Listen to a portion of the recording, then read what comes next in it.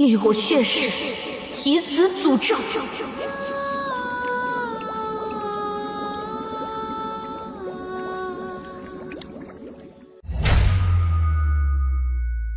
奉天承运，皇帝诏曰：临安伯府季寒月温良敦厚，品貌出众。今太子适婚娶之时，执季寒月待字闺中，与太子堪称天造地设。特将汝许配太子为正妃，则良辰完婚。谢主隆恩，吾皇万岁万岁万万岁！月儿，升职记一下，以后进宫内可就要靠你自己了。爹爹，我明白的，您别想太多了。太子对我很好的，我会照顾好自己。太子，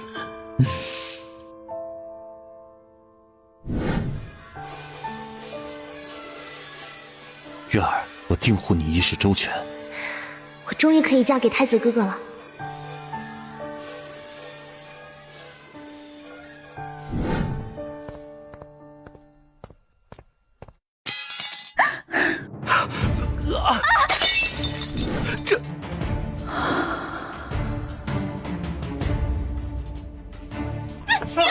快叫太医啊！太子被刺了一刀，有刺客！奉太子令，捉拿刺客，生死不论。季寒月还不束手就擒！我没有行刺太子殿下。妹妹，你行刺太子，我可以作证。季悠然，对，是我。如果不是我，太子殿下现在连命都没了。季悠然，是你在害我，为什么？为什么？季寒月，我早就是太子的人了，以后这爵位就是我父亲的了，我才是伯府嫡长女。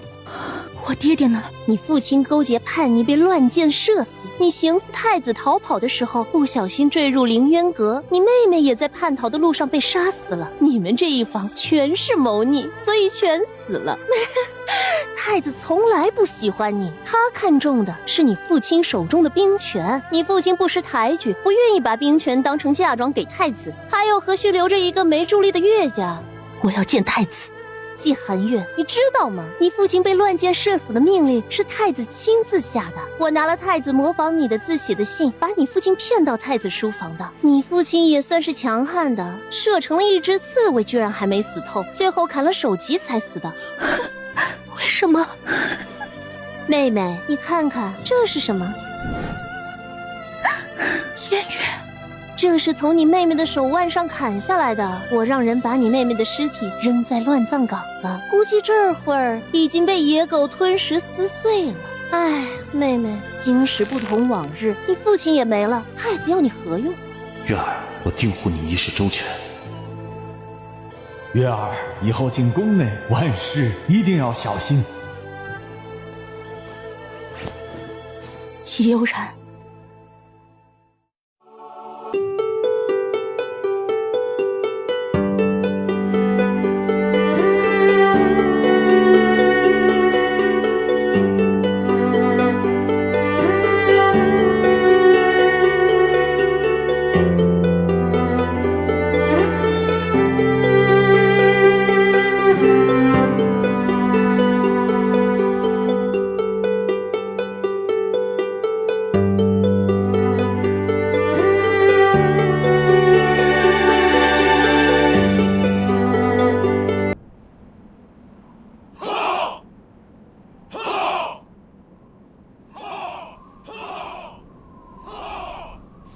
爷，京城有变，准备行程，是时候回京了。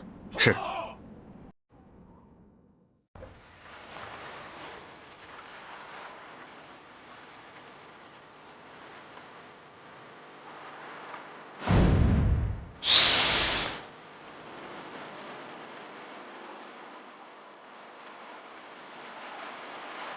在想什么？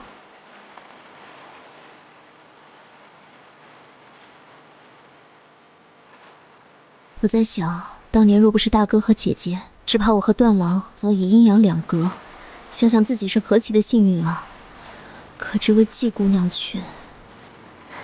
是啊，不过她还算幸运，虽已身死，但既然能被我们遇到，也是他命中有此机缘，妹妹又何必过于心伤呢？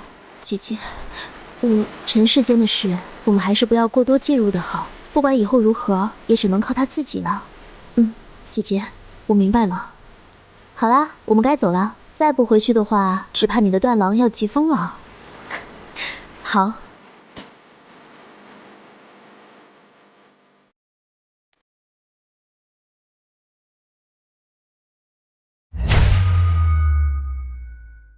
来人啊！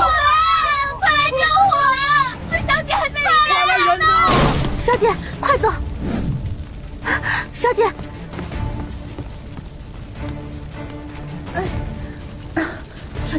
小姐，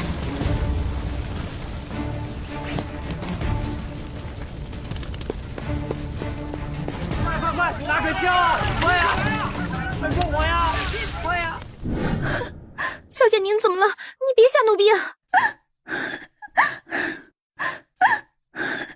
哟，白天二夫人还说小心火烛，这才刚入夜，四小姐就闹出了这档子事儿来，是不是故意违逆二夫人的话呀？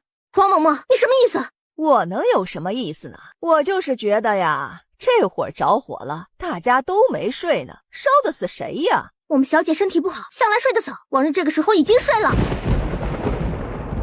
哎呦！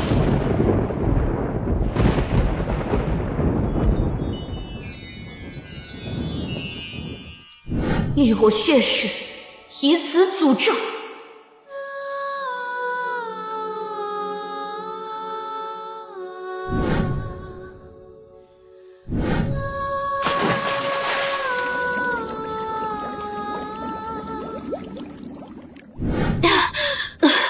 小姐，你没事吧？啊！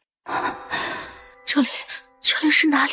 小姐，这是府里啊，我们才回府里没几天，这是您的院子。为什么我还活着？真是可惜呀，怎么就没把人给烧死呢？小姐，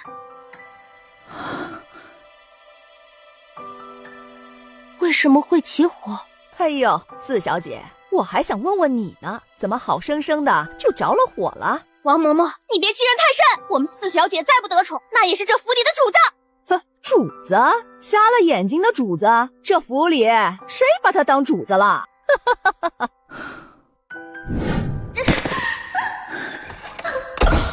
一个从庄子里来的瞎子，还真把自己当成主子了。求求你们，放我出去！我成了表妹曲墨影了，所以我又活过来了。小姐，你没事吧？王嬷嬷，你怎么敢这么说四小姐？哼，你一个小小的丫头，如果觉得不平，可以去找府里的主子申诉啊。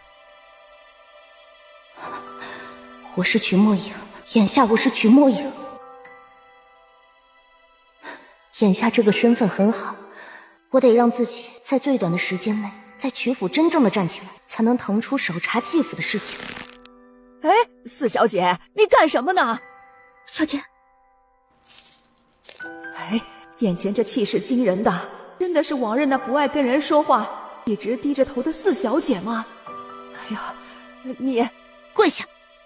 什么？怎么不想跪？四小姐这个几乎从不开口的瞎子，怎么敢这么跟我说话？四小姐，贱丫头，你敢打我！小姐，雨春，给我狠狠的打！啊，你是谁？你方才不是骂我瞎子？怎么了？不认识？这是怎么了？好生生的闹成这个样子。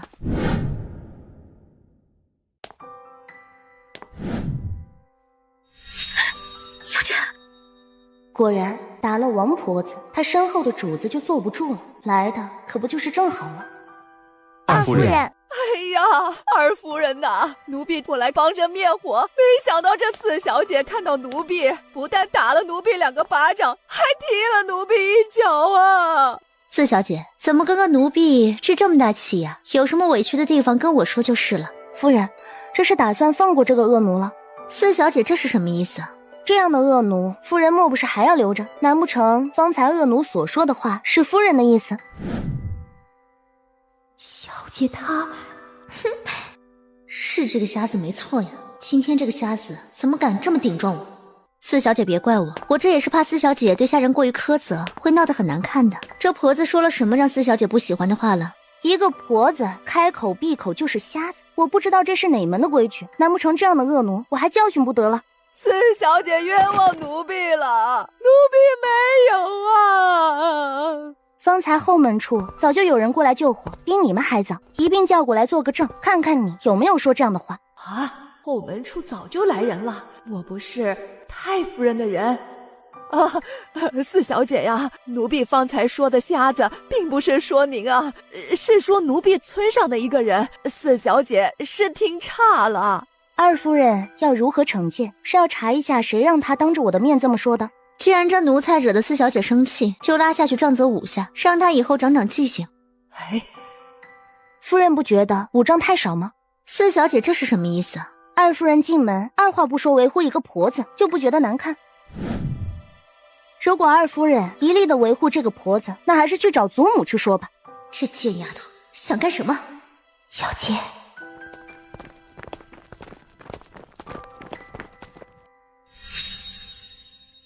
见过二夫人、四小姐。二夫人素日便管着府里上下事务，不知道这样的恶奴故意在变换的主子面前说这种扎心眼的话，该当何罪？上20。啊！想不到夫人掌家实在是厉害，既然是夫人的意思，还不把人拉下去执行夫人的惩罚。阶下。是。干什么？你不准动！不要！二夫人呐，求你饶了我吧！四小姐呀，求你饶了我吧！许知镇前妻所生的瞎了眼睛的女儿，胆小孤僻阴沉。爷，我们现在去太子府吗？不急，再看看。夫人，这贱丫头敢情打了我的人，还要我出手严惩。小姐，你怎么样？四小姐，这火是怎么回事啊？莫不是四小姐不喜欢这边的院子？请夫人把三姐身边的丫鬟清河带过来，是她放的火。清河是燕儿身边的丫鬟，这事儿怎么会扯到她身上？夫人把人叫过来就是了。四小姐，你这才回府里没几天，就闹成这个样子，眼下又扯到燕儿身边的丫鬟身上，你到底想干什么？不跟她有关，影丫头会提到她。太夫人居然这么快就来了。母亲，见过太夫人。祖母，快起来，这孩子。多谢祖母。这贱丫头想干什么？影丫头，你有没有事儿？祖母，乖，别怕，祖母给你做主，去把燕丫头身边的清河找来。是。母亲，燕丫头身边的人怎么会跟这事儿有关系啊？不跟她有关，影丫头会提到她。你是不是连燕丫头身边的丫鬟也想护着？母亲，我不是的。既不是，就给我闭嘴！这事儿查出来跟这丫头有关，连你也逃不了。太夫人，奴婢什么也没做，不可以把一盆脏水全倒在奴婢的身上。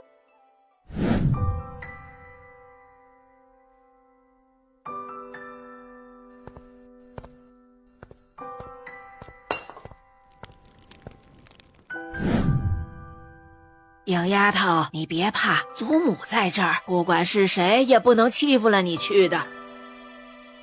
是，祖母。你方才是不是来过我这里？四小姐，奴婢。你只要回答是还是不是就行。四小姐什么时候这么厉害了？是的。你来了之后，失手打翻了糕点，说是不能吃了，打发了雨春去厨房再去取一点，是吗？是的。之后你故意把我扶进内室让我休息，实则走到外面的时候打翻油灯点燃了外室，然后才离开的。不是的，奴婢早早的走的，也没有打翻油灯。四小姐这里起火，奴婢真的不知道。你过来的时候才入晚，还不到点灯的时候，你手上油灯的味道是哪儿来的？张嘴！凤小姐差点烧死。你怎么敢做出这样的事情？你就不怕疑祸给你的父母？来人，把这个害鼠的贱丫头直接杖毙！阿夫人救命！阿夫人救命！慢着，救救奴婢！救救奴婢！祖母，您深沉在即，就留他一命，给祖母积积德，把他和他那一家子全发卖了吧。给我积德，也给这孩子积德，让他的眼睛真正好起来才是。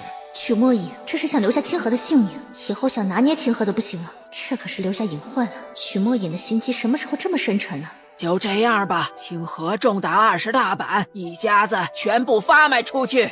是。影丫头这里不能住了，先住到祖母的暖阁里，等那边的院子布置好了，你再搬进去。一切听凭祖母吩咐。好孩子，放心，一切都有祖母，以后也不必再去庄子里，就好好的在这里。是，祖母，我这次哪里也不去，就一直陪着祖母。这孩子能感应到我的好了，居然愿意对我多说话了。这丫头不错，看着娇弱，行事狠辣果断，很合乎我想找的条件，但此事重大，还得再看看。是这个瞎子没错呀，莫不是前阵子这丫头故意表现出暗沉不爱说话的样子，让我放松警惕的。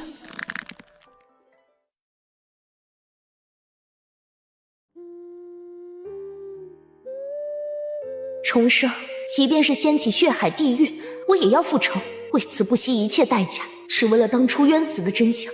温暖的气息让曲墨影想起季寒月的爹爹，也是曾经那么毫无保留地宠爱着自己。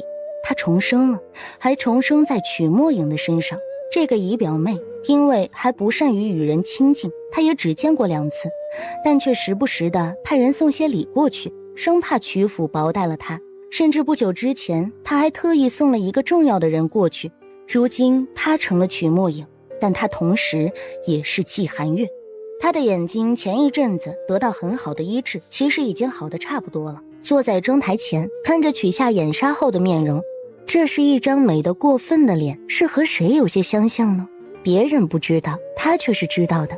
曲墨影的娘并不是外祖母的亲生女儿，季寒月和曲墨影之间并没有真正的血缘关系，不存在2个人相像的理由，但为什么还是眼熟呢？伸手到耳后摸了摸，耳后似乎有一个痣，他总觉得似乎这痣也有些印象，但一时又想不起来，只能感觉有些熟悉，却想不起来。小姐，奴婢打听到了。怎么说？说是1个月之前太子大婚之时，太子妃就病了，如今更是一病不起。年安伯季府特意把原本的季大小姐送到太子府当侧妃，服侍病了的太子妃。姬悠然果然进了太子府，不过真可笑，并不是他心心念念的太子妃之位。林安伯府没事吧？好像林安伯担心太子妃的病情也病了，奴婢还听人说。小姐您别慌，也不知道是不是真的。说是季三小姐得疾病没了，但因为太子大婚，太子妃又病了，怕季三小姐的死带伤了太子妃，林安伯府就秘不发丧，只是简单的把季三小姐葬了。妹妹果然死了。小姐您别急，太子妃和林伯爷一定会没事的。说什么病，其实早就已经死了，只等一个合适的机会，让父女2个都死了。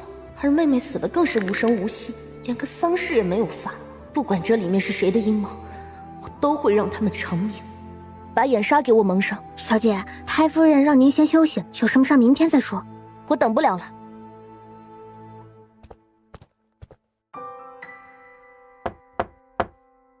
苗嬷嬷，你在里面吗？是4小姐。苗嬷嬷，我来救你。4小姐过来，太夫人和2夫人知道吗？不知道的。 4小姐，是不是出了什么事儿了？3小姐身边的丫鬟想烧死4小姐。4小姐，老奴进府之前就让您小心2夫人母女的，您有没有伤到啊？嬷嬷放心，我没什么事情。那个害我的丫鬟全家都被发卖了。苗嬷嬷，你上次给我准备的药末我用了。小姐现在用了。他们想要我的命，那就不死不休吧。眼下正好。看来这一场大火是真的让小姐清醒了，这很好，真的很好。小姐说的是。嬷嬷跟我来。小姐要去哪里？去见祖母，就说你没有冲撞于氏，是于氏的人故意冤枉你。小姐，2夫人不会承认的。他会同意放了你，还会让曲秋燕解释丫鬟点火的事情。这女子的脸虽然附在了眼纱下面，看起来却不是一个瞎的，不需要人扶着就能走。至于容貌，虽然只看到一点点，却也能感应这位容色绝丽，不是传言中的丑女。不但毫不犹豫地踹人，而且举止狠辣果断，看这样子，就算是杀人放火，也会眼睛也不眨的去完成，完全合乎条件。爷，太子府火烧起来了！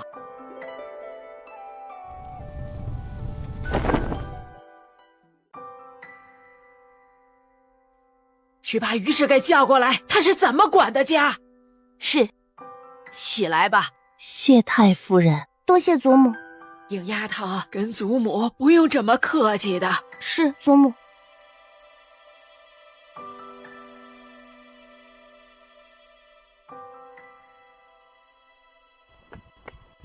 母亲，清河怎么样了？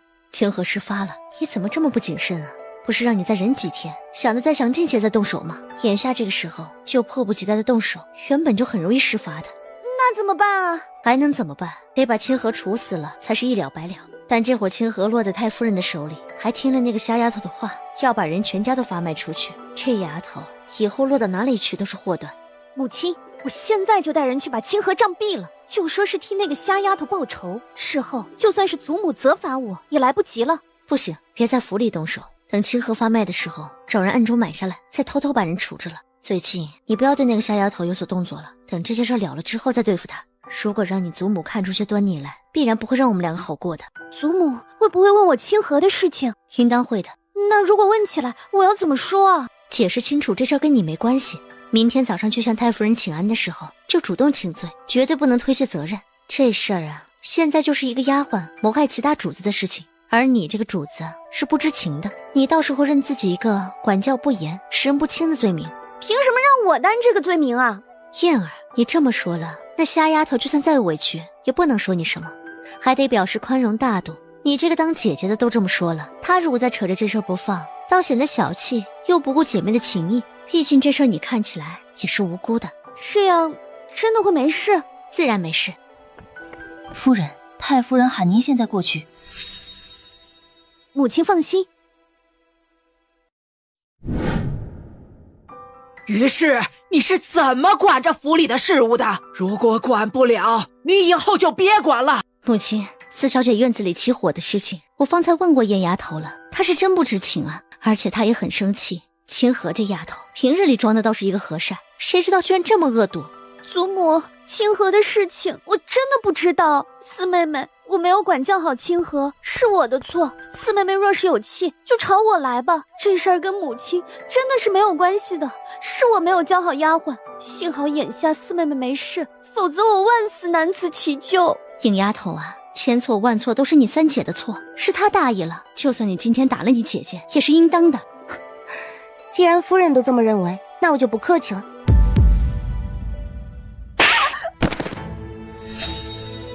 许墨影，你个又丑又瞎的，居然敢打我！也不看看自己是个什么东西，比个下人还不如的贱货！放肆！这是哪里学来的污言秽语？是谁教你这么说的？祖母，他打我！三姐姐若是觉得2个巴掌受了委屈，正巧清河没死，有人要谋害我的性命，我作为苦主，我们明天一起去见官吧。四小姐说的什么话呀？都是自家姐妹，又何必闹成这样啊？你三姐姐的确不对，把一个居心叵测的丫鬟留在身边，差一点就出事了。但自家姐妹总是自家姐妹，又是闺阁之中未出阁的小姐，这闹大了总是不好。母亲，您说可是这个理？哼，你早干什么去了？应丫头出事了之后，才想着去查一下。是媳妇的不是，母亲教训的是。哎呀，我的脸好疼啊！母亲，我带燕儿去看看女儿家的脸有多重要，可不能因为一点姐妹争执的小事就伤了脸。下去找大夫。于是可真会说话，一点点姐妹争执的小事，是一点小事，可差点要了我的性命。眼下有这个老婆子护着这个贱丫头，我再说什么都是空的，还不如等老爷回府再说。我就不信治不了这个贱丫头了。应丫头，今天闹这么一出事情，祖母知道委屈你了。祖母，我担心父亲。影丫头，你放心，你父亲那里这一次我一定要让他给你一个交代的。多谢祖母。太夫人，东南方向着火了，很大，不知道是哪家府上起火。不是我们府里的。不是我们府里。既然不是我们府上的，影丫头你也去休息吧。是，祖母，我先回去休息了。这孩子。二夫人的人闹过来了。小姐，您怎么知道的？还真是二夫人的人过来的，说是三小姐的脸被小姐伤得厉害，要请您过去呢。是太夫人把人拦了下来，方才太夫人已经带人去看，可二夫人又派了人在外面闹。小姐可以用早膳了。如何了？三小姐脸上发了一脸的痘痘，二夫人偏说是因为四小姐昨天打了三小姐2巴掌。听说府里的大夫也说，三小姐吃了或者遇到什么过敏的东西，跟四小姐没什么关系。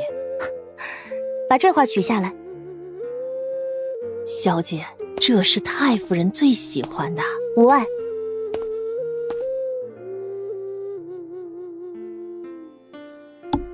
马车准备好了吗？已经准备下了。老奴这时候说要出去，府里的人也不敢怠慢。如果是以前，必然不会有人理老奴。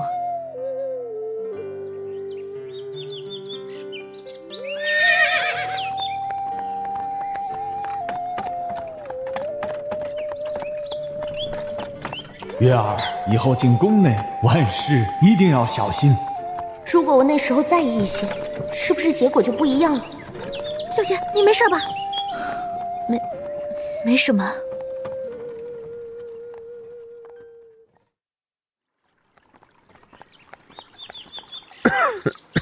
船家，开船了。实在不好意思，请这位小姐换过一艘，我们这船今天不做生意。啊，你什么意思啊？有生意你都不做？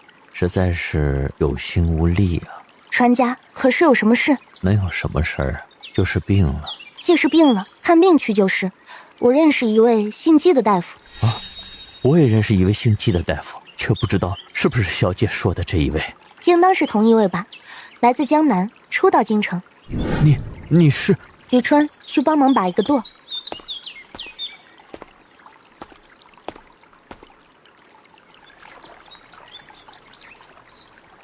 继父如何了？属下无能，我也死了。你怎么知道的？继父出事，属下带了几个人过去，只看到伯爷。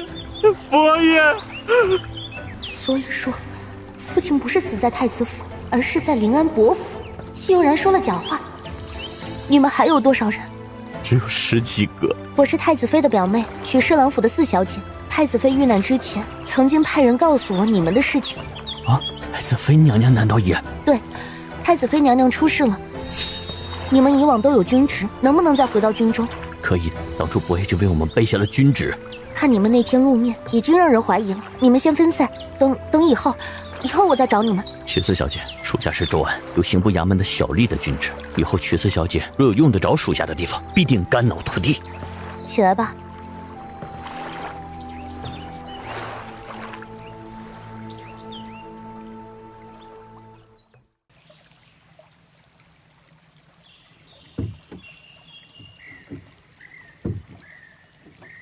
这位张大人可是至关重要的一个人。小心！怎么回事？小姐，你没事吧？小姐，外面有一艘画舫撞到我们了。他们是故意的，让船家撞回去，撞回去！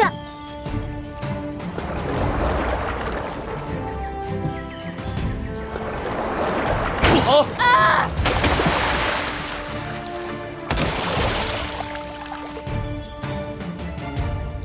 小姐，是三小姐身边的一个婆子，去把人带过来。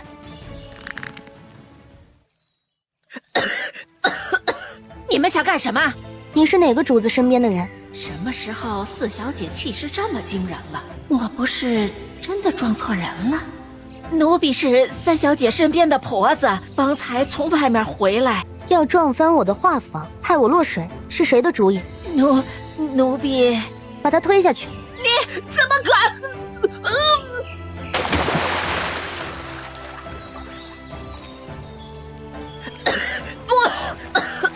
眼前之人哪里会是往日胆怯孤僻的四小姐？这分明就是一个披着四小姐皮的恶魔吧！雨春，给我狠狠的打！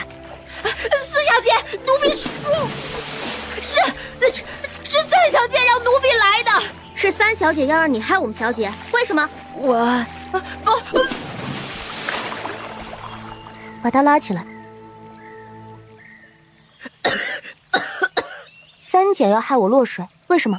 三小姐说四小姐掉到水里，眼睛会真的瞎了，让船夫下去救也会命皆全毁。现在回去指证曲秋燕。啊！求四小姐饶了奴婢，求四小姐饶了奴婢。你不想指证？求四小姐饶命，求四小姐饶命。想活命也不是不行，但是四小姐说什么是什么，只求四小姐饶了奴婢的命。现在怕了，你回去要这么说。真的不上去见见？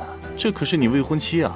父母之命，媒妁之言罢了。唉，说起这事儿，你可真是冤呐，还指腹为婚，真不想解了这婚约。他已如此了，我又怎么能雪上加霜？你呀，就是太好心了，可这也不能拿你一辈子来耽误呀。如果今天看到的这个才是曲墨影的真性情，我之前的谋算恐怕就不太容易。你过来！你想干什么？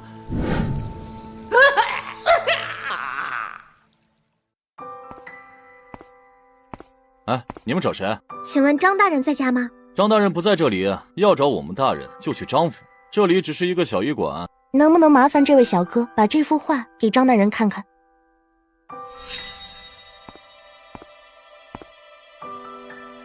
等着，别乱看乱动。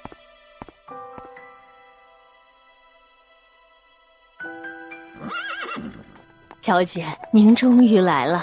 找过我了？已经找过您几次了。奴婢说您上街去请大夫了。嬷嬷先领着医正大人，慢慢的到三姐的芙蓉阁去。我去看过太夫人就过去。好，奴婢带着医正大人过去。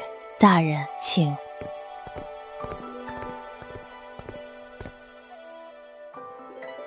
见过祖母，见过夫人。四小姐，燕儿是你的姐姐，你到底做了什么让她脸变成了这副鬼样子的？你这让她以后还怎么活呀？胡说什么！有丫头，你一大早的去哪里了？我去给三姐请大夫。这一大早的，你到哪里去请大夫？就是大街上去请的。既然请了大夫，你就带着大夫给你三姐去看看吧。是，祖母，我现在就去。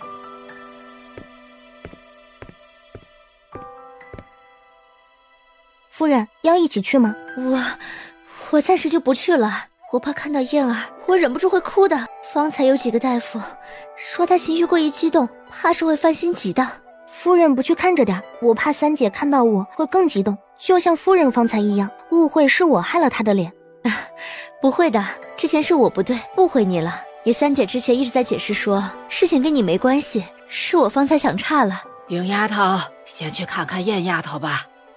对，快去看看吧，说不定四小姐请的大夫有效呢。是，祖母。这对母女真是恶毒啊！所谓心急，就是做出不同于往日的事情，甚至于伤了我。幸好我早已经有了准备，这次特意去找张医正，也是因为这个原因。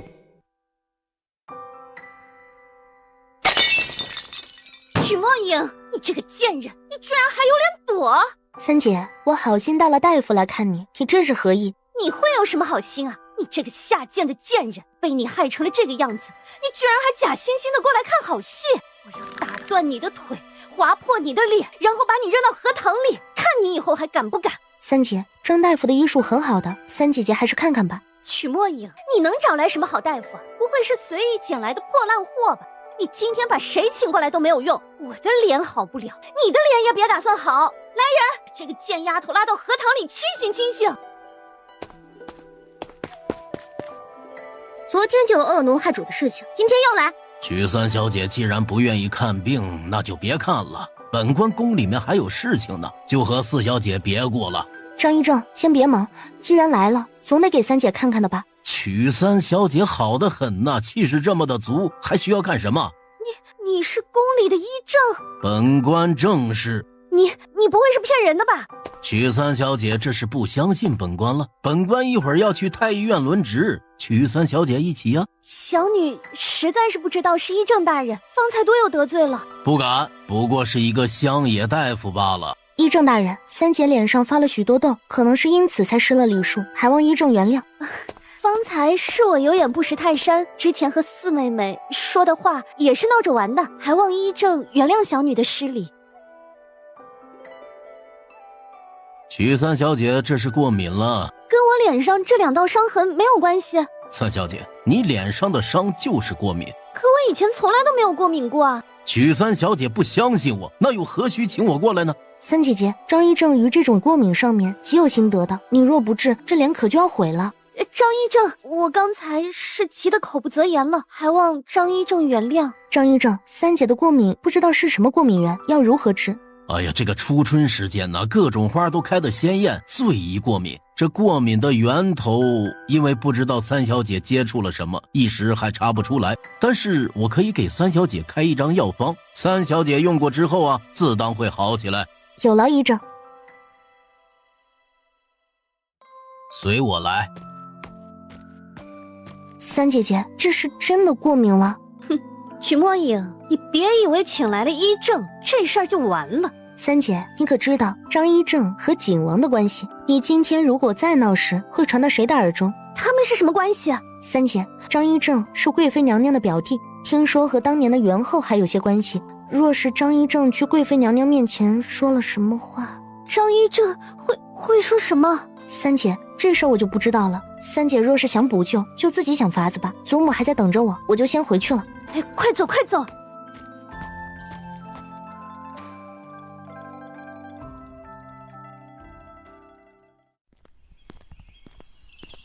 小姐，三小姐方才要让人把您推到荷花塘里。杨嬷嬷，这事儿有张一正的证明，以后跟我再不会有关了。杨嬷嬷，你再出去一次，走一趟人牙子处。小姐要挑几个丫鬟婆子，不是挑人，你马上去找一个姓莫的丫婆，她往来这几位达官显贵的府上，你让她把清河和清河一家买了，然后把清河卖进太子府。至于她的家人，随便在京中挑一家，便宜卖了。小姐，这个姓莫的牙婆不会听老奴的话的。放心，她会答应的。莫牙婆有一个儿子，她对这个儿子宠爱异常。老奴明白。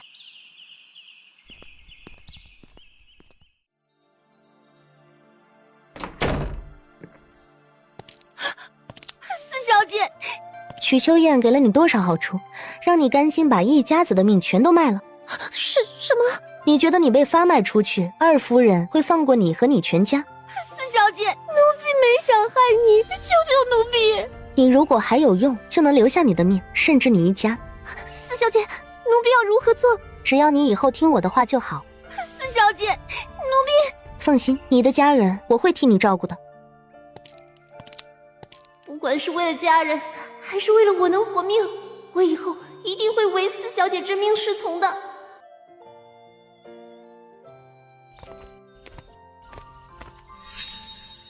见过祖母，见过夫人。四小姐回来了，可有事？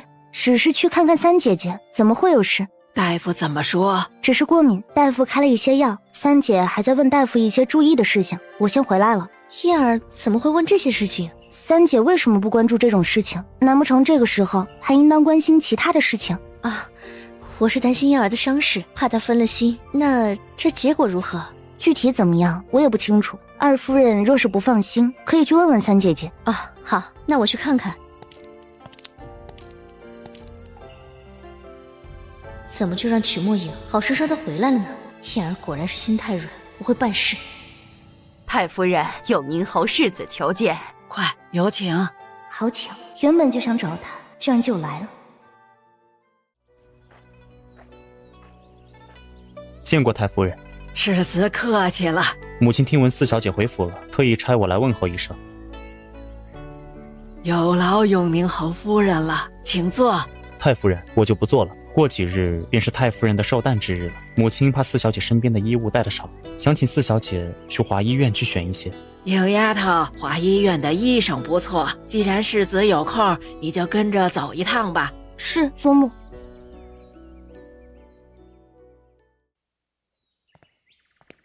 分明之前已经见过了，现在却做出一副第一次知道的样子，果然是一个会演戏的。四小姐可是身体不适？我身体还好，世子何出此言？既然身体还好，怎么走得这么慢？莫不是四小姐怕伤了蝼蚁的性命？见过世子。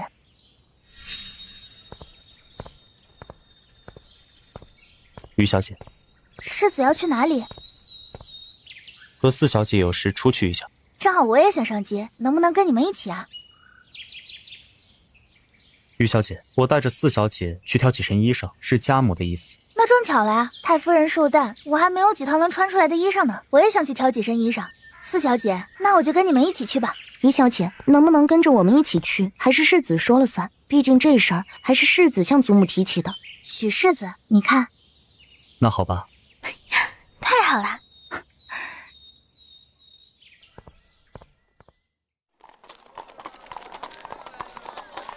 四小姐，许世子今天怎么有空陪你出去买衣裳啊？莫不是太夫人的意思？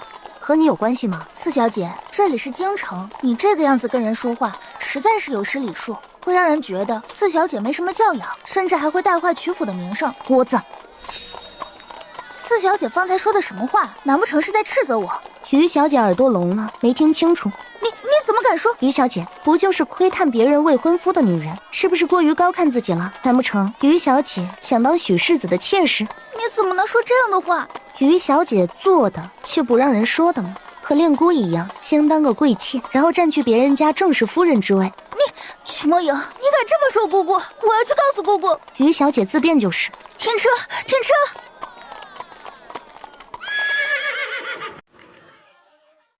小姐。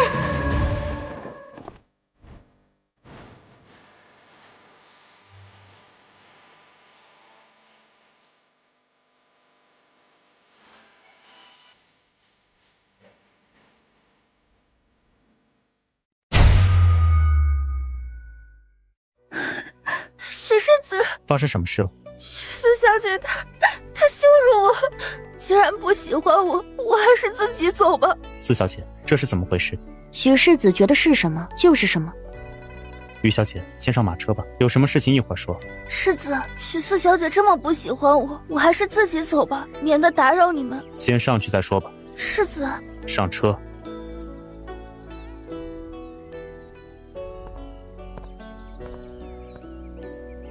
许四小姐，你长得这么丑，又是一个瞎子，总不会以为许世子会对你上心吧？还是想想回去怎么主动退亲，也免得到时候被许世子退了，还哪里有脸在府里待着？这位于小姐可真是不要脸，怎么有脸皮这么厚的人？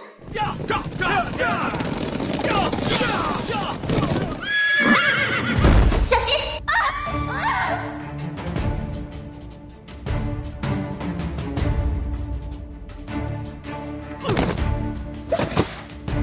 小姐，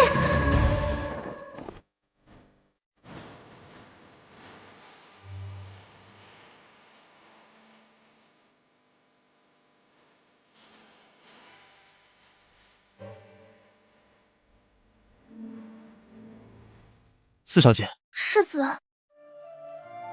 这个人是云郡王裴元俊，这是太子唯一不敢得罪的王叔。皇上对这位堂弟也是信任有加，可他什么时候回京的？可以放手了吗？多谢王爷救命之恩。本王没救你，本王差一点把你们的马车撞了，是你自己拉住了本王的衣袍。既如此，也是因为王爷才让我免于难的，也是救命之恩。既然是救命之恩，本王等着谢礼。翻手为云，覆手为雨也不为过。而方才他话中的意思，是指我想的那个意思吗？不管是不是，我总得来试试。小姐，你怎么样？我没事。四小姐可有伤着？世子，许世子，于小姐眼下的情形很不好，还得麻烦许世子把人送回于府去。我先把你送回府。许世子不必客气，我看于小姐现在也离不了你，总不能就这么把人扔在这里吧。四小姐，雨川，我们走。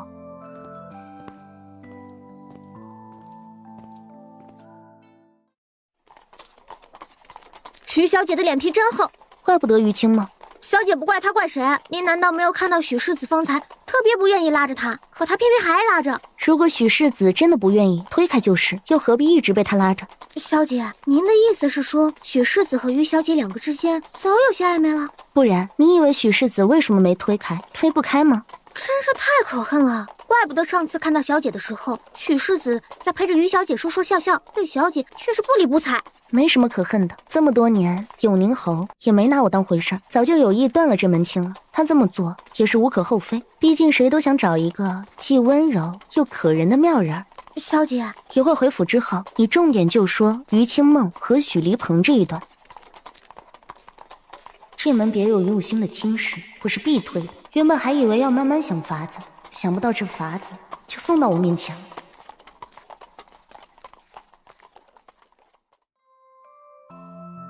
什么？居然还有这种事情！太夫人，方才马车出事的时候，许世子第一时间接住了于小姐。方才我们小姐回来的时候，于小姐还一直拉着许世子的手。祖母，当时很多人都看到了。没想到许离鹏居然是这么一个人，这事儿永宁侯府得给我们一个交代。祖母，于小姐是夫人的侄女，父亲那里说不得，还是会很乐意的。如果他们真的愿意，哼，他们敢！祖母，于小姐也是官家小姐啊，即便不以正妻，也可以。鹰丫头，你放心，如果永宁侯真有此事，这门亲事就不结也罢，只是苦了你，定了这么多年的亲事儿，空费了你母亲的一片心意。祖母，如果许世子真的喜欢于小姐，我母亲就算是泉下有知，也会觉得这门亲事不妥当，还是退了的好。太夫人，许世子求见。把许世子请进来，我看看他要怎么说。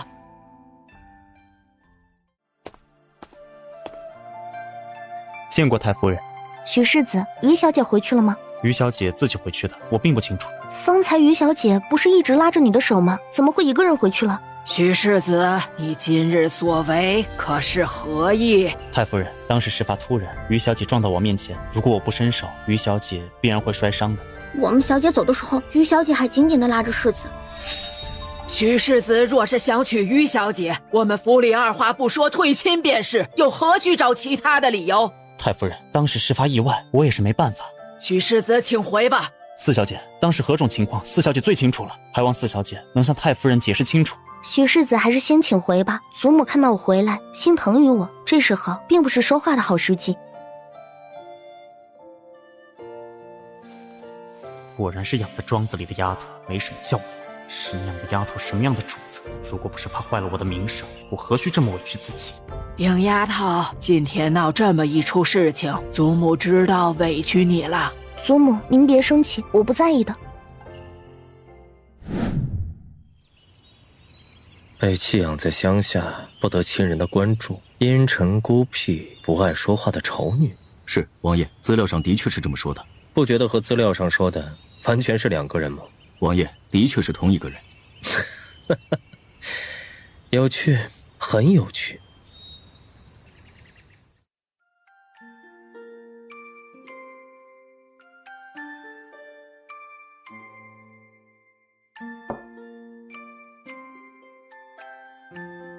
这位客官是找什么名家字画啊？玄君王救了我，特意来送谢礼。您要见郡王？特意来应命送谢礼。嘿嘿嘿。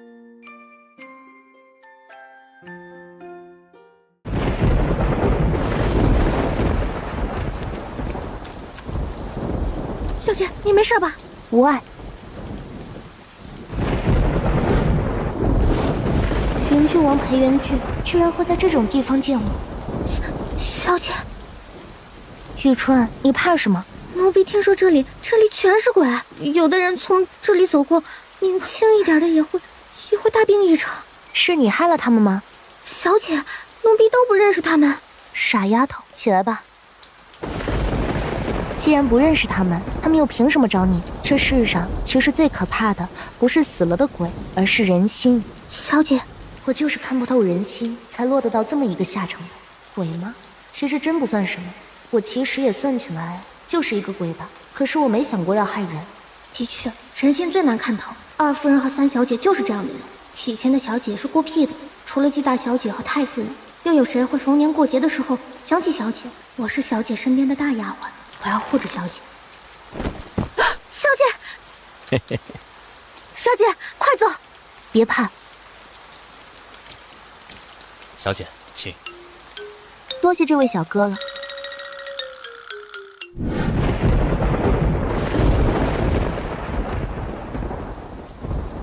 许四小姐请，我们爷儿在楼上。雨川，你留在这里。小姐，放心，不会有事的。小姐，请。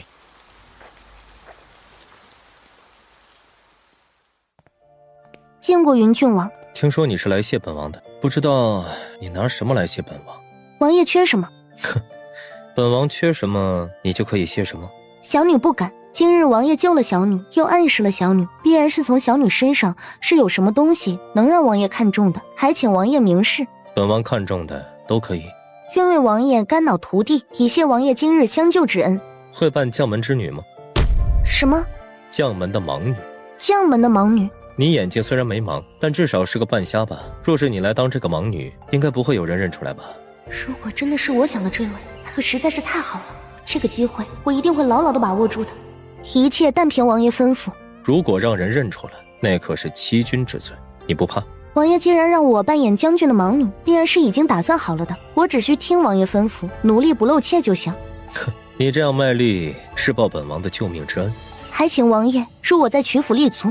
曲府还有谁能拿你如何？本王看你游刃有余的很啊。我的父亲，我父亲若是一定要让我嫁给永宁侯世子，我就算是翻了天，也翻不出他的手心。永宁侯世子许离鹏名声不错，却早和其他女子勾缠不清。你就不怕本王不同意？王爷既然让我来，自然会同意这种微不足道的事情。倒是一个诚实的。行吧，本王答应你，不管是曲之镇也好，还是永宁侯也好，如果你不想嫁，本王许你不嫁的自由。多谢王爷。你先慢着谢本王，本王这里也是有条件的。若是本王让你假扮的时候被人拆穿了，本王接下来就袖手旁观了。王爷放心。不错，本王喜欢能认清自己处境和地位的人。今日你先回去吧，等本王用到你的时候，自会找你。多谢王爷，小女告退。原本就是在刀尖上起舞，再多一把刀又如何？走吧，我们回去。不错，很合适。送一个人去他身边，便于联系。是，属下这就去安排。太子府那里也要如何安排？什么？他怎么敢？姑姑，眼下不是说这个的时候。世子和我那么多人看到，这可怎么办呀？我的名声毁了，这以后哪还有什么好气势？我还不如死了算了。这还能怎么办？以往许世子对你就不错，让许世子娶了你便是。姑姑，曲墨也还是许世子的未婚妻，他不会同意的。梦儿，你放心，我明天就去找永宁侯夫人，让她上门解了跟曲墨言的亲事，娶了你。可是太夫人不一定会同意的。那怎么办呢？难不成你还想以妾室的身份进永宁侯府？这绝对不行。姑姑，能不能让这个贱丫头又被退亲，又是名节？她既有胆子说姑姑，总不能让她全身而退。我要给姑姑出气。一个瞎子还妄想着让许世子娶了她不成？他既然说我做妾，那我就让他去做妾。姑姑，让他给谁做妾啊？她是姑父的嫡女，怎么也不会给人随便做妾的吧？况且还有太夫人护着她。哼，景王有个表兄，听闻虽然娶了亲，但为人贪花好色，他媳妇还是个泼辣的。明天可以先把他请来，老爷马上就要回府了，我只需吹几句耳旁风，事情就算是定下来了。太夫人就算是再反对，又能如何？能引得姑姑出手，实在是太好了。许世子一定会夸我聪慧的。前儿永宁侯世子送来几盆花，都放在三小姐和于小姐的居处，还多了2盆。二夫人觉得还是送给四小姐为好，就差奴婢过来送到我这里来。对，二夫人说四小姐年纪轻轻的，必然喜欢花，就算不看，闻一闻也是好的。多谢你们二夫人，不过这花还得让你们先搬回去。四小姐，二夫人是长辈，赏下的花又岂能退回？回去告诉二夫人，我这里暂时放不了，就先放在我要住进去的院子里吧。不是，明天我就要住进去。二夫人答应我好几天了，之前只说是2、3天就收拾好了，应当也差不多了吧。长者赐，不敢辞。四小姐怎么能把二夫人的好心一而再的踩在脚下？怎么不能做主？需要去请吴嬷嬷过来问问清楚吗？不用，奴婢马上去回二夫人。小姐，二夫人这个时候为什么会送花来？于清梦想和许离鹏在一起，必然要让许离鹏退了我这门亲事。许离鹏既想退亲，又想求得好名声，必然会坏我的名声。小姐，你真的要退了这门亲事吗？自然是要退的。于清梦和许离鹏2个也算是两情相悦，我就成全了他们。小姐，明天于小姐会不会把院子让给您？她都霸占了这么久了，不知道还以为她才是府中的小姐。不会。那怎么办啊？小姐，明天我们去把人赶走，要不要奴婢和苗嬷嬷带人过去？不用，他们会自己跳出来的。既然于是今天把话送到我手中，那正巧了，这院子我要了。什么？明天就要搬过来？这是你为我布置的地方，他什么意思啊？你明天病了吧？姑姑，可就算是装病，又能装多久？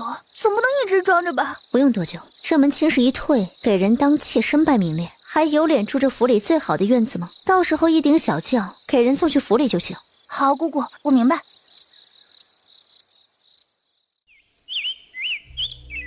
病了。昨天在闹市里发生了车祸，受了惊吓。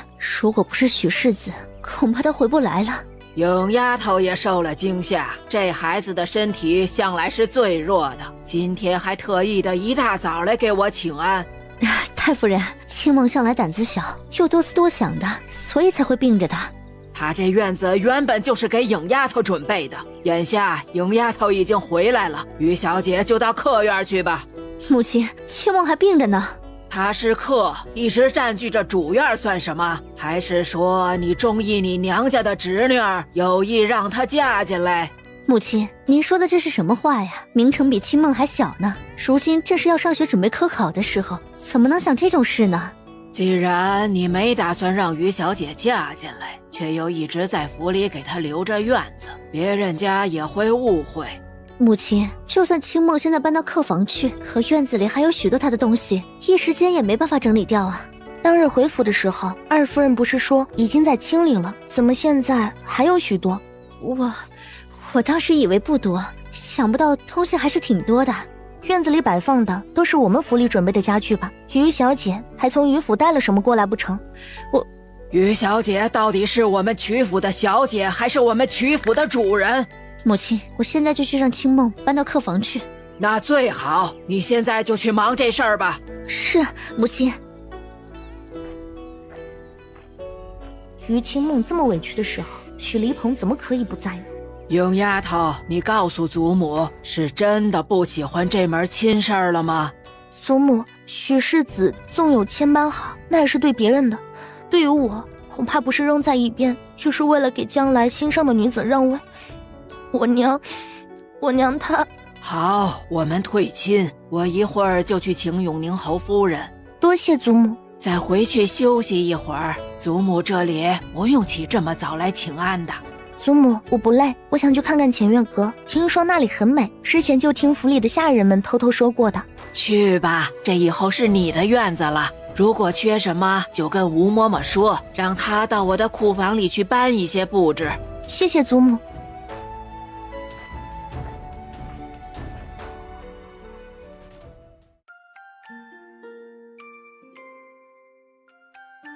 那边我也已经联系上了，这个时候就别跟他顶了，我让人扶你去客房住着，等过了今日，他哪还有脸住到这里来？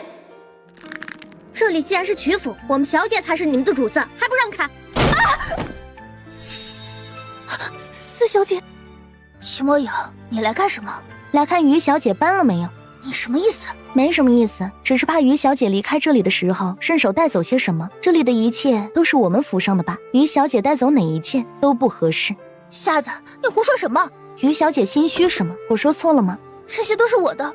于小姐从于府带来的，关你什么事？这里是我住了这么多年的地方，你算什么？居然还想抢我的东西！于小姐不觉得厚颜无耻吗？你怎么敢这么对我说话？于小姐，你远来是客，又和我的未婚夫两个拉拉扯扯。今天永宁侯夫人要上门，不知道许世子维护了这么多年的好名声，因为于小姐毁之一旦，许世子还会一如既往吗？你胡说什么？当时事发突然，许世子只是救了我。于小姐，你不会告诉我你跟许世子没什么吧？之前在车上的时候，你不也一再的告诉我，你跟许世子两个早有纠缠，怎么眼下不敢了吗？还是说许世子根本就没想娶你，只是想纳个妾？许墨影，许世子答应过我，一定会娶我的。你算什么？你一个又瞎又贱的丫头，有什么可以让世子贪图的？就算你嫁给世子，想让你生还是死，都在世子和我的掌控之中。你还真的以为自己是曲府的四小姐啊？我说什么？许世子，于小姐，我跟曲四小姐的亲事是当初曲二夫人定下的，这么多年，我极满意这门亲事，并不想退这门亲事。至于昨天的事情，若早知如此，当时我就不应当元首，也比于小姐现在这么污蔑我为好。许世子，你怎么能说这样的话？于小姐，昨天这事就到此为止。我不期望你对我有多感激，但也不希望你坏了我的好亲事。我，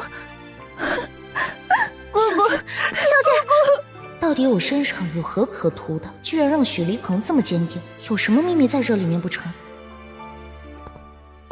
四小姐，当时情况危急，如果不救于小姐，于小姐有性命之忧啊！我会上门去解释的。救命之恩，以身相许。四小姐还请放心，我不会为了于小姐的事情退了曲府的亲事的。不管于小姐还是于府怎么想，都不会影响我。许世子和于小姐的事情我不关心，只是我们的亲事还是退了好，也免得于小姐下次跟我又吵起来，没得让人看了笑话。四小姐，我真的和于小姐没关系，四小姐不能因为我救了人，就把于小姐推到我身上。四小姐，二夫人听说您跟于小姐发生了争执，请您过去一趟。我知道了，马上就去。啊，奴婢先回去禀报夫人。四小姐，昨天看到的人可不少，许世子应当给于府一个交代。世子，我有事先行一步。一个瞎了眼的丫头罢了，还真的以为自己是香嬷嬷。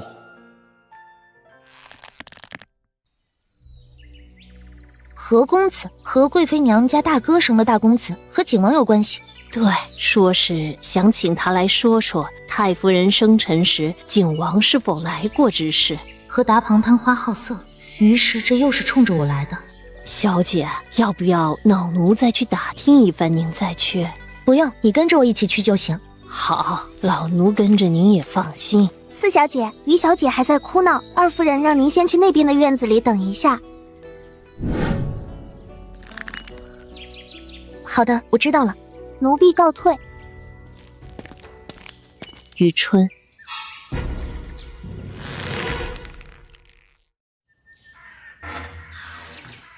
小姐，别怕。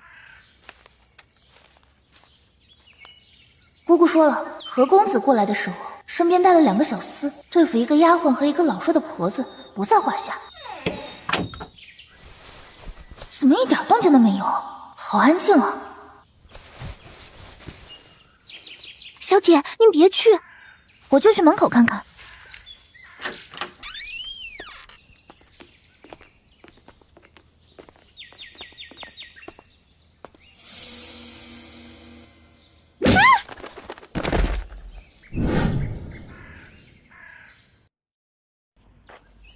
一个瞎了眼的丫头罢了，如果不是怕坏了我的名声，我何须这么委屈自己？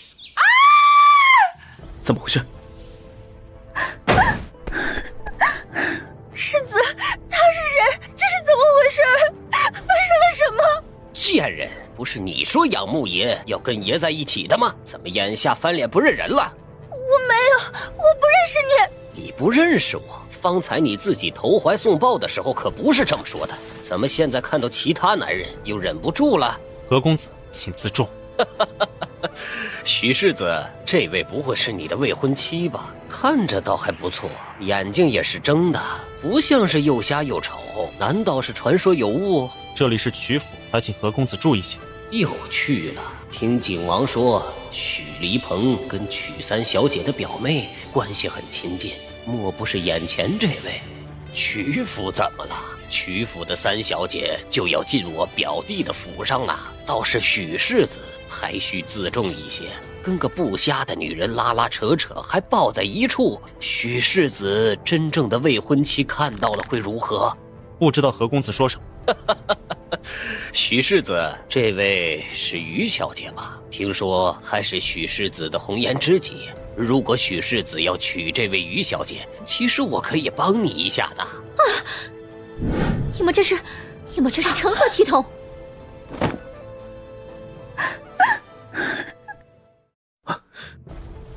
侯夫人，这是四小姐。不是，这怎么可能呢？侯夫人，就是一个下贱丫鬟的事情，我们还是出去说吧。府上居然还有这样的丫鬟，我今天倒要好好看看。啊！哼！母亲，您还是别管了。既然看到了，又岂能不管？曲二夫人，这等事情总得报给太夫人才是。反正我们就要回去，索性一并把人带过去了。这可能不太好吧？有什么不好的？太夫人总是要知道的。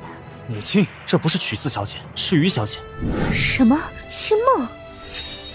姑姑，我不知道为什么会这样，我是被打晕的，我走过来就被打晕了，醒来后就在这里了。哎，你这叫什么话？什么叫被打晕的？小爷还想说我被迷晕的呢。醒来后就看到你爬上小爷的床，心里还想着曲府的待客之道不错呀。来人，把表小姐带走。姑姑，真的是有人陷害我的，是曲梦影，是他，一定是他！把表小姐带走。世子，救救我！我是清白的，我跟他什么也没有。世子，明明让他当时不要过来的，而且连累曲府小姐的名声，燕儿看中了景梦，名声不能有一点点的瑕疵。曲二夫人，再说明一次，这里是曲二夫人叫我休息的地方，没错吧？你们这位于小姐是自己撞到我床上来的。今天我是因为表弟来的，既然没什么事，我现在可以走了吗？何公自请。多谢曲二夫人的招待。小姐，我们为什么不过去看？看热闹看得过于近一些，往往会引火伤身。小姐说的对，于小姐就是这样。小姐，眼下怎么办？要回去见太夫人吗？先不急着过去，我们回浅月居去，把浅月居里少了的物件点清楚。侯夫人，清梦和世子两个。曲二夫人，于小姐想进永宁侯府是不可能的，她自己下贱的勾搭男人，还要让我们侯府顶着不成？侯夫人，清梦和世子两个早就在一起了，方才也不是清梦自己的事情，必然是何公子。你也知道何公子是个什么样的人。曲二夫人这话说的真好笑，我们侯府是绝对不要这种下贱淫奔的女人的。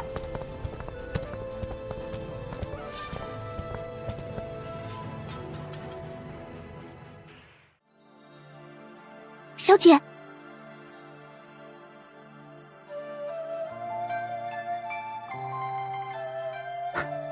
真是一个胆小却又善良的丫鬟。曾经我的身边也有这么一个丫鬟微玉，可到现在也不知道她的下场如何。四小姐，太夫人请您过去。侯府的人走了？已经走了。走吧。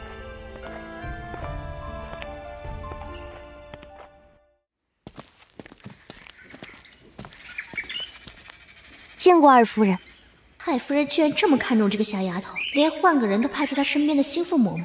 四小姐，我记得方才已经让人换过你了吧？四小姐没离开浅月居。二夫人方才换过我就带着人过来了。不过走半道上累了，就在一边休息。你在哪里休息？就在路边一座假山的亭子处，看着风景不错，就上去休息了会儿。后来见那边的楼阁里出了事，二夫人也来了，觉得这会儿二夫人也没时间，我就回去的。四小姐可知道发生了什么事了？二夫人，太夫人还在等着四小姐。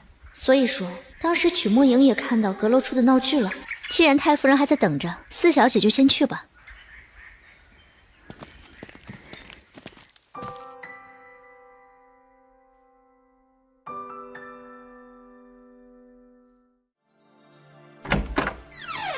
姑姑，你收拾一下回去吧，曲府以后也别来了。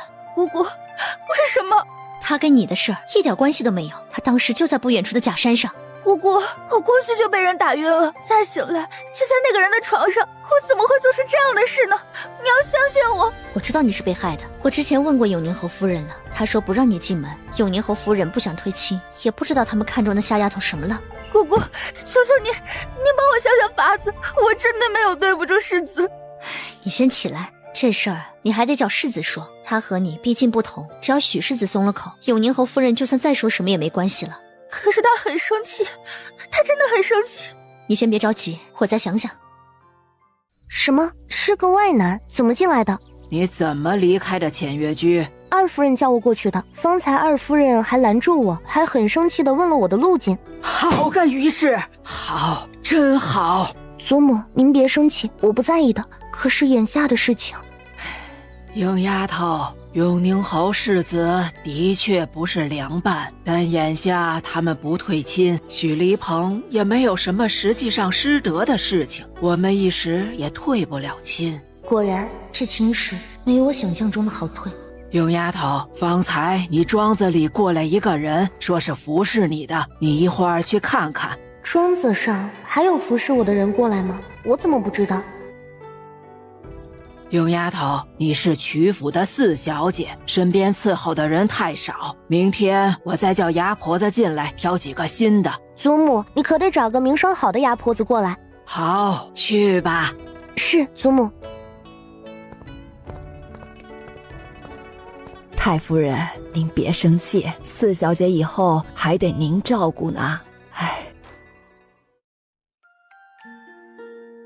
庄子上那个给我看病的大夫，是我前世请去给曲墨影看病的，这会儿也不在庄子里。奶嬷嬷年纪大了，身体又不好，还有谁会来找我？见过小姐。你是？奴才见过曲四小姐。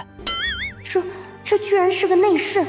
小姐别紧张，奴才是郡王府的人，特意送过来服侍小姐的。果然。所以说，这位云郡王给我送了一个内侍过来了。奴婢雨冬正巧跟雨春姐姐是一对，以后奴婢就是小姐的丫鬟了。就说奴婢和苗嬷嬷一样，也是小姐往日里救的，因为才来没几天，庄子那边也不太清楚。雨冬既然来了，就在我身边侍候。是小姐，以后有什么事只管吩咐奴婢就是。走吧，我们回浅月居去。今天你看到永宁侯世子了吗？永宁侯世子长得可真好，这以后如果生下孩子，必然也是又好看又富贵。我听说有家尚书府上，尚书的儿子已经定了正妻了，就有一个贵妾入门，听说是怀了孩子进门的。这多丢脸啊！有什么丢脸的？能进府当贵妾，将来正室没了，就跟我们夫人一样了。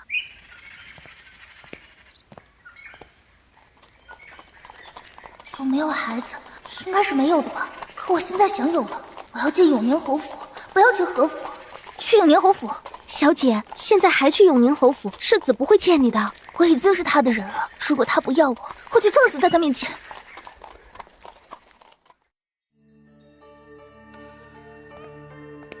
这位于小姐出了这种事情，怎么还有脸过来？你说什么？世子，我真的是被陷害的。我是世子的人，你就算不念着我，也得念着我们的孩子的份上。世子难道眼睁睁地看着我被人逼死吗？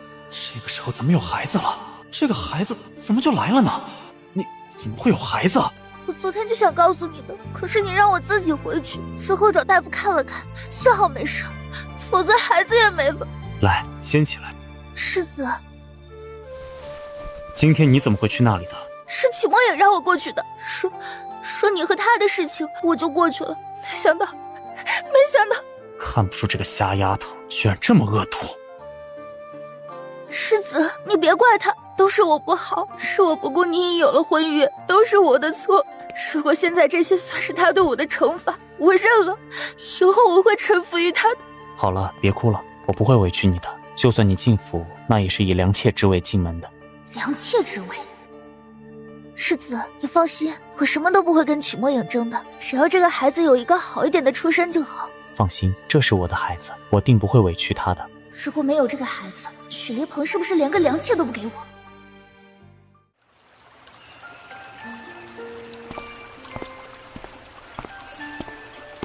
王爷，人送过去了。送过去了，说谢谢您。嘿嘿嘿。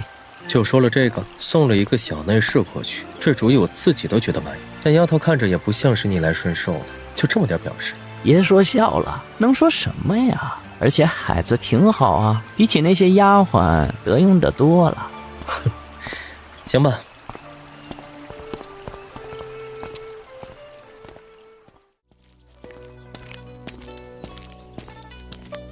见过太子殿下。见过王叔。听闻你新婚夜受伤，太子妃更是为了你伤得颇重，眼下如何了？禀报王叔，刺客还是没有头绪，到现在也查不到太子妃。唉，林安伯如何了？岳父现在的情况也不好，2个女儿都出了事儿，一时间也扛不住啊。那一日去往林安伯府，岳父已经在准备后事了，之前还上了折子给父皇，要把这爵位让给伯府的大房，让给一事无成的季永安。哼，那这个伯府的爵位可真是到头了。想当年老伯爷何等英雄，没想到会生下这么一个不争气的儿子吧？我才是太子，凭什么一个小小的王爷居然敢在我面前如此放肆？哦，对了，听说这个季永安现在也成了你的岳丈，一对姐妹花，太子真是有福的很啊。王叔，还请慎言，太子妃现在的情况，孤实在是心里难受啊。太子身体要紧，至于美人，太子如果有心，本王从边关带了一对如花的姐妹过来，一并送进太子府，可好？多谢王叔美意，只是孤如今没什么心思，只想守着太子妃。太子殿下真是一个重情义之人，本王还有事要去见皇上，就先告辞了。方才我对太子妃情深意重的一番话，眼下因为裴元俊的话变成了直宠女人，不中道义了。我是一国太子，而我为了能让季永安顺利继承爵位，不得不向裴元俊报备。凭什么？裴元俊怎么敢？见过四小姐。四小姐，这些都是按府里要求带来的，都是些身家清白的。雨东，你下去看看，挑几个。是，奴婢替小姐选。小姐，这些不是那些犯过事儿的丫鬟，您就放心用着吧。雨春，请莫牙婆去厢房喝茶。多谢四小姐。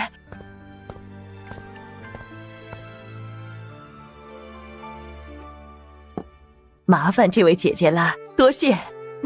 莫牙婆客气了。这里面都是身家清白的，也没有那些因为得罪了主人家重新发买出来的下人。还得让姐姐一会儿美言几句，让四小姐多挑几个，就算是照顾我的生意了。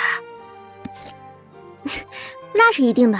说起发买的下人，贵府上之前是不是发买了一家子？看看那个丫头哭成这个样子，还真的觉得可怜。是不是叫清河的？对，是叫这个名字。一个害主的丫鬟居然想害我们小姐，我们小姐说不想再听到关于清河的一切，你一会儿也别提，我们小姐会生气的。是，不提。曲儿夫人若是一个好的，我还没办法说什么，偏偏她自己做的恶毒，拿捏着我儿子的事情，让我把人送进太子府，这算是保全了她的心腹丫鬟了。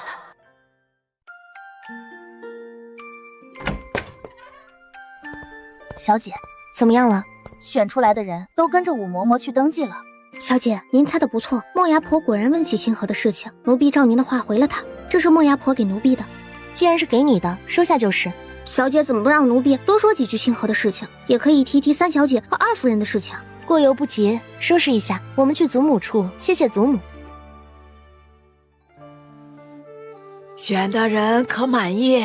都挺好的，这个牙婆挺不错的，带来的人手也不少。喜欢就好，以后若是喜欢什么，都直接跟祖母说，祖母给你做主。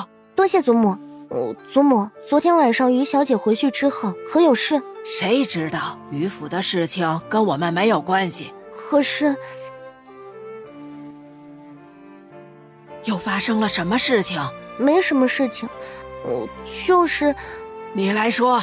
太夫人，是奴婢听到一些话，奴婢听到于小姐说怀孕什么的，不知道是说谁，奴婢不敢凑过去。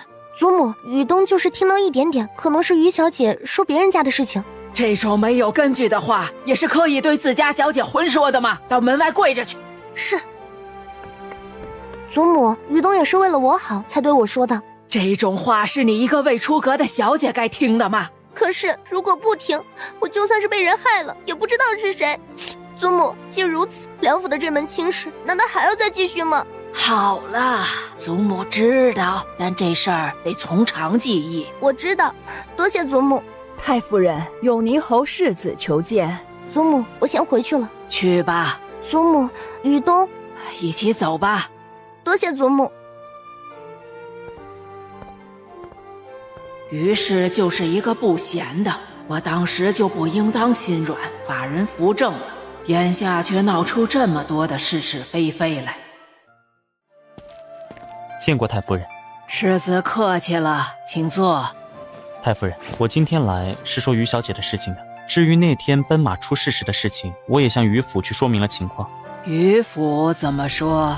于府说这事怪不得我，不会逼我娶于府的小姐的。若是真的有什么事，最多也只能为妾。哼，最多只能为妾。当初于氏就是这么进门的。许世子，这话得说清楚，于府到底是想让你娶，还是想让你纳？太夫人，不是这个意思。许世子只需要告诉我，我这里就先跟你说个态度，不管是娶还是纳，我都是不同意的。两家的亲事儿就算是取消了。太夫人，贵府的四小姐也是世家小姐出身吧，当以端庄得体为重。即便夫婿要纳妾，应当也不是什么大事吧？端庄得体也是有一定的理由的。如果是于清梦，我们府上不会同意。太夫人，妻以夫为天，我以后也不可能守着贵府小姐一个人。以后的事情以后再说，至少此时许世子的诚意太少了一些。我和曲四小姐有婚约，于小姐是曲府的表小姐，自然会说几句话的。太夫人在怀疑什么？许世子，你和于小姐之间是否有什么？我并未过多的追究，只是两家的亲事儿，还是算了吧。太夫人，若是您这么说，我无话可说，先行告辞。如果不是于氏肚子里怀了孩子，我也不会让她进门。眼下于府打的又是这么一番主意吧。小姐，许世子进来了，几个丫鬟婆子都没拦住，看着就是装着拦一下。这院子里的丫鬟婆子都是于清梦用的惯的，越快换了越好。小姐，我去拦。不用，把人请进来吧。许离鹏闹成这个样子，还真的以为我怕见他不成？是。让开，请许世子进来。许四小姐，你是何意？许世子和于小姐两个也算是两情相悦，怎么不想在一起？我和于小姐两个清清白白，那一日街上的事也是情有可原。许四小姐又何必抓着这点不放？这岂是世家小姐的教养？清清白白，许世子，你可知道那日在马车里，于小姐对我说了什么？说了什么？说你跟她两情相悦，若是我聪明，就赶紧退亲，否则就算真的嫁过去，她也会要了我的性命。不可能。那么温柔的于清梦不会说这样的话的，必然是曲墨影编的。许世子，我若不嫁你，至少还能保得性命；若是嫁了你，恐怕连性命都没了。你说我还会一定要嫁给你吗？许四小姐，你可知女子嫉妒也是七出之条？七出之条？许世子恐怕弄错了，我不会嫁给许世子。许世子的这七出之条也跟我无关。曲墨影，你等着瞧，会不会嫁进永宁侯府，不是你说了算的。许世子不送，下次还请世子保持着世子公子的体面。这闯进别府小姐的院子，总是很不识体统的。小姐，还真是个道貌岸然的伪君子。什么？清河已经被卖走了？莫丫婆说，当天正好有贵人在，看到清河觉得喜欢，就带走了。因为身份特殊，她也不能随便说。清河一家子呢？也发卖了出去，这次倒是能说的，但听说已经送到庄子上去了。再查，一定要把人查到。夫人，太夫人那儿，眼下怎么办？那个死老太婆，一个贱丫头，有什么了不起的？还把她看成宝了。清梦昨天发生了这样的事情，眼下就算是许离鹏愿意，永宁侯夫人也不会让她娶清梦的。现在一定要让曲墨影嫁给许离鹏，一个瞎子离开那个死老太婆，就什么也不是了。夫人，二老爷是不是马上要回来了？如果二老爷认了这门亲事，太夫人就算再说什么，也得考虑二老爷的意思，让二老爷出面。二老爷向来听您的话，您若说了，又岂会不听？不过，如果夫人不愿意这么做，也可以用其他的法子，比如像何公子那天的事情，太夫人的生辰就要到了，到府的人不少，若是出了点什么事情，谁还能怪到您的身上？好，先等老爷回来再说吧。如果不行，再用你的法子。夫人，老爷回府了。夫人，哼，走。见过祖母，见过夫人。四妹妹来了，父亲都等了你很久了。影丫头，别害怕，这是你父亲，是真心疼你的。父亲，眼睛都瞎了，也不能给我带来什么好处。幸好还能嫁给永宁侯府，这算是唯一可惜的地方。听说你不满意永宁侯府的亲事？是的。放肆！从来父母之言，媒妁之命。你个闺中女子，怎么敢说这样的话？老爷，你也别生气，四小姐还小呢，哪里懂这么多呀？都14了还小，你去请个嬷嬷来教一教她规矩，也免得到时候嫁进永宁侯府去，还落了我们的名头。是，我知道了，也是我不好，看着四小姐才回来，总想着要依她一些，倒是没想到出了这么多事情。这个于氏和曲之镇还真是一对，做的事情说的话都这么恶心。父亲，于小姐说她和许世子两个早有情谊，让我早点退亲为是。于清梦就算跟着你进府，也不过就是个贵妾，你看看你这个样子，就算是嫁进了永宁侯府，也拴不住永宁侯世子的心，还不如和于清梦一起，有他帮衬着你，你只管坐稳正妻的位置就行了啊！怪不得以前的我了无生趣，原来这父亲可以下贱到这个样子。永宁侯府的亲事儿是我做主要退的，既然于清梦这么好，又何必拖累影丫头？母亲，永宁侯府守信这么多年，一直没有推亲，您再看看他这样的，又有哪家愿意娶她？我们怎么能提出退亲呢？父亲，即便不嫁人，我也不进永宁侯府。不嫁？难不成还想我养着你不成？父亲若是不想养，我自会离府。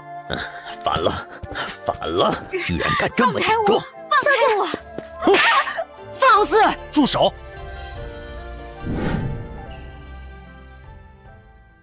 曲侍郎才回疆，就如此苛待原配嫡女，不知道之前在江南的时候，是不是岳府得罪了你？你之前住在岳府？岳大人怎么会过来啊？如果我现在不在这里，是不是曲大人就要打前妻留下的孤女了？岳大人怕是看错了，我只是在责打一个不听话的丫鬟。岳大人今天上门可有何事啊？只是想问问曲大人，为何如此对待前妻孤女？若是曲大人不愿意养着表妹，我们岳氏倒是可以好好的养着表妹的。岳大人，这是我们府上的家事，还是希望岳大人不要越俎代庖为好。曲大人，眼下表妹出事，文涵必不会袖手，却不知道曲大人因为什么事情对我表妹动怒了。二老爷逼着我们小姐嫁给永宁侯世子，说小姐没用，于小姐才可以抓住永宁侯世子的心，说让我们小姐当正妻，于小姐可以当平妻。曲大人，居然又是一个当摆设的正妻，是不是又要让我的小姑姑的悲剧重现，给于府的那位什么表小姐让位吗？果然是从庄子里来的，你让人好好教一教规矩才是。岳大人，事情如何也不是一个丫鬟一面之言的吧？难不成岳大人审案子就只是听人说这么一句就信以为真了？父亲，于小姐和永宁侯世子两个早有关系，她愿意嫁就她嫁吧，我不嫁。原来永宁侯世子和于小姐两个早就暧昧不清，现在却要拿我的表妹做法子，当个遮羞布，真好啊！于府上下两代都是打得好算计，果然是一脉相传。岳大人这话我是听不懂了，四小姐猜测的话也能当真？难不成公堂之上都是这么判案的？于夫人是想说小姑姑的死跟你没关系，当初不是你们利用小姑姑来遮掩什么吗？放肆！曲大人，表妹虽然是曲氏女，但也是我们岳氏女拼死生下的。既然这门亲事表妹不愿意，还请曲大人作罢，否则本官倒要查上一查，这位永宁侯世子是如何在顶着婚约的情况下跟于氏女有了私情的。他自有父亲管这事，还请岳大人罢手。曲大人，一个当父亲的会让自己的女儿给人掩饰私情，莫不是这位于小姐跟曲大人有什么大家不知道的关系？一个当父亲的绝对不会让女儿受委屈，但也请岳大人不要胡说呀。影丫头的事情的确也当请岳大人一说。岳大人既然来了，就先坐下吧。多谢太夫人，文涵方才急迫，失了礼仪之罪，请太夫人原谅。请坐。永宁侯世子要纳于府的小姐为妾，此事我会向永宁侯世子问清楚的。那是最好，如果曲大人没时间，我其实也可以的。这事我还是能办好的，不劳于大人费心。曲大人客气了，听闻表妹回府了，文涵放心不下，特意过来看看表妹，打扰太夫人了。原本应当请你过来的，只是影丫头才回府，这事儿就耽搁了下来，倒是让岳大人先走了一趟。太夫人，既然曲大人都这么说了，我就不打扰了。表妹是小姑姑唯一的女儿，还请太夫人照顾好表妹。文涵就先告辞了。影丫头，是祖母。这个丫头是真不想嫁，还是故意拿巧？没了永宁侯府这门亲事，她还能嫁什么人家？表妹不喜欢许离鹏，许世子喜欢的是于小姐，于小姐也曾经到我面前说让我让出亲事，否则就只能给她当表面上的正妻。我不愿意，父亲一定要逼着我嫁过去，说于小姐可以帮我稳定两家的关系，说我还要谢谢于小姐甘为我之下。你放心，这事我必然会插手。许离鹏既然敢跟于府的内卫有关系，就一定会查到的。如果这样他们还不愿意退亲，我必然不会放过他。多谢表哥，保重。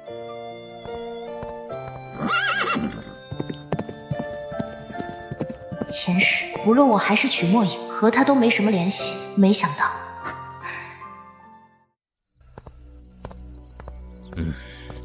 见过曲伯父，听闻曲伯父回府，特意过府有事相询。世子今天是来退亲的。伯父怎么如此说？小侄对贵府四小姐的心意，伯父难道到现在还不明白？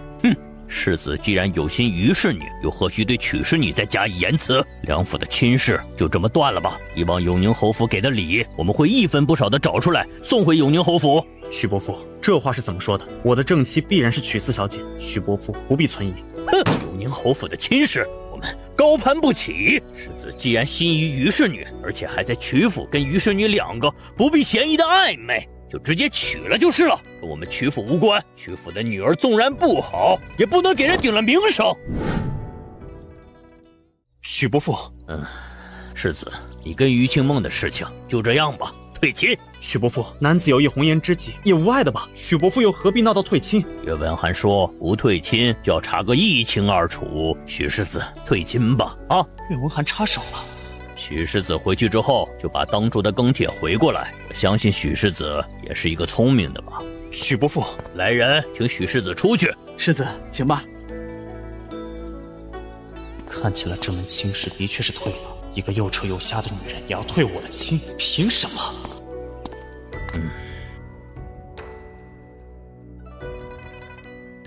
老爷，我们跟永宁侯府退亲了，永宁侯府也不会娶清梦当世子夫人的。现在清梦怎么办呢？哭哭哭，就知道哭！你还能干点人事吗？让你自己的侄女在府里跟许离鹏两个勾搭成奸，还当着满府下人的面，你让我这脸往哪里搁？老爷，你怎么这么说我呀？这怪我吗？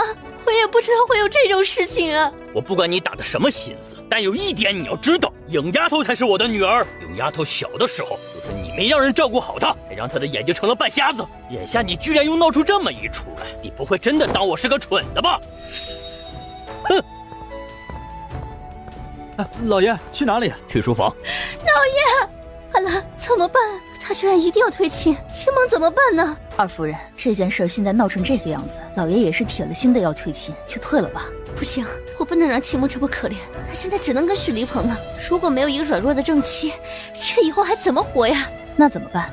就明天，我让人把她骗出去，也找人去污了她的名节，看她还嫁不嫁许离鹏。夫人，这太明显了，太夫人不会放过你的。为了清梦，就算那个老乞婆再责罚我又如何？有燕儿和明成在，总不能把我给休了吧？夫人，你如果这样，会惹恼岳大人的。你想想，以岳大人的手段，不只是于小姐，可能会连累三小姐的婚事。景王那边容不得三小姐这里的名声有亏的。那怎么办呢？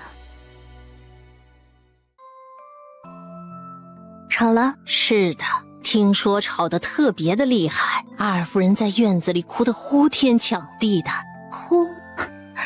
小姐，老奴还打听到，今天三小姐给永宁侯世子送了一封信。三小姐为什么给永宁侯世子信？不会又是帮着他们出什么坏主意吗？不是，她应当是劝许离鹏别闹了，最好是娶了于清梦，这样两家都好，特别是对她更好。小姐，永宁侯世子要退亲，会拿他做理由吗？不会，许离鹏这种人，谁要想拿就拿去就是。那他们会找一个什么理由？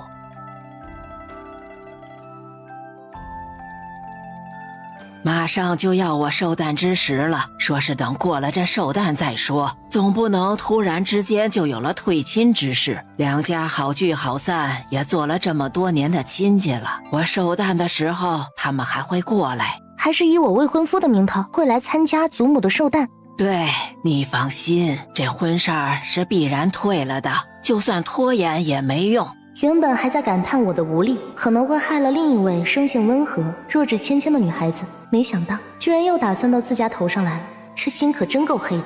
好吧，那让他来吧。你父亲还请了京城的名角过来，就是那个叫什么的名角，唱得特别好的那个明仙儿。对，就是明仙儿。喜服班很难请的，太子殿下又喜欢喜服班的一个武生，平时啊，喜服班都在太子府上，很少有接外面的喜庆事儿的。这一次居然接了我们府上的喜事儿，实在是难得的很。进来。太子殿下。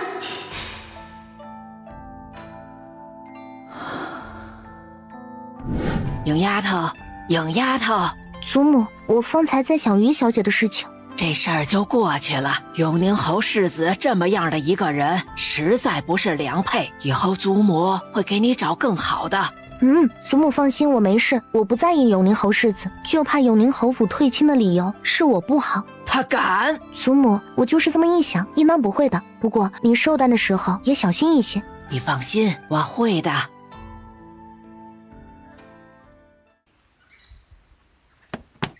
世子全在这儿了。看起来这门亲事的确是退了，一个又丑又瞎的女人也要退我的亲，凭什么？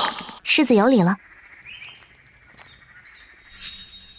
许四小姐满意了。许世子说什么我没听懂。设计算计了青茂，那就这么算了。算计？不是于氏和于清梦一起算计我，于清梦来看好戏的时候自己被何公子拉入了吗？清梦不是这样的人。是不是这样的人已经跟我没有关系，我只是想告诉永宁侯世子，其实我就是没看上你。许墨影，你会后悔的。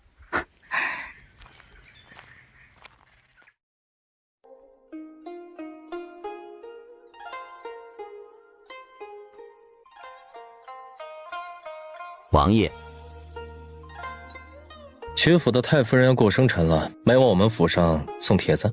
爷，曲侍郎府上怎么敢往您这送帖子呢？怎么，本王还能吃了他们不成？嘿嘿嘿，自然是不怕王爷吃了他们。可是曲侍郎府上从来没跟您来往过呀，也不敢往王府送帖子。如果王爷想去，奴才可以让曲侍郎给王爷送一张过来。不用，本王想去自然就去了。准备的头面如何了？也想的那一日让刘小姐出面，可是四小姐那天会很忙的。那又如何？如果连这种事情都处理不好，要她何用？是，奴才一会儿就通知孩子，让他对四小姐说一声。殿下饶命！殿下饶命！给太子送去，就说是本王送的。是，王爷。多谢王爷，多谢王爷。太子会喜欢本王送的美人的，本王可是太子的王叔。王叔？很不错。嘿嘿嘿。我居然没死，还被云郡王送还给了太子殿下，这是不是代表我现在就算是云郡王殿下送给太子殿下的礼物了？殿下笑得这么开心，这一次倒霉的是谁呀？祖母寿诞之日，云郡王会来府上，而且还会让我假扮一位眼疾的小姐陪在他身边。小姐，爷是这么说的。这怎么行啊？太夫人生辰，小姐自当跟在太夫人身边，这会让人发现的。许东，能不能跟王爷说说这事儿？小姐到时候走不开的。不行，爷说的话向来1是1，2是2，从来没有人违背过，违背过的人都死了。小姐。许东，你跟我说说那位小姐的事，是辅国将军的女儿吗？小姐猜得不错，正是一品辅国将军府上的刘大小姐。刘大小姐自出生之后，一直在边关陪着辅国将军，身手很不错，有时候还会跟着辅国将军出城杀敌。那一次伤了眼睛之后，就不再外出了。刘大小姐的眼睛伤了，为什么还要来京城？自然是求皇上指婚。指婚？云郡王和刘大小姐的亲事？这个奴婢实在不知。准备了打扮的东西吗？小姐，都准备好了。刘大小姐有了眼伤之后，很少出门的，但偶尔出来用的却是帷帽，掩住头脸。刘大小姐的眼睛到底伤得怎么样？刘大小姐伤得如何，奴婢也不清楚，但并不是完全看不见，应当和小姐有些相像的吧。既如此，就按你们王爷说的做吧。小姐，那许世子那边怎么办？嬷嬷，到了祖母寿诞那一日，你就盯着许世子，看他靠近谁，你再告诉我。你特别注意一下光禄寺卿大女儿段玉香，她的性子和我之前最像。老奴明白。小姐，太夫人寿诞您送什么？绣品。什么绣品？小姐，您还是换一件吧。不用，就送我上次做的抹额，送其他的我也送不出。唯有这抹额是一番心意，况且别人也知道我有眼疾，做的不好才是对的。小姐，的确应当送这抹额。小姐，您若是不附这个眼纱，必然是最美的。小姐的眼疾在太子妃送来的那位先生的看护下，基本上已经好了。莫如我们今天就把这眼纱去了，也得让那些一直说小姐又丑又瞎的人看看，哪里丑哪里瞎了。不急，小姐，今天太夫人寿诞，我们上点浓艳的颜色可好？不用上。为什么？上点浓艳的颜色看起来会更喜庆一些。刘大小姐必然是要涂的。小姐，都准备好了，把眼纱给我蒙上。走吧。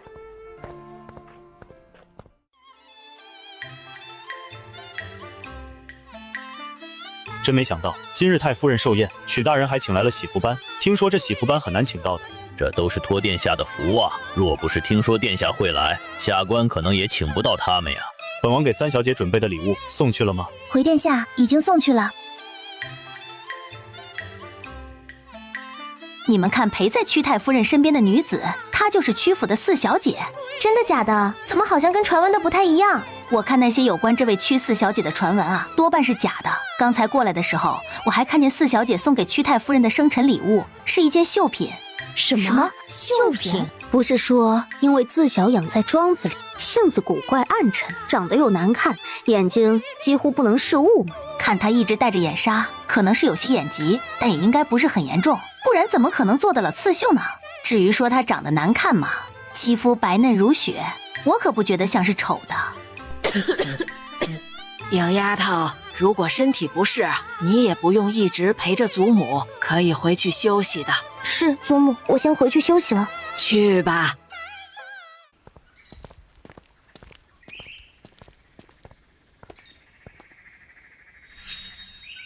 小姐，有人盯着我们。什么人？一个丫鬟，看着像是三小姐院子里的。小姐，您过去吧，那边有吉海公公等着，他会安排您的。我去把人弄走。雨川，你也去。小姐，放心，不会有事的。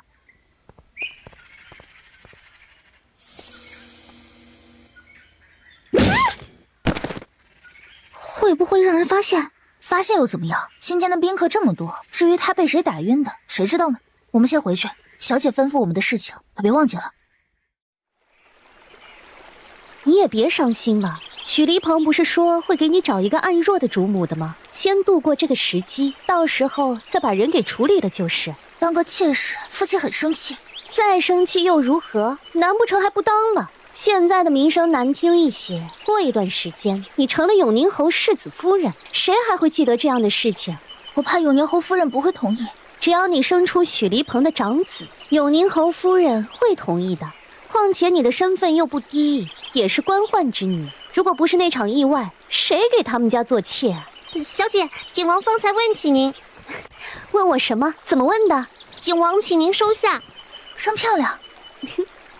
替我多谢景王，把这盒点心送过去，说是我亲手做的。若景王殿下又问我在何处待客，就把这个地方说给景王听。是。表姐，你也快走吧，一会儿景王殿下过来，看到你多有不便。正好我有事要找姑姑，的确应当走了。你也别去找我娘了，我娘现在正忙着，你还是去看看许离鹏那里如何了，别到时候弄出一个母老虎来，那你这辈子都没有什么指望了。好，那我随便走走。什么？你说是谁？是云郡王殿下，已经进门了。快请！许大人，本王跟你一起去。哎呀，见过云郡王。王叔，请王爷在啊，真是难得。听闻曲大人府上有喜事儿，本王不请自来，不知是否叨扰曲大人？哎呀，不知王爷过来，有失远迎。王爷能来，实在是大幸事啊！那就一起进去向曲大人讨一杯水酒了。是，王叔。这女子是谁？为什么会跟在云郡王的身边？心中有哪位小姐敢靠近裴元俊？王叔，这位小姐是辅国将军之女，这次回京整理故居的事务，辅国将军特意让本王照顾一下。辅国将军的女儿，可谓是女中豪杰，却没想到容色也这般过人。辅国将军托我带刘小姐出来走走，看看世家大族中有什么出挑的公子。本王想着，今日来的人不少，就带着刘小姐过来看看。这是要替刘小姐选婿的意思。如果娶了她，我的手里就有了兵权，这接下来和太子对上的时候也有了底气。太子娶的虽说是季寒月，可偏偏季寒月要死了，而季永宁也要死了。太子时运不济。这位想干什么？我才不相信他是真的要给这位刘小姐选婿，是想搅乱京中局势，所以才有了我这个装成刘大小姐的人。王叔，可有合适的人选了？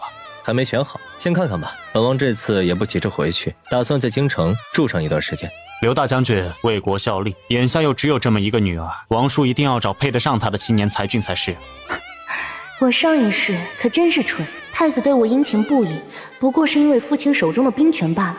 就像现在景王一般，听说我的父亲掌有兵权，景王的态度立时亲和了起来，甚至颇有几分情谊的样子。兵权，又是兵权。景王若是看到好的，也可以提醒一下本王。是，王叔。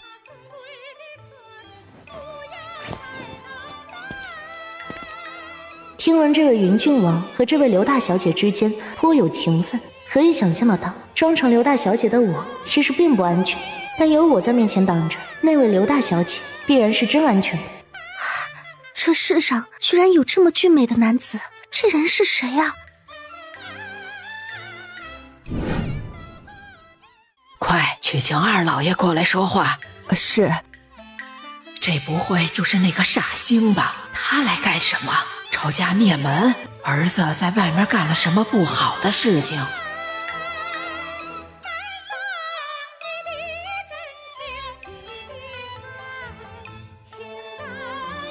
二老爷，太夫人找您过去。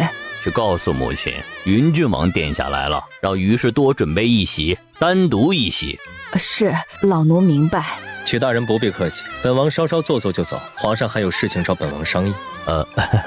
是，下官明白。景王怎么还没过去？去问问三小姐怎么回事。是。景王再不过去，一会儿时间可能就够不上了。这可是我和燕儿想出的好法子，可景王不走怎么办呢？海姑姑过来找人了。对，那边急得不强，让奴婢过来找了。再等一会儿，稍稍拖一下，马上好。曲大人，贵府请的戏班子不错，过几日让他们到本王的府里来唱一台戏。王爷，这事下官做不了主啊。他们这班子一直在太子府上的，想不想接也不是下官说了算的。曲大人一会儿跟他们班主说说，至于成不成的，本王不在意。本王还有事要去见皇上，就先告辞了。曲大人还要照顾宾客，就不必相送了。是，下官一定传话，恭送王爷。各位，酒席已备好，请各位到后园入座。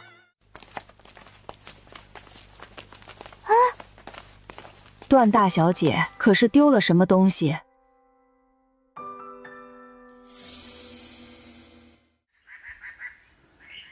就在前面不远处。是的，就在前面。还说是您捡到了段大小姐的帕子，就把人带过去了。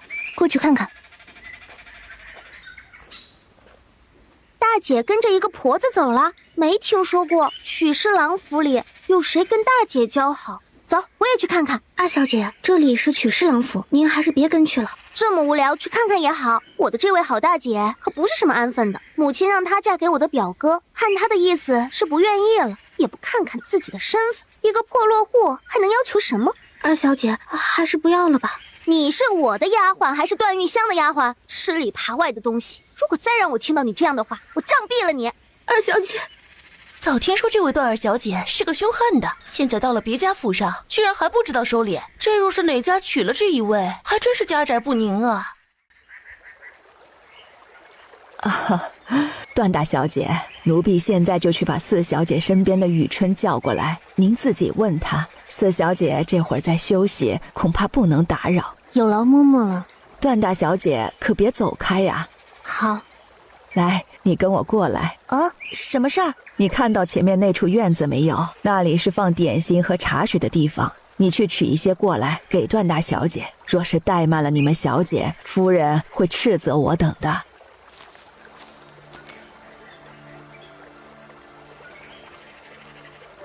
如果真的让我嫁给继母那个侄子，我真的不如死了算了。跳，还哭上了，这真当这里是自家府上啊？二妹怎么过来了？怎么，大姐能来，我就不能来了？这里的环境这么好，而且还背着人，大姐莫不是来找什么人诉衷情的？二妹，你胡说什么？我是不是胡说？大姐不知道吗？难不成大姐有了大姐夫都不让当妹妹的看看啊？我倒要看看，既然看不上我表哥，眼下看上又是哪家的破烂货？二妹妹，这是闺中女子该说的话吗？大姐做都做了，我又怎么说不得？段大小姐，我们四小姐请您过去。好，我马上就来。啊，你们四小姐怎么不请我一起过去？你是谁？我们四小姐为什么一定要请你？你是哪家大人府上的小姐？如此不识礼数。你，我们走。我还从来没有这么憋屈过，居然被个瞎丫头派来的丫鬟给镇住了。方才我就应当追过去，曲墨影还敢对我说不成，跟段玉香一样，不过是一个没用的罢了。救命！救命！小姐，救命！救命啊！二小姐，哎，是段二小姐，居然是她！怎么回事？奴婢们也不知道，过来的时候就看到这位小姐掉到湖里去了。不是说段大小姐吗？怎么来了段二小姐？许世子救了人。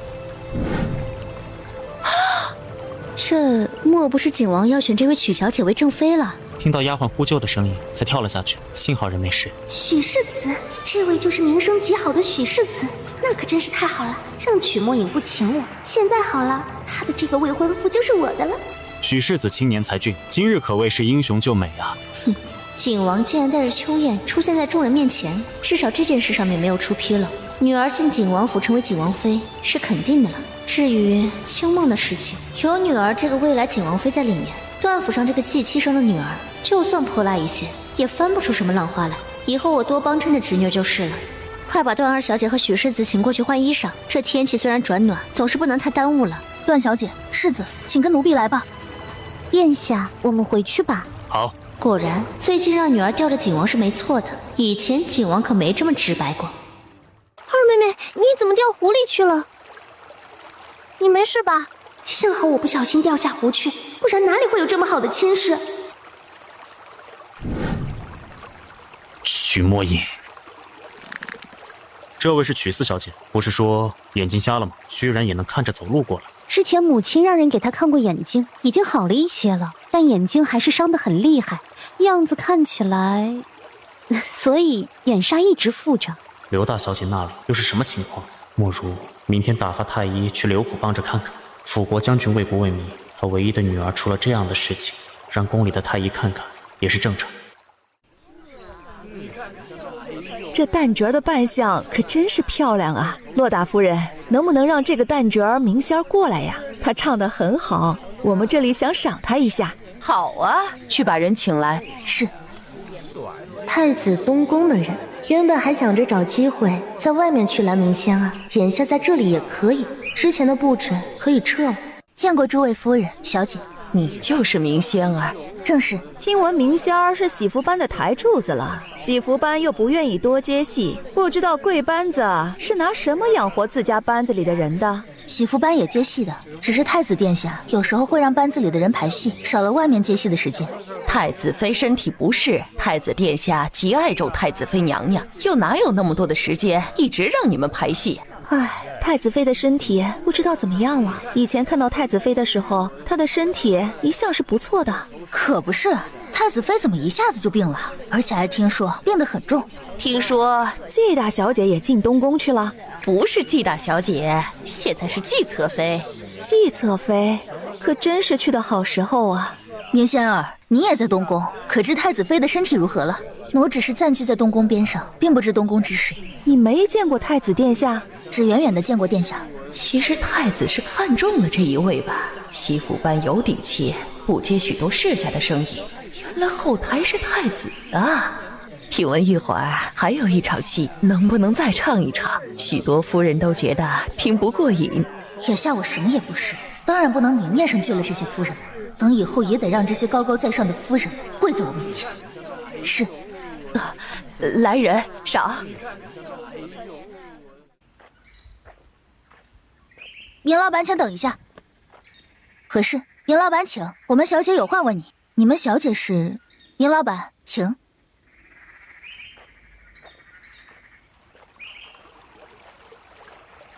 见过曲四小姐。丑，难看，传这话的人眼睛都是瞎的吧？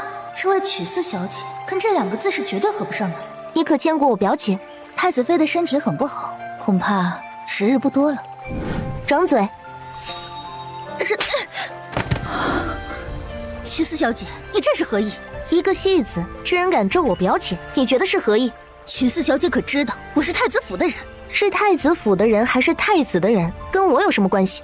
曲四小姐，你是不是傻呀？要是太子殿下知道曲四小姐逼迫于我，必然不会放过曲四小姐的。太子妃身体不适，太子殿下把你养在府里已是不合规矩，你不过就是一个戏子罢了，骄横的还以为你是未来的太子妃不成？我若是你，就得想想这以后东宫的主人不管是谁都不会容得下你。我听闻太子妃才是太子所爱，这所爱的落得如此下场，你呢？所以说，这位曲四小姐还真不怕我闹大事情。若是能想通，可以来找我。我想知道表姐的病情，若是想不通，好日子也不过1年罢了。太夫人的寿诞热热闹闹的结束了。这事情过去没几天，曲府就跟永宁侯府退了亲，另外和段府结上了亲。这位曲四小姐可惨了，被退了亲之后，还有谁愿意娶这位眼盲的小姐？有人觉得原本如此，有人觉得感叹，没人注意到于清梦一袭小轿被抬进了永宁侯府，成了许离鹏的一个妾室。鹰丫头的眼睛什么时候全好？祖母，就要好了，太阳太大的时候不能直视，现在再适应一段时日。那就好，那就好，本就不是良配，原本就要让你父亲上门的，眼下却也是正巧了。祖母要去大悲寺吃斋。对，你才回府也没多久，顺便也散散心。散什么心？又不是心情不好，就是天色好啊，去赏赏景。是媳妇说错了，鹰丫头啊，这次太夫人带着你和燕丫头去，2个人住个几天赏赏景。大悲寺后面的桃林很有名的。一切但凭祖母吩咐。那你先去整理一下衣物，明天一早我们就出发。是，祖母。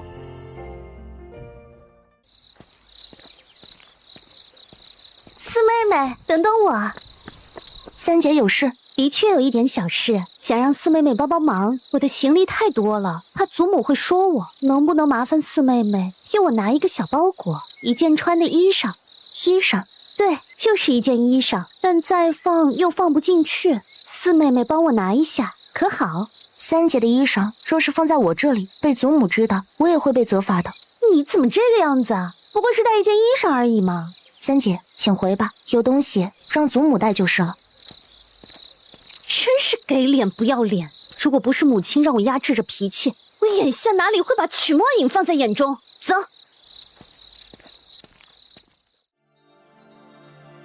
怎么了？那瞎丫头不同意？是啊，这个贱丫头连亲都被退了，还真是把自己当回事了。照我说啊，就得按照父亲说的，让这个丫头去家庙守着，从此之后青灯古佛，再也不要出来丢人现眼。她若是不愿意，也不是没办法的。大房那2个，这次不是也要去吗？让曲彩月拿给她就是了。让她？对，4个人2辆车，曲墨影有什么资格跟你同车？跟个庶女骑着最合适。祖母会不会不同意啊？你放心吧，你祖母不同意也不行。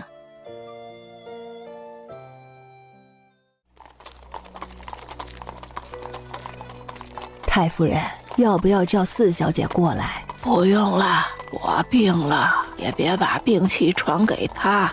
是。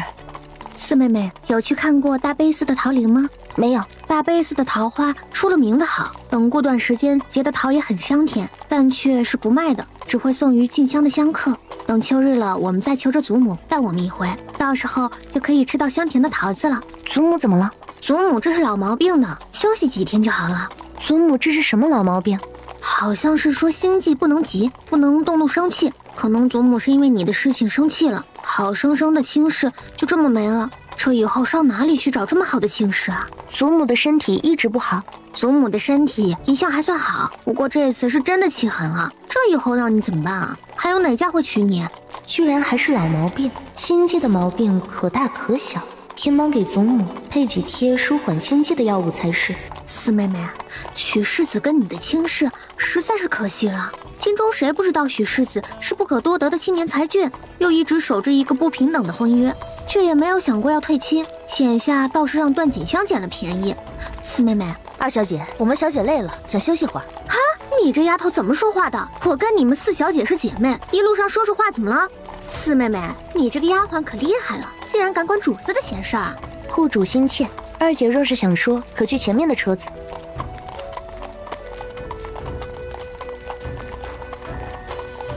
二小姐，您把我们小姐的包裹弄散干什么？二姐有事。四妹妹，我就看看你有什么东西，如果缺什么，我还可以帮你补上。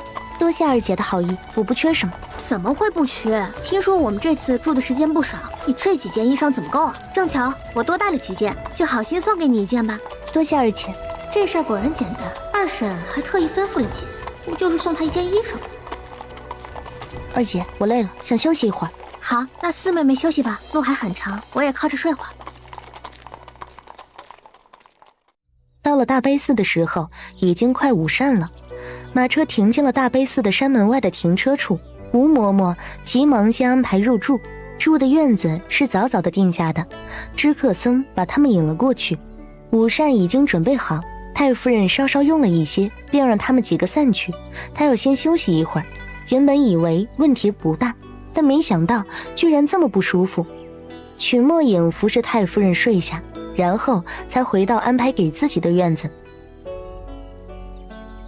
发现了什么吗？没发现什么，就只是一件普通的衣服，料子似乎比小姐的几件好一些，但并不明显。比我的衣裳好，差异在什么地方？一个看清楚了。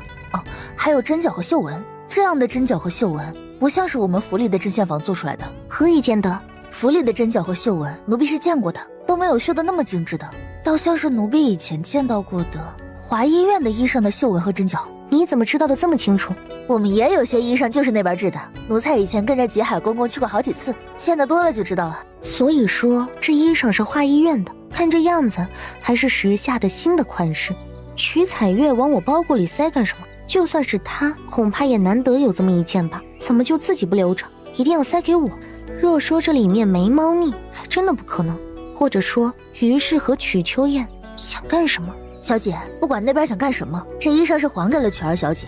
她那个大包裹里面大大小小的包裹不少，这一时半会儿的必然不会发现。四小姐在吗？什么事情？我们三小姐方才已经用过午膳了，太夫人让几位小姐先自己去玩，我们三小姐已经邀请了大小姐、二小姐。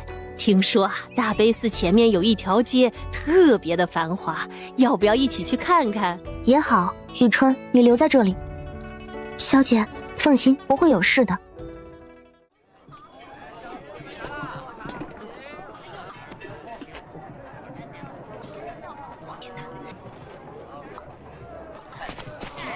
凭什么这个比我还不如的曲墨影还有钱？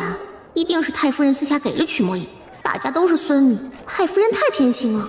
小姐，这眼纱可以不用戴了吧？您不是说您的眼睛跟平常人差不多了？不急。他们去哪儿了？二小姐说看到一个好的，拉着大小姐出去看了，三小姐也跟着走了。过去了没多久就不见了人影，要不要奴婢去找找？不用理他们，我们看自己的就好。娘娘，您看这里的风筝真漂亮。不错，确实很漂亮。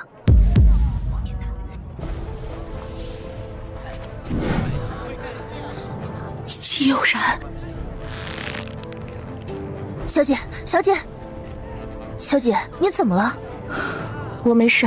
这个方正不错，拿过来给我们娘娘看看。这是我们小姐先看中的，我们娘娘看中也是你们的福气，难不成你还敢从我们娘娘手里要不成？还不拿过来？这个方正不错，我们娘娘要了。娘娘，一会儿奴婢们呢去放。我们小姐先拿到的。于东，小姐，你这位小姐莫不是曲侍郎府的4小姐？正是。原来还真是的，还以为是我想错了。你是太子妃的表妹，我是太子妃的堂姐。我以前听太子妃说起过你，听说你一直住在庄子里，如今倒是好了，居然回了京。你表姐知道一定会高兴的。从太子妃那里说起，我们2个也是亲戚。如果你不嫌弃的话，可以叫我一声表姐的。见过侧妃娘娘。表妹，你也是来大悲寺进香的？几个人来的？和祖母、姐姐们一起来的。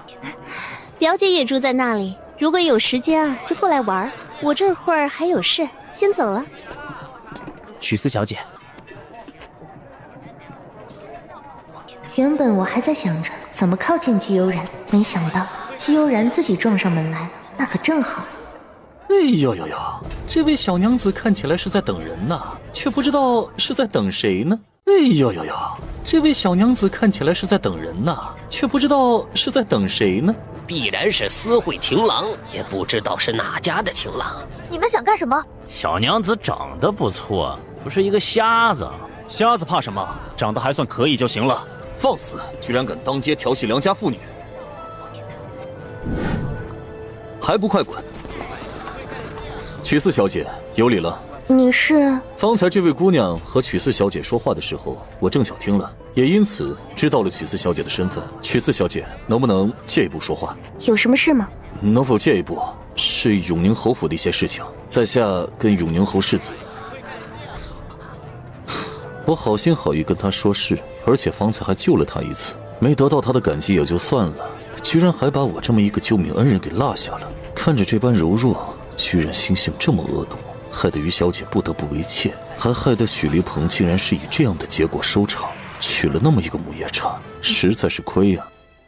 怎么才1个人回来了？其他几个人呢？我跟大姐他们失散了，看着时间不早，就先回来了。你3位姐姐怎么不见的？我也不知道他们怎么不见了，在一个摊位上看风筝，看得好好的，等我挑好了转过头，就一起不见了。有什么事儿不能跟你说一声就走？大孙女看着是个稳重的，没想到居然也这么不靠谱。祖母不碍事的，可能是几个姐姐正巧有事，不过也幸好我还记得回来的路。太夫人，大小姐、2小姐、3小姐都回来了，让他们进来。新丫头，你们去了哪里？四妹妹，原来你已经回来了，怎么也不跟我们说一声，害得我们找了这么久。你们找我？对啊，我们去对面的糖果摊位买点糖果，回来你就不见了。幸好看到一位公子说你似乎往山门的方向走的，不然啊，我们得找到什么时候？3位姐姐去了对面的摊位吗？可我记得对面不是什么糖果摊位，而且我之前也找过，没看到3位姐姐去了对面。祖母，我们真的就在糖果子处。吴嬷嬷，把2小姐带下去，让她去院子里跪着。祖母，2小姐，请吧。新丫头，说吧。祖母，我们是真的要去买点糖，就是离风筝摊位远了点，没想到4妹妹会离开。4妹妹，方才的确是我不对，没想到4妹妹第一次出来，人生地不熟的会慌。谁提议的？祖母，不是谁提议的，大家就说起了这里的糖，说比府里的还好吃，然后就一起过去了。严丫头，你来说，这事儿是谁提议的？好像我也不太清楚，就是大家都这么说的。真的不知道是谁的错？祖母，我真的是不知道，可能是我，也可能是大姐。祖母，若是祖母想罚，就罚我吧，我最大，带着妹妹们出去，却让4妹妹失散了。祖母不碍事的，我也没出什么事，您就别罚几位姐姐了。祖母，以后再不会有这样的事情了，以后一定会护着4妹妹。既然也没出什么大事，这次就算了。多谢祖母。大姐，到我那里坐坐吧，我带来了一些好的茶过来。祖母说她年纪大了，不喜欢喝这些。正好我们可以喝啊。大姐，真的很好喝，还是景王送给三妹妹的，特别好喝。我不用了，我有些累。方才的确是我不好，没看住四妹妹，惹出这些事来，让祖母不高兴。这事儿跟你有什么关系啊？她自己长了脚的，又不是一个小孩子，走哪里还要我们系上不成？是不是她在集市上发生的任何事情都要跟我们有关啊？祖母实在是太偏心了。大姐，一起过来坐坐吧。等晚上的时候吧，我先回去休息一会儿过来找你们。大姐，等晚上得什么时候啊？大姐是不愿意和我们一起了。既然如此，二姐姐，我们走吧。三妹妹，实在是抱歉。大姐，二姐，你走不走啊？走，我马上走。小姐，要去看看四小姐吗？不用，四妹妹身体不好，这个时候恐怕要休息一会儿了。小姐，您怎么了？没什么，就是有些头疼。小姐，您先去休息，奴婢一会儿找吴嬷嬷要一些药。之前看吴嬷嬷带了一些药材上来，也有小姐往日用的药。好。小姐，之前我们遇到的那位年轻的公子，方才居然遇到了奴婢。什么地方？奴婢方才从吴嬷嬷处出来的时候，看到那边有人，奴婢看着就是那位公子，身边只跟了一个小厮，看着很是鬼祟。你看到他的位置是在我们这里，还是在另一边？在我们这边。小姐，要不要奴婢去看看，他跟着我们过来是什么意思？不用去，你若去了，必然会让人认为是我让你去的。小姐说的是，但眼下怎么办呀？任他这么看着吗？先等等再说，这事儿现在还落不到我头上。一应事情算计得这么周详，于是有这么大的本事不成？小姐，奴婢觉得这些事情跟二小姐必然是有关的。你认识方才这位娘娘吗？奴婢没见过，但听说过她跟太子妃是堂姐妹。这一次借着太子妃病重的事情进到东宫，恐怕也不只是为了照顾太子妃。可以见得。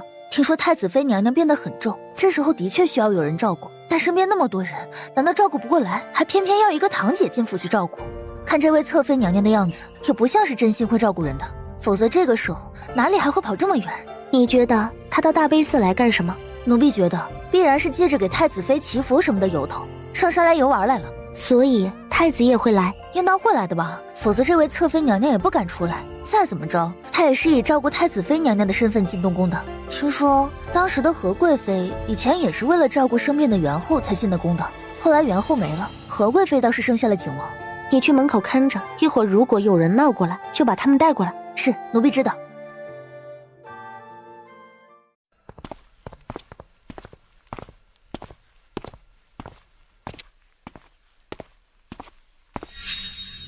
你是哪家府上的丫鬟？来干什么？我走错了，走错地方了。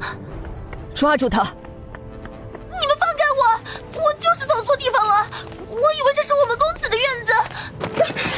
方才你明明说是三小姐让你过来的，去请三小姐过来。是。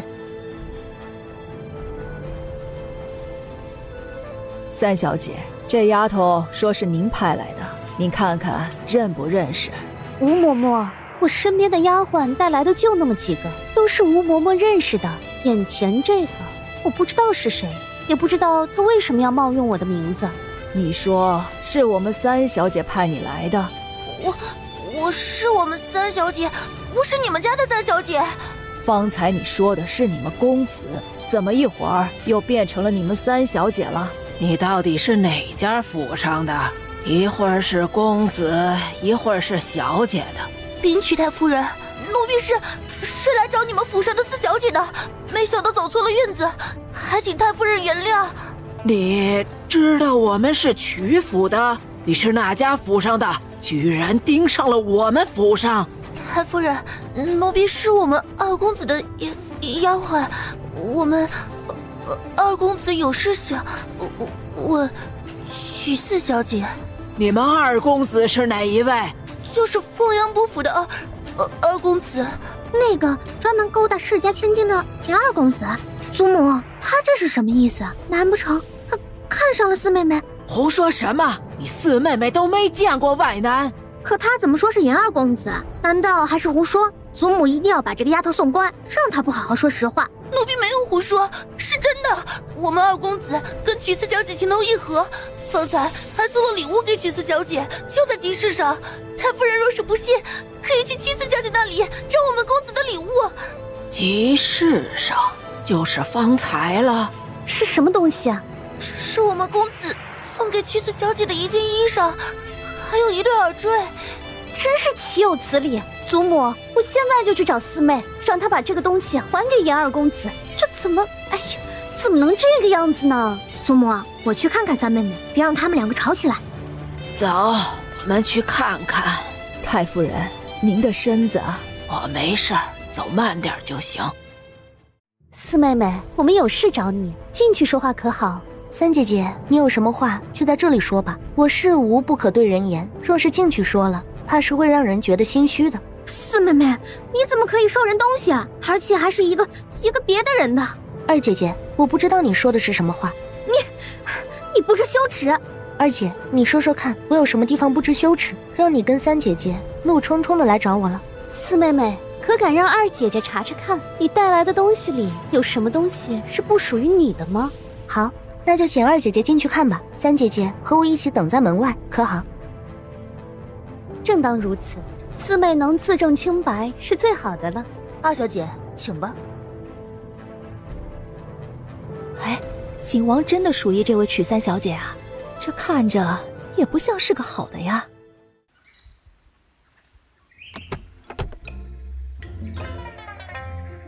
怎么可能？二小姐今天是来闹事儿的吧？是故意来翻我们小姐的衣饰的，还是想从我们小姐这里拿些什么回去？放肆！二小姐、三小姐和四小姐让你出去。原本好好的衣裳包裹怎么不见了？二小姐，太夫人就要来了，若是知道二小姐在里面翻看我们小姐的包裹，而且还一无所获的话，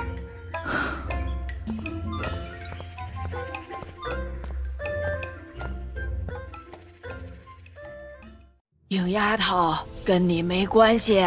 祖母，您放心，不是我，我让人在院门处说，就是证明自己的清白。那就好，那就好。二姐姐，可有找到什么东西？我原本以为是天衣无缝的事情，眼底下居然没了证据，到底是哪里出错了？二姐姐这么着急的把事情推到我的身上，莫不是有些心虚了？你胡说什么？我有没有胡说？二姐姐最是清楚，我里面的东西应当被翻了个底朝天了吧？可看到什么？我就随便看看。随便看看？二姐姐若不心虚，可敢让吴嬷嬷去你那里随便看看？有什么不敢的？吴嬷嬷若是想去看，就去看吧。吴嬷嬷，你带着雨东去看看可好？太夫人，去二丫头的院子看看。是。这是这位曲二小姐有事，不是曲四小姐了。方才曲四小姐已经自证了清白，那么这位曲二小姐呢？祖母，走，我们去看看。怎么看怎么玄乎，让人心不安。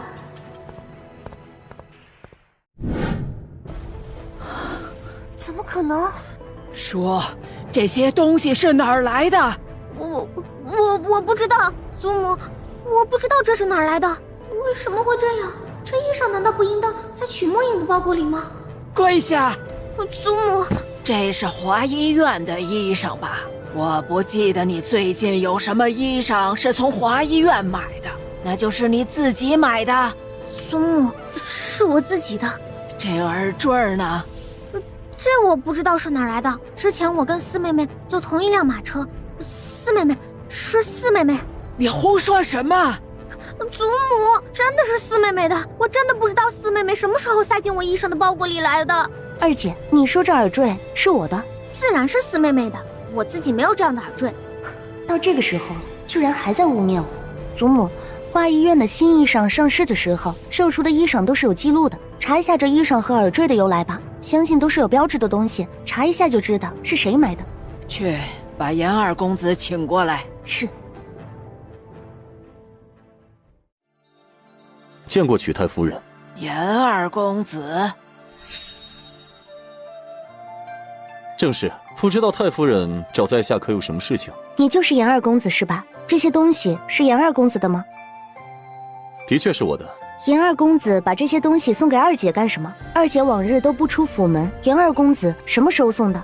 这位曲四小姐不但性子古怪，人品不好，而且还是一个会做戏的。出事的明明是她，受罚的却是这位可怜的曲二小姐。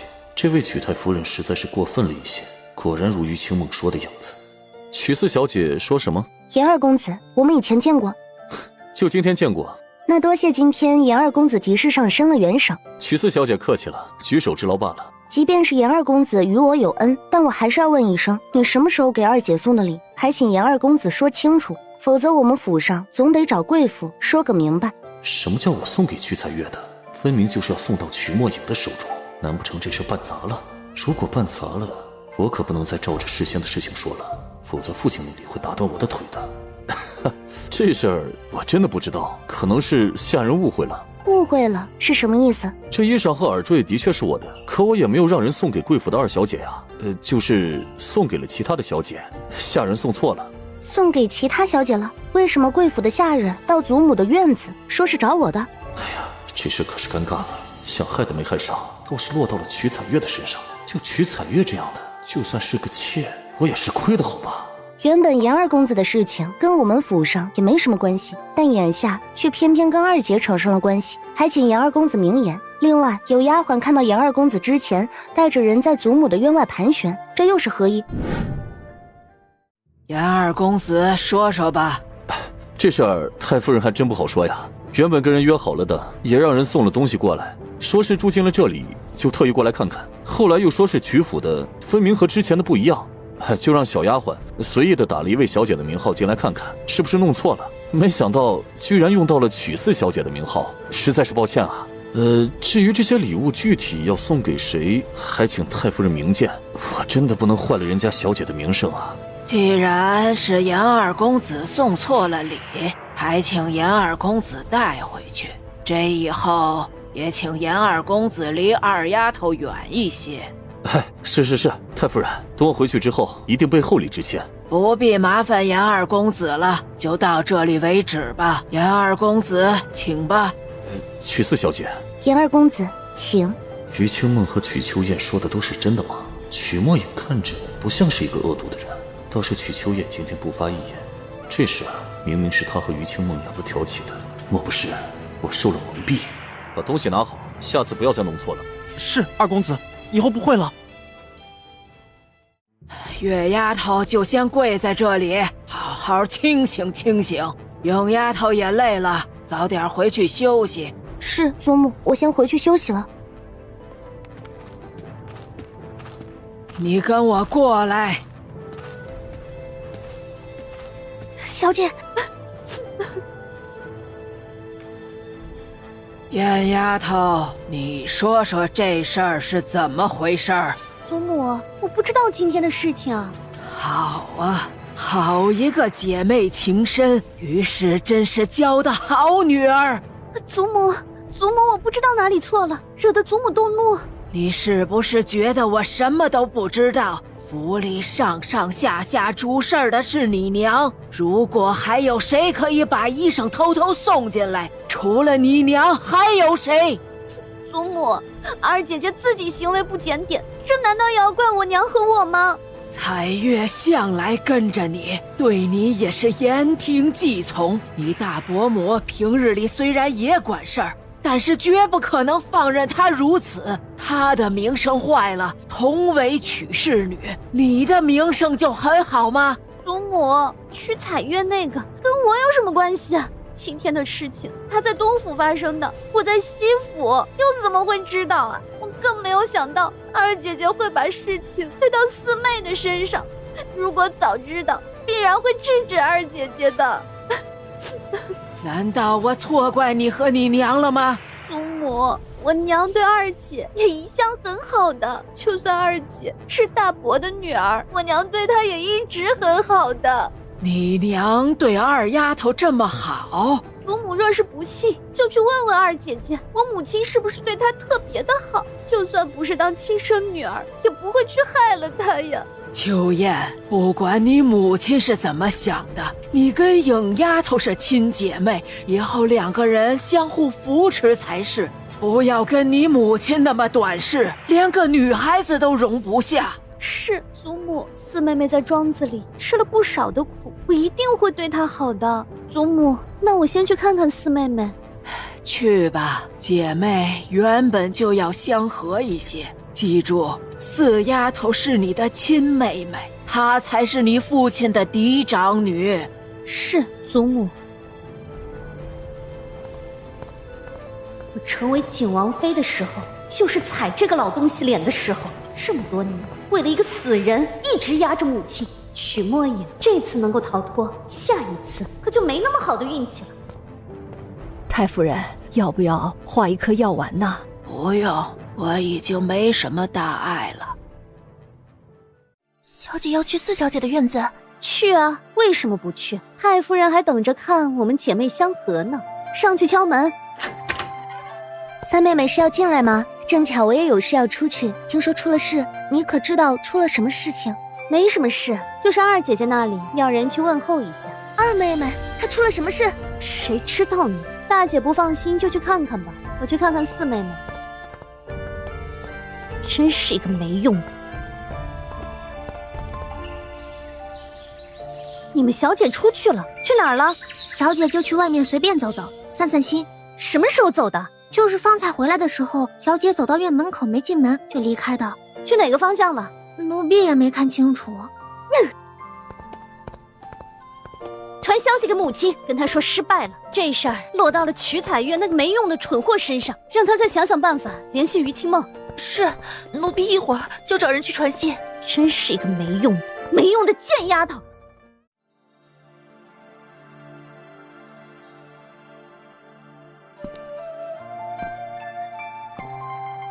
哎呦，季公公，哎，小姐，您先坐坐，爷方才出去了。好，这里是云郡王的院子。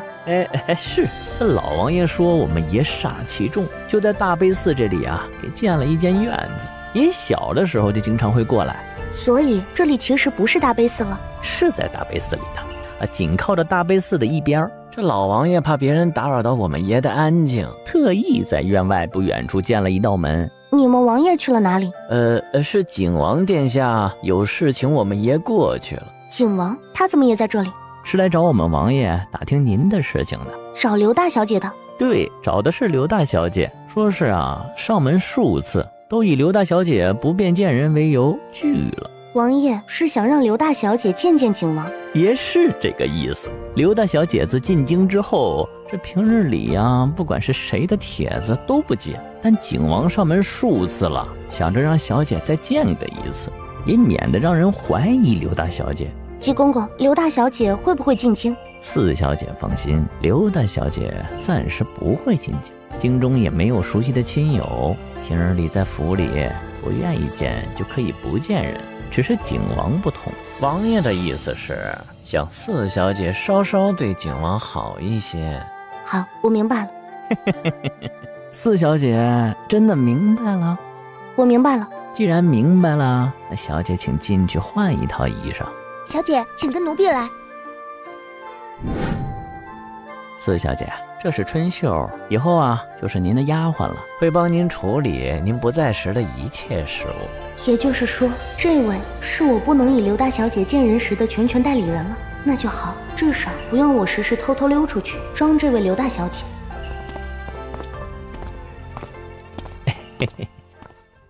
小姐，若这样算是冒丑，全天下就没有不冒丑的。传这些话的人，其实才是真正的眼瞎吧？小姐，要不要上纯汁？不用上。好吧。小姐，我们爷回来了，请您过去呢。走吧。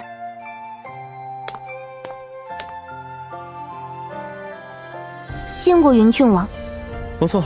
现在就去吗？不急，可玉胜方才离开，总得有一会儿再去找你。四小姐是个聪明人，您当明白接下来如何说吧。我知道。你可曾不愿意？没有什么不愿意的，毕竟刘大小姐是辅国将军的女儿，相信王爷也不会真的让刘大小姐如何。你很聪明，而且还让本王觉得似乎不像是一个被遗弃在庄子里的可怜女孩子，倒像是那些大的世家用尽心力教养出来的顶级世家千金，而且还是将门之女。我也曾经是建威将军的女儿，也是为了这个名头，太子裴洛安才娶的我吧。眼下景王亦是如此，皇家兄弟果然是靠不住的。你就不怕被裴玉胜发现，从此之后连立足之地都没了？裴玉胜可不简单呢。还有王爷在，本王有时候也会去边境，到时候可就没人能帮你了。若裴玉胜执意要见，又如何？王爷去边境，刘大小姐必然会相随，不会独自一人留在京中。不错，的确是个聪明人，也很好，很符合本王的意愿。多谢王爷。齐海，带着刘大小姐过去吧。是，刘小姐，您跟奴才过来。不错，的确是不错。王爷是说选的人不错，还是刘大小姐不错？都不错。打过来了？是的，问王爷的意思。既然打过来了，杀过去就行了。杀1000个不行，就杀1万个，看看他们还有几个人能杀。那王爷要不要回去？本王现在不急着回去，或者不回去了。什么？王爷不回去了？怎么？你要劝本王回去？不，怎么会呢？王爷能这么想是最好的了，是属下们的福气。这么多年，王爷一直只守边境，就是心里放不下。眼下是最好的了，凭王爷在皇上心目中的地位，还有王爷的势力，一切都可图。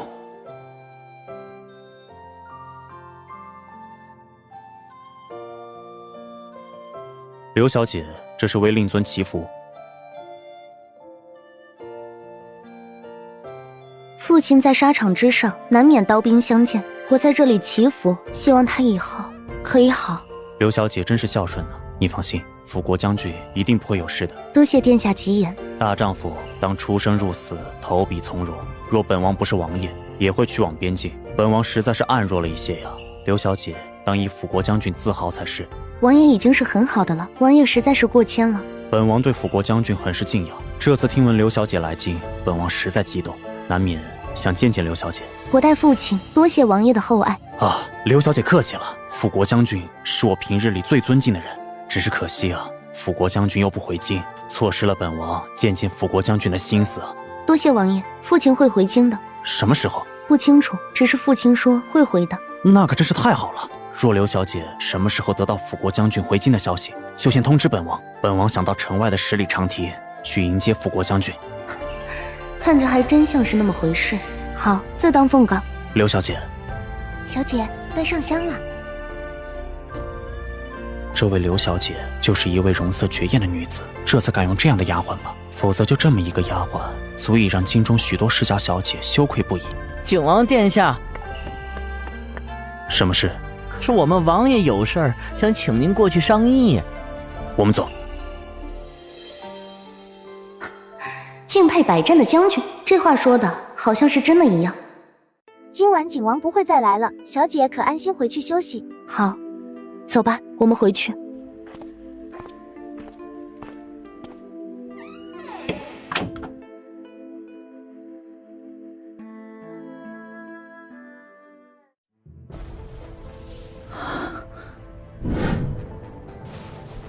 王爷深夜到此，可有何等急事？王爷找我，有什么重要的事情吗？你胆子还真大。怕了有用吗？王爷若想杀我，也不需要大半夜的过来，只需让雨东动手，就可以神不知鬼不觉的把事情推到景王的头上。你觉得本王应当这么想？王爷不应当这么想吗？说说理由。我以前以刘大小姐的样子见过景王，但如果王爷说景王见的是我，也是有证据的吧？这个时候我出了事情，景王难逃干系，落在了王爷手中的景王，还不是王爷说了算的。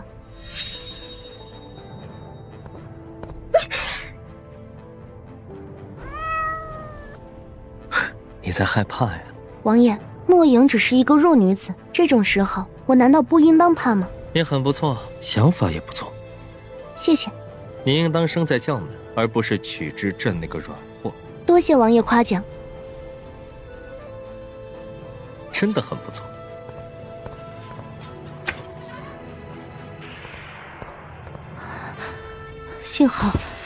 幸好不是。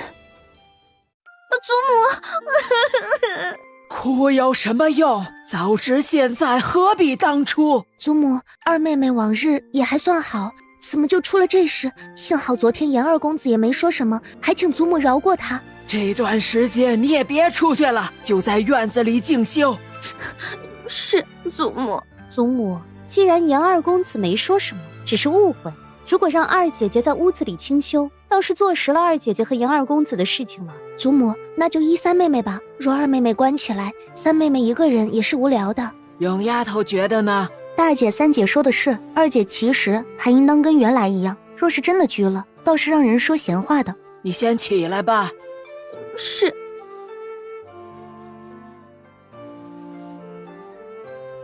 多谢大姐三妹替我求情。自家姐妹说这个干什么？算了，下次小心一些。是，下次我一定会小心的，再不会着了某些人的道。这三姐妹自小一起长大，看起来感情还算不错，倒是我像是一个纯族的外人。这事儿也没错，我本来就是一个外人。大姐，我们去桃林看看吧，听说大悲寺的桃花最为有名了。四妹妹，我们去看桃林可好？好。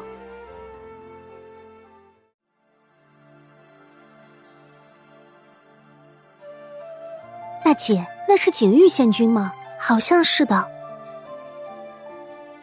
三妹，我们还是到前面的亭子里去休息吧，这里已经有人了。有人怕什么？我们也可以过去的。走吧，前面景致更好。哎，三妹妹，我们去前面。四妹妹，走吧。好。表姐，你看什么？看到一些脏东西，不喜欢。既然是脏东西，就不要看了。我们还是去摘些桃花吧。这么多的桃花，寺里的僧人不会在意吧？桃花虽然多，但这里的香客也多。若是人人都像表妹说的去摘个一两枝，怕是这里的桃花也没了。那好吧。大姐，你看景玉县君。三妹妹，不管你以后如何，眼下他就是景玉县君，这身份比我们高了许多。可是凭什么呀？就算父亲是他父亲的手下，他也不能这么对我啊！你先忍一忍，这以后还不都是你的？等你以后，就算是他见了你，也得行礼。到时候你也可以晾着他，让他难堪的。这是表示发生过什么我不知道的事情了。我忍不下来，上次他居然把水泼到我的身上，还说是不小心的。那么大一个人，他看不到吗？而且之前他还一直冷落我，故意说起曲墨影的事情。如果不是这个瞎丫头，我怎会让人奚落？我才是景王喜欢的女子，才是景王的心上人。这刘景玉算什么？一个用外祖父的功劳讨过来的县君而已。若我以后成为了景王妃，他算什么？这是情敌见面了。看起来这位景玉县君也不是上一世我看到的模样。三妹妹，快看那边！三妹妹，快看那边！这个是谁？三妹妹，我们走，那边我们不能过去。三妹妹，你快看，景王看到我们了。大姐，曲三小姐，听闻那一日你去曲府，就是因为她，让王叔见笑了。这是母妃为本王选的侧室人选。既如此，去请他们过来吧。是，曲侍郎的官职虽然小了一点，但看得出你还是满意的。刘府不会说什么吧？刘府能说什么事情啊？本王正妃入门，就让侧妃进门，也是常理。那是最好。本王是怕你的这位心上人认不清楚自己的身份，一个妾室生的庶女，你父皇也不说什么。曲三小姐的生母现在是曲二夫人，曲侍郎的正妻，面子上是这么说的，但还是不能掩盖生母失德。听闻这位夫人进门的时候就已经诛她案结了，而当时怀着的就是这位曲三小姐吧？太子应当很喜欢挖这种事情吧？见过景王殿下。曲三小姐客气了。见过云郡王殿下，这人居然是云郡王。太子应当很喜欢挖这种事情吧？见过景王殿下。曲三小姐客气了。见过云郡王殿下，这人居然是云郡王。见过云郡王殿下。见过两位王爷。见过殿下。哼，曲侍郎府的三小姐果然不同寻常。往日看着曲秋燕也算是能进大场面的人，眼下只是跟王叔一个照片就丢这么大的丑。曲府的另二位虽说也没怎么出色，但至少只是跪着，他倒好，直接就趴下了，这样子真的能当得起我侧妃或者庶妃的名分。你们在这里玩赏吧，本王不耐烦跟胆小的女子打交道，倒是曲四小姐可以送送本王。正巧本王想问问你母亲当年的事情。好。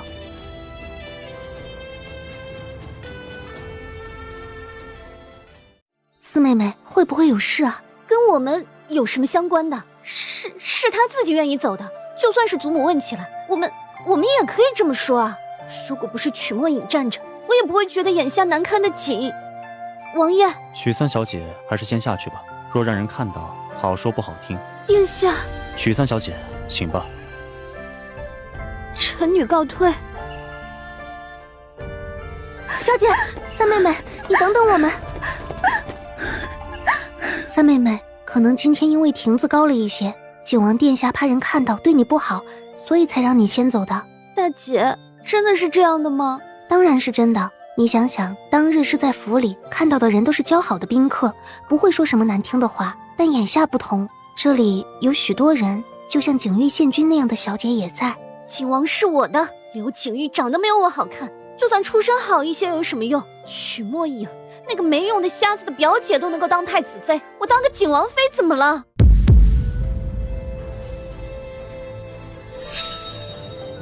你们先去走走吧，我一个人静静。三妹妹，我陪着你。不要你假好心。那三妹妹小心一些，有什么事就来找我和大姐。我也想一个人走走。正巧我听说这寺里有紫色的桃花，却从来没有找到过，不如我去找找看。小姐，我们要不要去找紫色的桃花？找个头啊！如果有，怎么不让其他人找？分明就是一个假的。嫡女有什么了不起的？我以后嫁一个好的，看他们这些嫡女还怎么在我面前显摆。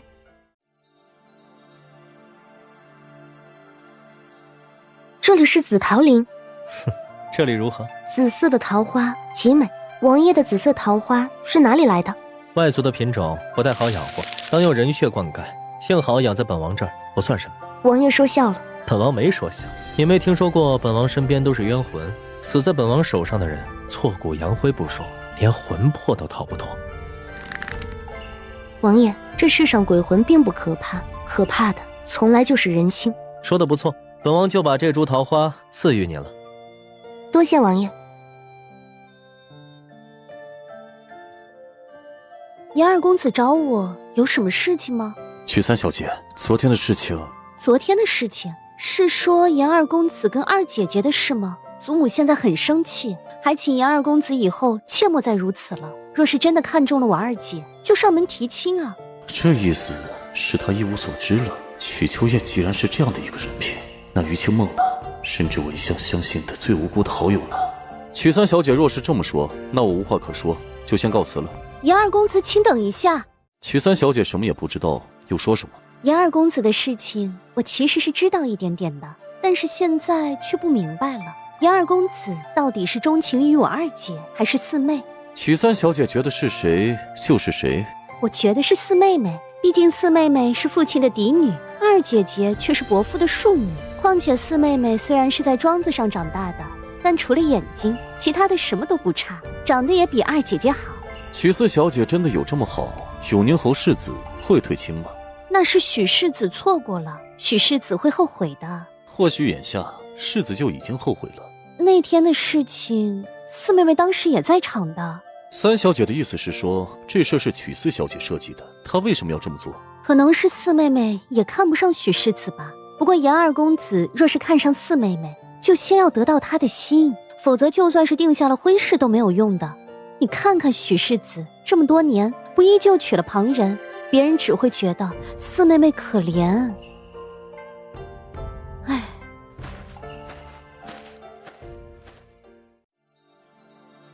母亲怎么说？小姐，夫人说这事儿您别插手。于小姐今天也过来大悲寺了。她来干什么？夫人的意思是，有什么事儿也可以让于小姐直接出面，您绝对不可以自己出手。表姐是一个人来的，还是跟许世子一起来的？自然是一起来的。回去告诉母亲，我知道怎么做了，也不会轻举妄动的。是。想以雷霆万击要了曲墨影的命，看起来是做不到了，那就细水慢流吧。来人，给四妹妹送几枝珠花过去。小姐不是最喜欢这几枝珠花吗？只是几枝珠花而已，若我想要，殿下难道还不给我？小姐对四小姐真是太好了。我们是姐妹，当然要合一起。你赶紧送去吧，一会儿表姐来了，你也把她带过来。四妹妹哪里摘来的紫色桃花？怎么也不跟我们说说，让我们一起去赏一赏，居然一个人跑去玩了。难道没把祖母的话放在心里不成？二姐喜欢，我们都喜欢，可是转来转去没找到，没成想让四妹妹遇到了。四妹妹也不想着我们一些，只摘了这么一只给祖母。没想过我们这几个姐姐还什么也没有吗？二姐喜欢自取采就是了，听闻是在云郡王处，还用了人血染的。二姐喜欢自取采就是了，听闻是在云郡王处，还用了人血染的。四小姐，我们小姐见四小姐头上的饰物特别少，就送了几枝珠花给四小姐戴戴，并不是很贵，还望四小姐不要嫌弃。那就多谢你们小姐了。我们小姐说不必客气，都是自家姐妹，就算以前不了解的时候有些误会，但姐妹终究是姐妹，难不成还能生分了不成啊？小姐，三小姐是什么意思啊？看起来这接下来还会有后手。小姐，怎么说？接下来我如果出了事，也查不到她的头上。毕竟她现在对我很好，甚至还给我送了珠花。比起其他的几位姐姐来说，她已经做得很好了。小姐，要不要去盯着三小姐？上山的时候，奴婢把跟着奴婢的2个人也带上了山，也保证小姐的安全。不必，曲秋燕不会做什么。她现在想成为景王妃，所言所行更要是要求典范，否则何贵妃那一关她就过不了。她之前不是也直接动手对付过小姐吗？以前是以前，那个时候她觉得可以一击就把我拍死的，眼下却知道不可能，就改了方向了。看起来于是有新的传话过来，这接下来曲秋燕会对我好起来的。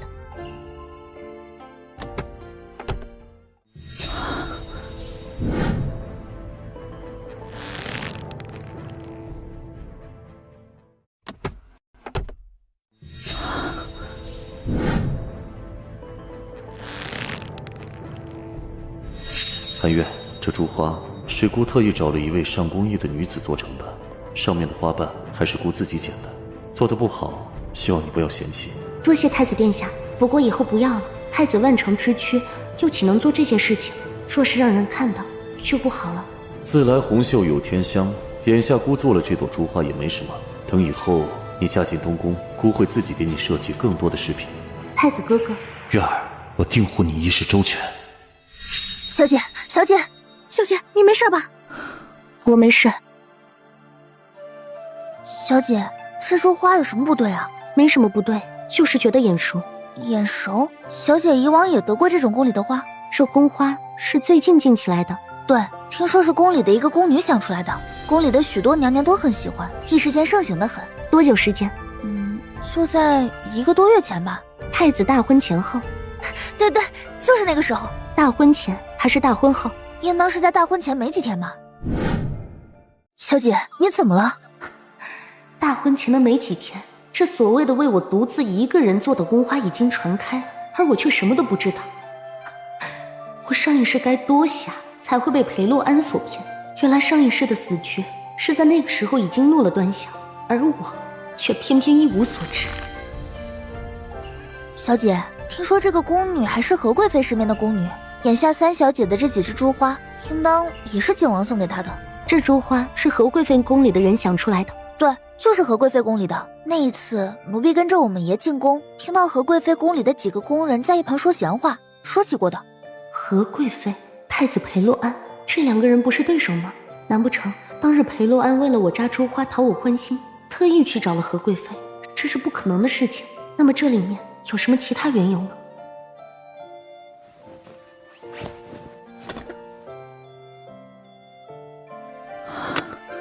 小姐，怎么了？这香里有异味，可以让人昏睡。三小姐要害四小姐？很淡的味道，还真的不会让人觉得有什么。就算是太医来查证，也查不出什么。三小姐到现在还没有死心，还想害小姐？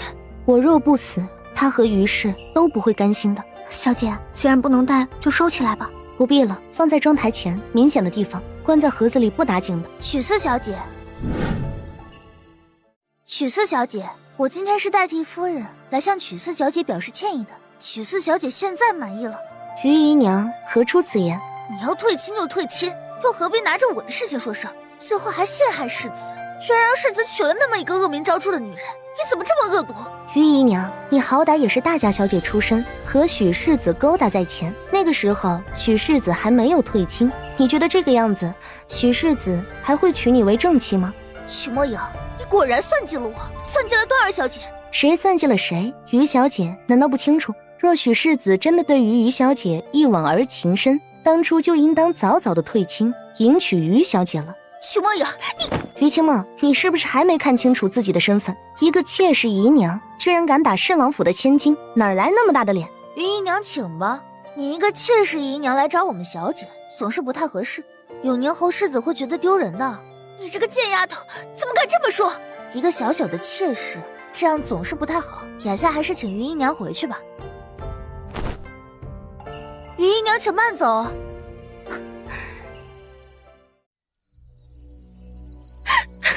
怎么了？不是去看曲三小姐了？怎么还委屈上了？我碰到了曲四小姐，连她身边的丫鬟都嘲讽我，说我跟你当妾室是自甘下贱。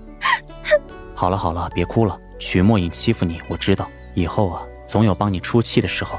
世子，是不是曲墨影看上别人了，才会算计你的？方才听表妹说，曲四小姐似乎跟严二公子之间有些关系。他们没关系。但如果他们真的有关系，严二公子会不会娶曲四小姐？世子，严二公子来了，快请他进来吧。听说你也过来了，就急忙过来看看。原本以为你现在是得了如花美眷，必不可能有时候来一游的，让你见笑了。怎么了？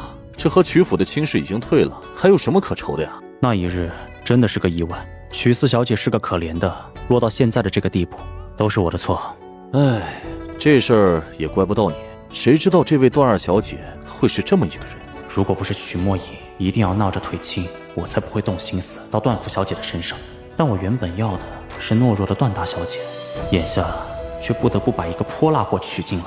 但我原本要的是懦弱的段大小姐，眼下却不得不把一个泼辣货娶进来。我听闻你在这里跟曲四小姐扯上了关系，难不成你相中了她？没有，我就是想着给你出出气啊。听说你那日下水救人是这位曲四小姐算计的，这事是不是真的？我也不知道，当时听闻这位段二小姐原本是跟着段大小姐过去的，是曲四小姐带走了段大小姐，才发生这样的事情。不过曲四小姐虽说容色才气差了点，但品性应当不会这么坏。那可不一定啊，有些女子看着可怜，其实最为恶毒了。谁知道那曲四小姐是不是这样的人？严兄，不可非议人家小姐的名声。哎呀，怕什么呀？这里就我们两个，就算说一些出格一点的话又如何呢？世子你就是太君子了，才让这门亲事耽误了这么久。眼下好不容易退了亲，却又不得不娶那么一位，真正是让京中的一众小姐千金们伤心断肠呐。严二公子，请再稍等一下。于姨娘，严二公子可是坏了事儿了。哼，也不知道于姨娘哪里找来的蠢货，没把东西送出就罢了，反而留在了自己的手里。这事的确是曲二小姐的过错，她当时没想到曲墨影会这么狡猾，还望严二公子原谅她这次错失。原不原谅的还真不好说，本公子的名声不好，那也是名声，不是谁想破坏就能破坏得了的。这事是我思虑不周，我在这里向严二公子赔礼了。哼，还有什么事情？就是世子因为这事儿心里很难过，若是严二公子能帮忙，能否再帮一次？不行。为什么呀？许离鹏自己都觉得对曲四小姐愧疚，看起来曲四小姐在这事里面也是被害的一个。于姨娘还请善良一些，放过曲四小姐才是。什么意思？分明是曲墨影害得我嫁不成许离鹏，只能为妾。许离鹏居然还对她愧疚，凭什么？当然，如果于姨娘的计划完善一些，而且不牵扯到我的身上，我还是可以考虑给于姨娘出气的。严二公子真的还愿意帮忙？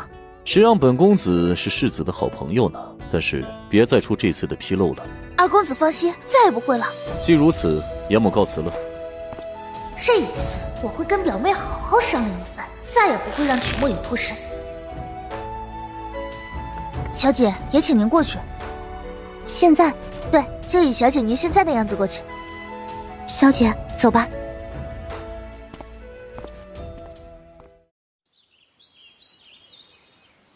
裴元俊居然是约我到这里相见。裴洛安是太子，尚且需要有人陪着过来打开门，眼下这门开着是怎么回事？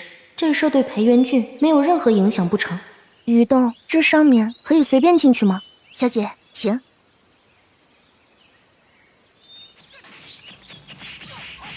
你们听到了什么吗？好像有人。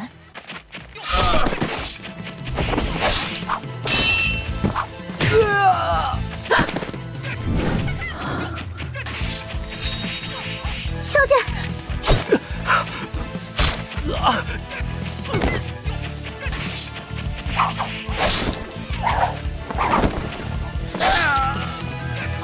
鱼洞，小姐，我们不上去，上去拖王爷的后腿。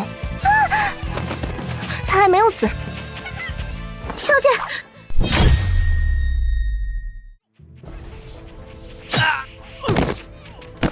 见过王爷。护主不利，回去领20鞭。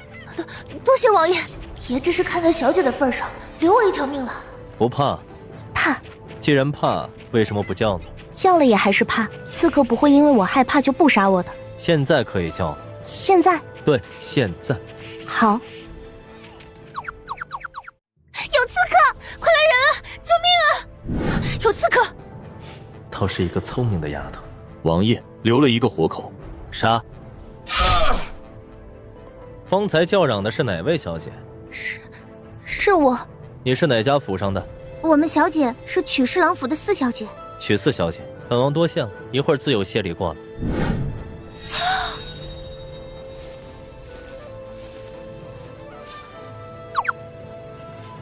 能让云郡王说这么感谢的话，这位曲4小姐的运气可真好啊！还从来没有听说过云郡王会对谁送上谢礼，就这么呼救一下，倒让这位曲4小姐获得了云郡王的青睐，怎么有这么大的好事啊？这个贱丫头的存在，就是时刻提醒着世人，母亲曾经那段不堪的过往。表妹，世子是不是生气了？我去看看。你等一下，表姐，似乎段2小姐追着许世子去了。这个时候去干什么？挨骂吗？那怎么办呀？能怎么办啊？一会儿再去看看吧。那事情准备的怎么样啊？什么时候对曲墨影动手？这事儿严二公子说会帮我的，会帮就快点动手。夜长梦多，如果不是他，你现在应该是永宁侯世子夫人，而不是一个什么也不是的姨娘。我知道了，你上次说的宫花，这宫花是景王给我的，很好用。若太子见了，说不定还有意外的效果。你就别想了，实在是不敢相信你能成事的，所以多留了一个后手。表妹你放心，这一次是必行的。那就更好了，一会儿曲墨影可能会出来拜拜佛什么的，你有什么事情也可以早早的准备。我先回去了，就不跟你这个姨娘同行了。这一次我必是要成功的。影丫头有没有伤到？祖母放心，我没事的。你这孩子怎么去那里走呢？那门一直是关着的，就不是一般人能进的。祖母，我不知道，我看那里门开着，就上去看看，没想到。幸好没什么大事儿，你下午去找几座菩萨拜拜，让你大姐陪着一起去。是。云郡王是皇上的堂弟，是个小少年的时候便自请去了边境，皇上时不时的就会让他回京，只是大多数被他以将在外，君命有所不受为理由给拒了。祖母，四妹妹怎么样了？你去哪里了？祖母，我也是才听到消息赶过来的。四妹妹如何了？可有伤的？多谢三姐姐，我没事。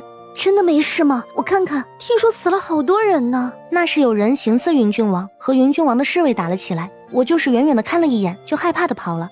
好了，别说这些了，不吉利。一会儿一起陪着你妹妹去拜拜佛。祖母，那个严二公子，他现在还在大悲寺里，我怕他冲撞了四妹妹就不好了。三姐姐为什么不说严二公子会冲撞了你？我跟严二公子又没有什么事，既然三姐跟严二公子没什么事，那三姐方才的话是何意？四妹妹，对不起，我误会了。眼下曲秋燕过来干什么？有曲彩月和于清梦在前面替她办事，还需要她亲自上阵吗？严二公子跟你们几个都没什么关系，就算是路上遇上，避开就是。是祖母啊，我还要禀报祖母，我表姐来了，和永宁侯世子一起过来的。若是遇上了，你若是想跟他说话，就去说吧。我让你大姐陪着影丫头的。大姐姐也会去？是的，你如果有事儿，就不用去了。祖母，我没事，我就怕遇到了我表姐，冷落了四妹妹。眼下却是正好，还有大姐姐在。好了，先去用午膳吧，一会儿你们约好时间再过去。祖母，那我们先回去了。走，四妹妹。好。四妹妹，宫花喜欢吗？多谢三姐的宫花，这都是宫里的新品，四妹妹若是喜欢，就带起来。这是大杯四，这么鲜艳，总是不太好的吧？啊，你看我都高兴忘记了这件事情，是我失语了。这只簪子就当是给你的赔罪吧。多谢三姐，自家姐妹嘛，说什么客气话呢？那一会儿见，我先回去了。好。一对2只，还是一组4只？曲秋燕的算计，透过这只簪子，倒是能让人猜出几分。啊，小姐，啊，看不看路啊？怎么撞人？对不起，实在对不起。小姐，走吧。多谢小姐，多谢小姐。小姐，你没事吧？我没事。小姐，你的簪子呢？掉了，掉了，在哪儿？雨春、雨冬，你们再叫的大声一些。小姐，那个婆子是故意的，一定是看三小姐送您簪子，就等着来撞您。就是她怎么就猜到三小姐要送您簪子的？小姐，得告诉太夫人去，好好的簪子怎么一撞就没了？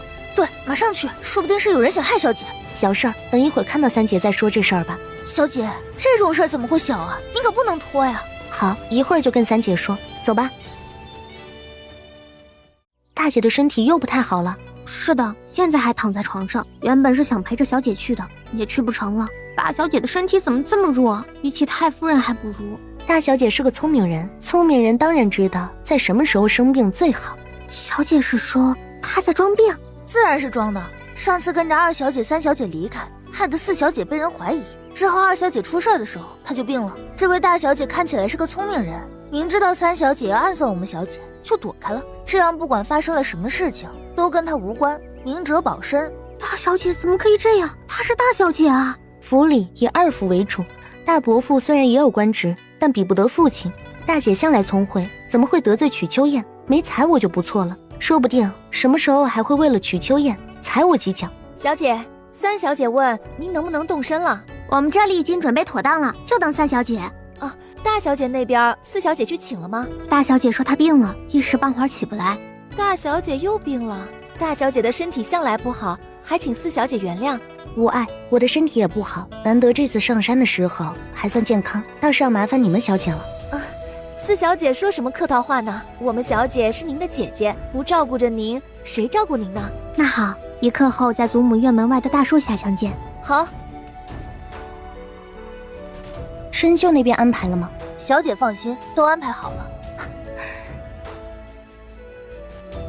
曲雪心还真是越来越精明了，居然又不去。表姐那里都准备好了？都已经好了，就等接下来的事情了，和小姐不会扯上关系的。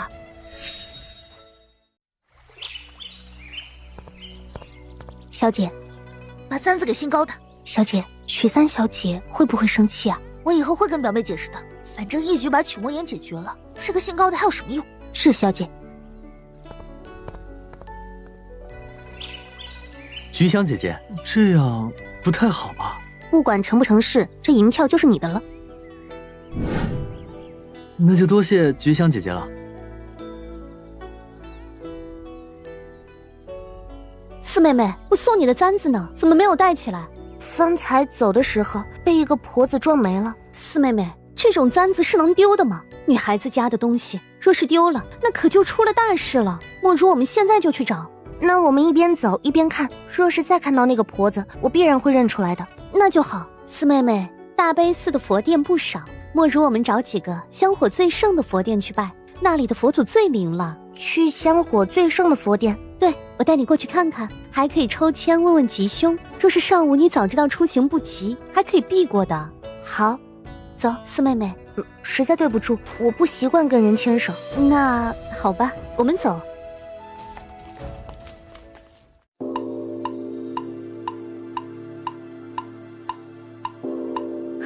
还想找那个婆子，于清梦又不是笨的，这个婆子必然已经打发下山了。走，四妹妹，我带你去赏一赏这大悲寺的风景。赏景不太好吧？祖母知道了要生气的。好吧，那我们也去抽个签，问问吉凶。德眼大师不愧是佛门得道高僧，真是神机妙算呢。阿弥陀佛。你怕什么？我们走。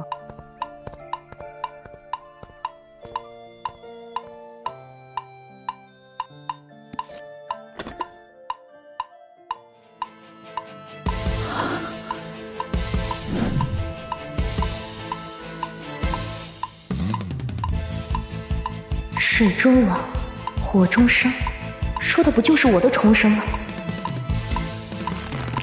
四妹妹是什么？我看看。没什么好看的，就只是一些似是而非的话，看不太懂。看不懂就对了，我们现在就去解签。好，走，四妹妹，我们现在就去解签。好，我以前不相信，现在觉得天上重生，绝不是凡人能做到的。啊！你干嘛撞我？哎，你怎么说话的？明明是你撞上来的，有没有长眼睛？就是你撞的，是你故意撞的，你撞坏了我的东西，你赔我！哪儿来的小孩，居然还敢讹诈我？这里可是天子脚下，可不是谁想讹诈就能讹诈的。这是哪家的下人呢？怎么对个孩子这个样子？撞了人就撞了人，道歉就是，还拉着人孩子说什么讹诈不讹诈的？就是啊，这么大一个人还跟个孩子计较，都是孙儿辈的人了。长得这么凶，一看就知道不是一个什么好的，必然是自己撞到这孩子身上去的。看把这孩子委屈的。你们这么多人就指责我一个老婆子，佛祖在上会看到的。老婆子如果撞到他，就不得好死；如果是他故意撞过来的，也不得好死。这位施主，还请起来说话。佛祖面前不可高声喧哗。他们都冤枉我，佛祖没看到吗？老婆子好生生的来拜佛，怎么就惹出这么多事情来？这位小哥可能也是真的不小心的。你撞坏了什么东西啊？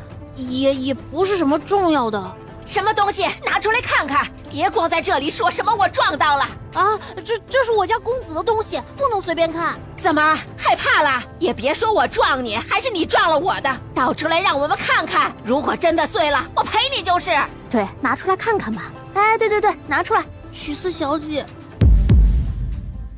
四妹妹，这小厮是不是在叫你？曲思小姐，这位就是曲思小姐。哎，这位小姐，这是你带来的小厮吗？我们小姐不认识的，奴才是曲思小姐。啊，你可别转过来惊到了我们小姐，你们都离我们小姐远一些，这种事情跟我们小姐没关系。不是你们小姐还是谁？雨冬姐姐。你谁啊？为什么会知道我的名字？我不认识你，我不认识你。什么不认识？分明就是你们公子跟这位小姐之间有什么事情。你慌慌张张的撞到我，也是要给这位小姐送东西是吧？怪不得我好好的走路你就撞过来，原来你是要找这位小姐呀。四妹妹，这事儿是不是真的？这事儿是不是真的？慢慢看吧。既然有了这么一说，总得往下看才知道。是不是的，还是拿出来看看才是，总不能说什么是什么，还是看清楚的好。一只簪子，哎呦，我还从来没有见过紫色的珍珠，这得多少钱呢？哎呦，不是富贵人家拿不出这种东西的。这小厮穿成这个样子，他家公子必然也是一个穷的，怎么会有这么珍贵的东西啊？这不会是女子送给情郎的吧？小姐，四妹妹，这簪子我送你的。哎，这是什么？字条？还君明珠双泪垂，恨不相逢未娶时。曲思小姐，无才无貌，还是一个丧母的，也怪不得会出这样的事情。公子，你就是来诬陷我们小姐的人吗？既然来了，还请当面对质。曲思小姐，是小生连累了曲思小姐。你是谁？为什么要陷害我？四小姐，当日我进京的时候，路过你住的庄子，还借宿了2天。四小姐，难不成也说不认识吗？我认识你。曲思小姐，我知道这事儿是我不对，但送东西还是不必了。谢过曲思小姐当日留宿之恩。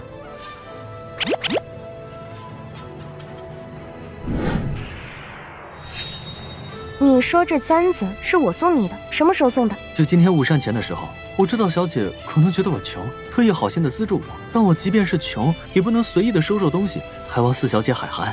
哼，这一次就算是要不了他的命，也要让他一辈子关在深山古庵里，然后再找流氓脏了他的身子，看他还有没有脸活下来。我操！你确定是我送的？丫鬟过来的时候说的。哪个丫鬟？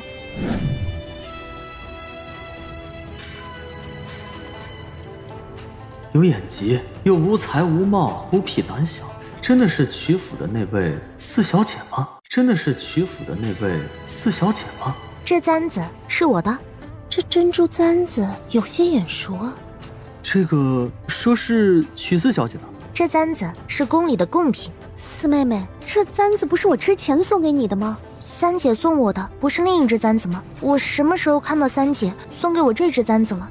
这么珍贵的簪子，三姐怎么会送给我？四妹妹，你什么意思啊？我跟三姐离开不久之后，簪子就被一个婆子装了之后不见了。当时大姐姐的院门前，我看到大姐姐的丫鬟在门口，她应当是听到了的。三姐方才问我簪子怎么没带，我不也是说被人撞没了吗？怎么忘记了吗？四妹妹，我好心好意的把簪子送了你一只，你送了人也就算了，眼下居然还把事情扯到了我的身上，你怎么可以这么忘恩负义啊？三姐这话说的真好笑，三姐往日里对我极一般，今天突然送我这么贵重的簪子，分明只是一只普通的簪子罢了。眼下三姐头上的一对簪子中的一只出现在其他男子的手中，却说是之前给了我的，我就不明白这所谓的到底是何意。再说三姐的簪子又是哪里来的？这簪子是曲三小姐。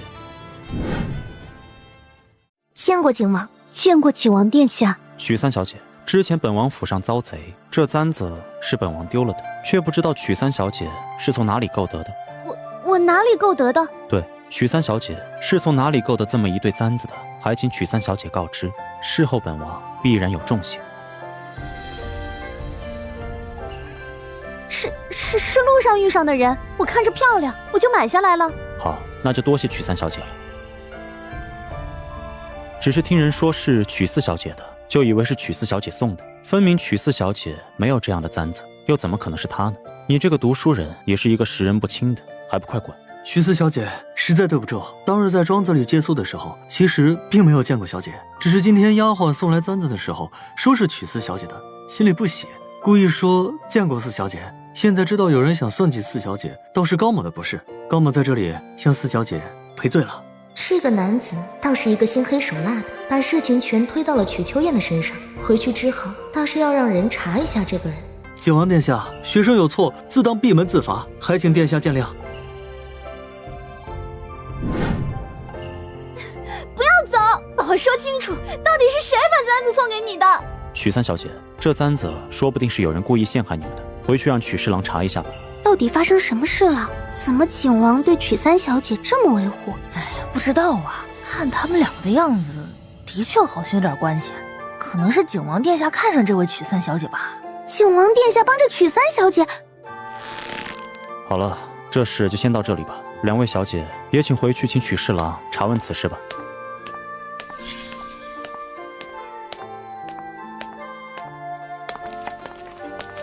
不过是凭着她是齐国公的外孙女儿，才得来了县君之位，还真的以为她就是未来的景王妃不成？走。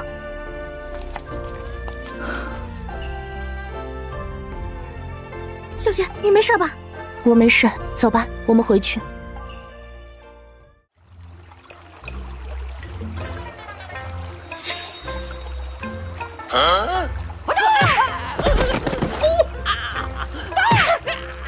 别打了，金手，我错了。殿下，这是怎么了？能有什么事？不过是官吏之间的事。本王要回去禀明父皇。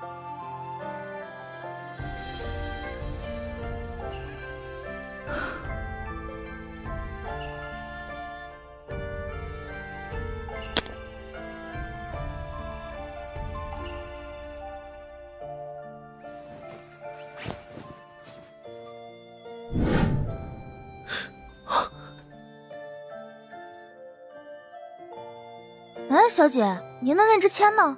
应当是方才出殿的时候就丢了。那真是可惜，不然还可以让那位大师解解签，听说灵验的很。走吧。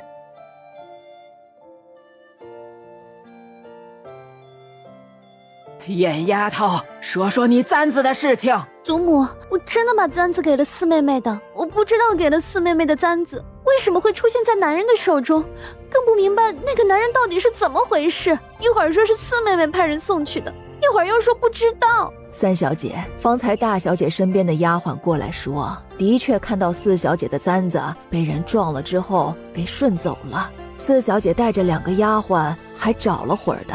祖母，我都回去收拾一下，回府。是祖母。太夫人，您别生气，您的身子……好啊，好一个姐妹情深，好，真好。贱人，贱人，贱人！三妹妹，你别生气，这事儿肯定和曲墨影那个贱丫头有关，一定是你着了她的道。当初她就是这么暗算我的。三妹妹，你先想想眼下怎么办。祖母向来护着那个贱丫头，不会就这样完事儿的。而且外面的人，哼，二姐姐是不是很开心啊？不，没有，我担心三妹妹啊。没有就好，否则二姐是知道我的。是，我知道。三妹妹想让我干什么都行，我一定会帮着三妹妹的。一个庶女，除了能巴结我，还能干什么？但眼下这个曲彩月也不是一无所用的，母亲一定会想法子补救的。到时候说不得就会用到曲彩月了。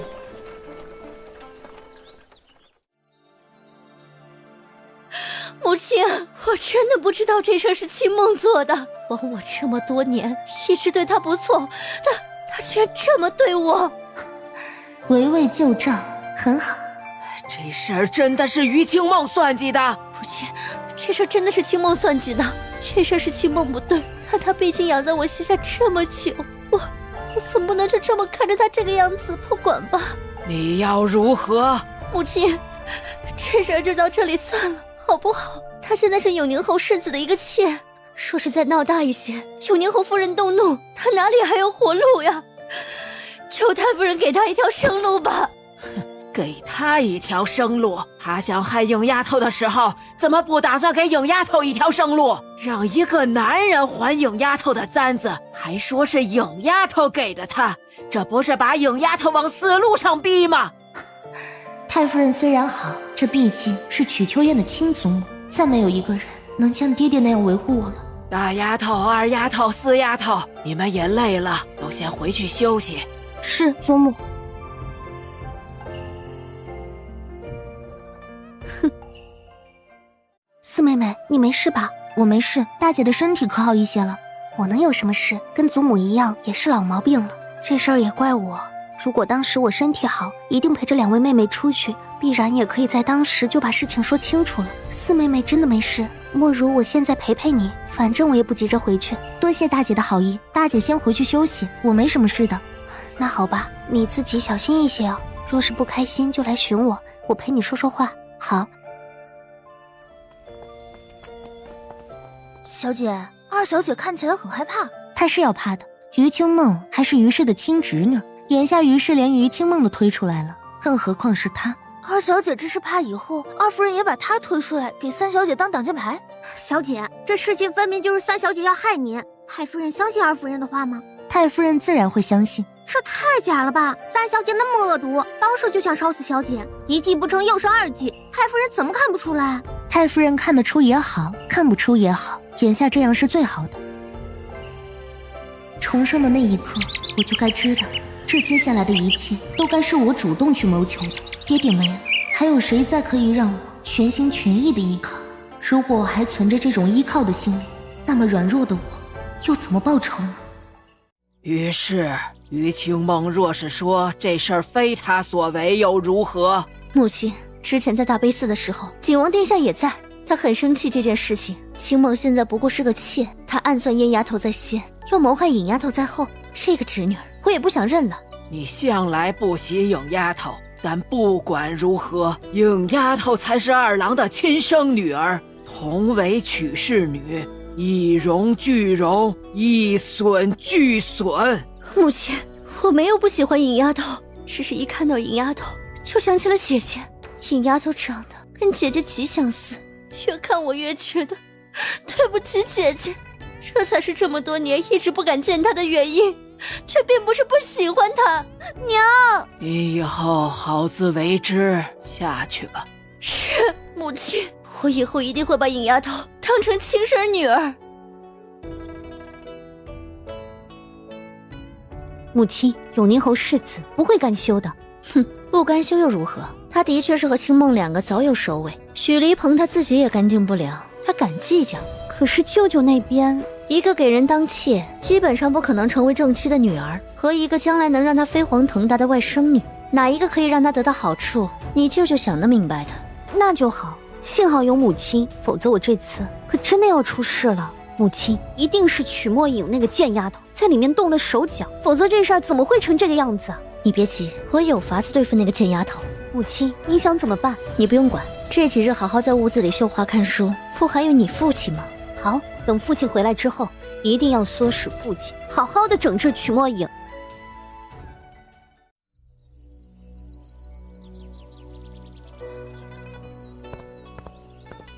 父亲，四妹妹害我。有什么事儿以后再说。父亲，我还有事找你母亲去。有祖母护着四妹妹，母亲怎么能管啊？连这点小事都管不了，我要你母亲何用啊？父亲，这是指责我管家不力，连后院一些小事都处置不了了？难道我在曲之镇的眼中就是一个管家管事的吗？夫人，老爷急匆匆的来，又急匆匆的走，是不是发生了什么大事啊？应当是出事了，而且事情不小。娘，夫人，你怎么样了？我肚子疼，快扶夫人回去，马上请大夫。母亲，随我来。夫人，你下次小心一些。我没事的，休息一下就好了。夫人，你还是先跟太夫人和老爷说一声吧，让他们也高兴高兴。这孩子也不一定保得住，先等等吧，别又是空欢喜一场。二夫人，吴嬷嬷，发生了什么事了？太子妃薨了。什么？太夫人的意思，太子妃薨了。这几日府里一应都用素食，府里一应人等挂孝10日。夫人的身体不适，如果二夫人实在坚持不住，莫如请东府的大夫人过来帮着主事。我没事，就是方才稍稍有些不舒服，麻烦武嬷嬷去禀过太夫人，说我会尽力处理这些事情的，让她不必担心。二夫人身体还好就好。太夫人的意思，先给府里的几位主子准备挂孝的腰带以及粗麻布的衣裳，还要准备一些祭拜之物。武嬷嬷，你去禀报太夫人吧，我马上就去布置。是。啊，武嬷嬷，二爷说了什么时候回来吗？二爷这几天呀，恐怕都不回来了。说是工部的几位都去了太子府，这几天呀，忙得很。好，我知道了，去把镇仙坊的管事叫来，我要亲自吩咐。是。哼，太子妃薨了，还有比这更好的事吗？的确，照着曲墨影的面上，就得去太子府祭拜，那就更需要好好的整治衣裳了。再表姐，又是在太子妃的葬礼上面出事情，即便有太夫人护着，曲墨影也只能以死谢罪了。什么？小姐，您别伤心，太子妃的身体之前一直也在吊着命，眼下……小姐，您节哀。我没伤心，其实这死了可比活着好多了。总算是死了，裴洛安等的也太久了吧？没想到我死都死了，还能替裴洛安证明清白。我的死果然是每一份都被裴洛安利用的完全，没有一丝残渣留下。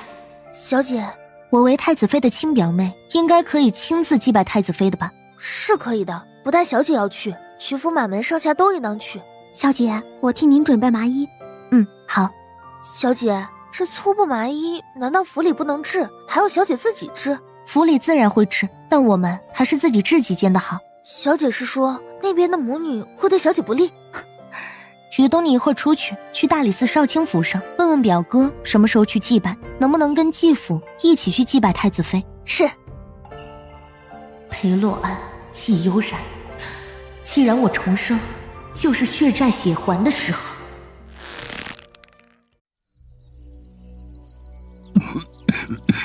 元君，真的找不到一点蛛丝马迹？还真的没找到，过来的都是死士，最后就算是没死被抓住了，也一个个咬了毒囊死了。往日里微臣也遇到过不少的刺客，现在没事就好了，皇上不必在意。大悲寺里居然出现刺客，怎么能就这么算了呢？刑部好好的查一查，查一切有异常的人。是，陛下，臣现在就去。这位云郡王就是不能得罪的主啊，也不知道是谁吃了雄心豹子胆，敢去行刺这一位。见过贵妃娘娘。于尚书客气了，皇上可在休息？云郡王在里面，还在和皇上议事。既如此，我在廊下等一会儿就是。是。这事真的可行？殿下还是太性急了一些，眼下呀，也只能如此了。若是让皇上发现您，可就麻烦了。殿下，眼下也的确如此。云郡王此人恶焰滔天，殿下除恶不清，必有反噬。太子妃在这个时候没了，太子必然守在府中，没有人再就此事怀疑您的。这种事必然是出自皇家之手，如果不是您，那就可能是景王，也有可能是魏王，甚至还可能是……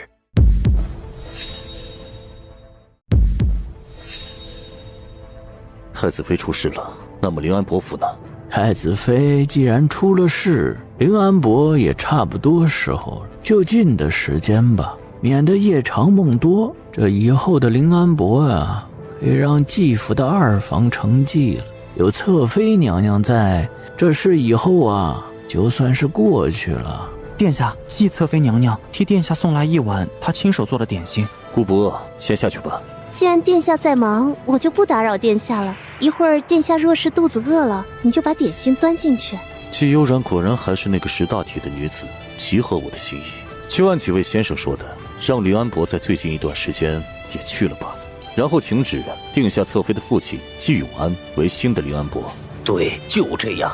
殿下，这几日凌安伯府也要看紧了，可不能发生意外。那是自然。问问凌安伯府什么时候来祭拜太子妃，祭拜完之后就传消息出去，凌安伯没。如此甚好。太子妃和凌安伯两个都死了，那些事情才能真正的埋下去。只是可惜了，我这么多年的布置，而且还连累到季寒月，这一切都是季永明这个不识抬举的东西造成的。如果他乖乖的把我要的交出来，我又何至于做到现在这一步？季寒月要恨，只能恨他的父亲，跟我没有关系。我也想留下他的命，是他自己想不开，跳下凌渊阁的。四小姐，这是针线房新做的，二夫人的意思啊，是让四小姐先选了。明天虽然是太夫人带着大家去的，但四小姐和太子妃的关系更不同一般，穿着上面要比别人注意才是。就这一套吧。好的，那奴婢把其他的3套拿给太夫人。好。杨嬷嬷，你看看，小姐可是有什么不对的？这上面有东西，很淡，像不像以前你给我看的斩情花的味道？小姐，在太子妃娘娘的丧仪上，这是要让小姐声名俱丧啊！小姐，现在怎么办？把我们自己制的那套衣裳中的鞋子换了这双鞋子。至于这花，既然是一起制作的，应当也是一样的，就带着吧。小姐啊，他们怎么就肯定您选的花就是这一朵呢？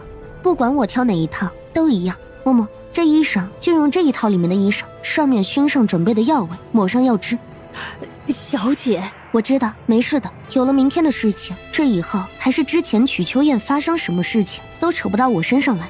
雨东，你去打听一下，方才针线房的管事婆子出了浅月居之后，是不是发生了什么事情？是，奴婢知道。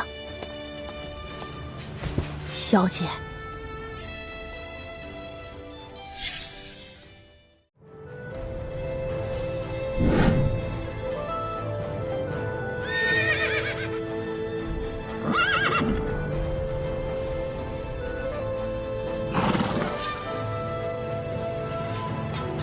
林丫头，别难过了，太子妃是个好的，只是命不好。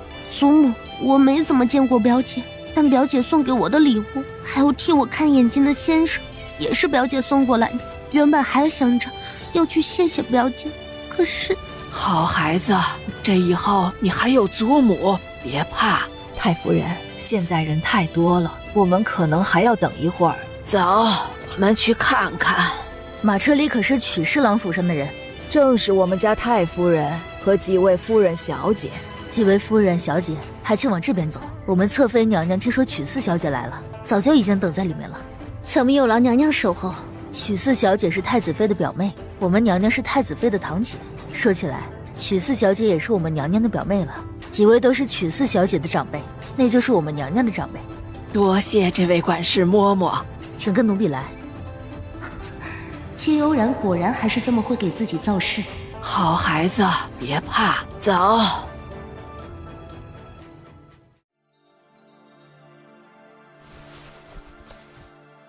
见过侧妃娘娘。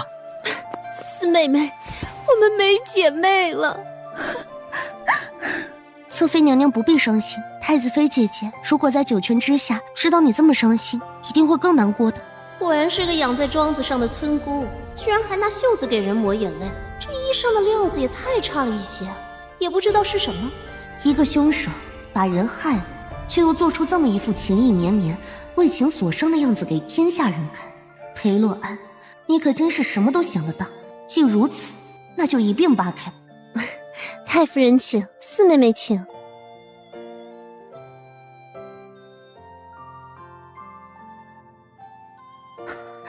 看着像是那么一回事儿，但其实这里面尸骨无存吧。上一世的我死在凌渊阁下面的湖水里，裴洛安不可能找到什么，也不会去找。也不知道是不是他粗手粗脚的给我弄伤了。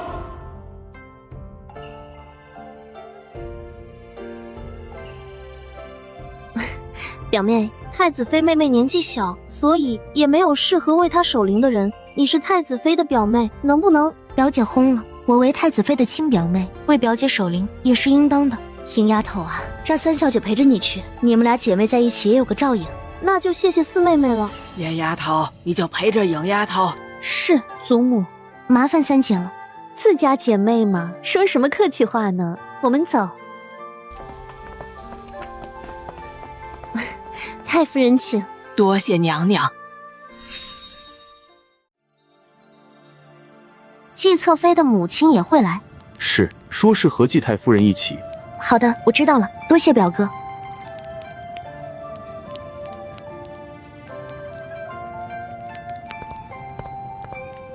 雨洞，小姐，你怎么了？我没事。这两位是谁啊？为什么会在太子妃的灵前？这两位是太子妃的表妹，帮着一起守灵。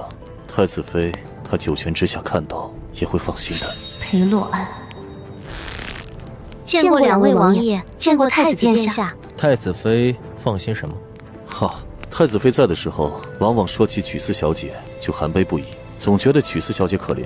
眼下太子妃虽然不在了，但曲四小姐依然是姑的表妹，姑一定会帮着太子妃照顾曲府的，像照顾季大小姐那样照顾。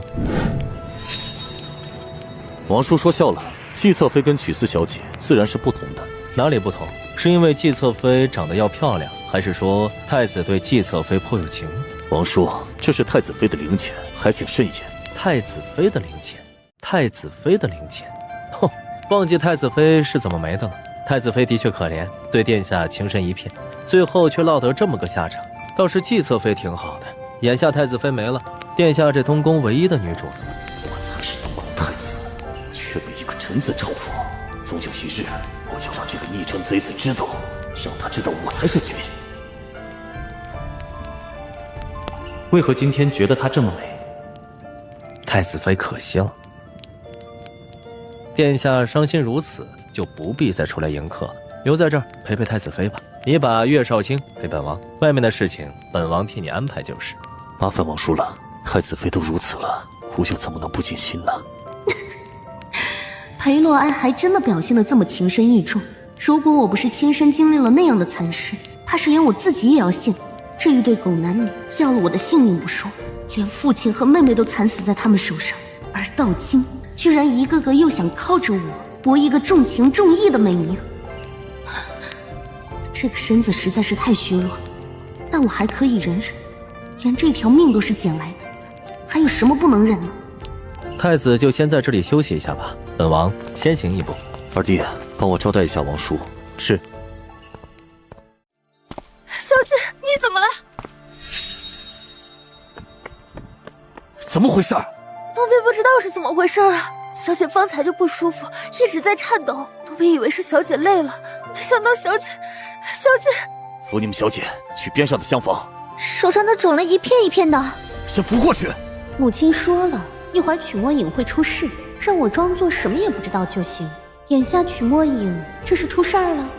曲墨影眼下是我表示对季寒月不能忘情的一个重要的道具，可不能在这个时候出事儿了。这位曲三小姐也是一个没眼力劲儿的，自己的妹妹出了事儿了，她居然还跪得住。太子妃能得太子殿下如此深情，也真是死得值了。如果太子殿下对我也这样，我会不会对太子殿下情深一片呢？眼下太子妃轰了，太子必然会重新迎娶，那是不是我也有机会了？曲三小姐，太子，你是曲侍郎的三女儿？是的，家父正是工部侍郎。太子殿下，太子殿下，太子殿下不好了，不好了！这，大哥，见过长公主。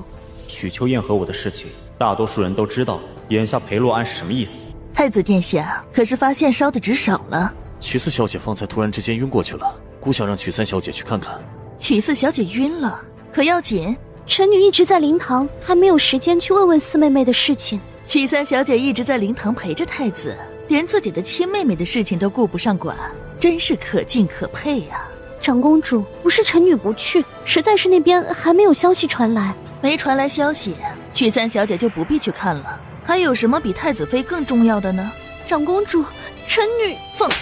太子妃的灵堂，切忌喧哗。殿下，曲侍郎的三小姐不顾喧闹太子妃灵堂，是否该当罚下去？罚下去。来人，把曲三小姐拉下去，让她在院子外面跪着，凉快凉快。太子殿下，太子殿下！许秋燕这个贱女人，往日里还一再的暗示我，表示我是她最心仪的男子，没想到居然在太子妃的灵堂里就敢做出勾引裴洛安的事情，还真当我是个死的。殿下救我！殿下！好了，既然都这样了，就带曲三小姐下去诊治吧。曲府的小姐身体都不太好，一个两个的都晕过去了。把曲三小姐带到曲四小姐处，一起诊治。是。二弟，这事儿，太子哥哥，本王知道不是太子的事情，你能这么想是最好的。姑这一生心仪何人你也知道，眼下方宗已逝，却让姑情何以堪呢？大哥请节哀，太子妃也是为了大哥。若太子妃九泉之下知道大哥这么伤心，也会跟着难过的。姑知道，可姑此生再也没有心仪之人了。大哥，你是千金之躯，切不可如此啊！唉。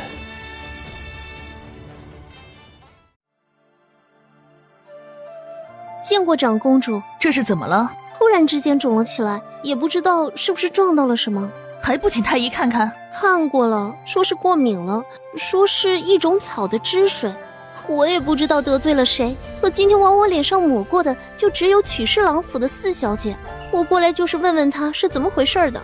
曲三小姐？不是，是曲四小姐。之前我见她是太子妃的表妹，又是一个可怜的，就抱着她哭了。她当时用袖子给我抹了一下眼泪，没想到就这个样子了。不只是曲墨影，还有曲秋燕，曲府的两个贱丫头都不是什么好的，枉我还一心想跟他们交好。曲四小姐晕过去了，太医正在诊治。什么？她晕过去了？什么原因？不只是她，还有曲三小姐，曲府的小姐身体都不太好，现在在一起诊治。季侧妃去看看吧。母亲，这位季侧妃知不知道方才曲三小姐的事情？她自然是知道的。季侧妃眼下能得到这么一个位置，可不是全凭太子妃的意思得来的。你以后小心她一些。母亲是说她进入东宫，并不是因为太子妃，而是因为太子殿下。这个女人不简单。当日太子殿下对太子妃如何的一往情深，甚至为了太子妃，身边没有一个有位分的侧室。但太子妃进宫之晚出了意外之后，介悠然就跟着进了宫，而且还是侧妃的名分。眼下太子妃一逝，她就是独大了。这个女人想当太子妃，应当是早就想了，可惜呀，再想也是一个假货。太子不会立她为太子妃吗？眼下她不是独宠东宫吗？独宠东宫？独宠东宫的别说是一个侧妃，就算是太子妃、皇后又如何？好了，我们去帮着接待一下女眷。季悠然眼下也不能出面了。太夫人、二夫人，季侧妃请你们过去。母亲，那我们现在过去吧。青莲，你们小姐呢？我们小姐，秋燕怎么了？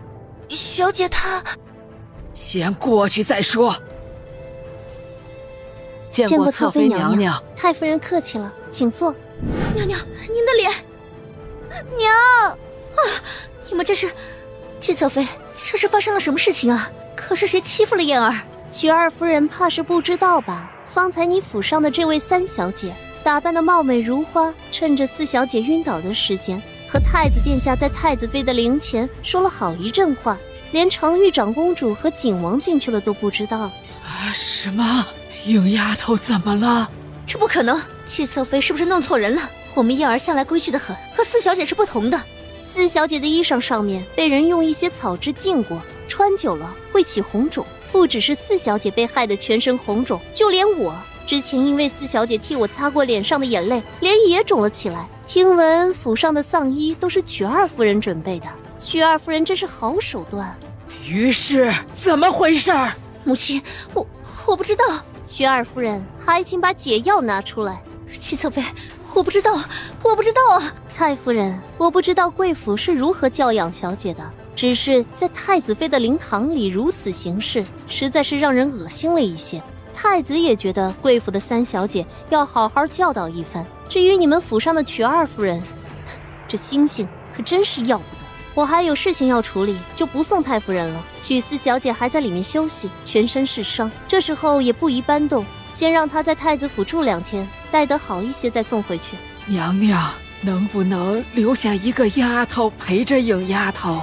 自然是可以的，只是不要再来一个像瞿三小姐这样的，否则别怪我不客气。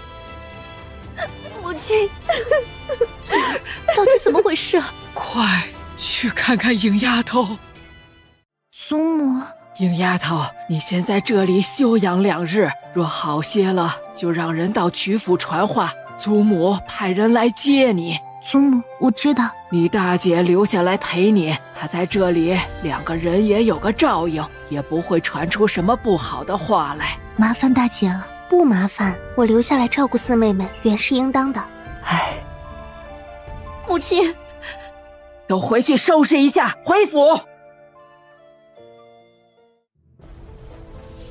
啊，真的假的呀？是真的。听说呀，是因为曲四小姐不知道自己的衣裳上面被抹了害人的东西，还去替季侧妃抹眼泪，害得季侧妃的脸也肿了。听说这原本曲四小姐衣裳湿了的时候是要换衣裳的，还是曲三小姐说不让换，最后这衣裳也没换成。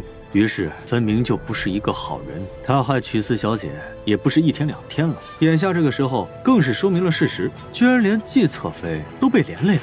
那季侧妃怎么说？季侧妃让曲四小姐先住下养伤，曲府的其他人已经被赶出去了。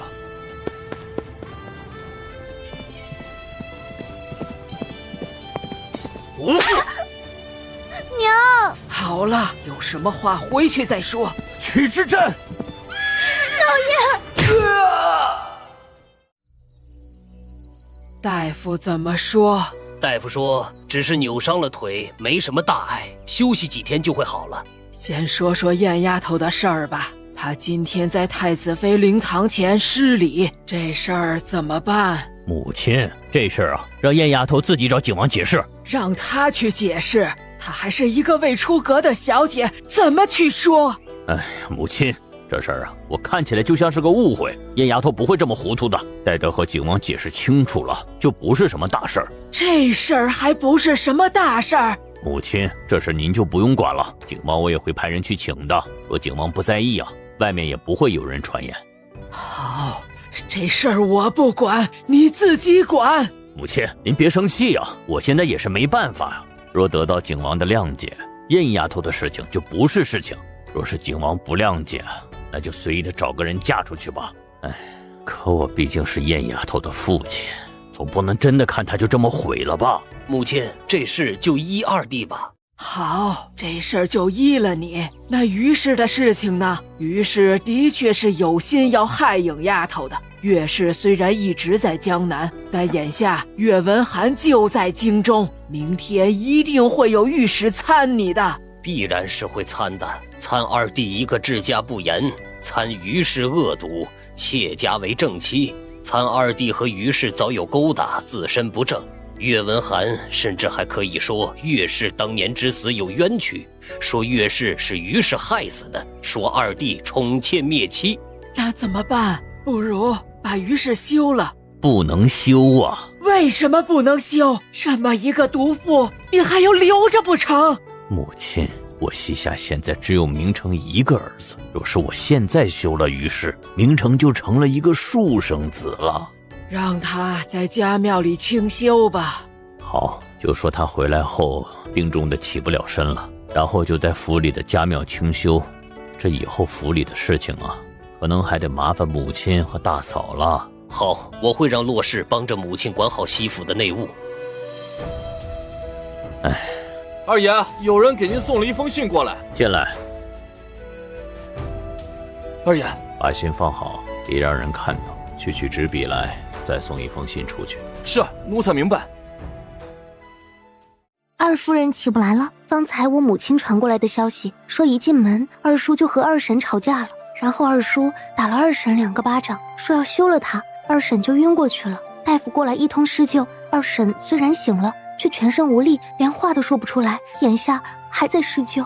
二夫人这是发了什么病？这个我母亲也不清楚，就是说突发疾病，来势很猛，请了好几个大夫在看病。四妹妹，大姐，我有些难受，就不陪你了。四妹妹，大姐，我真的很难受，有话一会儿说，可以吗？好吧。我也尽心了，看四妹妹的意思，跟二婶之间的关系实在是好不起来了，我就算是想劝，也没机会劝。雨春，四妹妹会原谅二婶吗？大小姐，奴婢不知道。是啊，这种事你一个当丫鬟的怎么知道呢？雨春，我回自己屋里去了，若是四妹妹有什么事，你过来说一声。是，大小姐。小姐，时辰差不多了，再用药水重新擦一下。好。小姐，你以后别这样了。没什么的，就是看起来可怕一些，几天后就会消下去了。小姐，奴婢知道你很疼，你若是疼了，就叫出声吧。真的没那么痛，就是看起来可怕一些罢了。小姐，以后您别这样了。如果被暗算成瞿秋燕一样，我宁愿像现在这个样子。雪家小姐不是娇养在闺中，前小姐被扔在庄子里没人顾，回来后也被当个下人吃尽，甚至于小姐差点被三小姐的丫鬟烧死，最后也只是处置了一个丫鬟。可眼下即便小姐伤成了这个样子，二夫人也不一定有事。小姐过得太苦，所以我一定不能退，一定要护着小姐。小姐好了吗？小姐才上药。我知道，小姐，奴婢遇上一个人，说是有事情要找您，让他进来吧。是，许四小姐，求你救救明姐姐吧。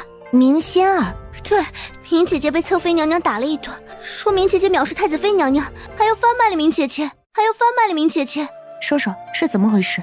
昨天太子妃轰了，每个人都得了一套白色的丧服，明姐姐也有一套，可她那套脏了一大片，明姐姐没办法，只能先穿自己的素净衣裳。没想到却是遇上了侧妃娘娘，说明姐姐不尊太子妃，而且又打了10棒。打完之后，明姐姐就被扔到了柴房去。奴婢后来想找太子殿下求情，可太子殿下的人都看不到。到今天为止，明姐姐还一直被关着，不但伤口没有处理，连饭也没得吃。说是再这么下去，明姐姐会死的。明仙儿让你来找我的。明姐姐听说曲四小姐留在府里，就想让奴婢来求求曲四小姐。明姐姐真的不是故意的，是有人要害明姐姐。你们需要我做什么？把明姐姐的事情跟太子殿下说一说。太子殿下向来喜欢明姐姐的戏文，一定不会让明姐姐受委屈的。有多喜欢啊？太子殿下对明姐姐很好的，也答应明姐姐以后会让她正式进入东宫的。多久的事了？好久了吧。明姐姐进入太子府也是太子的意思，早早的时候太子殿下就已经是这个意思了。所以说两个人早早的便在一起了。侧妃娘娘知道吗？侧妃娘娘是知道的。其实侧妃娘娘还没有进东宫的时候，跟明姐姐的关系还是很好的。每次陪太子妃到东宫的时候，侧妃娘娘还时不时来看看明姐姐，说喜欢明姐姐的戏。可眼下，侧妃娘娘居然让明姐姐的命。所以说，姬悠然早早的便和明仙儿两个在一起，暗中联手，而偏偏我却一无所知，也怪不得我会落得这么一个悲惨的下场。藐视太子妃，就算把明仙儿的事情跟太子殿下说了，太子也不会怪姬侧妃的。那怎么办呀？若是明仙儿还想活着，就自救吧。要让明姐姐怎么办？你方才说那边柴房门锁着，但没人看着是吧？对，听说守柴房门的婆子被厨房叫去干活了，会不会砸了？不跑就等死吧。侧妃娘娘真的会要了明姐姐的性命吗？自然是真的，一山不容二虎。而且听这意思，你们这明姐姐比季侧妃还进了藏。若是没有一点本事，就恐怕只能逃出府去了，说不定还能逃了性命。逃？往哪里逃啊？这太子府又是能逃得掉的吗？今天人来的多，里面很多地方很乱，如果要逃，说不定也能逃得掉。不，可以找太子殿下求情，太子殿下一定会饶了明姐姐的。让你们明姐姐自己出来，去找太子殿下求情吧。我言尽于此，你回去救你的明姐姐去吧。曲思小姐，你先回去吧，我们小姐才用了药，还得休息。太子妃太可怜了，身边连个守灵的丫鬟都没有。方才在灵堂上，原本应该为我守灵的两个贴身丫鬟一个都不在。明仙儿看着也不笨，当知道从这里起头才是。而继父，我也得借这次踩上继父的线。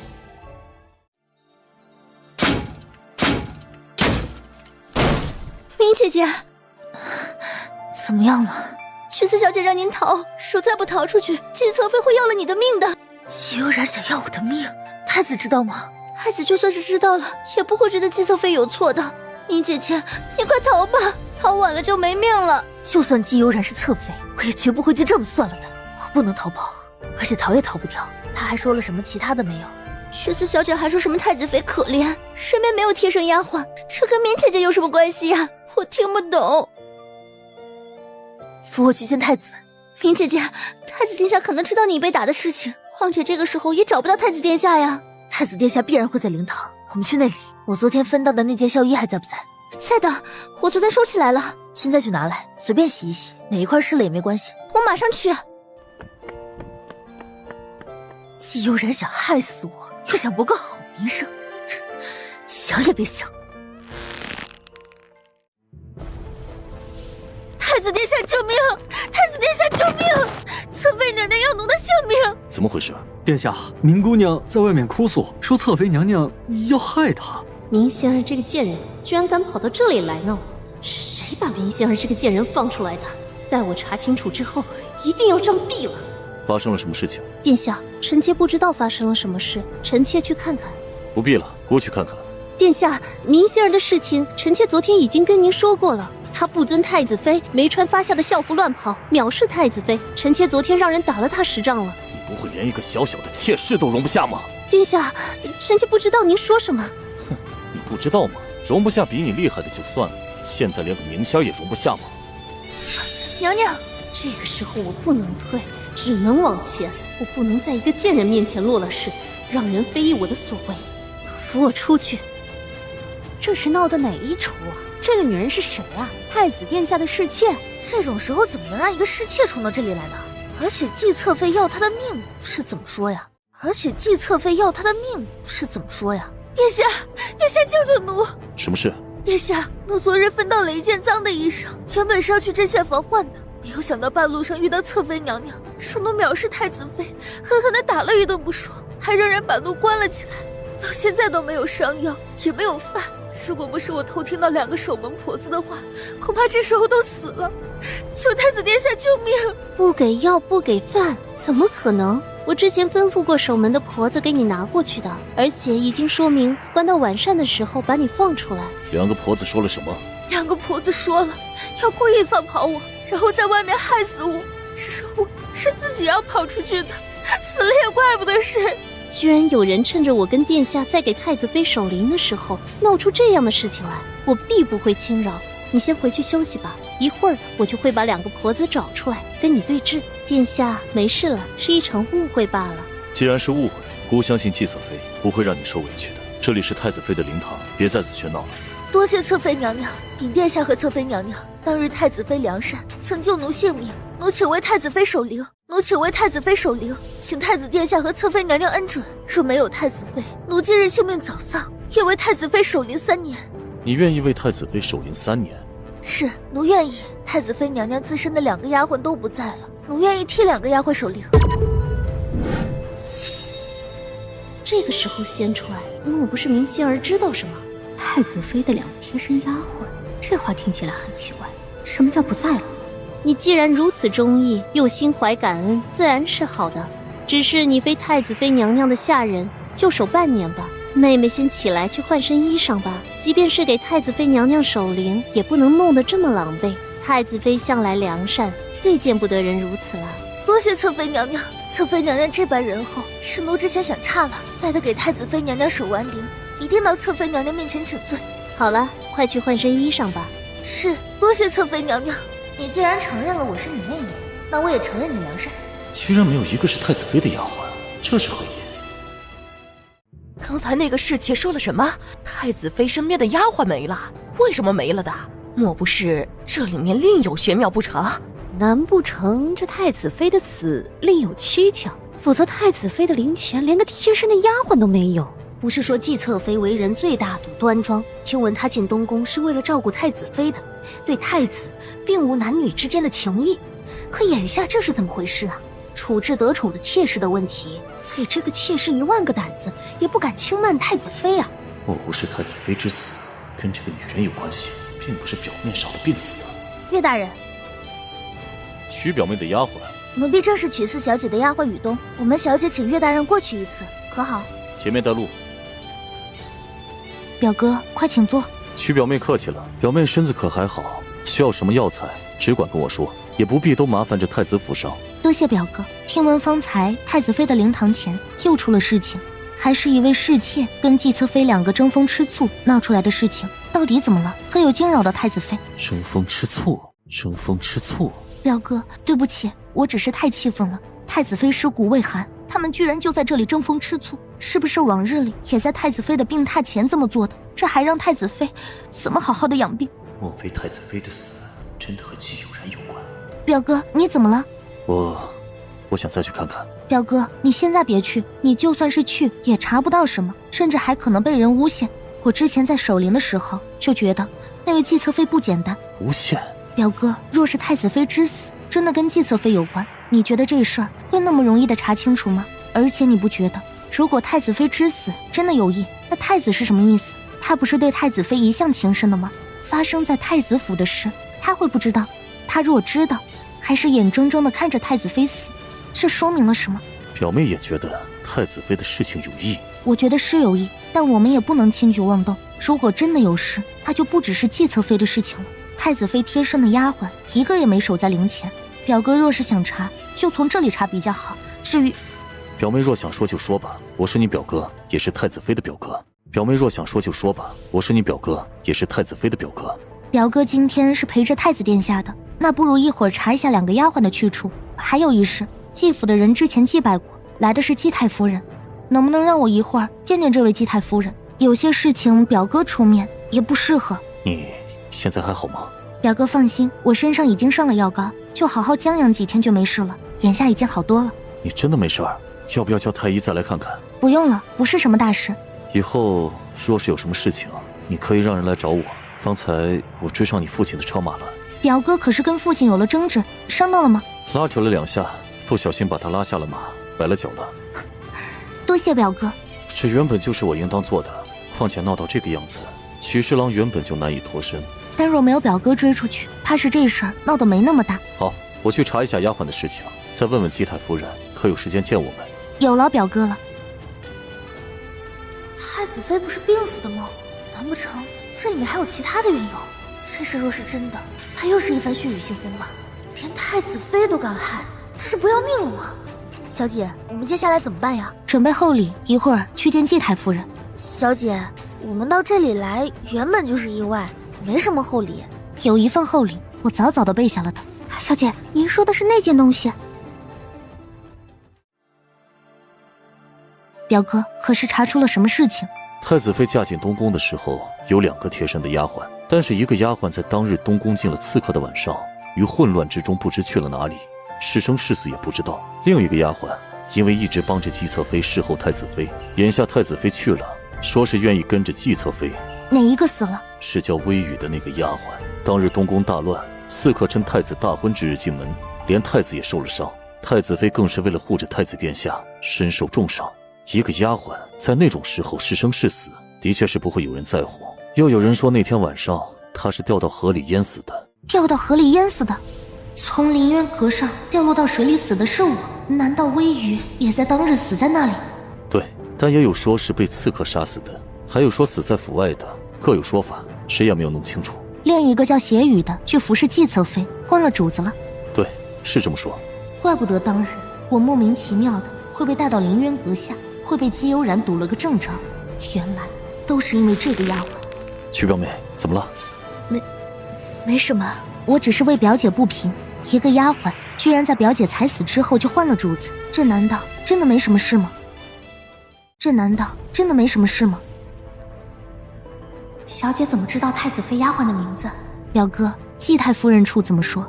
季太夫人让我们过去，曲表妹不用准备什么，我方才已经替我们送了一份礼过去。多谢表哥，我这里也没什么东西，就只有一件以往表姐送过来的物件，原本是放着念着表姐的，正巧现在带着，就一并的送给季太夫人吧。这是太子妃送的？是的，是表姐以往让人送过来的，我一直不舍得带，现在送给季府太夫人正好。据说这还是表姐以前贴身带着的，也算是我的一片心意。表妹有心了。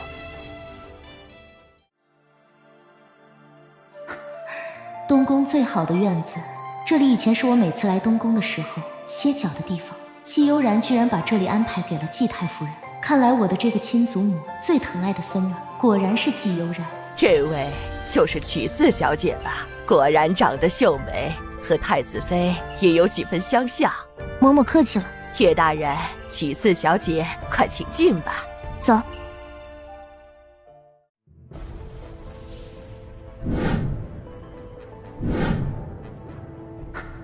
大伯母、祖母终于见面了，月儿回来看你们了。见过太夫人。你就是曲侍郎府的四小姐？太夫人正是小女。你的眼睛还没好吗？已经好的差不多了，只是还得再养养，见到强光还有些不适。哦，眼睛还有多久可以好全呢？再讲养1-2个月，应当差不多了吧？雨东，把东西拿出来。太夫人，这是太子妃以往送给我们小姐的贴身之物，现在送还给太夫人，让太夫人当个念想。这既然是太子妃送给曲四小姐的，曲四小姐就不必再送回来，就留给你当个念想吧。我们府上还有太子妃的许多东西在。这是太子妃最贴身之物，听闻以前一直带着的，还说是去佛堂求过，沾了因果福气的。之前太子妃送给我沾沾福气，眼下还是送给季太夫人才是。东西既然给了曲四小姐，就是曲四小姐的了，怎么还能讨要回来？曲四小姐留着就是。萧氏肯定是跟姬悠然一条心的，也就是说，她是知道我死的真相的。眼下看季太夫人，似乎也不是一无所知的。太夫人既然不要，那我就留下了。只是不知道我能不能看看表妹姬嫣月。他们为何这么紧张，不敢接太子妃的贴身之物？太子妃已婚，眼下就只有林安伯和嫣月表妹了，请太夫人允我们一见。这个，还请太夫人应允。嫣月啊，已经没了。什么？我怎么从来没有听说过这样的事情？为什么连个丧都没有发就没了？季太夫人，嫣月表妹好生生的怎么就没了？而且外面还从未听到过什么传言，难不成嫣月妹妹是被人害死的不成？嫣月啊，之前身体一直不好，是病死的。这第2天呀，就是太子大婚的日子，举国同庆啊，又怎么能够因为嫣月的事儿冲撞了太子的大婚呢？于是啊，就决定秘不发丧，只草草的埋葬了。这也是太子妃的意思啊。对呀，那个时候出了这样的事情，大家都有些慌。我也和太子妃的意思都是秘不发丧，只我们一家子给嫣月办了丧事，连素衣都不敢穿，最后还是伯爷自己带着人去把颜月埋了的。只是没想到太子妃又出了事儿，一时间急怒攻心之下，伯爷也扛不住了。唉，原本颜月的丧事啊，想等太子大婚之后，过段时间宣布出来的。可这之后，太子妃又出了事情，于是这件事儿啊，就一拖再拖了。季悠然说的果然没错，我和爹爹出了事儿，临安伯府的一切自然就落在了二房身上。当然，如果没有裴洛安在后面支持，季府的二房也不敢动手。我想见见临安伯。这个恐怕也不太行。我也听闻太子妃的事儿，吐了几口血，这时候还在昏倒在床上。临安伯府上的人都来参加太子妃的祭礼了。是都来了，太子妃的事情是大事儿，又岂敢不来？临安伯躺在床上生死不知，府上的人全部都来了。这是视临安伯的生死于不顾，还是觉得临安伯的身体没什么大碍，过几天就好了？还是觉得临安伯的身体没什么大碍，过几天就好了？去四小姐怎么如此说话？太子妃的事情比天大，今天我们满府上下是一定要来的，但也只是来一天而已，一会儿我们就会回去。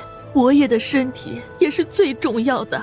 这继父分明是打算住在东宫的，只是眼下被我问懵了。萧氏立时才想到要回去。既如此，那明日我和家父一起过来探病。对，明天我也一起过去看看。这伯爷身体太差，恐怕见不得人。只是让父亲来看看而已，就算是也得见一面不是？传言果然都是不可信的。这位曲四小姐分明是一个厉害的角色，怎么就会让人觉得师母孤女，可怜之极呢？好，那等我们回去问过伯爷再回复。既如此，我们就先回去了。四小姐慢走，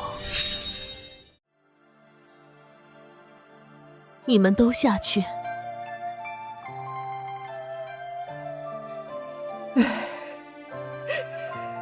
我对不起他们呀，我对不起他们啊！母亲，您别哭了，这事儿谁也不想的。如果不这样，我们整个伯府都不能保全了。可眼下怎么办呢？母亲，这事儿也是媳妇儿没办好，让这位曲四小姐怀疑了。那可如何是好啊？母亲莫怕，这个曲四小姐也就只是这么一说而已，应当是想分析好处吧。这还是有法子的，我可以让她没办法再查问此事。曲表妹，是不是有什么不对？我不知道，就是觉得奇怪。因为表妹就算是真的病没了，至少也得发丧一下。如果是怕冲撞了太子大婚，可以在大婚之后稍稍的说一声。哪里到现在什么话也不说，一个好生生的人就没了。这还是世家小姐，若是丫鬟，更是死得不明不白了。曲表妹明天还是不要去看了，我去看看吧。许侍郎明天的腿去不了的。有劳表哥了，表哥若是看到什么不对劲的地方，也切记不要声张。眼下情况不明，表哥还需谨慎再谨慎。你放心，我不会轻举妄动的。好，若表哥得到什么消息，也请先传过来。继府我是必然会去的。好，我就是要逼他们把爹爹的死宣扬出来，让人觉得继府大房这一脉死得何其的紧凑，何其的巧合，压他们一个措手不及。听说你去看了继府的人啊？见过云郡王。听闻曲府和继府这么多年一直是不往来的，眼下曲四小姐只是要和继府联系了。听祖母说，当初继府和曲府断了联系，是因为母亲的事情。太子妃没了，你却想跟临安伯府言归于好了？我不爱说吧，没人能听到我们说什么。我之前晚上梦到表姐，她说她死得冤。太子妃托梦给你？是真的。王爷，臣女还有事情，就先行离开了。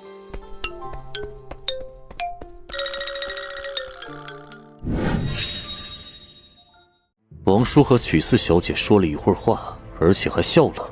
对，属下不敢靠近，没听清楚他们说的是什么。是故意撞上的，还是不小心遇上的？应当是不小心遇上的。之前曲四小姐还在跟着岳大人一起说话，后来岳大人走了，云郡王才上前去说了2句。原本应该就是偶然遇上，这位曲四小姐的眼睛瞎了，才不会害怕王叔，否则哪里有女子看了王叔不害怕的。殿下，属下好像看到云郡王摸了摸这位曲四小姐的头。王叔摸曲四小姐的头了？对，云郡王的确是摸了曲四小姐的头发一下，然后曲四小姐才受惊离开的。王叔是什么意思？莫不是看上这个瞎丫头了？如果真是这样，那刘大小姐，我岂不是就有机会了？季侧妃方才去干嘛了？继府的人要回府，侧妃娘娘去送了，眼下应该回到灵堂了。看起来我得私下见见这位曲四小姐，给这位曲四小姐一定的支持。见过季侧妃。曲表妹客气了，你是太子妃的表妹，就是我的表妹，这以后我们还是表姐妹相称吧。多谢侧妃娘娘厚爱，只是还是原本的称号好一些，不敢高攀。曲表妹，太子妃没了，但不管如何，我们2家也不需要走远。太子妃的表妹在我这里就是我的表妹了。多谢侧妃娘娘。听闻曲表妹明天要去季府看看大伯，你现在身上的伤还没有好，切记不能乱走。等过几日我也要回季府，我们就一起去吧。莫不是这屏风后面有人？如果有人，必然是裴洛安。裴洛安为什么会在这里？难不成他怀疑我？不会的，重生，这是谁也猜不到的秘密，必然是因为其他我不知道的原因。是，一切听凭侧妃娘娘吩咐。母亲说这位曲四小姐不简单，可是看着不太像啊。连参加太子妃的丧礼都被一个后母算计到的人，又有什么厉害的地方？必然是那个岳文涵太厉害了，以至于母亲觉得跟着岳文涵一起去的曲墨影也厉害了。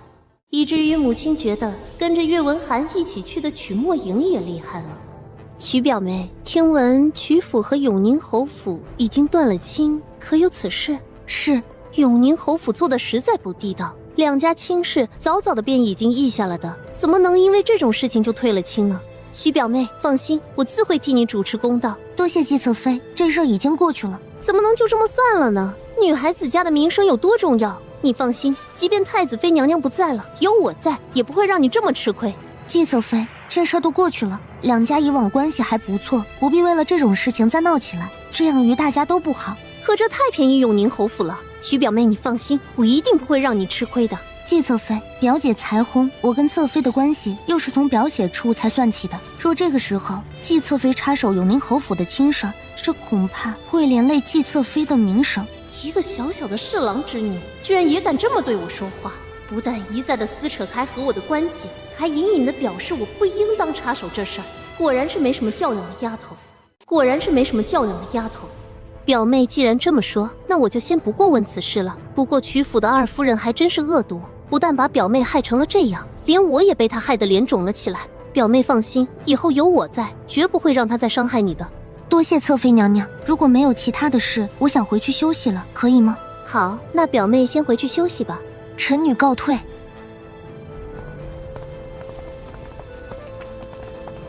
殿下是什么意思啊？莫不是看上这个瞎丫头了？人走了。殿下，曲四小姐恐怕不太喜欢我。姑先回灵堂，你一会儿也赶紧过去吧。殿下，您是不是对曲四小姐有什么想法？若殿下有什么想法，妾身一定会成全的。不是，你别瞎想。明娘的事情就到此为止吧。接下来她会替太子妃守半年的灵堂，别又闹出什么事情来，不好收拾。是，妾知道。早知道明仙儿这个贱人会做出这样的事情，我就应当早早的除了她。没想到居然还让她因祸得福，让她真的成了太子的妾室。也不知道是谁给她想的主意，居然让她逃过了这一遭。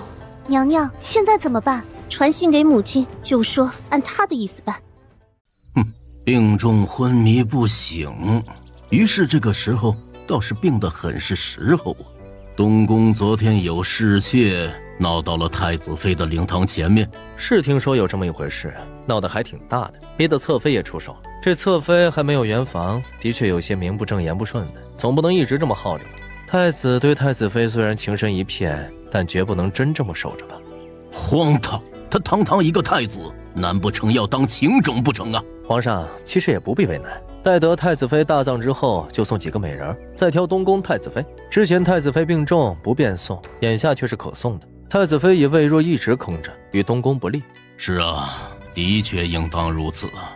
皇上若说身份啊，这位太子侧妃同为临安伯府的千金，并不差。太子侧妃又是照顾太子妃进府的，甚至于一直没有跟太子圆房。眼下这种时候，总不能让季大将军寒心吧？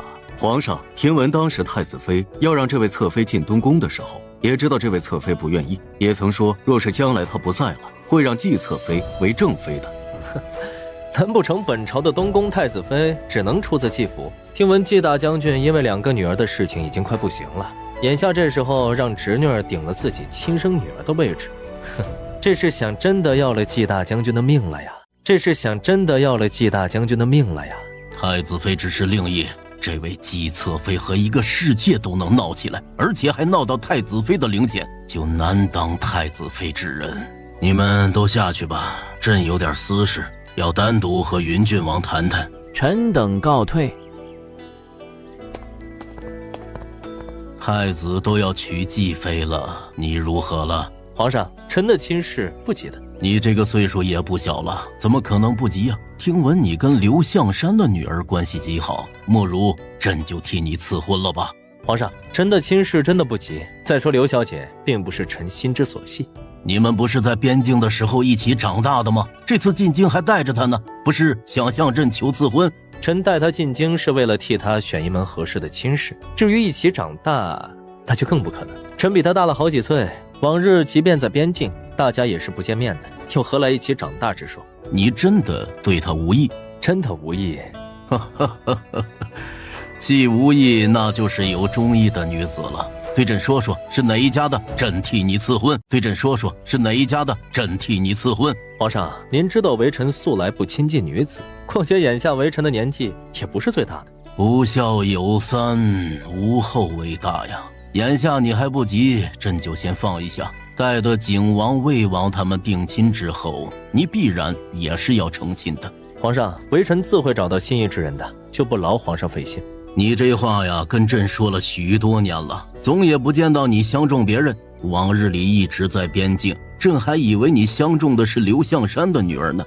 那既然不是，还是留在京中选吧。过几日让皇后帮你看看。皇上总得选臣满意的吧？那自然会让你满意啊。待皇后选出来之后，你再看看，如果有满意的就先挑出来。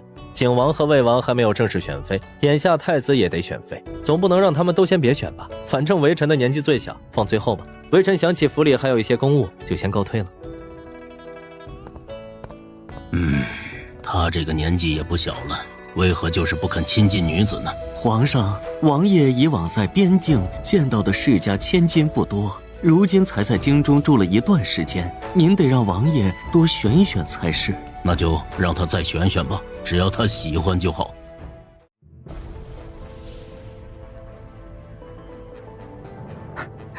嫁进太子府，就为了这一片高大的雪白的灵堂，上一世的我，果然是眼瞎的。季悠然必然是恨煞了我，眼下能帮上我的只有这位曲四小姐了。曲四小姐，别再伤心了，太子妃在天有灵，必然不愿意您这么伤心难过的。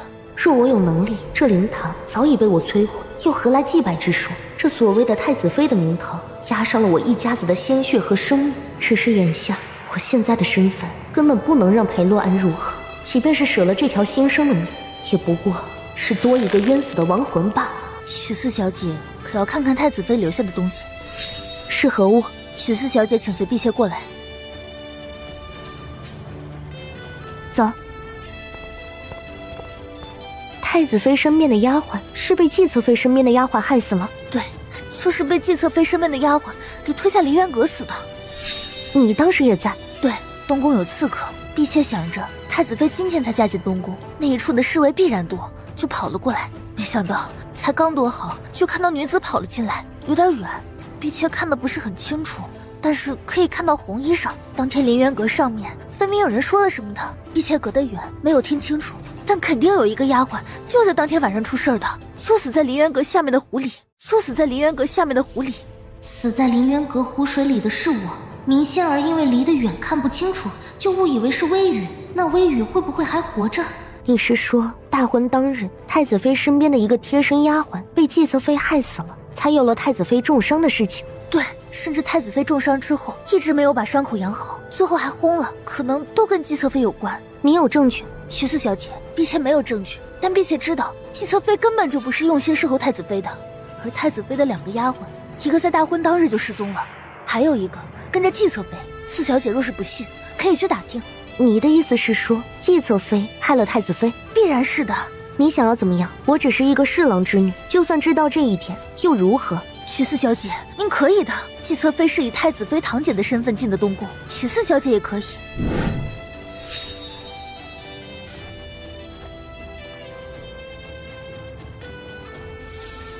你是说给太子当侧妃？徐四小姐，若是我没有看错的话，许四小姐根本就不是外面传说的无貌无才。若论起容色，许四小姐这样的是无貌，那这天下的女子又有谁才是有貌的？你看错了。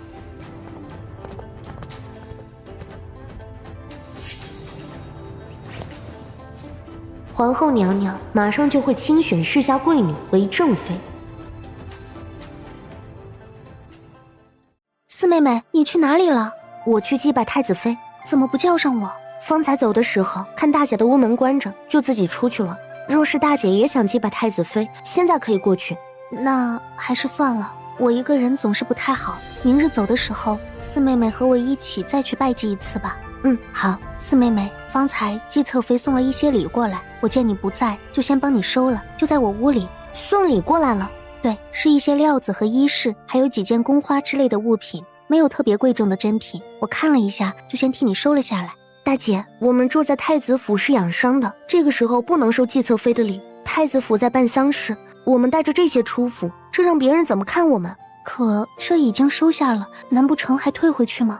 明天就留在这里吧。若是之后季侧妃再送过来，就说一时忙着去给太子妃祭拜，忘记了。那好吧。我离开客院，别人不知道，季悠然又岂会不知？找这么一个时间送礼过来，可真是好时候。曲表妹要回去了吗？身上的伤处可好全了？多谢侧妃娘娘，我没事。太医可曾说了注意什么吗？太医说只需养着，再用一些药水就没事了。那就好。你回府之后啊，若有什么需要相助的地方，只管来找我就是。太子妃不在了，我就是你的表姐。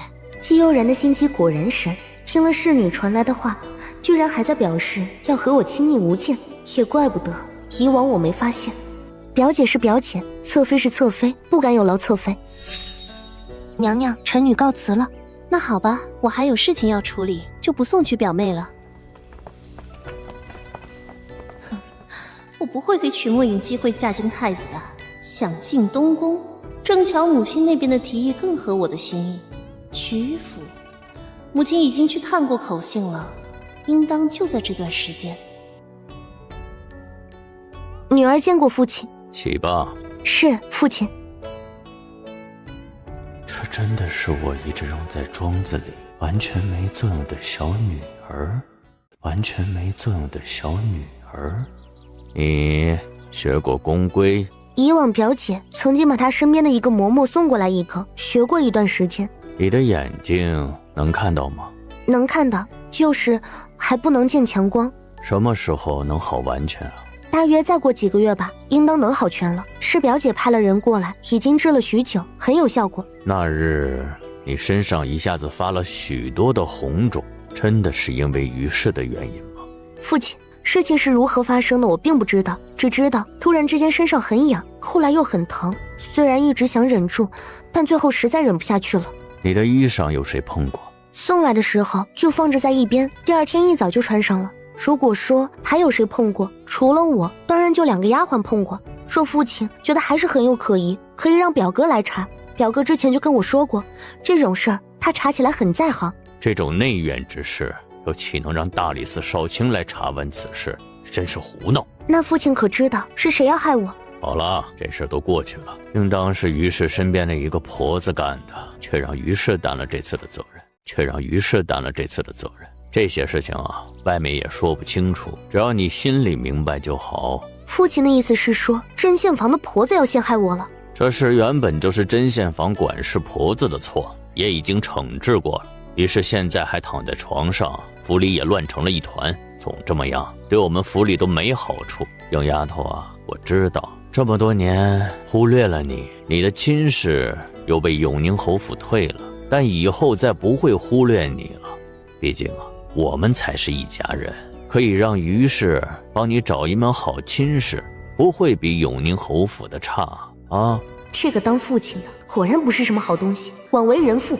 父亲，是我不能答应。表哥已经知道事情所有的真相。那日事发的时候，不只是季侧妃在，连太子殿下也在的。听闻后来太子殿下还跟三姐姐发生了一些事情。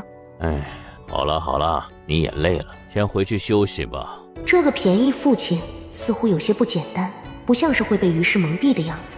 为什么我总觉得似乎有一些很重要的东西忘记了？是曲墨影的记忆里缺失了什么吗？是，父亲，女儿告退。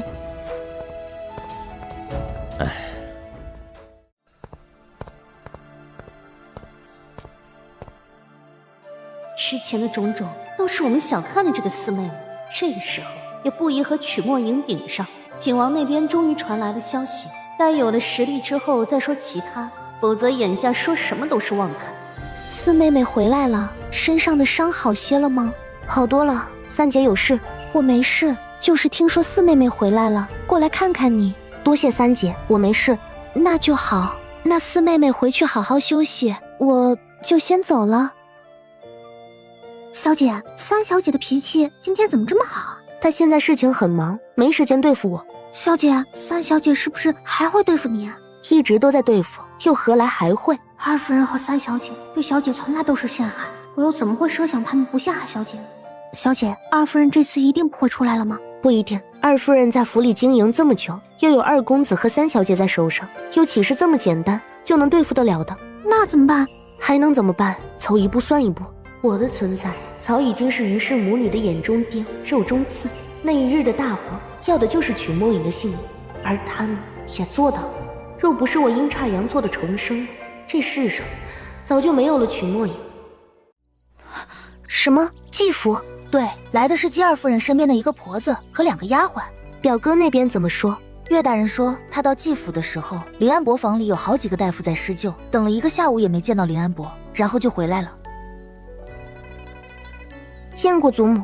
哎呀，这位就是曲四小姐呀，果然是仙露明珠一般的人物啊。季府这个时候来干什么？还是满脸的笑意，怎么看都不像是来报丧的。曲四小姐，老奴是临安伯府二夫人身边的管事婆子，这次来呢，主要是替季侧妃把之前四小姐忘记在太子府的礼给送过来。另外呢，我们二夫人也有礼一并要送给曲四小姐。萧氏这个时候送了礼过来是干什么？曲四小姐是太子妃的表妹，2家原本就是亲戚，本不应当疏离呀。如果四小姐想去临安伯府住一段时间，也是可以的。听闻姨父身体不适，正想去探望姨父，莫不如现在就去。这夫人不是说这位曲四小姐连娘娘结好的意思都拒了吗？这一起跟着回府看伯爷干嘛呀？如果真的把这位曲四小姐现在就带回来，夫人一定打断我的腿的。哎呀，那话就是一个客套话呀。这个嘛，怎么不能去看姨父？方才不是说随时可以去的吗？不是啊，伯爷的身体不太好，是不见外客的。2家原本有亲，不是外客，是我的姨父。这个时候难道不应当去看望身边的长辈吗？这个伯爷的身体太差了，实在见不了人，不便待客。婆子的反应跟我之前想的不同，莫不是别有用意？莫如让影丫头的父亲去看看你们伯爷。这个不太好吧？我们夫人吩咐了，任何人都不能打扰到伯爷的病情。若是太夫人真的有意思，等老奴先去禀过我们夫人才是啊。太夫人，礼物已经送到了，老奴这就先回去禀报我们夫人。之前的事情呢，还请您多考虑考虑。我们府上啊是诚心诚意的。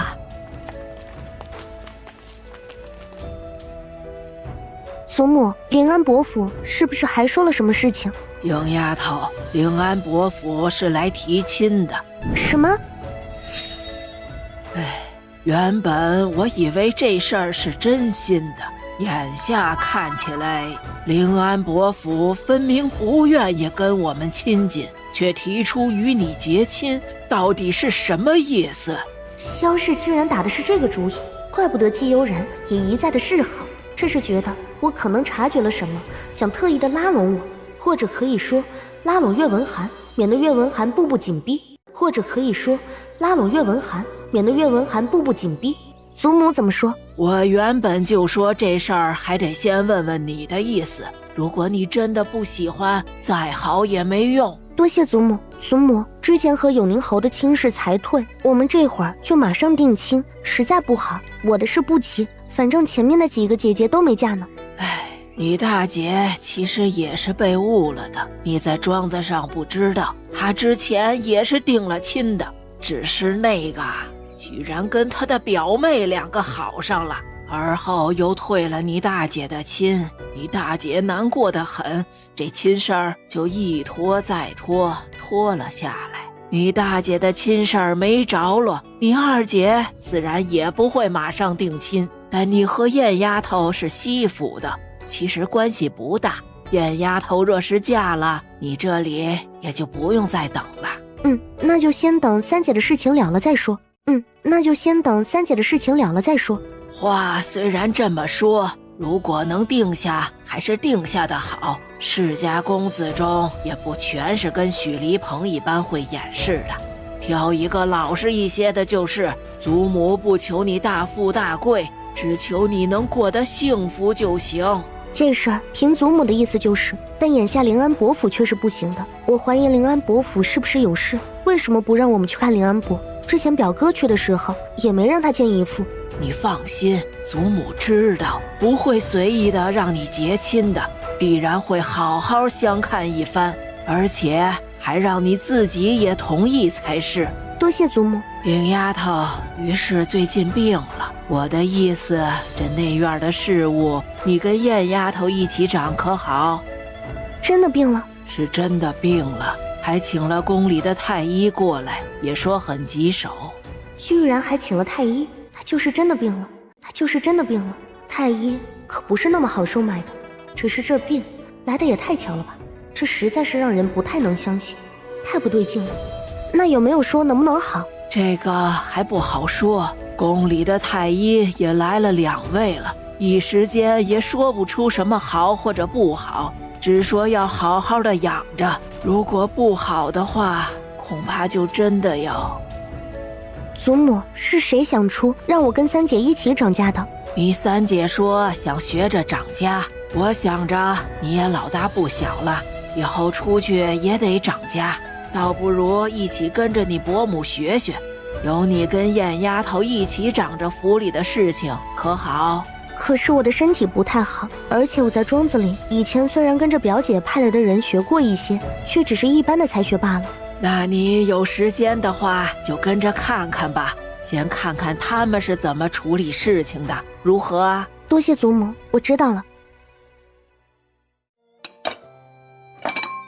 雨春，快去歇着吧，明天再收拾。丫鬟们都睡了，你在和本王说话吗？王爷，这时候过来，可有什么重要的事情？正巧路过，进来看看。裴玉胜今天到你们府上来了。这个时候？对，怎么样？有没有兴趣去看看？虽然之前我也听说过这位云郡王的辈分高，年纪却比几个侄子还小，但这么公然的去看自己侄子的约会，真的好吗？怎么也不像是他这样的身份该干出来的事情啊。王爷，您是景王的王叔吧？无碍，来了就一起去看看吧，说不得还能听到一些重要的事情。能听到一些？去了就知道了。殿下，你觉得我是这样的人吗？好好的跪在灵堂，又是太子妃的灵堂，就算我真的，也不可能会做出这种无耻的事情啊！若殿下真的不信，我便从这里跳下去，以明心意。好，本王相信你就是。那你说说，你是被何人所害？我不知道那是受何人所害，只是四妹妹在的时候，我并不觉得什么。陪四妹妹走出去，说不太舒服，我扶了她一把，之后我就觉得浑身发热。太子殿下这个时候正要问起四妹妹的事情，走了过来，之后我就不知道发生了什么事情。你的这个妹妹真的很不简单。我不知道，四妹妹和我想象中的似乎不同。什么地方不同？四妹妹自小在庄子上，不爱见人，不爱说话，我没怎么学过什么，应当只会一些简单的东西。可是我看四妹妹的言行举止，比之一般的世家小姐还要规矩，莫不是？难不成她不是你四妹妹？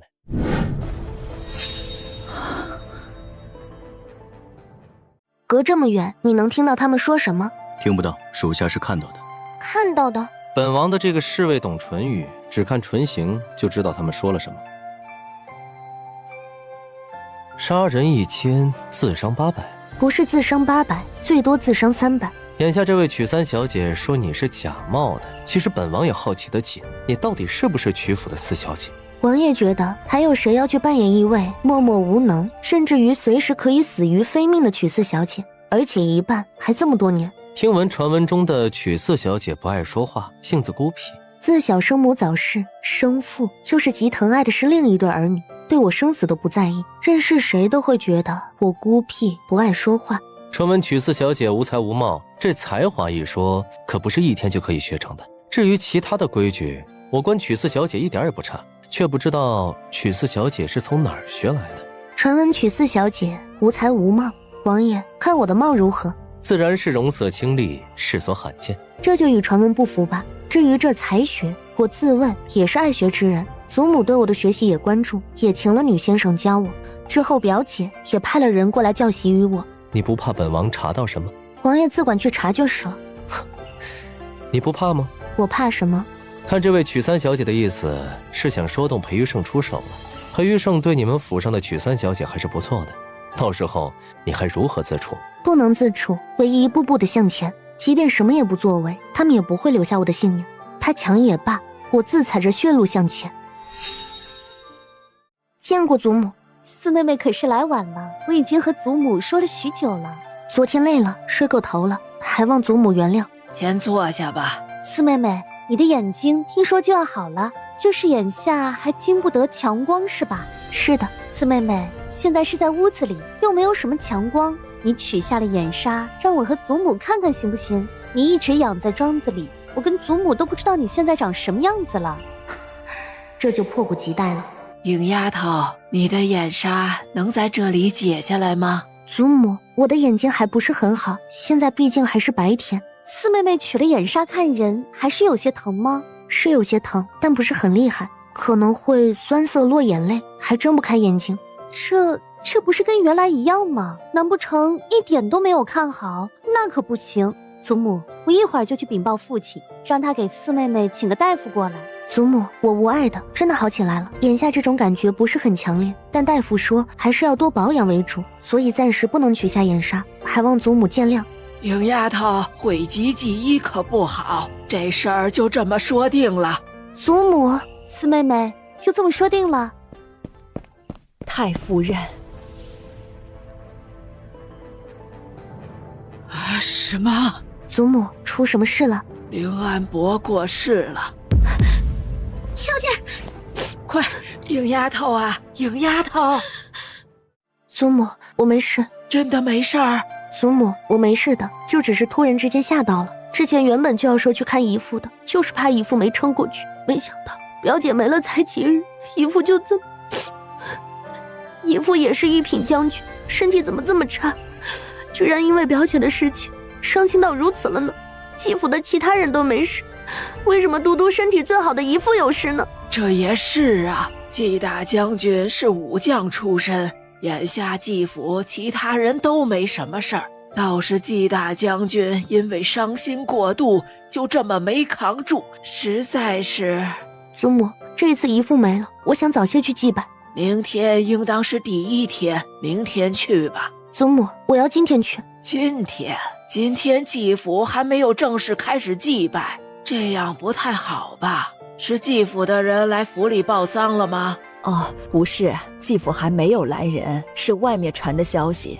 有丫头都没报过来，今天报到我们府上，恐怕都要午后了。你就算是想去，也准备一下明天去吧。祖母，眼下在京中都是凌安伯府的亲戚，并不是凌安伯夫人的亲戚。岳表哥上次说，如果姨父出事，让我跟他先去看看。再怎么说，我们两个也是季夫人的晚辈。好，那你去准备一下。若一会儿季府的人来报丧，而岳大人也过来说要带你一起过去，那就先去季府看看。多谢祖母，我现在就去准备。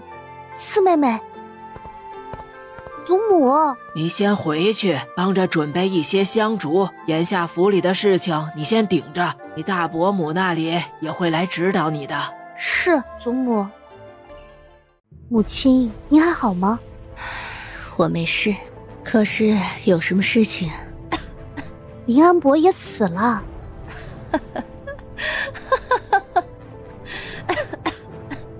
好，真是太好了，死得好啊！太子妃死了，林安伯死了，那个瞎丫头还有谁能依靠？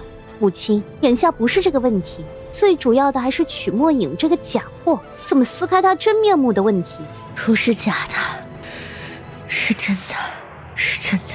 母亲，你糊涂了，之前你也说是假的。曲墨影是真的，但他中邪了。母亲，你胡说什么？靖王听了你之前的说法，怎么说的？靖王说会派人去查的，但说去查曲墨影，可能也就是这么说说罢了。看景王的样子，也不像是特别上心的那种。你先别急，两个法子，先说他是假的，给他准备一些人手指证，如果不行，再说他中邪了。母亲要怎么做？四妹妹，我让府里的管事替你准备了香烛，你看看。多谢三姐。四妹妹，这一次去往凌安伯府，你又是先去帮忙的，可不能乱了礼数。这些香烛虽然是小事，可是我才接手府里的事务，许多事情也不太懂。祖母的原意就是让你帮着我的，要不你再看一遍？不用了，有劳了。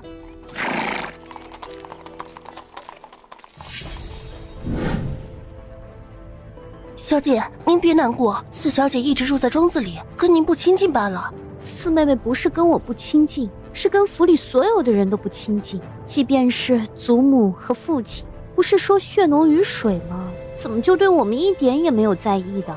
小姐，四小姐还真的像您说的，跟府里的人都不亲近。您说会不会四小姐根本就不是我们府上的小姐，是别人假扮的？别胡说，父亲听到了会斥责的。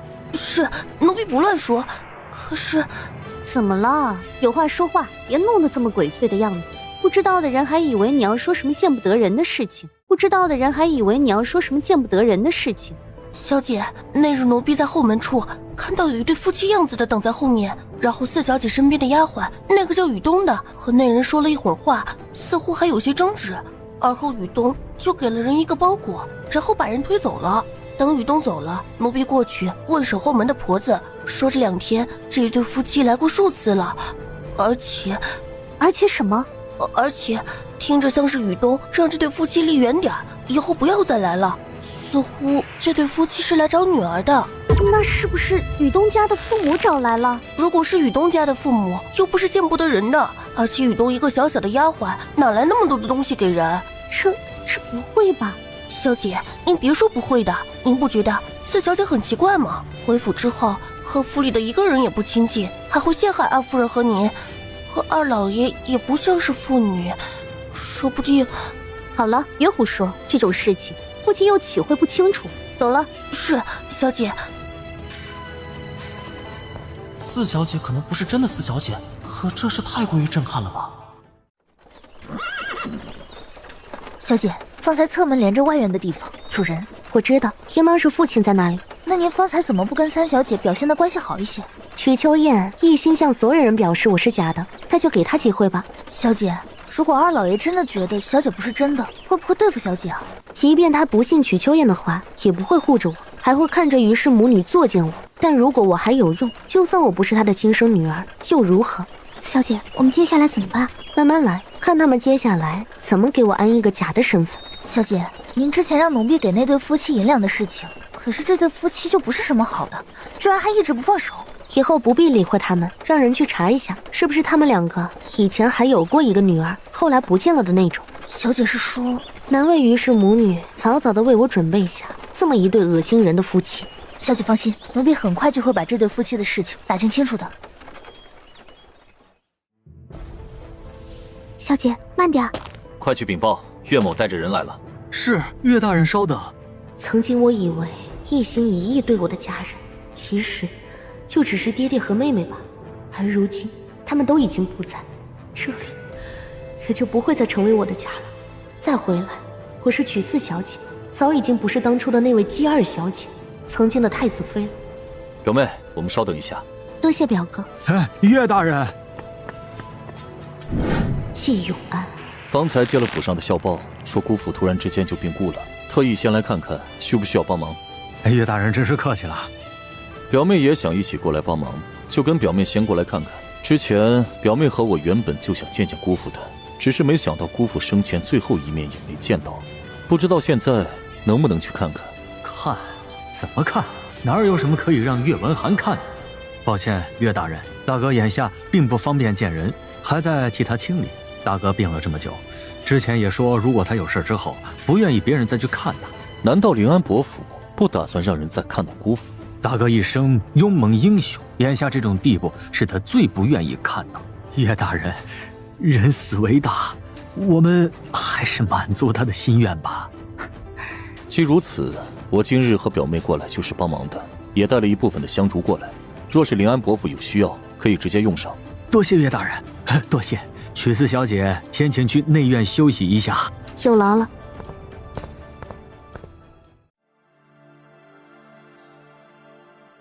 上一世的我曾经在这里快快乐乐的生活了那么多年，而最后却死在了太子东宫凌渊阁下面，死后几个月才发丧，真是可笑至极。裴洛安，你可真是费尽了心思。四小姐，我们夫人和太夫人在等着您呢。这是新植的土，莫非这里原本种的不是牡丹？这里以前种了兰花，后来兰花没养好，都死了。夫人的意思就种了这些牡丹花，也是我们大小姐最喜欢的牡丹花。那边是不是也是新弄没的吗？之前似乎也应当有什么。哦，一个旧的亭子坏了，所以打算重新的造一个。元安伯府真是把一切都改了，连妹妹最喜欢的亭子都拆了。姐姐，这亭子很好，以后我们经常来。姐姐，这花漂亮，我要摘一些回去。姐姐，燕月，小姐，小姐，小姐，你怎么了？没什么，走吧。哎，曲四小姐不是从这里过去的，前面不让过去，还是说前面转不回来了？啊，不是，曲四小姐还没见到我们太夫人和夫人。一会儿就去见，我先走走。哎呦，夫人那关可不好过，必然会把事情吃到我身上。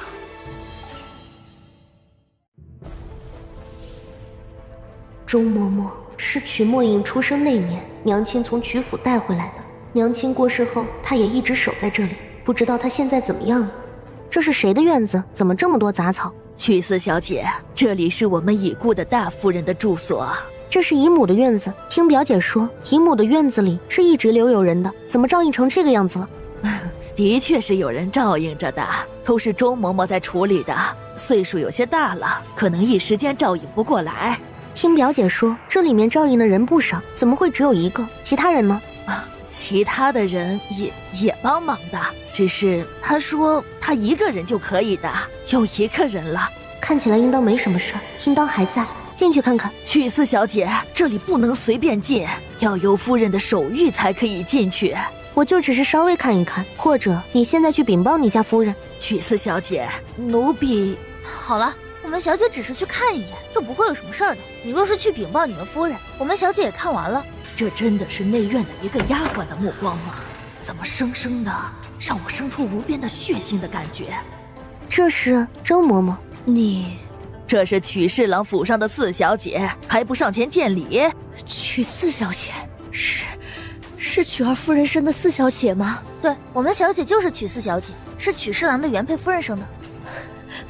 真的是曲四小姐，老奴是曲儿夫人的陪嫁嬷嬷。你是娘亲的陪嫁嬷嬷？你胡说什么？这位是曲侍郎府上的四小姐，并不是我们府上的小姐。老奴真的是曲儿夫人的陪嫁嬷嬷。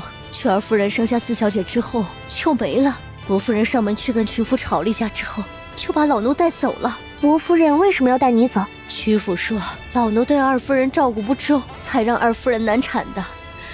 曲府要老奴的命，伯夫人气不过才带着老奴走的。现在伯夫人也没了，你既是娘亲的旧人，莫不如还跟了我吧。曲四小姐，她的事儿啊，奴婢做不了主的，还得问过我们夫人。老奴要替伯夫人守在这里。现在伯夫人没了，太子妃也没了，连三小姐和伯爷都……周嬷嬷，戚府现在大房一脉全没了，以后留下来的全是二房一脉，你又何必再留？娘亲原本就是你的主子，眼下跟着我也是正理，就算是继府也没理由拒绝的。至于曲府，你放心，我会护着你的。老奴一切听四小姐的。那你去收拾一下吧。是。曲四小姐，周嬷嬷是伯夫人以前得用的管事嬷嬷，怎么能这么走了？这事儿我会跟你们夫人说的。雨春，你留下来帮周嬷嬷收拾一下。是，小姐。这曲四小姐，好了，这事儿你又做不了主，最后还得让你们夫人发话。听闻前面不远处是太子妃的院子，我们一起去看看吧。哎，曲四小姐，我们夫人吩咐了，太子妃的住所真的不能去看。太子妃是我的表姐，我去看看表姐的院子又怎么了？连安伯府里出了这么多的事，全是我姨父一家上下，难不成到了这个时候还不让人看看？莫不是这里面有什么不成？曲四小姐，她去那儿干嘛？我得赶紧去禀告夫人才是。没想到已经身死的我还能回到这里，虽然是以曲墨影的身份，又或者说只是借用了曲墨影的身体而已，但可以重活一世，我也算是幸运的吧。小姐，你在外面吧，我进去走走。是，小姐，奴婢在这等你。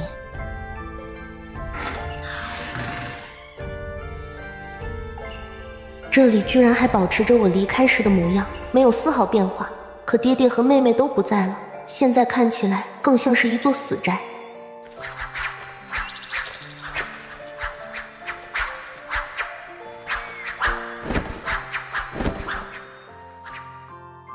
如果爹爹和妹妹还在，那该有多好。看来小姐真的很伤心。听说这位太子妃是对小姐很不错的人，小姐眼下看到太子妃的住所，难过也是在所难免的。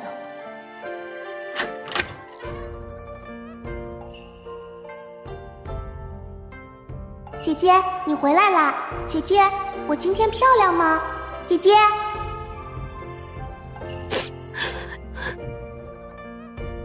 姐姐，这琴真好看，姐姐弹得真好听。姐姐，月月也想学，你教教我好不好？姐姐，好，姐姐现在就弹给月月听。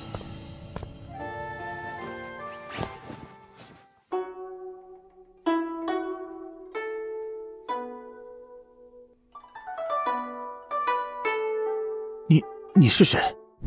他怎么在这儿？你是谁？这是表姐的政务，你是谁？表姐，原来是我的幻觉。方才我居然觉得这个人会是季寒月。曲四小姐，正是，不知道你是谁，为什么会在表姐这里？曲四小姐为什么会弹这首《蝶恋花》呢？这首很难吗？的确很难，而且这曲子还是寒月自己谱的，这府里会弹的也只有她一人。在府里会弹的只有他一人，并不代表在这府外就没人弹了。表姐的琴谱我也看过，我并不觉得自己不会弹。你不想看看我是谁吗？不管公子是谁，都不会是我认识的。我认识的人全就没几个，似乎没有公子这般的人在。这里是表姐的旧居，我既然能来，或者公子也是表姐的旧亲戚。只是公子毕竟是个男子，还请自重一些，先行离开吧。公子请便吧，若是让人看到，公子说不清楚便罢了，表姐的名声可不能毁。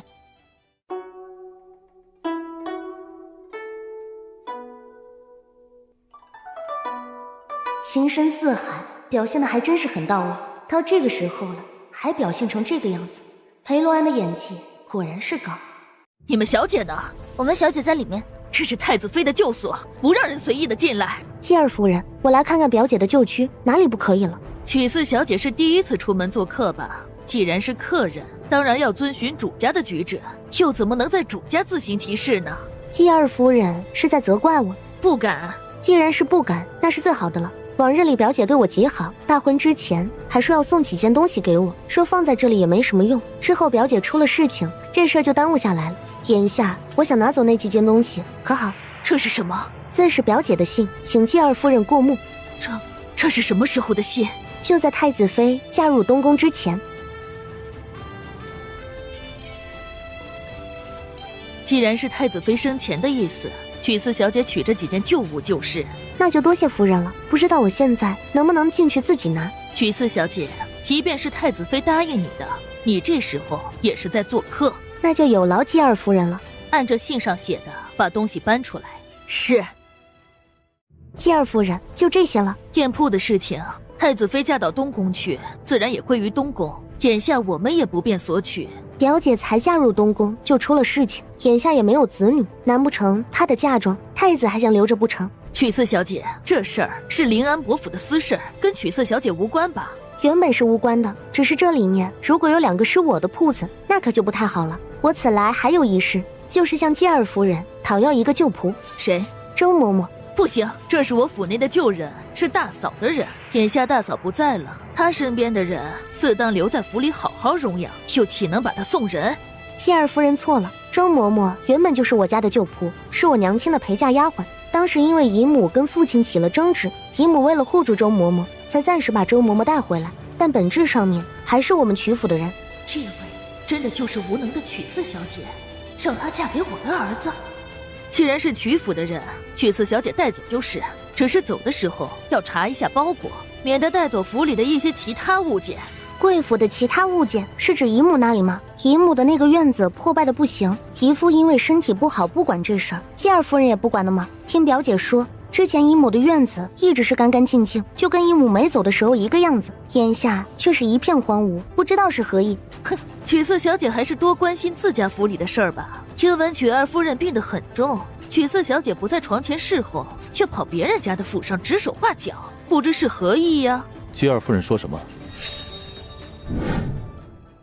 这些是？岳大人，这些呀都是太子妃生前留给曲四小姐的。曲四小姐说要现在带回去，就一并拿出来了。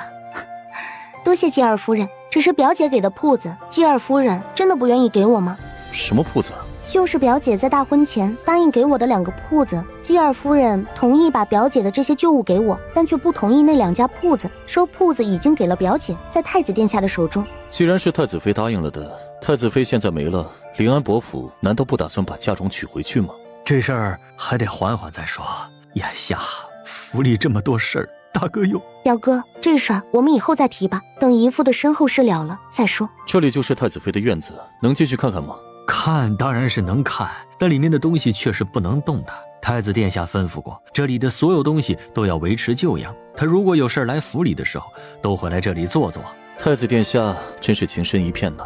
太子和太子妃2个早早的便定了亲事，2个人郎才女貌，天生一对，却没想到会弄成这么一个下场。太子殿下很难过，每每心绪难解的时候，都会来这里坐坐。这是知道我方才必然会撞见裴洛安，再为他找理由了。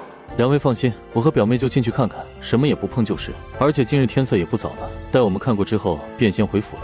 岳大人，请你们2个把这些东西搬到曲四小姐的马车上去。是。岳文涵今天来是什么意思？方才一直要看大哥，我没办法才把他带过来转转。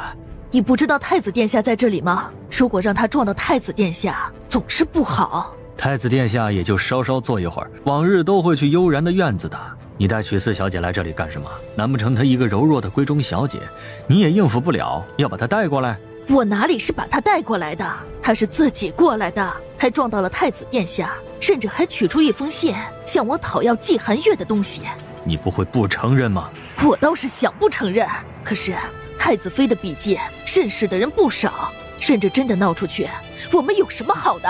眼下这个时候，我们府里要低调。邱然一再说的话，你忘记了吗？好，既然都是悠然说的，以后你小心一些才是。这位娶四小姐也不简单。雨冬，你在外面守着，雨春和周嬷嬷去买一些明天的祭拜之物回来。是，小姐。表哥，可是想问什么？表妹在临安伯府发现了什么？没发现什么，但是看到了太子殿下。太子殿下在继府？对，在继府，而且之前还在表姐的屋子里。太子殿下这个时候不在太子府操持太子妃的丧事，偷偷到临安伯府来做什么？而且却独独去了太子妃的屋子。方才我拿信出来，也只是看看继父的反应。现在看起来，继父是真的不打算讨要嫁妆。毕竟继父还有一个女儿在东宫。表姐十里红妆嫁进太子府，这个时候自然应当退回嫁妆。听闻这位继侧妃什么也没有就进了东宫，不会把表姐的嫁妆当成自己的嫁妆了吧？二房的女儿是二房的，哪有妹妹死了姐姐进府用的还是妹妹的嫁妆？但如果继父不讨要，别人也不能说什么。方才表妹提起铺子的原因，也有这里的事在。原本没在意这事儿的，只是继二夫人说表姐要给我的铺子成了嫁进东宫的嫁妆。只是我知道，表姐既然这么说了，那两家铺子必然不是东宫，只是继二夫人不愿意给我罢了。岂有此理！表哥，我觉得可能太子也默认了此事。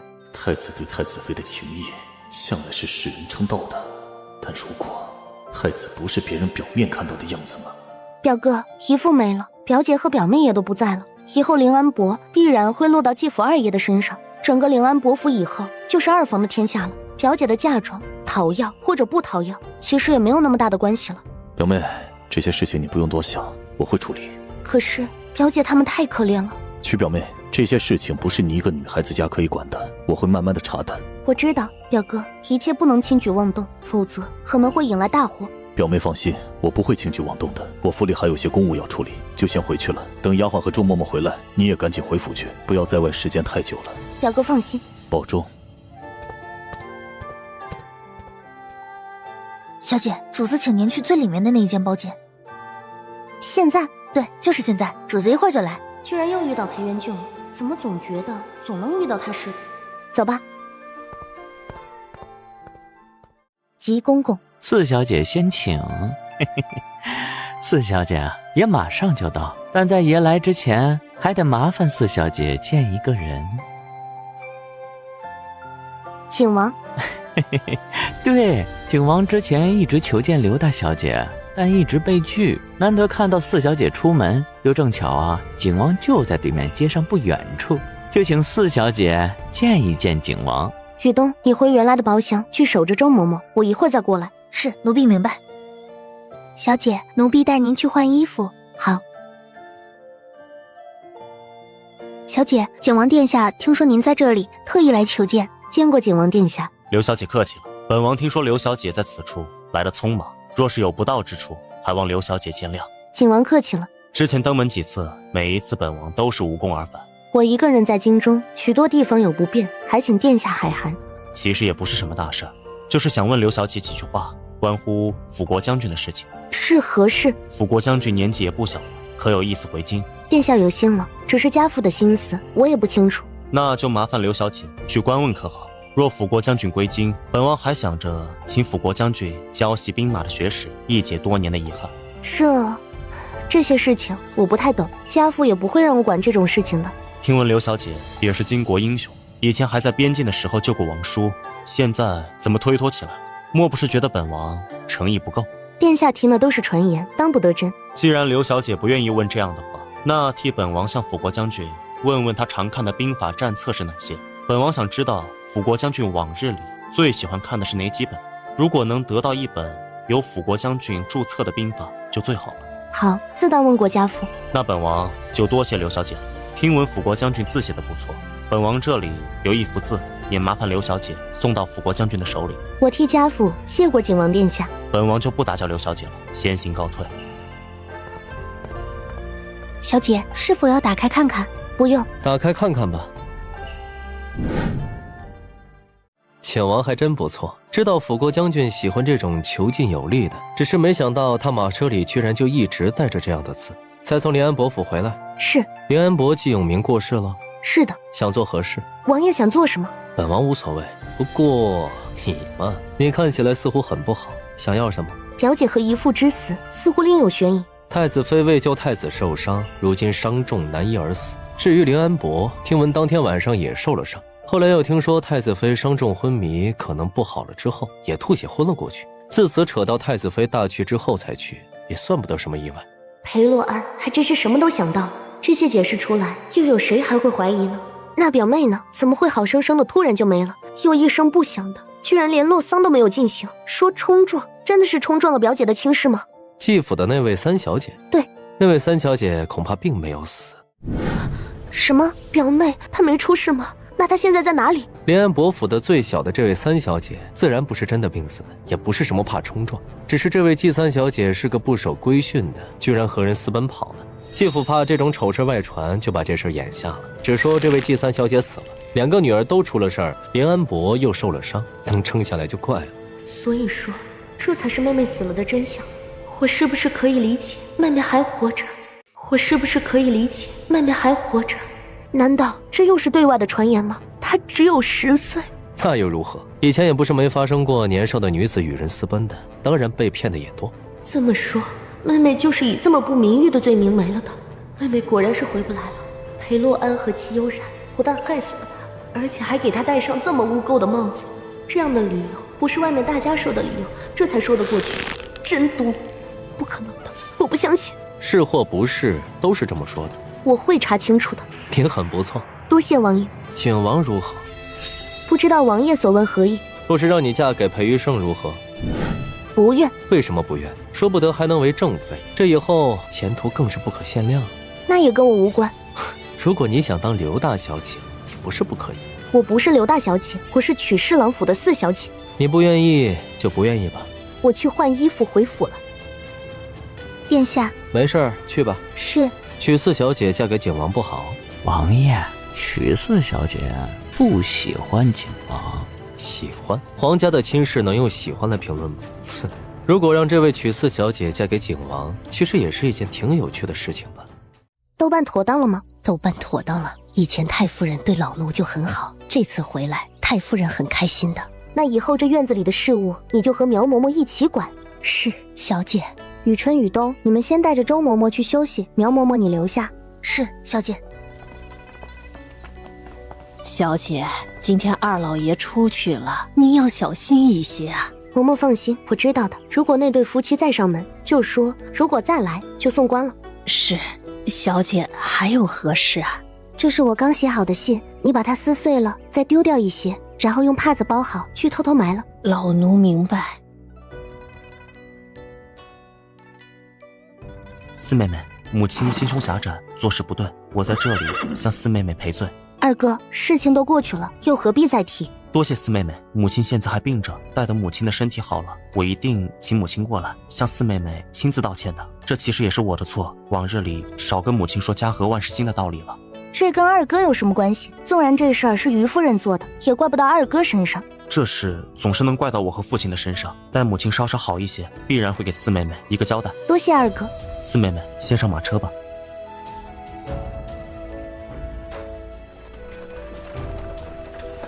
二弟对你还真不错，比亲妹妹还亲。二姐又想跟我吵，还是想再陷害我？前面的马车里有祖母，也有大伯母，旁边的马上有大哥，还有二哥，还有大伯。二姐如果不怕回去受训斥，就大声一点。你别太得意，到时候有你哭的时候。二姐，你若是再说这些废话，我现在就让马车停下来，和三姐换个位置，让她过来陪你，好好？你。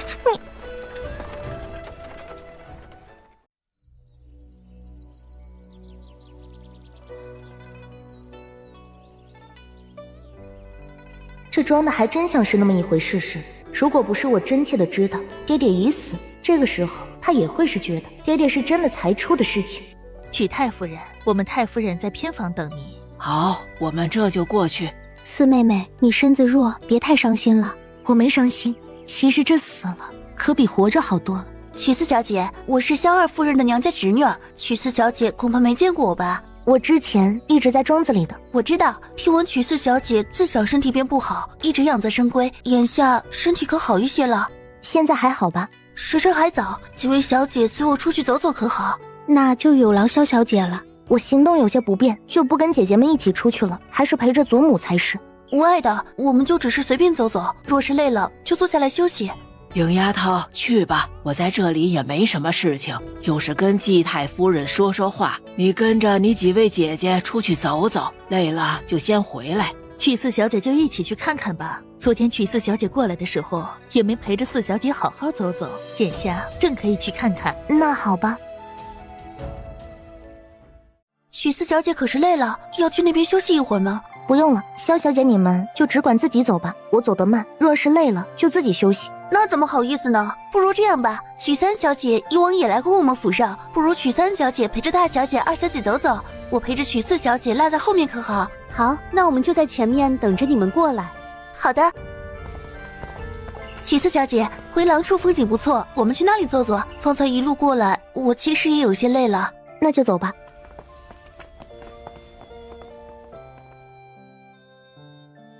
曲四小姐，听闻你之前和永宁侯府退了亲，而且还是永宁侯世子喜欢上了曲二夫人的侄女儿，之后又跳下湖救了段二小姐所致。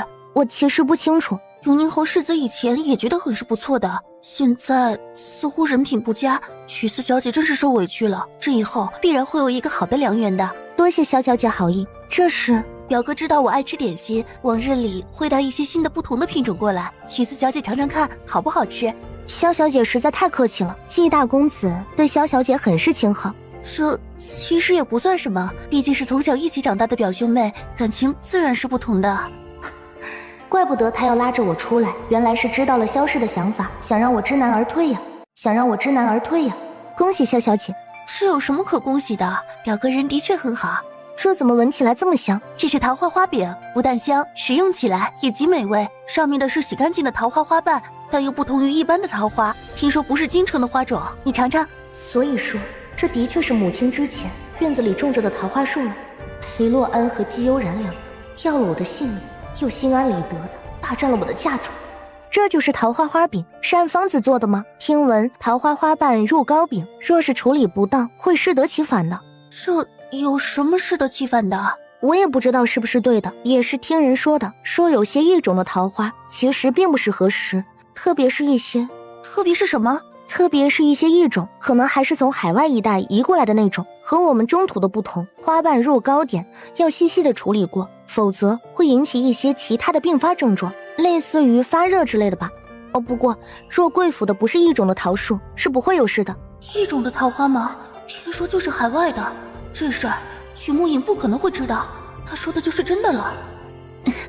这个是不是海外的桃花我不知道，不过为了保险一些，还是不要用了，免得曲四小姐用了有些不适，可就不太好了。萧小姐，我姨父病到现在，你见过几次？林安伯病得不轻，也不能在人前露面，可能是因为太子妃和三妹妹的事情吧，一下子就起不来了。曲四小姐在怀疑什么？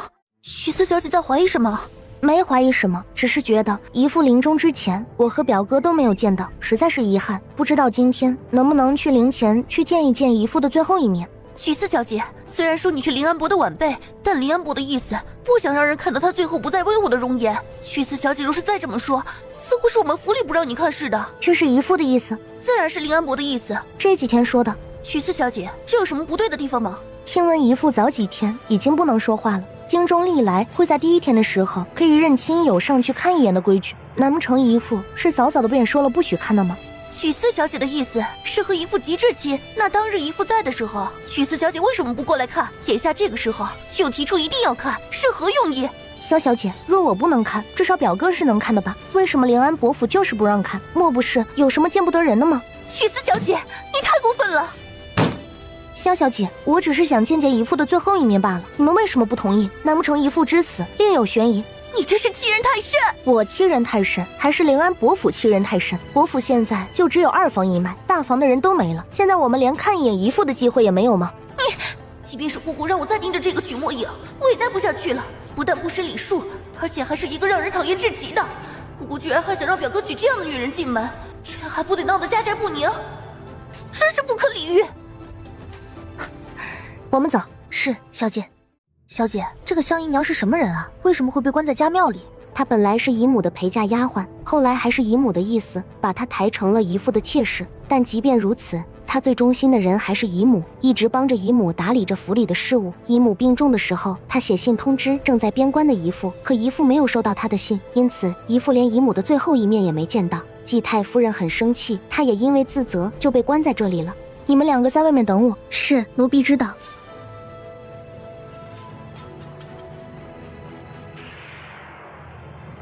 是谁？你是香姨娘。是，你是谁？我是曲府的4小姐。果然是那个孩子，也唯有那个孩子才会一直戴着眼纱。你的眼睛还没有好吗？香姨娘，你的事情我知道，是以往表姐跟我说起过的。表姐说她相信你是写了信的，但这信不见了，跟你无关，必然是2夫人的意思。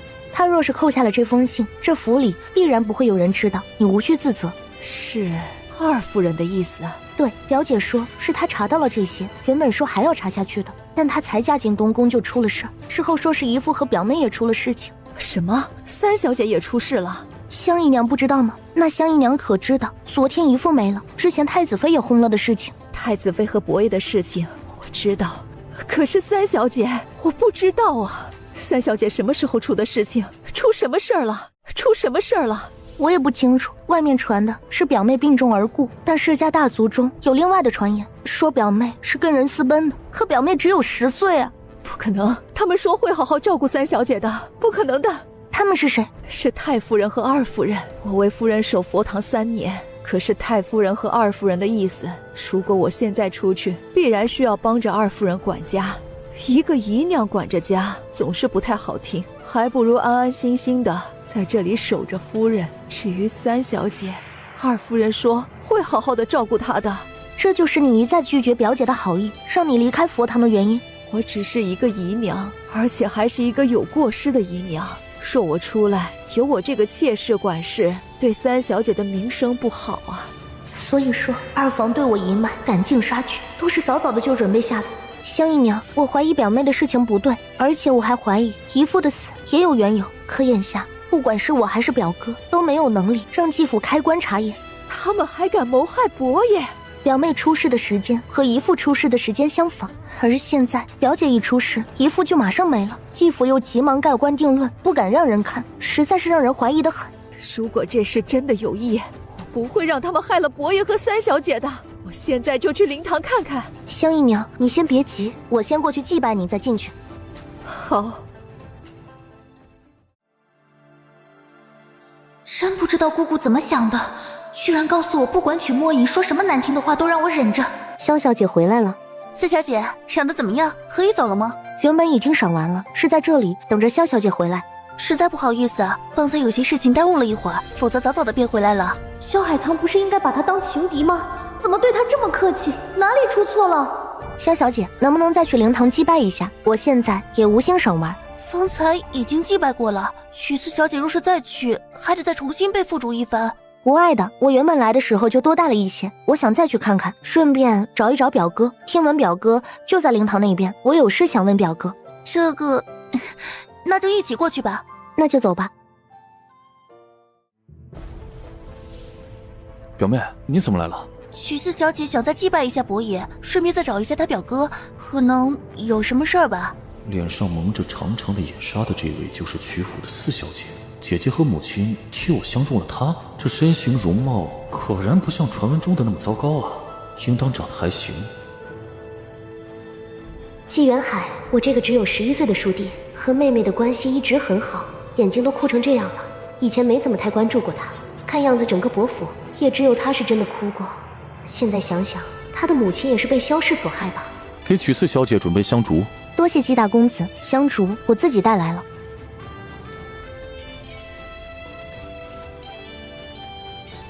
爹爹，上天怜悯，玉儿重生了，你泉下有知，要保佑玉儿为我们全家报仇。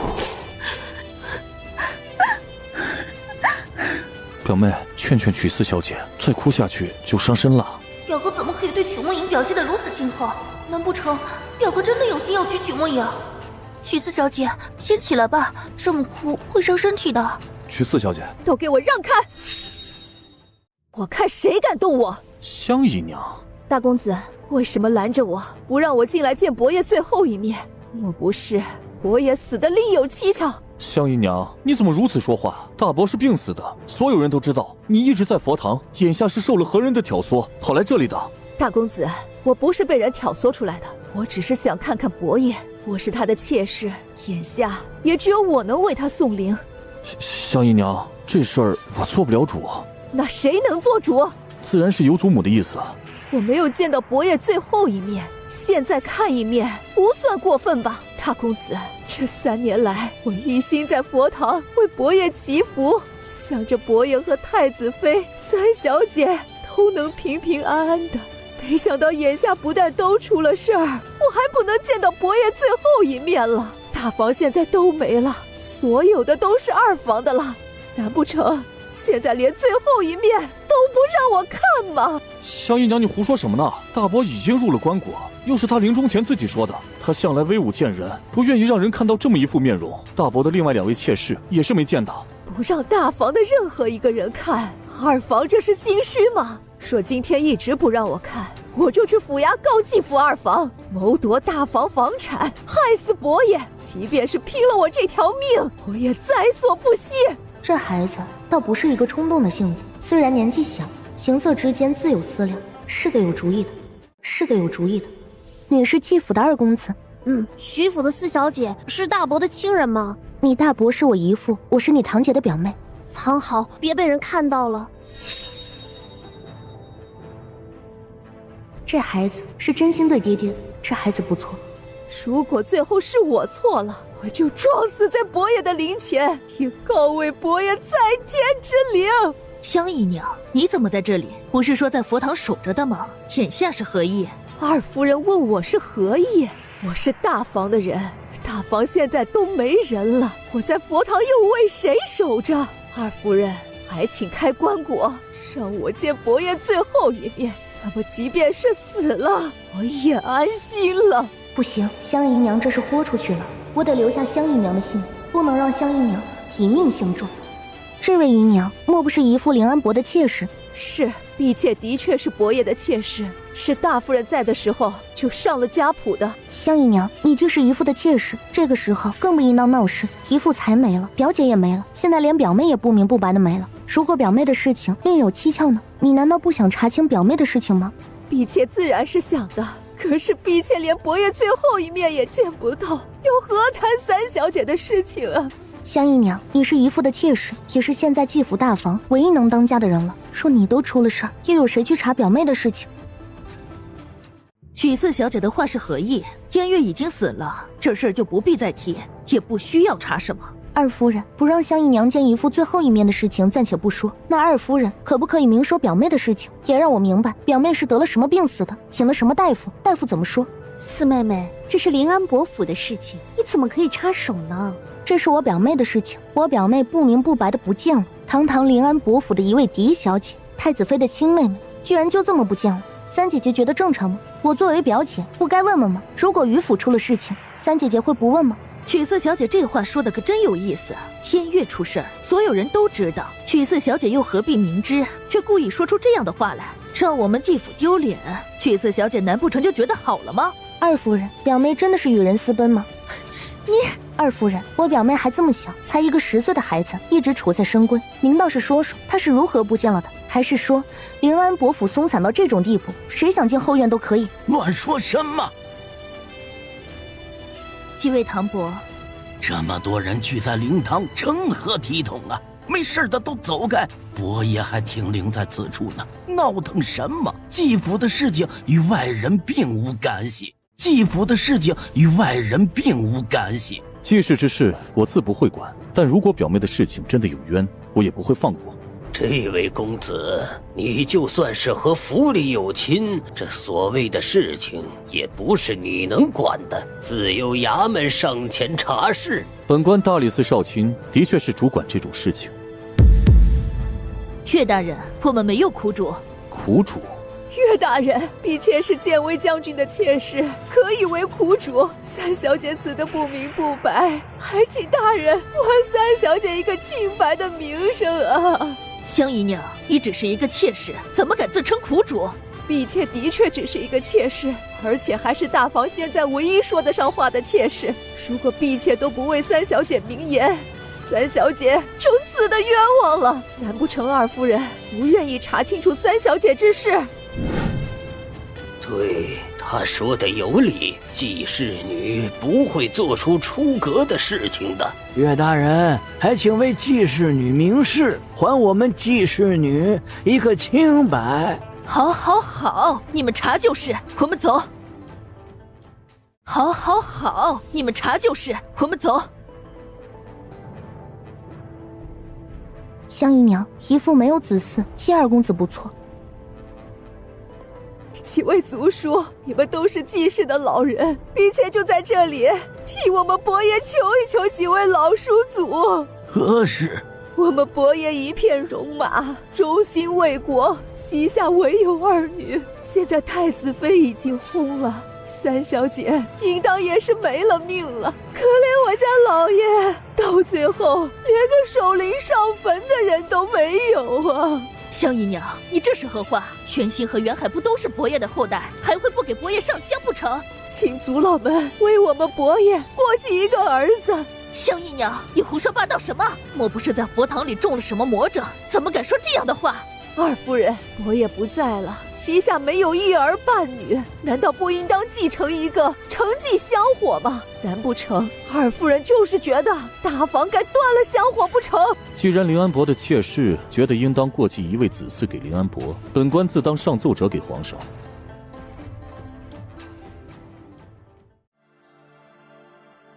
怎么回事？曲府的这位四小姐怎么过来的？母亲，这个曲四小姐是不是早就知道香姨娘的事情？昨天她过来的时候，把大房的那个周嬷嬷带走了。香姨娘和周嬷嬷都是当年岳氏陪嫁过来的丫鬟，关系一定不错。母亲，现在怎么办？你先去找你妹妹，让你妹妹有个准备。太子殿下那边自由你妹妹去说。母亲，就这么眼睁睁地看着岳文涵上折子去啊？能怎么办？你能去拦，还是你父亲能去拦？你父亲若是一个有用的，也不会连个人都看不住。是母亲，我现在就出府去。表哥，你没事吧？我能有什么事啊？你先回去，我现在很忙。小姐，您别难过，表公子不是有意不理您的，是真的有事儿。那位曲四小姐看起来真的很出色。小姐，您才是最出色的。何况之前曲三小姐也说了，曲四小姐也就是因为曲太夫人在撑腰，其实啊，还是一个什么也不是的草包。曲墨影真的会嫁给表哥吗？那我怎么办？我是一定要嫁给表哥的。影丫头，你和继父向来没什么交往吧？怎么对林安伯这般亲厚？表姐和我有来往，我的眼睛也是表姐让人给治好的。表姐后来还派了人教我学礼仪以及一些京中的事故。太子妃是不是有什么意思？我不知道表姐有什么用意，应当是表姐怜我姑姑，所以才这么对我吧。你表姐一心对你，眼下她出了事情，你也得尽一份心意。莫如明天你继续去太子府替你表姐守灵吧。父亲，我才回来又去，怕是会让人说闲话。太子妃如此亲厚，你又何须怕闲话？太子妃薨了，你能为她做的就只有这一些了。这个便宜父亲居然想让我以太子妃守灵的名头进东宫，又是一个一心想借着我前世太子妃的名义往上爬的。父亲，那日回来之时，太子殿下有话对我说过。说什么？太子说东宫最近事多，让我们府上没什么事情，就不必再去，免得再闹出那日的事情来，连累太子侧妃娘娘。太子殿下很生气。这是让曲府别靠上去的意思。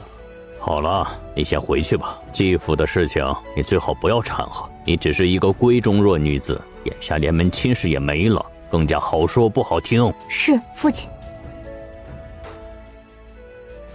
曲之真的心思还真是直白，有用就留下，没有就滚。所谓亲情，淡薄若水。奴婢见过四小姐。你要去书房找父亲，什么事？是夫人有事情。什么事情？奴婢听闻那日是你自己要把我们小姐撞下水，还污蔑说是三小姐要你这么做的。嬷嬷这是怕二夫人不知道，怕她不要了你的命吗？四小姐，二夫人发现一对夫妻，说四小姐是他们两个的女儿，想上门认亲。好，我知道了，你去吧。是，多谢四小姐。小姐，这一对夫妻的女儿已经没了，现在来认什么亲啊？难不成这事儿还能联系到小姐的身上不成？雨东，你还让人查了这对夫妻跟我以前身边的人有谁来往过吗？有的，好像跟小姐身边的顾嬷嬷有关，而且还有些远房亲戚的感觉，偶尔也会走动一下，但并不亲热，不远不近的关系。对，没事的时候一直不来往，有事的时候还是会来往的。他们那个女儿出事的时候，我应当还在庄子里吧？对，出事的时候，听说当时小姐正巧病了，顾嬷嬷在照顾小姐，当时并没有过去，事后才去的。还有什么有联系得上的地方吗？这个奴才查不到。小姐身边还有其他线索吗？或者其他标志性的东西？小姐，您进京有没有带着顾嬷嬷送的荷包？奴婢记得顾嬷嬷喜欢给小姐送一些护身符之类的东西。有的，就带了一个，你去找来。小姐，不见了。小姐，老奴可以肯定，绝对没有人进到正屋。每次小姐不在的时候，老奴都警告过院内的丫鬟婆子，也说过，如果发现呢，直接赶走；要是看到不说的，也会连累被责罚。但里面的香囊是真的不见了，其他的都还在，就香囊不在了。我记得清清楚楚的。顾嬷嬷的护身符，小姐一直都是很小心的收藏着的。雨春，你这盒子是哪来的？小姐，可是这盒子有什么问题？这盒子奴婢是特意去找来的。哪里找来的？奴婢想装东西，可又没在这里找到可以装的盒子，就去针线房处让婆子去拿的。针线房？居然又是针线房！上次就是针线房的人和二夫人一起暗算的小姐。小姐，应当是有人从后面过来，然后悄悄地取走了这个香囊。杨嬷嬷，你排查院子里的人，查一查有什么人去屋后，可以不让人猜疑。找到人之后，也不必打草惊蛇。小姐放心，老奴知道，老奴会更加小心的。雨春，盒子还是放在这里，什么都跟原来一样。如果你去针线房的时候，有人问起你，你也不要露声色，就好像你什么都不知道似的。小姐放心，奴婢知道的，不管是谁也别想从奴婢这里打听出什么来。这几天二老爷有没有去二夫人那里？没有，自此到现在一直没有去过二夫人的屋子，就宿在姨娘处。雨春，你去取几盘新制的糕点过来，我一会儿要去看看于氏。小姐，您要去见二夫人？对，我们去看看，也免得落人口实。是，小姐，我去厨房取。一会儿我们离开夫人屋子的时候，让石兰挡着点路就行。是。夫人身体可好？曲墨影，你陷害我！夫人，衣裳难道不是你送过来的吗？夫人既然想害我，又为什么说是我陷害你呢？我知道我不是夫人的亲生女儿，夫人自小就不喜欢我，我的这双眼睛也是坏在夫人手中。夫人，你害我的次数不少吧？可是你再害我，也不会抹去我娘才是父亲发妻的事实，而当初的你只是妾室进门的吧？你怎么敢胡说？四小姐，夫人是您的长辈，您说话的时候要懂得尊敬长辈。哼，尊敬长辈？如果这个长辈一心想要我们小姐的性命，又何必尊敬？放肆！哪里来的乡野丫头，敢这么对夫人说话？我放肆在主子面前说话，那你呢？你不一样在我们小姐面前大呼小叫的吗？曲墨影，我自问对你不薄，你为何会如此陷害我？于夫人害我之事，大家有目共睹，连皇上那里都知道了。我这里也不想和于夫人过多的争执，我想问的是另外一件事。什么事？听闻我娘当日怀我的时候去了安堂，我很是奇怪。那时候我娘已经快生我了吧？是什么让她一个人独自去安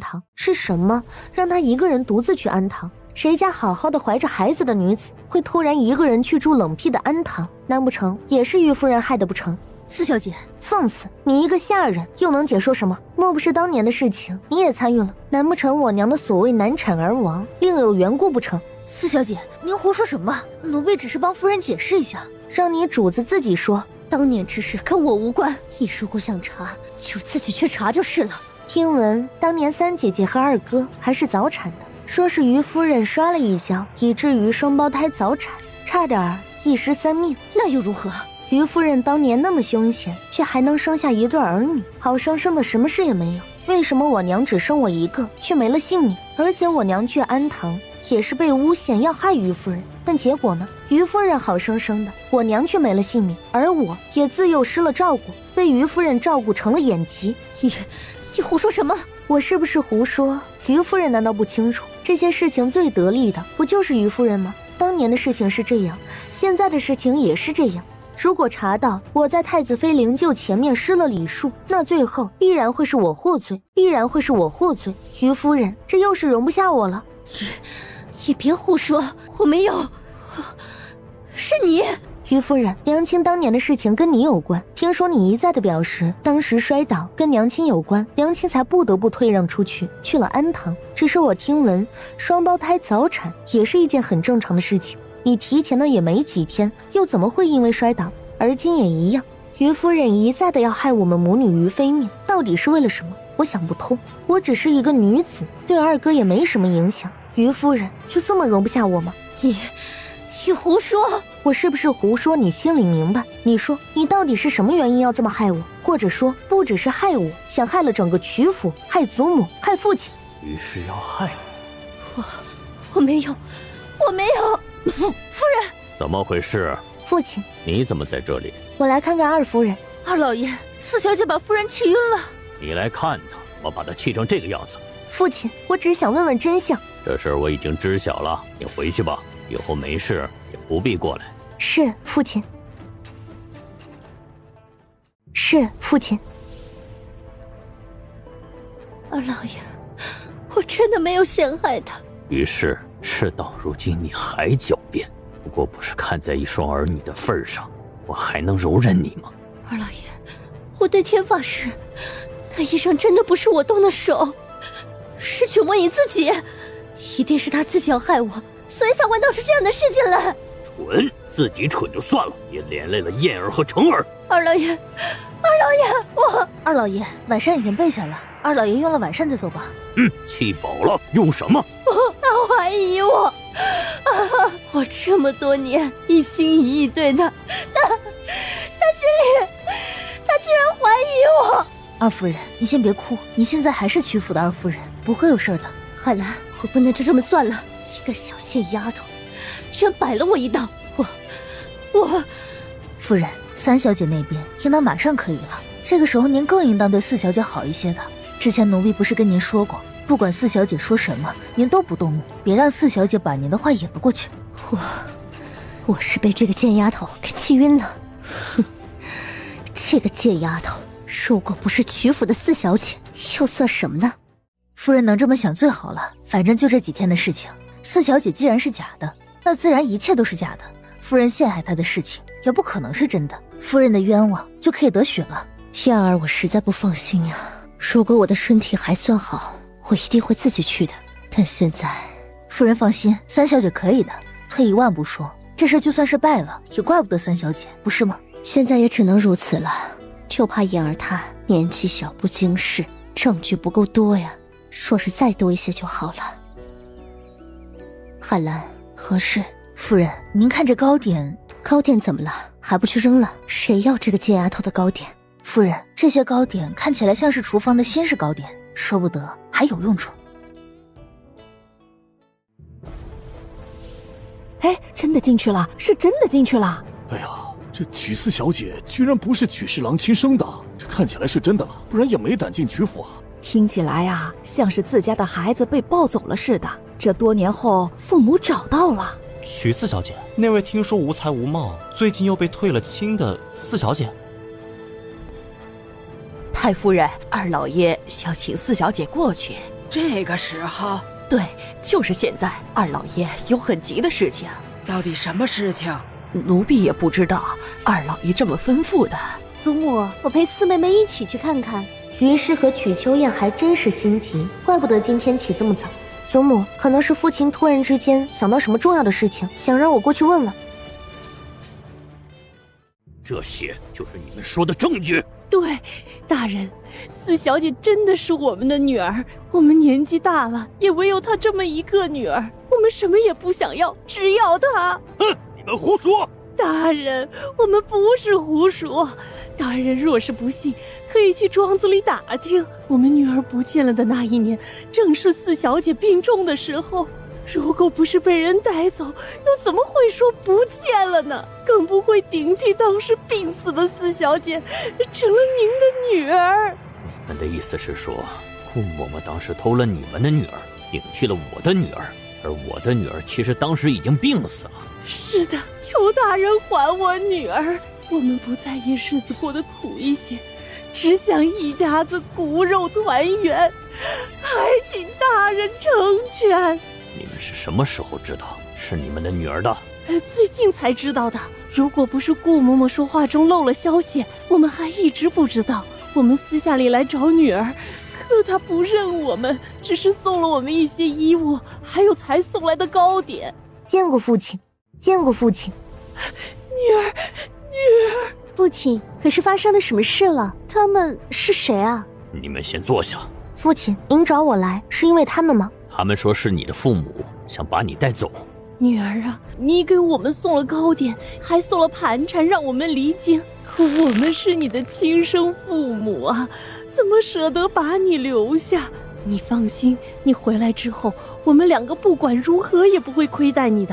咦，这不是府里才新做出来的糕点吗？就是这2天的事情啊。女儿，你毕竟是我们的骨肉啊。你们说我是你们的女儿，有什么证据吗？有，这是你让丫鬟给我们送过来的衣裳，还有这盘缠，这是才送出来的糕点，说是让我们尝个新。女儿，还有这个是顾嬷嬷做的。顾嬷嬷虽然偷走了我们的孩子，但心里也是愧疚，每每要去庙里求佛，饶恕了她的这一番自私的行为。这是她求的香囊，听说里面还有护身的东西。除了这些，还有你的身份证明。这的确是四妹妹进府的时候带着的香囊，还请大人查看。这里面的就是你们所说的证据，也是从顾嬷嬷那里打听来的。对，如果不是顾嬷嬷说漏了嘴，我们也不可能知道这事实啊。女儿，我们一起回去吧，一家子团团圆圆比什么都重要。你们知道里面是什么吗？这个听说是关于认证你是我们女儿的证据啊。顾嬷嬷说她放进去了。如果这里面没有呢？这不可能啊！顾嬷嬷是这么说的，那怎么可能不是真的？如果真的不是真的呢？你们冒认官亲，必然是要送官查办的。女儿啊，你是我们的亲生女儿，如果你真的不念父母的情谊，那我们就算是真的被官府抓走，也是心甘情愿。反正女儿也没有了，我们老夫妻两个还活着也没有什么用了。女儿啊，你之前送东西给我们的时候都是在门口啊，后门的婆子也可以作证啊。四妹妹，你真的不是父亲的女儿？那你之前说母亲害你的事情，你女儿身上有什么标记？你女儿身上有什么标记？我女儿没有标记。我们小姐右脚。对，女儿的右脚上有些不同，但不是很明显。心虚，是雨东真的失言。母亲说这个李氏还算是个聪明的，眼下这个明显的漏洞没有听出来吗？你们女儿今年多大？女儿啊，你今年13岁多一点，没到14岁。既然你们说这事儿是顾嬷嬷做的，正巧我前几日想她了，特意派人去请了她，应当快到了，你们跟她当面对质吧。顾嬷嬷当然不会承认的，她怎么敢当着大人的面承认这种事情？既然她不承认这种事情，又怎么会在香囊里留下什么证据？莫不是就想被你们拿捏，让你们到曲府告状来认亲？女儿，我不管顾嬷嬷是什么想法，但我清楚的记得女儿右腿上有标记。什么标记？你胡说！四妹妹，是或者不是，查看一下便知了。我右腿上面有什么标志？这依稀记得你右腿上面有个标记，一眼就能看出来的那种。看来曲墨影是百口莫辩了。既然不记得，那你们又怎么知道小姐说小姐的右腿上面有记号？四妹妹，我帮你看看可好？如果没有呢？如果没有，那必然就不是我们的女儿了。四妹妹，查看一下吧。查看一下？凭什么？凭你们两个简单几句话，我一位堂堂的侍郎府千金就要除伤给你们看？女儿，你怎么到了这个时候还不认我们呢？你让我们看看，如果不行，可以让这位小姐看。四妹妹，我帮你看一下，然后给你证明。看什么？你们说你们女儿身上有什么标志？右腿上有标记。什么标记？这时间太久，只记得清楚的是右腿上肯定有标记。好。好，我今天就查一下我的孙女儿，但如果没有，你们一会儿就去官府说事。祖母，我陪你们一起。你在外面候着，别让这一对歹人逃掉了。二老爷，太夫人请您进去。不是说肯定不会有事的吗？不是说有人会帮着我们的吗？可是看来看去，似乎只有边上的这位三小姐会帮着我们。父亲，这双眼睛简直和他母亲一模一样，这样的容色，怎么可能是那对丑八怪的女儿？这是我的女儿。我方才已经查过了，影丫头的右腿上面什么也没有。之前让个丫鬟特意说腿上有疾，没想到这对无良的夫妻居然还真一口咬定影丫头是不是你的女儿，我最清楚，所以才让她取了眼纱。她当时生下来的时候，眼角便带了许淡淡的红晕，我从未见过其他女孩子有这一点的。既然不是，就没事了，一会儿扶着你祖母回去休息就是。至于这事，为父自然会处理。父亲，既然不是真的，他们又怎么赶到这里来认亲？这一对夫妻是从庄子里来的，之前因为找不到事做，求到我面前。我想着都是庄子里的，就让雨东送了点旧衣裳过去，还有一些散碎的银两。至于糕点，我真的没送，唯一送了新做糕点的地方，唯有去了二夫人处探望的时候。还有那个顾嬷嬷的事情，顾嬷嬷是影丫头的奶娘，现在就在庄子里，我会派人去查问清楚的。如果这个顾嬷嬷什么也不知道，必然也是被人暗算了。那么是谁要暗算影丫头？于是，居然又是于是。来人，把他拉下去，冒认官亲，打20大板，然后送官。大人饶命！大人饶命！母亲也实在是蠢了一些，信誓旦旦的说必然会成功，真的是蠢透了。三小姐救命！三小姐救命！你们冒认我四妹妹，还想让我救命，实在是过于的欺负我们曲府了。父亲，这事儿既然是假的，就一定不能放过他们。他们上门来冒认四妹妹，让我和父亲都怀疑四妹妹，打死他们也是应当的。大人，不是小的要来冒认，是有人故意让我们来的。说，大人，就在几个月前，有个男人找到了我们，跟我们说可以认下曲四小姐，说她是我们的女儿，又把我们女儿当时失踪时曲四小姐重病的事情也说了，给了我们银两，让我们偷偷在顾嬷嬷的香囊里放了纸条。之后又来了京城，找到雨东，说我们找不到事做，四小姐让雨东在后门接济我们。就昨天，还有人送来一包糕点，让我们说是四小姐送的。今天一大早让我们来认亲，说一定要咬死四小姐是我们的亲生女儿，说事成之后会给我们更多的银两，送我们回乡。什么样的男人？是一个管事模样的，说是他主子的意思，但他走得很神秘，并不知道去哪儿了。你们就不盯着看看？怎么证明这事不是你们两个主谋的？谋害官眷，这罪名你们扛得下来吗？不是我们，大人，真的不是我们。大人呐，有一个丫鬟，昨天给我们送来府上糕点的一个丫鬟，这个丫鬟我还认识。对，大人，我们可以认人的，一个丫鬟12、13岁左右。来人，把府里的12、13岁的丫鬟都叫过来。认出是谁了吗？禀报大人，都不是。今天府里缺了一些人，12、13岁的丫鬟。这个我不清楚啊。人拉下去，重责20杖，然后把人扔到府门口去，说是冒认官亲之罪。大人饶命！大人饶命！父亲，眼下这事儿就先到这里为止吧。影丫头，我们还是先回去吧。这事儿既然是你父亲主事的，自然会给你一个明确的交代。是，祖母。祖母，我跟你们一起走。你留下来帮着你父亲处理这事儿吧。现在内院是你在管，查一下你四妹妹的香囊放在屋子里的怎么就没了？明明都是孙女，凭什么只对曲墨影好？果然是个讨人厌的老婆子。父亲，您去哪里呀？我去看看你母亲。父亲这是去问罪了，那我去好还是不去啊？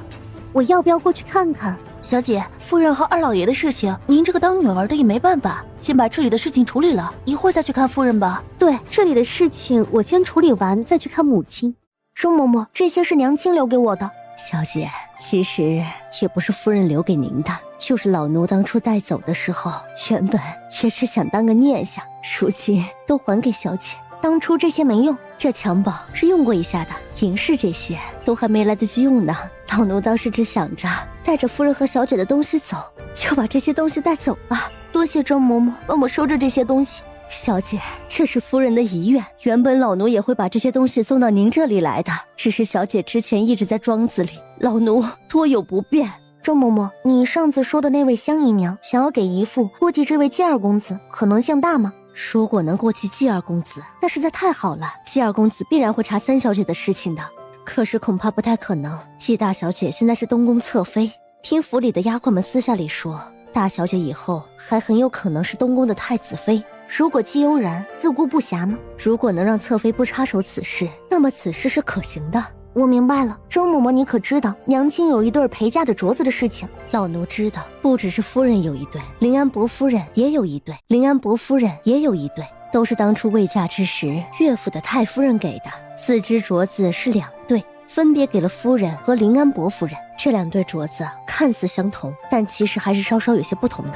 我没见过娘亲留下这对镯子。小姐，这对镯子是当初岳太夫人给夫人的陪嫁，当初也曾言明，这以后镯子也是传女不传男，若是有女儿必然会传给女儿的，若只有儿子也是留待以后传给孙女儿的。因为是古玉，又价值连城，而且还是难得的2对，岳父自是有记录的。外祖母说这镯子传女不传男，那表哥是不是也知道？这个老奴说不清楚，毕竟是男子，况且那个时候他还很小。周嬷嬷，我想问一句，当日姨母的镯子去了哪里？当日太子妃嫁入东宫的时候带走了1只，还有1只留给了3小姐。那不是血玉，那是妹妹的鲜血凝固成的。为什么姬悠然会这么做？就算是他和裴洛安2个有了私情，就算是让我和裴洛安退了亲，把太子妃之位让给他也行，可为什么会害我的爹爹和妹妹？为什么会这么恶毒？连最后一丝生机都没有留下，连最后一丝生机都没有留下。小姐，小姐，周嬷嬷觉得太子妃的那1只现在在谁手中？应当就在姬侧妃手里。不只是镯子，太子妃所有的嫁妆全在她手里，夫人大部分的嫁妆还有伯爷半生的积蓄都给了太子妃。可是周嬷嬷不必伤心，太子妃嫁妆的事情以后自会有定论的。雨春带周嬷嬷下去休息。是，小姐。你去府外暗中找人，以太子侧妃的名头把这封信送到我手里。接下来不用着急着回府，你打探一下之前那对夫妻的事情，别让人混了视听。是，奴婢现在就去办。小姐，听说二老爷去夫人那里啊，打了夫人几个巴掌，把夫人打晕了，大夫们又是一阵忙乱。小姐，吴嬷嬷带了太子府的婆子过来，侧妃娘娘有事情要说。雨东还真快。瞿四小姐，这是我们侧妃娘娘的信。信可有何事？奴婢不知，瞿四小姐请先看信。吴嬷嬷，可知我娘亲有一对陪嫁过来的镯子，是外祖母特意陪送过来的。什么镯子啊？一对红玉的玉镯，说是血玉的，上面还缀着类型的绿宝石，极是珍贵。是东宫的这位侧妃吗？她为什么要提这对血玉镯子呢？好像是有这么一对镯子啊。吴嬷嬷知道去哪儿了吗？季侧妃让我明天带着过去，就岳氏一族当年陪嫁姨母和娘亲的时候各送了一对，姨母的就在东宫，娘亲的在曲府，让我明天带过去看看。啊，老奴一会儿去问问太夫人。你先回去回禀你们侧妃娘娘，就说我已经知道了，明天一定依命而行。瞿四小姐，奴婢告辞。苗嬷嬷送人。吴嬷嬷，可有什么不便的地方？没什么不方便的地方，四小姐先在这里等着，奴婢去禀报太夫人。有些东西现在都在二夫人的手中，奴婢也不方便直接去要啊。有了嬷嬷了。四小姐客气了，奴婢现在就去向太夫人回话。怎么没有？太夫人，老奴去开那边的库房，先是有婆子拦着不让进，说是现在内院归三小姐管，要听三小姐的。老奴生气，把那个婆子拉开，直接打开了库房，发现里面的东西至少少了一小半啊！什么？这么多？对，但是听守门的婆子说，这里面的东西都是搬到了四小姐现在住的浅月居去了，不算是少了。那对镯子可在？老奴没找到。那位季侧妃想干什么？老奴也不清楚啊，似乎和太子妃有关。你带几个人去翻于氏的妆台，如果不在二夫人那里，就必然会在燕丫头那里。是，老奴现在就去查。什么？吴嬷嬷去了母亲的院子，查看母亲的妆奁？对，海兰姑姑去拦，还被吴嬷嬷让人打了一巴掌。似乎在找一对镯子。我知道了，镯子？什么镯子会让祖母派人到母亲这里翻？小姐，太夫人要找的会不会是那对镯子啊？你是说？老奴见过三小姐。吴嬷嬷可有何事？吴嬷嬷可有何事？太夫人不见了一对镯子，方才去夫人处看了一下，夫人说可能在三小姐这里。母亲给我的又是镯子，青莲去把那个拿来。是，小姐。吴嬷嬷看看，可是这一对？对，就是这一对。三小姐，这镯子如此漂亮，为什么不见三小姐戴呀？这镯子的确很漂亮，只是原本也不在我这里的，是母亲才送过来不久的，最近也没有什么时间戴。三小姐能主动拿出镯子来，可见这三小姐是不知情的，而二夫人必然是知道的。是最近的事情？对，这镯子可是有什么事情吗？哦，找到了就好了，没事儿了。可是为什么祖母的镯子会在母亲的手里，母亲又为什么会送到我的手上？三小姐，真的没什么大事儿，可能是以前太夫人赏了二夫人，太夫人给忘记了，特意的让老奴来找找。真的没什么事？真的没什么事儿。三小姐，老奴还得去太夫人处复命，就不在您这里多待了。好，吴嬷嬷慢走。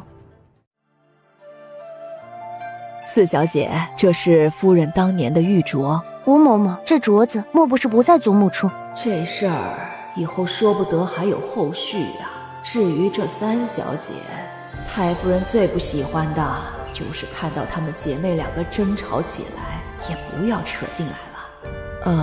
并不是在太夫人处，是在二夫人处找到的。四小姐，老奴还得去太夫人处复命，就先回去了。多谢吴嬷嬷。小姐，听说还去三小姐处查了一番，到三小姐院子里的时间长不长？听说才进去就出来了，不算太长时间。看起来这事儿跟曲秋燕扯不上关系了，去查查曲秋燕的身边最近可有什么人得了杏仁。是，小姐。我当日掉下凌渊阁，身体接触到水面时，明显感觉到手上的镯子碎了。季悠然不会去找我的尸体，但他一定会想尽办法找到我的那只玉镯。曲四小姐，您在这里稍等一下，奴婢去请侧妃娘娘过来。好，有劳这位嬷嬷了。看来今天我的职责就是陪着季悠然了，还真是嘲讽。这一世的我陪着我的仇人，给上一世的我送丧，人生的际遇至此，还真的让人无语。县主，是奴婢带错地方了。他怎么会在这里？总觉得他方才那丝说不清楚的眼神里，带着的是一丝厌恶，还有的是忌惮。我的记忆里根本就没有这位锦玉县君的身影，他的这些复杂的、让人解说不清的思绪是从哪里来的？表妹，久等了。侧妃娘娘。表妹，你这镯子……之前来的匆忙，忘记把镯子取下来了，不知道能不能借侧妃娘娘的地方摘下血玉镯子。莫不是当初岳氏一族也陪送了一对血玉镯过来？啊，我能凑成一对了，那可是太好了！来人，去取一个适合过来。是。许四小姐，这对镯子很漂亮，不知是从哪里买的？这不是买的，是家母留下来的，是家母的嫁妆。哎，能不能让我看看？以后啊，我也让太子帮我找一对。侧妃娘娘客气了，请。怎么只有一只？原本是有一对的，但是听闻家母不小心碎了一只，就只剩下这么一只了，便带了这么一只在手上，以缅怀家母。你现在放在丫鬟的手中也不是那么回事儿啊，不如放在东宫，一会儿回去的时候再带着就是。多谢侧妃娘娘，还是不麻烦侧妃娘娘了。啊，那好吧，你让丫鬟小心一些，镯子这种东西啊，是最容易碎的。表妹，马上要起灵了，我们过去吧。好。三弟，你坐下就是，姑现在顾不得你了。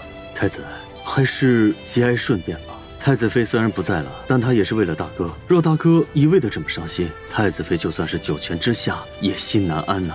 姑知道，可是姑……大哥，家人已逝，还请节哀。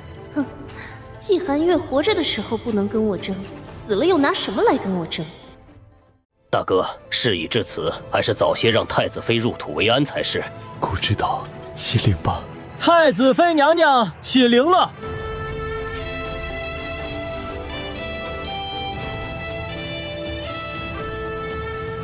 表姐，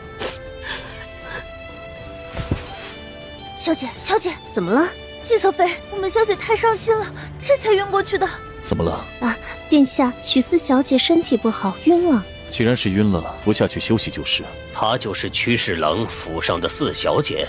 我们小姐是曲侍郎府上的四小姐。你们这位四小姐看起来也不是一无是处的嘛，可惜了，真是可惜了。能用姐妹情深图谋的，不会是太子吧？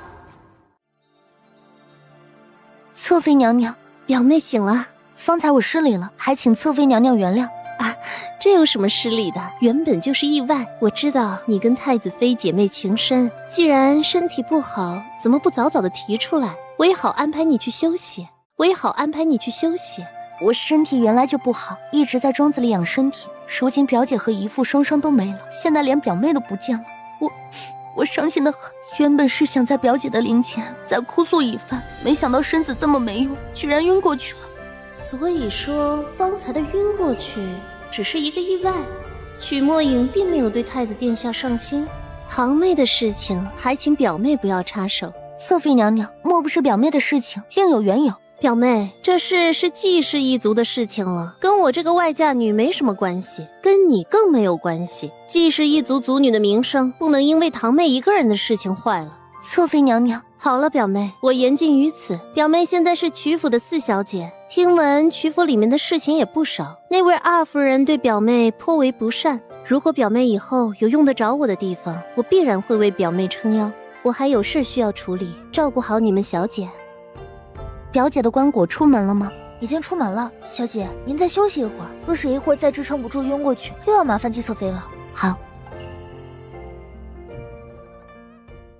曲四小姐睡啦？小姐刚睡下，你跟我来一下。什么事？方才侧妃娘娘问要不要给四小姐换一个休息的地方。怎么了？这里不好吗？这里原本并不是为女眷们准备的休息的地方，方才曲四小姐一下子晕过去，就近让曲小姐住进来的。好，我现在就去叫我们小姐。哎，你先等一下。怎么？曲四小姐身体不好，这才刚刚入睡，马上叫醒好不好啊？太子府的丫鬟居然身手这么好，就方才拉着袖子的那一刻，我衣袖里的适合已经让人换了，这动作真够快的。没关系的，我们小姐脾气好，就算叫醒了也不会说什么的。那好吧，你现在去叫醒你们的小姐，我带你们过去。小姐，您醒醒。怎么了？这里是在外院，东宫的丫鬟说，请您换到女眷们休息的院子去。好。小姐，您猜的没错，玉镯被换了。季悠然果然找回了我的那只碎了的镯子，就当什么也不知道，不要露声色。是，奴婢知道。小心！怎么回事？奴婢见过魏王殿下。见过魏王殿下。无需多礼，曲思小姐的身体可好一些了？多谢王爷，我已经好了许多了。你是季侧妃的丫鬟？奴婢是陪着曲思小姐过来的，没想到曲思小姐的丫鬟走得快了一些，冲撞到了魏王殿下，还请魏王殿下恕罪。无妨，都起来吧。曲思小姐若是需要什么，跟季侧妃说一声就是了。多谢王爷。看来镯子碎了这事儿，季悠然这是想让魏王来背锅了，又或者不只是为了一只玉镯这么简单。想当初季寒月带着镯子在我面前的时候，我只不过是想看看，季寒月却说这是他外祖母的东西，要小心一些。眼下季寒月的镯子带到了我的手上，这所有的一切都是我的了。小姐，曲四小姐会不会闹起来啊？哼，曲四小姐哪里敢啊？她以前就胆子小得很。太子妃以往也跟她说，让她不要怕事儿，有事就闹出来，自有太子妃替她撑腰。说她什么也不说，太子妃也不好插手。可她偏偏一直好生生的住在庄子里，一副要把这庄子住穿的样子，可是之前夫人传言说，这位曲四小姐不容小觑。无碍，闹起来也不是我的事情。他撞的人可是魏王，跟我有什么关系？要找也是找魏王去辩论。侧妃娘娘，殿下让您过去。什么？曲四小姐摔伤了？当时被撞的是个丫鬟呢，跟曲墨影有什么关系？哼，还能有更假的吗？殿下，曲侍郎府上的这位小姐是不是智力还低啊？你什么意思啊？方才摔倒的是曲四小姐的丫鬟，分明不是曲四小姐，她又故意的想闹哪一出啊？撞了丫鬟？殿下，方才传来前面的下人来禀报，说是魏王殿下和曲四小姐撞上了，幸好丫鬟小厮走在前面，他们两个摔了一下，其他并无事故。魏王殿下才过来一会儿时间，又因为身体不适去休息，却不料差点和曲四小姐撞了个正着，也不知道曲四小姐是怎么撞上魏王殿下的。魏王可有事？魏王没什么大事，就是受了惊吓，只是不知道连魏王也没事，这位曲四小姐又想做什么？当时她分明没什么事，摔的也不是她啊。所以这所谓的撞上，其实就是季悠然的意思，只是生怕我府里的事情不多，又想弄出什么事情来。你似乎对这位曲四小姐有成见？妾身对曲四小姐没成见，只是一时觉得曲四小姐过分了些，明明是丫鬟撞上的，怎么就成了她摔的？你是不是觉得孤这东宫谁都可以撞上？以曲四小姐的身份会撞上魏王，那是不是说魏王很好撞上？这以后若是有刺客在孤的东宫行刺魏王，也是很简单的一件事情吗？殿下，此事妾真的不知情啊！妾对殿下的心意，殿下早知，妾又岂敢让殿下陷入这等事情中？妾只是一时气不过，才故意让曲四小姐撞上魏王殿下的。你气不过，为什么？殿下，曲四小姐和妾身说起殿下的时候，妾身很难过，这才气不过。说什么了？说殿下举止很好，又有殿下对太子妃一片深情，还说羡慕太子妃，这哪是她一个表妹该当说的话？妾气不过，就想了个法子，让她遇到魏王殿下。你想让她跟魏王配成对？对，她既然一心想进王府，那魏王比较合适。季悠然，你应当明白自己的身份吧？殿下，妾身清楚自己的身份，妾身应当不生气、不恼怒的。这也是曲四小姐做的过分了一些。即使再过分，你也得忍着。你当初就说过，不会嫉妒韩月，也不会嫉妒姑身边的任何一个女人。现在算什么样子？莫不是你要让人怀疑你进东宫来的目的不是为了照顾韩月，而是为了姑吗？是，殿下，是妾身错了，妾身以后不会了。以后不管曲四小姐做得如何过分，妾身也会把她当成表妹看待。如果以后还有这样的事情，姑绝对不会轻饶。季悠然，你要记住，你是侧妃，而且还不是一个名正言顺的侧妃。是，殿下，婢妾知道。先起来吧，处理一下曲四小姐的事情。方才她摔了，听说是不小心摔的，还在假山那边，而且还撞到了王叔。曲四小姐怎么会撞上云郡王的？姑也不知道，说曲四小姐撞到了王叔面前，收拾不住，摔倒在地。裴元俊，他今天来干什么？怎么就撞上了这位曲四小姐的？莫不是真的像季悠然暗示的，这位曲四小姐的心思的确不正？殿下，您跟妾说说是怎么回事，妾身马上去处理。太医如何了？曲四小姐身体原本就不好，眼下更是虚弱呀。至于其他的嘛，倒是也没什么，扭了脚，这几日不能下床走动。只是扭了脚吗？对，只是扭了脚，但是曲四小姐身体不太好啊，要多将养才是啊，否则将来与子嗣有碍。太医，你们小姐虽然体弱，但往日也还好，怎么会身体不好至此？可有原因？曲四小姐可能是受过大寒，或者是掉入过水里，或者其他原因，而且还不止一次。多谢太医，我们小姐以往数次为难，能活到现在也是不容易，还请太医给我们小姐开几张调剂的方子。那是自然，跟我过来吧。你们王爷是故意的吧？他什么意思？这个奴婢也不知道。裴元君到底要干嘛？怎么哪儿都有他？表妹，侧妃娘娘，小姐，表妹不必多礼，伤得可重。多谢侧妃娘娘，我没什么大事。太医怎么说？只说是扭了脚，无碍的。真的无碍吗？要不要再叫一个太医来看看？方才已经看过了，真的不用了，还得麻烦侧妃娘娘派人送我出去，恐怕这一路上我也不便行走了。表妹现在要走，我这个样子留下来也没什么用了，就先回去。正巧侧妃娘娘过来，原本还想派人去请您过来呢。这个恐怕得问过云郡王殿下。这事跟云郡王没什么大的关系了，只是不小心遇上而已，而且也是我自己摔倒的。不管如何，也是因为云郡王摔的。太子殿下的意思，再留下来看看，总不能就这么回去吧？表妹，你先留下，等下午的时候如果还好，我就让人送你回去，你看可好？臣见过皇上。今日太子妃启灵，你也去东宫了？是皇上。皇上宣臣来，可有何事？听闻你之前在东宫撞到了一位世家小姐，还把人家给撞伤了，怎么样啊？伤得可严重？要不要朕多派几位太医去看看？可别把人家娇弱的小姐给撞出事儿。如果真出了事儿啊，朕也不好向臣子交代，只能委屈你给他收了。皇上，真的只是一个意外，也不知道是怎么着就撞到微臣面前了。哎呀，即便只是一个意外，那也总不能让人家好生生的小姐担这样的名声吧？皇上，两个人又没撞上，能有什么不好的名声？你是知道没撞上，但传出去却是好说不好听的。人家小姐也是要名声的吗？这种好说不好听的话传出去，还让人家小姐怎么嫁人呢？皇上，真的只是一个意外，而且事情发生在东宫，太子必然会好好归属手下的。可是今天不同于往日啊，今天去太子府的人不少，太子心系太子妃也不如往日清明。你这事情啊，别说是朕，就算是外面现在都已经知道了，难不成让人家小姐从此青灯古佛的一个人不成呢？皇上这是要逼微臣回边境了？即便是回边境，也要把人带着。如果皇上觉得可以让他去安堂清修，也是可以的，不过是一个小小的侍郎的女儿罢了。这副样子倒是和他往日的性质相同了，莫不是真的没有什么意思？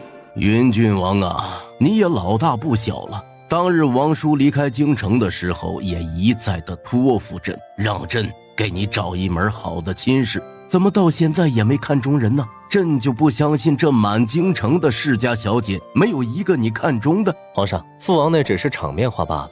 哎呀，怎么可能是场面话呢？你看看到现在府里也没有一个女人，连太子都不如。太子之前虽然对太子妃是情深一片，但到底还是收了宫中的几个宫女在身边，虽然没有什么名分。皇上，这都是小事儿，微臣有要事禀报皇上。皇上，这都是小事儿，微臣有要事禀报皇上。北疆有异动。对，北疆有人谋反，这几日已经逼到了北疆的王城，北疆王向我们求救。该救吗？北疆向来是我们心头大患，北疆王也向来对我们不太敬重，虽然一次次的打败，但还是一次次的挑衅。眼下这时候，微臣觉得还是静观其变。皇上以为呢？这事儿啊，就由你来处置吧。如果有北疆的折子过来，也一并先看过再禀报。皇上，但如果北疆的折子不是正经途经送过的，微臣也不一定能拿到。朕明白，这事儿你去办吧。是，微臣告退。等一下，你的事情怎么解决呀？皇上，元君呐，不是朕说你，人家这位小姐也是极可怜的，人家自小就没了娘，听说曲侍郎也是不管不顾，而且还伤了眼睛，在府里也过不下去了。之前还被退了亲的，你就真的忍心看着人家好生生的小姐被送到安堂去啊？莫如先暗示着曲府，待得他日你正妃进门，就给他一个侧妃的位分，如何呀？皇上，这事还等以后再说，但是以后这种事还是不要有。好，好啊，以后再说啊，以后再说，不急的。听说这位曲小姐年纪也不大呀。皇上，微臣告退。果然，这位曲府的小姐和旁人是不同的，至少没有再一口回绝，那就相当于是认下了此事了。这可是以前从来没有过的事情啊！皇上，您放心，郡王爷一定会越过越好的。唉，真对不住他呀。看起来我即便是死了，他们也没放过我。小姐，姬侧妃为什么要换您的镯子？这对镯子林安伯夫人也有，给了太子妃。所以说这对镯子是太子妃的？应当是的吧，收起来。这是不是代表太子妃的死另有缘由？是，奴婢收起来。我的妹妹还那么小就被害死，甚至手臂还被斩了下来，就是为了这只镯子。方才问的如何？说是云郡王到东宫的事情就很意外。今天太子妃出丧，云郡王殿下是长辈，身份又不一般。之前说是不来的，后来不知道怎么回事就过来了，而且过来的时候没有直接去见太子，去往后院过来，直接进往内院而来的。对，听说是这个样子的。今天太子府的后院还有什么人？景玉县君也来了，还有其他的几位小姐。今天是太子妃出丧的日子，为什么会有这么多小姐过来？还有什么事情能比得上太子妃大喜？这个奴婢打听不出来。不应当啊，这种事情不应当发生啊。会不会是另有身份尊贵的人？小姐，这是迫不及待的来给自己的儿子选妃了，说什么第一得体人，却连最起码的体面都欠缺了几分，着实的让人觉得嘲讽。曲四小姐，什么事情？奴婢带曲四小姐去用午膳。我们小姐行走不便，不能拿过来吗？就在隔壁的院子，很近的。侧妃娘娘已经让人准备下了。小姐，走吧。曲四小姐请。还有其他人吗？禀报曲四小姐，没有其他人，就只有您一位。侧妃娘娘会来吗？侧妃娘娘还在前面忙，恐怕没有时间陪着你。如果曲四小姐想见我们侧妃娘娘，奴婢一会儿就去禀报。不愧是母子，都喜欢躲在屏风后面偷听。你们府里现在是不是侧妃最大？奴婢不知，曲四小姐请。曲四小姐可是觉得不好，奴婢再去让厨房做几件可好？不用去，只是不太舒服，用不下饭。今天是太子妃的，我也没心情。那曲四小姐您先坐一会儿，奴婢给您去拿点水果过来。不用了，我先回去了。曲四小姐您先别走，侧妃娘娘可能会来这里见你。我们小姐方才已经有些不适，这会恐怕支持不下去，先回去休息一下。这位就是曲四小姐。禀皇后娘娘，方才的就是曲侍郎府上的四小姐，长相不雅不说，而且还没有任何才识，甚至眼睛还不好。听说啊，虽然能视物，但很模糊，几乎看不清人影。无才无貌，而且还有眼疾，所以才会撞到云郡王的。以给东宫太子妃送丧的理由出门，却行的是这样的事情，他就不怕他的贤名有毁，被他人知道非议？小姐，我们来这里做什么？对面有2家铺子。小姐，这2家铺子有什么不对的吗？一家是表姐的嫁妆，一家是我们府上的娘亲的嫁妆。怪不得。小姐，怎么办啊？再等等。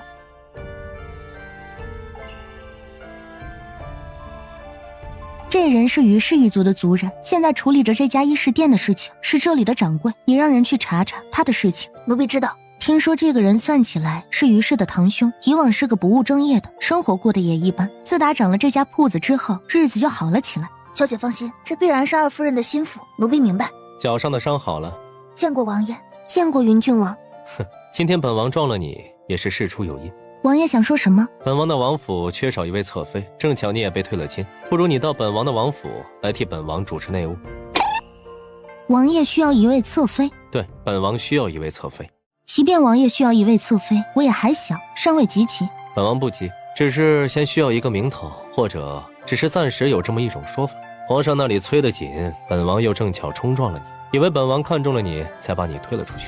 好，你就不怕坏了名声，以后也不会有人娶你？不嫁人也好。听说果娘当时嫁过来的时候也是满心期许，可最后却落得这么一个下场。别说自己没保住，连自己的孩子都被赶了出去。说不定你会遇到一个好的，像永宁侯世子那样。很不错，你放心，本王他日会迎你入门的。王爷还是以后问问王妃的意思，现在说这些尚早。以后如果有什么需求，只管让雨东过来找本王。多谢王爷。爷，要不要去看看？去那里干什么？爷，这曲四小姐说不定喜欢这些呢。哼，跟本王何干？哼，跟本王何干？这是哪家的公子？如珠似玉，居然俊美如此。好像是云郡王吧？是云郡王？这真的是云郡王吗？我也不太清楚，应当是的吧。云郡王怎么可能长得如此？没听人说起过云郡王如此出色的。云郡王的容色，谁敢议论？听说皇后娘娘这次是替云郡王选的。皇后娘娘什么也没说。皇后娘娘说过几日还会有宫宴，你会去吗？到时候看吧。怎么了？可有什么不对的地方？哎，你是怎么想的？我也不知道，这事儿还是让父亲做主吧。左相会同意吗？我不知道。那你呢？你府上会同意吗？我也不知道，这事情我们做不来主。那就先等着吧。你的名声在京城中最好的，又长得这么一副模样，还怕没人求娶不成？哎呀，你胡说什么？你不也长得那么好，还说别人？我可没你长得好。你母亲就是京中有名的美人，又生下你这么一个如花似玉的，你外祖父对你又那么好，不给自己的亲孙女求封，却把封号给了你。你胡说什么？咦，那个是谁呀？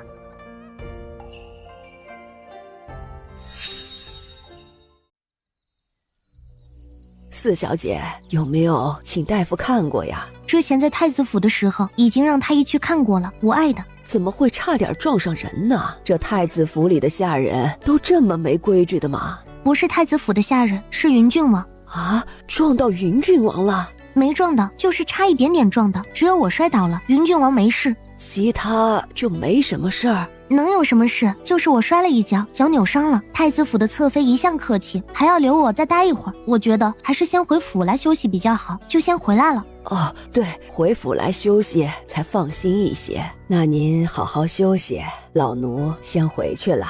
好。小姐，老奴去查过了，三小姐身边新来了一个婆子，这个婆子以前还是跟着二夫人身边的，最近却很得三小姐的器重。多久之前来的？应当是小姐到府里之后。是不是起火之后的事情？是不是起火之后的事情？对，就是火起之后的事情。这个婆子有什么特别的地方吗？是有些不同，姓清，大家呀都叫她清嬷嬷。看这样子，似乎也不像是中原人。苗嬷嬷，你是怎么觉得的？这个老奴其实也不太确定，就是偷偷去看的时候，觉得她的样子看起来并不像是完全的中原人，或者也有些像是在北疆住过的大周人。苗嬷嬷，你没事的时候可以多关注一下她，但别让她发现你在查她。小姐放心，老奴会仔细的。小姐，还是很早以前，老奴遇到过这样的大周人。什么时候？20年前吧。他们的穿着和北疆人有些不同，但又和一般的大周人也不同，看着就有些奇怪，说是大周朝的谋逆之臣什么的。大周的谋逆？小姐，三小姐派人过来传话了。奴婢见过四小姐。什么事？三小姐听说四小姐扭了脚，让奴婢送把椅子过来。哪儿来的椅子？上一年的时候，三小姐扭了脚，府里让外面做了一把椅子过来，但送进来的时候，三小姐的脚基本上已经好了，就一直没用着。听说四小姐的脚也扭了，特意让奴婢给四小姐送过来。我才回府，三姐的消息还真灵通。三小姐方才派了人去太夫人处问事情，正好听说四小姐的脚扭了，这才让奴婢找出来送过来的。替我多谢三姐姐。四小姐客气了，那你好好休养，奴婢就回去复命了。小姐，这的确没什么事儿，椅子是好的，就是久未用了，有些地方要抹上一些油脂，转动不太方便，其他就没什么不对的地方了。那就用着。雨东，你先去三小姐处去谢过她。苗嬷嬷，你去祖母处把这事儿跟祖母说了，问问祖母的意思。雨春，你让人去找一些油纸来，我们府里应该有。我明天还要去季府，这轮椅正好用上。是，小姐。管事儿的说是没了油纸。是的，说是没有了，要先去进些。什么时候能到？说是这种好的油纸得等几天。那府里就没有普通的马车的车轮用的油脂不行吗？奴婢也是这么问的，管事的说那个味道太浓了，小姐坐在上面闻到那种味道会不舒服的。这种好的油脂为什么要好几天？这个奴婢也不太清楚，似乎这种好的油脂不是想买就能买到的。小姐，这要怎么办？我们自己去找吧。奴婢现在就出府去找。好，你去吧。如果遇到什么人什么事，就小心应对一些。记得要按市价买，最好是去那种铺子里直接有的。如果要让你等什么的，可以另外再挑一家。是，奴婢知道。曲秋燕送来的轮椅，看起来这问题是在油脂上。眼下的我的确不宜走动。曲秋燕想算计什么？小姐，找到油脂了。谁送的？小姐怎么知道是送的？你这时候还没到府门吧？既然已经有了，就不是买的吧？对，不是买的，是外面居然往府里送了一些油脂过来，而且还正好是用来抹轮椅的那种。奴婢方才出去的时候就遇到了管着这事儿的管事，他是来跟小姐回这话的。哪家府上送的？哪家府上送的？不是哪家府上的，说是道观里送的。哪家道观？青云观。青云观的人为什么会送过来？之所以送过来，是之前二夫人的时候跟青云观的一位道姑关系还算不错，说起他们青云观里有不用的油脂，二夫人就想起来三小姐的轮椅的事情，就讨要了一些。就这些？还有一些就是说二夫人以前说这轮椅要送给青云观的，可是现在四小姐要用，管事儿的就说再缓几天，待四小姐用完之后再给观里送去。什么时候要？管事儿的说1个月之后吧，说四小姐的脚伤1个月必然是好了的。1个月之后吗？去厨房给我找几段白萝卜，就说你们想吃新鲜的白萝卜。是，小姐。曲四小姐，我们侧妃娘娘有请。季侧妃回府了。侧妃娘娘已经来了有一会儿了，一直让奴婢守着，请曲四小姐来了，先去见她。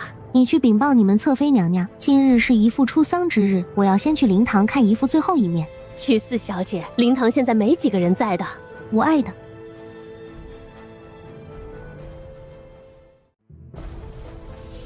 曲四小姐，您别哭了，伯爷若是地下有灵，必然也会感谢四小姐的。姨父、姨母、表妹、表姐俱亡，只恨我一直在庄子里，没有办法跟他们亲近，如今只能眼睁睁地看着他们不在了。姨父没有子嗣，姨娘那日所言可有结果？此事还在议论中。为什么？难道就眼睁睁的看着姨父断了子嗣不成？想姨父堂堂一位大将军，又如此忠心爱国，而表姐听说又是……到如今却子嗣全无，姨父若九泉有知，岂不会太伤心？曲四小姐，妾身会努力让伯爷后继有人的。这上面是真的，已经安排好了。庄嬷嬷，妾身明白。二爷，云郡王府来人了。什么？快请进来！既有安还真是没用，这裴元俊也不可能亲自过来，也没问是什么人，就直接出去。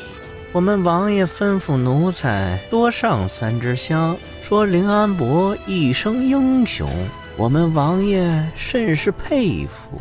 是，应该的。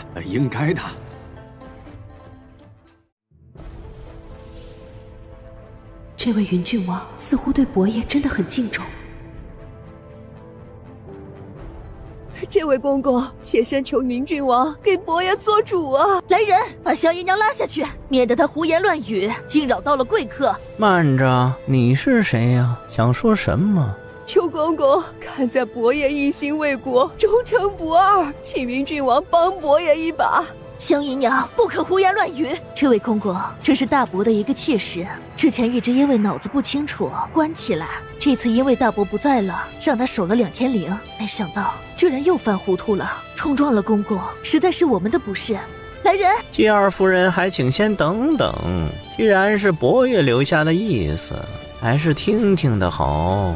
吉海公公，这事儿原是我们的家事，即便是郡王爷在这里，也不应当管这种事情。理会这么一个神志不清的妾室吧。奴才见过季侧妃。姬海公公多礼了，这是我们的家事。方才太子殿下也来过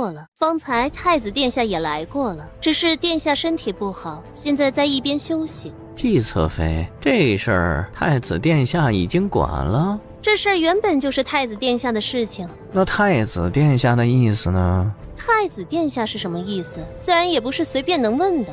既然是太子殿下的意思，咱家回去禀告我们王爷就是。这意思就是不再管这事儿了。伯爷，他们逼迫太甚，妾身无能为力呀，愿陪伯爷与地下谢罪。雨东，曲四小姐，请小心啊！萧姨娘，你这又是何苦呢？也想让伯爷了了心愿，免得伯爷孤妻无后，连个祭奠的人都没有啊！谢侧妃，萧二夫人，何不听听萧姨娘所说？如果我姨父真的有什么遗愿未了，即便是上奏朝廷，也是应当的。曲四小姐，这事是继府的家事。曲四小姐，这是何意？这是一定要搅和了临安伯府的灵堂不成？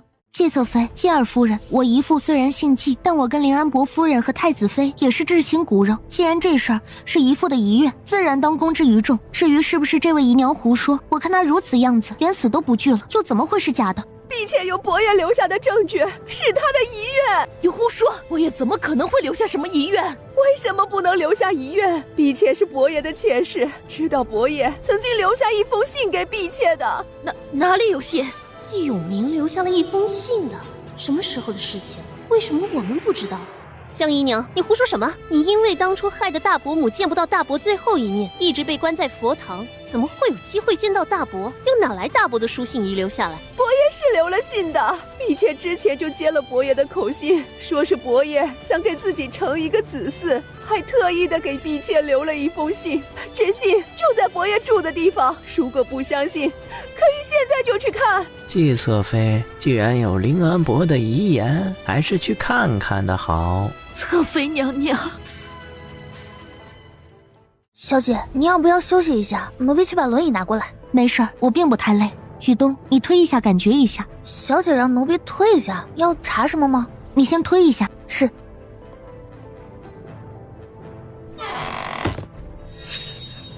小姐，奴婢觉得不太对，这里面似乎没人。明知道这里面不可能有爹爹的尸体，我又在期望什么？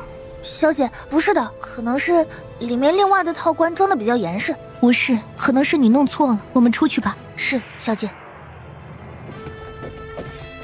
方才棺材里似乎真的没有人。姬海公公说要去看临安伯留下的信，整个灵堂居然一个都没留下，全都去了。难不成临安伯的死也另有缘由？看到季侧妃娘娘了吗？方才看到了。侧妃娘娘哪里去了？季侧妃应当是往那边去了。这个时候应当已经找到了信，姬悠然想让裴洛安阻止也来不及了。走，我们去见季太夫人。是，小姐。这上面呀，的确写了要继承一位嗣子，几位可看清楚，上面的私章是临安伯的。正是伯爷的私章，字也是伯爷写的。这封信呢，的确是伯爷的。对，是伯爷的。如果不信，可以查看伯爷留下的其他信。不用了，大伯的私信岂可随便乱动？既然大家都认为是真的，必然是真的。侧妃娘娘，母亲，您先别急。既然是族老们认定的，这信一会儿再拿给祖母看看。如果祖母觉得是真的，自然是真的。既然都说是真的，那里面说的话是临安伯最后的遗愿了。看起来这位萧姨娘也没疯。只是不知道贵府接下来要如何处理呀？我这事儿自然要给母亲看看。可这封信啊，已经不只是伯爷的私信了，关乎一位忠良的最后的志愿。这样吧，这信啊，先不要交给贵府的太夫人，请京兆尹过来看过之后，再查清楚真假吧。这事儿是我们府上的家事，如果真的是大伯的遗愿，自然会遵照行事，就不必再扩大这种事情，让亲者更加伤心。好，那这封信就交给季侧妃了。季侧妃，这件事情关乎重大，这信若是给了你，那这个萧姨娘就由我送往京兆尹吧。事情既然发生在这里，我还看了个清楚，总不能任这位姨娘被人害了吧？毕竟啊，这也是我们王爷的职责所在。吉海公公，湘姨娘是我们府上的姨娘，这事儿总得先问问她才可以查明。那季侧妃的意思，就把湘姨娘暂时留下，信我给京兆尹，让京兆尹查清楚再上报。是。让京兆尹查清楚再上报。是。既然季侧妃要奴才去做这件事情，奴才就跑一趟腿儿吧。这说的好像是我让他去送信的，分明是他让我2选1，但眼下也不是追究此事的时候。季侧妃，那奴才就告辞了。吉公公慢走。几位族老怎么看？自然是按侧妃娘娘的意思啊。那就先交给祖母，让祖母来查问此事吧。麻烦几位族老带着湘姨娘先去祖母处，我替大伯收拾一下，马上过来。好，我们现在就带她过去。眼下这个时候，太夫人也只能站在我这一边。就算大伯是他的亲儿子又如何？父亲也是他的亲儿子，一个儿子没了，难不成让另一个儿子也跟着被砍头不成？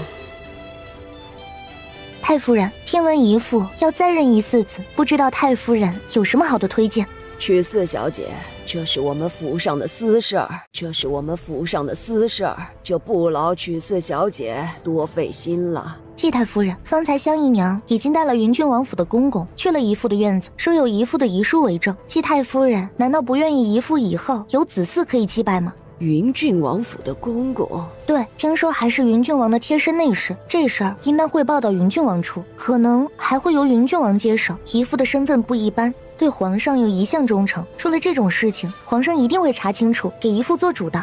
云郡王府的人为什么会今天过来？听闻云郡王对姨父极是尊重，特意让人过来送姨父一程，现在应当已经带着姨父留下的信回去了。这信既然到了云郡王的手上，也必然会送到皇上面前，可能皇上还会让人查临安伯府，毕竟这临安伯府所有的荣耀都是姨父打出来的。临安伯府的一切自是祖上积德下来的，又岂是永明一个人之故？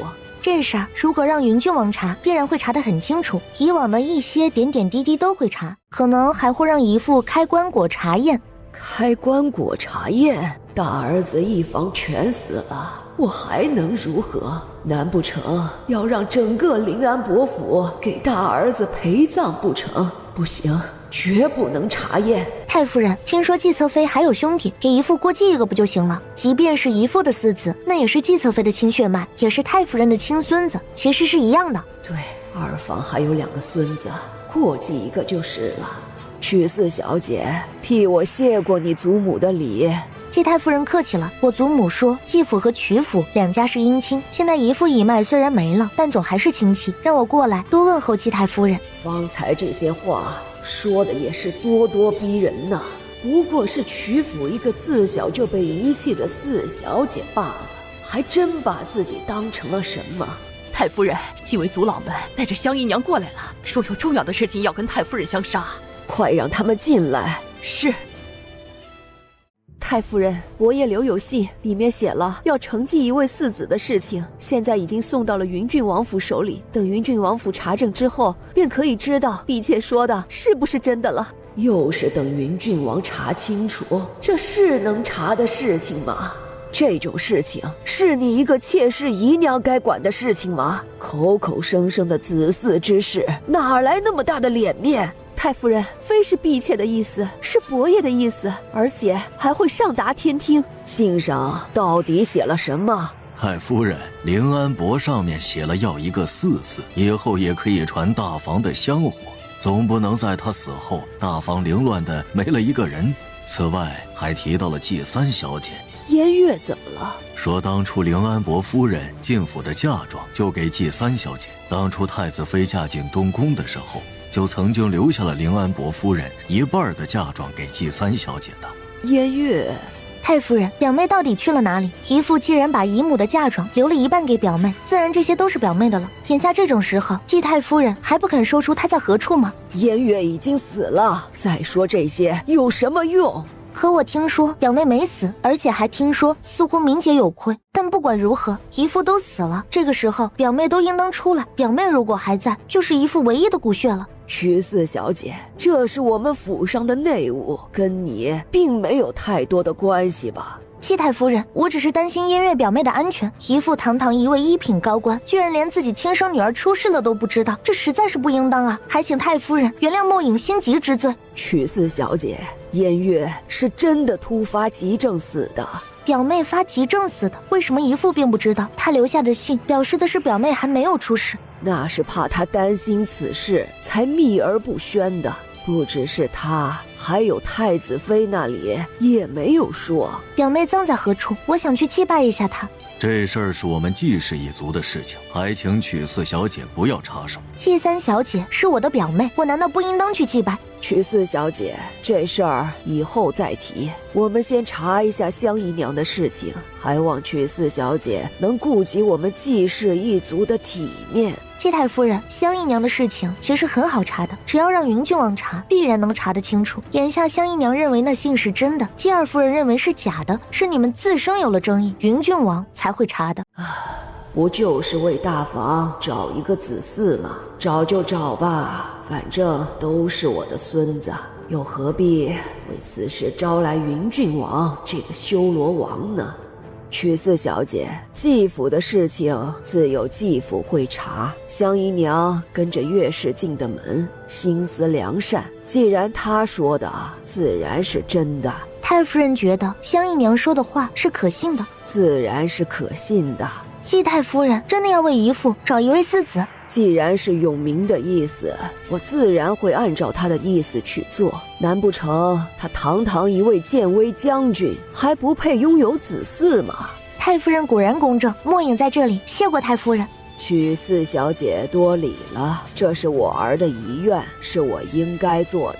能不能求太夫人一件事情？什么事情？我母亲当日留给我一些东西，但我现在已经不清楚，唯有香姨娘可能能帮得上忙。能不能今天暂请香姨娘往曲府走一次，帮我理理哪些是母亲的嫁妆？一会儿啊，我还得跟二儿子一家好好商量。如果这位瞿四小姐还在这里，也是一件麻烦的事儿啊。季太夫人只是稍稍清理一下，很快就会让香姨娘回来的。好吧，那就快去快回。多谢太夫人。表小姐，婢妾不能走，伯爷尸骨未寒，婢妾这个时候走怎么可以呢？这个时候不走，等着被季侧妃和季二夫人害死吗？他们会要了你的命的。不会的，侧妃和二夫人虽然是自私了一些，但不会做这样的事情的。侧妃以往跟太子妃娘娘是极好的，他们会的。太子妃娘娘是瞎了眼了。表小姐，走吧，等回去我再跟你细说。母亲，您怎么就让这位瞿四小姐带了香姨娘走了？哎呀，走了就走了，一会儿就会送回来的。母亲，香姨娘这个人很重要，就怕您再去找的时候，也不一定能找回来。你这说的什么话呀？什么叫找不回来？找回来又如何？还能说他说的是假的吗？这事儿就这么定了。明天开祠堂，把袁海过继给你大伯，算是他的嫡子。这爵位呀，就给他，反正都是你的儿子。不管给谁，这血脉亲情是逃不掉的。哼，怎么可能一样？那个数字跟我没有半点关系，怎么也不会一样。好了，我有些乏了，先进去休息了。来人，夫人，去曲侍郎府求见侍郎大人，就说让香姨娘回府，府里等着她给伯爷守灵。是夫人，奴婢马上去。季太夫人这个自私的老婆子，就是一个没用的，居然连个妾室姨娘都看不住。怎么会有这样的事情？之前你不是说继父不会有事的吗？妾也不知道这个香姨娘会突然之间从佛堂出来啊，而且还闹出这么一场。妾更想不到这事儿，云郡王府的来人居然就撞上了，而且那个叫吉海的内侍还主动跟过去。他到底说了什么？他他说去报到京兆尹这边帮忙查一下事情，毕竟这事儿关乎到大伯，谁也轻慢不得。殿下，妾身不知道云郡王是什么意思，这种事情他也要插手管，这分明不是他的事情。但闭嘴！那些信里有什么？就一些大伯写给大伯母的信，很久以前的，那会儿他还在边境。这就是你说的没有事情。殿下，妾身真的不知道会这个样子。回府。殿下，殿下，此事在云郡王，不能怪侧妃娘娘啊。殿下，先回去吧，这事回去再议。方才是姑急躁了一些，对不住你了，以后不会了。殿下，妾身无碍的。殿下果然是一心对我的。香姨娘，这接下来就看你了。表小姐，三小姐真的出事了吗？香姨娘，到这个时候你还怀疑什么？莫不是你觉得表妹真的可能跟人私奔？不可能，三小姐绝不可能。外面虽然说表妹暴病死了，是家中隐隐传出的却是表妹与人私奔，但其实表妹可能已经被害了。三小姐，他们真的害了三小姐。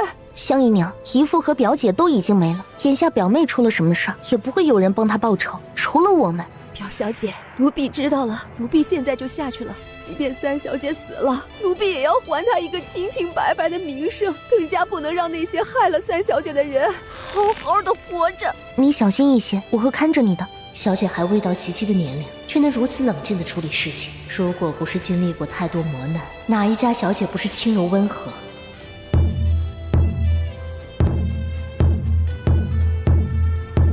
这是发生了什么大事儿啊？哎呦，这么一个柔弱的女子站在大鼓面前，拼命地敲打着大鼓，若非天大的冤屈，绝对不会这么干的。是哪家的冤屈要动用上古了？就那么10大丈，就不是一般人能承受的。香姨娘，前面可是曲四小姐的马车？正是我们小姐。我们王爷是魏王，我们王爷方才出来，看到是曲府的马车，特意差奴才前来问问，曲四小姐上次在太子府伤得可重，需不需要我们王爷派人请太医过府去看看？我的确摔伤了，但跟这位魏王殿下没有半点关系。这位魏王是什么意思？皇家子弟，果然没有一个是省油的灯。多谢你们王爷了，我只是自己撞到了假山，跟你们王爷没有关系。当时跟你们王爷的小厮撞上的也是我的丫鬟，丫鬟皮实得很，实在没什么事的。曲四小姐伤成这个样子了，我们王爷实在是过意不去，不如是奴婢撞了人，跟我们小姐没有半点关系。不是，我们的王爷意思是替我多谢你们王爷，丫鬟没什么事，不过是些小事罢了，实在不必王爷在意。走吧。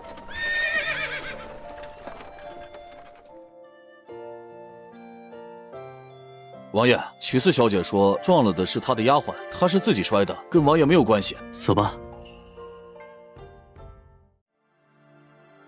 父亲唤女儿来，可有何事？听说你去干预了临安伯府的事情，真是胆大妄为。父亲，我只是问一问表妹的事情，怎么就成了胆大妄为？你可知道临安伯府是什么身份？女儿知道，是太子的岳家，以前是，现在还是。你明白就好。你哪儿来的本事去管临安伯府的事情？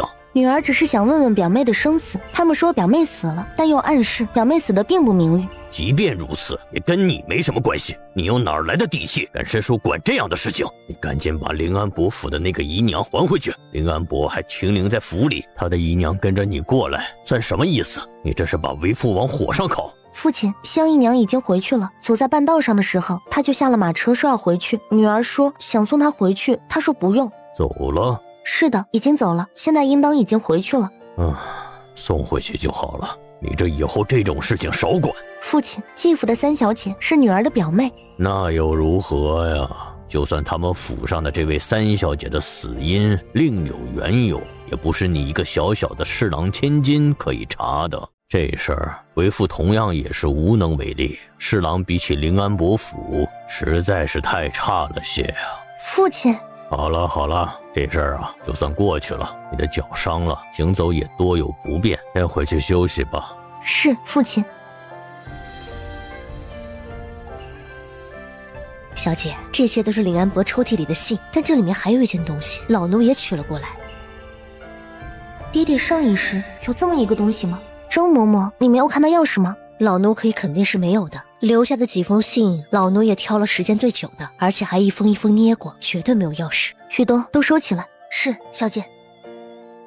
那是什么？这是老爷让人送来的，说是在他的私库里的，访日也不用，就都给了小姐。说小姐身上也没有几套衣裳。小姐，二老爷是不是觉得对您愧疚，所以才会突然之间对您好起来了？不会，要愧疚早就愧疚了，又怎么会等到现在？今天小姐把香姨娘从凌安伯府带走的事儿，实在是让人诟病了一些。奴婢还想着二老爷必然会怒不可遏，可是方才二老爷也只是起初生气一会儿，之后对小姐还是极好的。随他。小姐，这些怎么处理啊？把这些给三小姐送过去，让她挑选。是，奴婢现在就送去。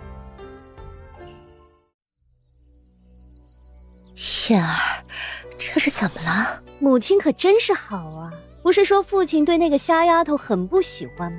现在为什么只送她锦缎，却没有我的份？最后还是那个贱丫头大度，我才得到了父亲平等分下的锦缎。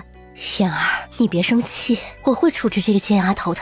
母亲还是别这么说了，好生生的事情，一件两件的都被你给弄坏了，可真是母亲的失败。我有法子的。还有什么法子？连认亲这种戏码最后都不了了之了。听说之前那对假夫妻闹得有多凶，这事之后就有多少人在传说事情里有你的份。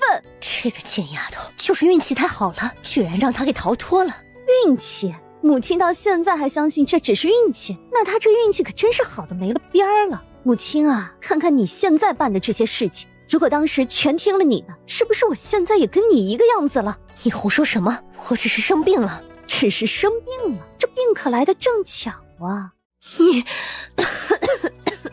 过几日我会请杜二小姐和你表姐过府来的。那母亲可别再出什么纰漏了。母亲，府里的内务现在是我在管着，我一会儿还得去问问大伯母一些内务上的事情，就不陪母亲了。燕儿，燕儿，什么？香姨娘去了京兆尹处告状？外面都是这么传的，说是我们府上的香姨娘去的。不可能的，香姨娘去了曲侍郎府上，怎么可能去京兆尹府上？你再去曲府看看，问问香姨娘在不在。二夫人，派往曲府的人回来了。怎么样，香姨娘回来了吗？夫人，曲府的四小姐说香姨娘走半道上就要回来，这个时候应当回到府上了，您派人去查查看吧。半道上走呢，说要回府。夫人，夫人，没用的奴才，都先下去。现在怎么办呢？香姨娘居然去告状了，之前的那封信说的是大哥要立嗣子，香姨娘可能也是为了这件事情。不如这样吧，就让袁海当大哥的嗣子，把这件事情消融了就好。不行，你别以为这样就可以为你的庶子求这个爵位了。为了这个爵位，我和悠然做了多少，你会不知道吗？眼下倒好，居然让个小崽子捡了便宜，这世上哪有这种事情？萧氏，你别忘记了，他也是我的儿子，你这个嫡母怎么可以如此说他？哼，我这么说，你心疼了是吗？这事儿原本跟他没关系，你怪他也没什么用。但凡有一点办法，难道我不想让袁兴继承这个爵位，不想自己坐上这个爵位吗？可现在闹成这个样子，云郡王都有可能插手，我们再怎么样也没什么用。我不会同意的，死也不会同意。那可就真的要死了。你别急，我再想想。还能想什么？赶紧把这事儿处理了吧，再这么下去都活不了了。好了，你先别闹，再闹这命就真的没了。那你说怎么办？你去处理大伯的后事，按照原计划下葬，这个时辰不能误，让袁兴跟着一起去。好，我现在就去。爷，这事儿啊，您管不管？为什么要管？这个香姨娘呢，是从曲四小姐的马车上离开的。听说原本是要回临安伯府的，却独自去了京兆尹。您看这事儿，曲四小姐跟本王又有什么关系呢？嘿嘿嘿，是，奴才知道，所以之前把临安伯府找到的临安伯的信送到了京兆尹去。眼下这事儿啊，就是京兆尹主管的，跟王爷自然是没有任何关系的。本王现在还不急着成亲，这些画像本王就先不看了，总得让太子殿下成了亲再说吧。王爷，皇后娘娘说这是皇上的意思，您是长辈，总不能让晚辈们挑了先去。替本王多谢皇后娘娘。至于这挑正妃的事情啊，本王不急，之前不是挑了一个吗？先缓缓再说。至于这个挑了的，也还要再看看，如果不合适，本王也是不要的。听说那位曲侍郎府的四小姐被云郡王看中了，眼下看起来可能就是随手拉过来当皇上画的借口，否则也不会说再看看什么的了。是，奴才知道。回去吧，我们王爷现在要休息了。是，奴才马上走，马上走。是要这些画？王爷若是累了，先回去休息一下可好？本王确实有些累了，记得把这里收拾干净。你先捡起来，然后就回去吧。多谢吉海公公。下去吧。是。皇后娘娘，看起来郡王殿下对这位曲四小姐并不满意。是真的不满意，还是另有玄机？皇后娘娘，您别想得太多了。云郡王殿下是什么人呢？如果他喜欢，直接跟皇上说了就是。只要他开了口，皇上必然会下旨意。到时候，这位曲四小姐直接进府就是。看来曲府的四小姐应当是他随手拿过来顶着的。既然云郡王提到了这位曲四小姐，这位最后必然是会进云郡王府的。皇后娘娘当交好之，这事儿本宫现在做起来也不太方便，莫如由妹妹出面如何？皇后娘娘，妾身知道。这是宫里送来的。对，是宫里的曲太妃赏下来的，特意说到了四小姐，还带来了曲太妃身边的一位姑姑。曲太妃？对，是曲太妃。虽然曲太妃并不是出自我们这一支，跟我们府里的关系不大，但其实啊，多年前也是认过干亲的。这算起来，四小姐还得叫曲太妃姑祖母呢。曲太妃没有去新宁安？曲太妃呀，以往有一个女儿，只是在先皇去了的时候，这位小公主也没能养住。当时啊，太后娘娘怜惜她，也就让她一直住在宫里了。哦，原来是这个样子，怪不得宫里还有曲太妃在。这位曲太妃应当很低调，上一世的时候我从来没有听说过。啊，曲太妃说了，过几日请三小姐和四小姐进宫去见一见，说是见见曲氏一族的后人。四小姐，这几匹缎子不错，太夫人的意思，先让针线房给您做几套，到时候啊就可以穿了。吴嬷嬷，这几匹是什么料子？好奇怪啊！老奴也不清楚，这样的料子啊，奴婢没看到过，听说啊是贡品。小姐，宫里的嬷嬷过来了。请问这位嬷嬷是曲太妃派来的吗？奴婢是曲太妃身边的人，姓燕，曲太妃派奴婢过来教养曲四小姐。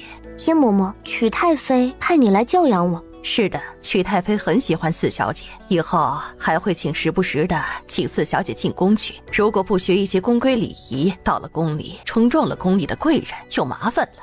四小姐，太夫人已经同意了，也请燕嬷嬷好好的教养您。多谢燕嬷嬷，许东，你先带她去休息，我跟吴嬷嬷说说话。是，小姐。吴嬷嬷，祖母知道这位燕嬷嬷是曲太妃的人，是祖母以往就知道的吗？哦，燕嬷嬷来的时候说的，她方才就是跟宫里的赏赐一起下来的，一起来的其他公公和宫女都回去了。四小姐，请放心。吴嬷嬷，燕嬷嬷的行为很是傲然，不像是曲太妃身边的人吧？曲太妃这么多年一直不在人前出现，身边的人必然会低调的吧？这个总不能是别的娘娘派来的吧？吴嬷嬷，你回去禀报祖母，这位燕嬷嬷我留了下来，只是我恐怕这位燕嬷嬷不是曲太妃的人。四小姐放心，老奴会去跟太夫人禀报的。四小姐，一会儿针线房的人过来给您做几套衣裳，太夫人吩咐过的。我知道，替我多谢祖母。小姐，奴婢把这些收起来。不急，放着吧。小姐，这有些乱啊，如果让这位燕嬷嬷看到，不好吧？没事儿，看到就看到吧。我原本就养在庄子里，能见过多少世面，看到这么一大堆赏赐，必然是喜欢的，总得多把玩一番才是。哦，那好吧。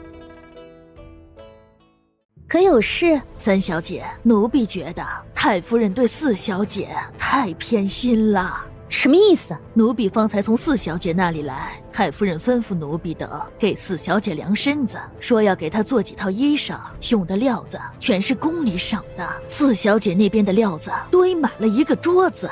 曲墨影那里得了许多赏赐，对，太夫人给了四小姐许多料子，还有些首饰，让针线坊给四小姐一下子做6套衣裳，用的都是宫里赏赐下来的锦缎，有几匹呀，一看就知道是贡品。四小姐也不知道有没有福气销售宫里的贡品。对，还一下子要做这么多的衣裳，三小姐却是一套也没有。那就是宫里有人要赏赐曲墨影，会是谁？是这位从来都没有听说过的曲太妃？莫不是这冒出来是因为曲墨影之故？再去打探清楚一些。是，奴婢就去。表姐说哪天过来？就在后天。夫人那里都安排妥当了吗？海兰姑姑说，这一定必然不会再出错了。每一次她都这样说，每一次都出错。你也按我的安排再安排一下，这一次必然不能让他们再坏事了。是，小姐。燕嬷嬷有事。四小姐什么时候开始学规矩？等过几天吧，我现在脚伤了，想学也学不好。四小姐，奴婢学过一些推拿的功夫，莫如替四小姐推拿一番，说不定就好得快一些了。那就麻烦燕嬷嬷了。居然是真的伤到了脚。四小姐，再休息几天之后，应当差不多了。曲太妃的意思，等四小姐的脚伤好了，再邀请您进宫。好，燕嬷嬷，你以前是跟着曲太妃的吗？曲太妃这么多年过得如何？听祖母说，以往曲太妃也没派人来过，我们府里也不敢问宫里的事情。曲太妃很不错。曲太妃需不需要什么呀？小姐下次进宫的时候，可以给太妃娘娘带一些。太妃娘娘什么也不缺，宫里什么都有。怎么可能什么都不缺啊？曲太妃一个人在宫里，身边也没有小辈跟着，难道不想要一份小辈的孝心吗？我送什么给太妃娘娘，太妃娘娘才会欢喜呢？那就四小姐自己亲手做的东西吧。四小姐能不能取下眼纱，让奴婢看看四小姐的眼睛？燕嬷嬷还会医治眼疾不成？奴婢不会医治眼疾，但可以看看四小姐的眼睛伤得如何。燕嬷嬷，您可能要失望了，我这眼纱暂时还不能取下，这时候正是关键的时候，差不得1分半分，这以后就可以不戴眼纱了。小姐，什么事儿？燕嬷嬷有小姐的信。既然有你们小姐的信，好好的送信才是，又何必惊慌？像什么样子？是永宁侯府的信。曲秋燕真是太沉得住气了，看起来这封信还真是至关重要，就送给燕嬷嬷看吧，就看曲秋燕和于氏怎么撞上了。奴婢见过段二小姐。你是谁派来的？段二小姐，我们主子是曲侍郎府的二夫人，请段二小姐过府来一叙，顺便也让段二小姐见见于小姐。哪个于小姐？就是已经进了永宁侯府的于小姐，她原本是我们夫人的侄女，也是我们府上的表小姐。于清梦。对，我们表小姐就是于清梦。一个妾室还说什么小姐？你们曲府的小姐可真是什么的都有啊。我们四小姐说，就算表小姐是个妾室，也不能，在我们府里啊，还是习惯称呼她为表小姐。你们四小姐可真是大度，不过她是她，我是我，眼下这事儿跟她也没什么关系。我们四小姐现在是没什么关系了，但以前还是有点儿。以前有点？哪一点？也不是以前，现在也有一点儿。他们不是退了亲吗？难不成还有联系？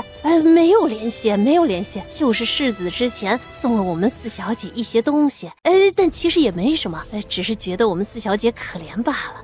难不成这位曲侍郎府的四小姐愿意做妾，要跟着永宁侯世子？我是绝对不会同意的。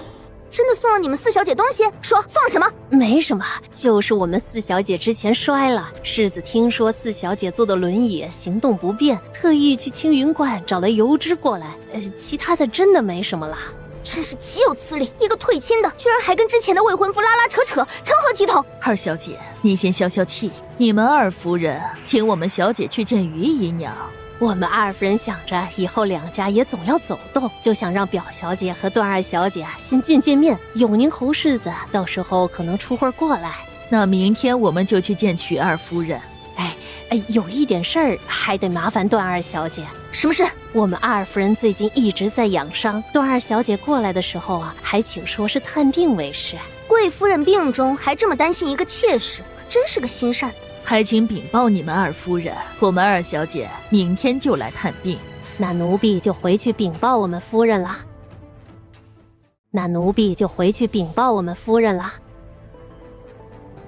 我为什么要去给他探病？他又不是我什么人，也不看看外面的人怎么说他的，凭他还想让我去探病？二小姐难道就不想见见永宁侯世子？一个妾室的亲戚也不一定会来。二小姐，曲二夫人还是曲四小姐名义上的母亲，如果这退亲的事情也是因为这位曲二夫人的原因，那就跟您没有关系了。不会那么容易的。没有曲二夫人，还有其他人，小姐到时候见机行事就行。什么？段夫人带着段二小姐过来探病？是的，现在段夫人去了二夫人那里，三小姐陪着段二小姐要过来看你，这个时候已经过来了，还要来见小姐，奴婢去拦她。就说我病了，不便见客。是，奴婢知道。小姐既然来了，不见总是不好。若她能进来，就让她进来就是。雨春，替我梳洗一番。是，小姐。奴婢见过三小姐。你们小姐可在里面？段二小姐来访。三小姐，我们小姐身子不适，不便见客。四妹妹身体不适，可请了大夫？也不是很厉害，就是有些不适。曲墨影是什么意思？不想见我？可我今天还必定要见她了。段二小姐，你看，我只是稍稍看一看就好。总是我对不住曲四小姐，今天也是来赔罪的。这个，那就进去看看吧。你去跟你们小姐说，段二小姐远道而来，又是特意的来找四妹妹的，只是探望一眼就行。三小姐，四小姐说原本就不熟，这个时候就更不便了。至于段二小姐说的事情都过去这么久了，原本就不必在意。段二小姐，四妹妹都这么说了，段二小姐就不必放在心上了，都过去了。哎，我来都来了，总得去见见曲四小姐的。段二小姐，你找我有事？曲四小姐，我找你的确有事情，还得请段二小姐稍稍等一下。四妹妹这是要到哪里去啊？不是说不舒服吗？的确是不舒服，心里有些不舒服，原本不想见人的，但正巧祖母方才派了人过来让我过去。段二小姐如果要找我说说话，就在路上说吧。好。许世子，老奴方才从外面回来，不知道四小姐不在院子里了。去了哪里？说是去外面走走，散散心。不是说四小姐的脚伤了，不便行走吗？原本是不便行走的，但三小姐送了我们四小姐一架轮椅之后啊，就方便许多了。既然见不到四小姐，就把这些礼先留下吧。哎，许世子，我们四小姐不在，老奴不敢收世子的礼。这是家母的一番心意，不管如何，四小姐也是家母好友之女，难不成我们两府断了亲，就连家母跟四小姐生母的情谊也没了吗？世子，老奴替我们小姐谢过侯夫人的美意，但现在这个时候，我们小姐的意思是不敢受贵府的好意啊。这位许世子的人品真是不怎么样，也不看看自己是个什么样的货色。之前那封赔礼的信，不管是不是他写的，都让人觉得掩耳盗铃，可笑至极。三姐，带我来这里做什么？四妹妹，段二小姐远道而来，她现在是府里的客人，我们先陪陪她。祖母那边，我派人去禀报一声。祖母在等我。段二小姐到你这里来，祖母必然是不知道的。如果祖母知道了，也一定会让你好好待客的。曲四小姐可是不愿意见我，我一定需要见段二小姐。曲四小姐是什么意思啊？段二小姐是什么意思，我就是什么意思。曲四小姐，你现在已经不是永宁侯世子的未婚妻了，还请注意自己的行为。请段二小姐说说，我哪里不注意自己的行为了？你眼下和许世子已经断了联系了，怎么还会和许世子两个暧昧不清？段二小姐，听段大小姐说那一日，段二小姐是跟着段大小姐过来的。什么意思？段二小姐不觉得这事儿很奇怪吗？我后面让人去查了，发现那里的围栏原本就已经让人给弄断了，只需用力一碰就会断的。那围栏是让人弄开了切口？如果真的是有人算计，是有人要算计我大姐段玉香，如果当时落水的是段玉香，现在跟永宁侯世子定亲的，是不是就是段玉香了？是段玉香那个贱人。段大小姐以前来过我们这里。段玉香来过曲府？那是不可能的，那就不是段玉香，那是谁要算计谁啊？早知道我就让人毁了这些证据。于是真的是成事不足坏事有余，恩上这么个母亲，也算是倒霉透顶了。四妹妹，事情都已经过去了这么久了，就算是真的查出了点什么，段二小姐和永宁侯世子之前也已经有了婚约。小姐，那边过来的是永宁侯世子和于姨娘。表姐和永宁侯世子怎么过来了？而且还拉拉扯扯的，成何体统？居然是许世子，果然是郎才女貌，也怪不得世子钟情于于姨娘，的确是貌美如花，这亲事推得我心服。段儿小姐，你别动怒，世子还在那里，有什么话不能好好说？一个妾室也配让我好好跟他说话？放开！这事儿原本是为曲墨影准备的，看这情况又要出错了。世子终是妾身不好，一会见到他，若是他愿意打骂妾身一顿，妾身也甘之受之。许四小姐性子虽说有些固执，但总是温柔得体的，不会跟你计较这些的。是妾身欠他的，不管他如何做，妾身真的不会在意的。你现在有孕在身，还是别过去了。有什么话我会跟他说的，他终究不是良配，这事也怪不得你。贱人，下贱的贱人！血！去请大夫。早知道于是把段景香这个草包叫过来，成事不足败事有余。我们下去看看。是，小姐。许四小姐，你觉得她会有事吗？我不知道，不过于姨娘运气真不好，如果她不从这里走过，怎么也不会出这样的事情。对，她为什么要来？她是故意的，她一定是故意的。她就是想让许世子厌烦我，才故意和世子两个走得这么亲近，分明就是故意挑我动怒。胡说什么？我真不是故意的，不是故意的。于姨娘可有事？还不知道。许世子还请一边的厢房里坐一坐，等里面的结果再说。多谢曲四小姐，我关心则乱。曲四小姐想去休息就去休息吧。走吧，我们回去。是，小姐。小姐，听说这位大夫今天一早来的，但因为二夫人的一些药用着不满意，就一直没有离开。哪儿来的大夫？听说是在城里有一间诊所的，是第一次上我们府里来。小姐，这事儿是不是二夫人和三小姐暗算您的？要不要奴婢再去查查清人灌送来的油脂的事儿？这事儿先不必管。小姐，为什么不去查呀？先等等。小姐，等什么啊？这油脂多半跟永宁侯府还有关，即便去查，也查不到什么，只会牵扯到永宁侯世子。我找你们四小姐，请你们四小姐出来。夫人有什么事儿就在这里说吧。小小一个下人也敢这么挡我？夫人，奴婢虽然只是一个下人，却是宫里的下人，分属4品。能让一个宫里有品阶的宫人守着，这四小姐是什么来头？请问是哪宫的宫人？夫人，这跟你有关吗？莫不是夫人想打听宫里的事情？不是，我就是来看看曲四小姐的，想问问曲四小姐当时的事情。曲三小姐一心维护于姨娘，把事情推到我女儿身上，实在没办法，才求到曲四小姐面前。我们四小姐身体不好，况且这种事情也不是四小姐一个未出阁的小姐能出面。夫人还是请了。既然四小姐身体不适，那我们就先回去了，不打扰四小姐休息。果然太弱了，就会被人欺负。连这个从来都没有见过我的段夫人，也想当然的想把我当成软柿子来捏。苗嬷嬷，你走一趟，就把那个大夫的事情跟许世子说清楚，让他查一下这个大夫。奴婢现在就去。雨东，一会儿你出去写上查大夫3个字，扔到这位夫人出门的地方。是，小姐。娘，你不是说带我过来，把事情都推到曲墨影的身上吗？你怎么到了却打退堂鼓了？现在不行。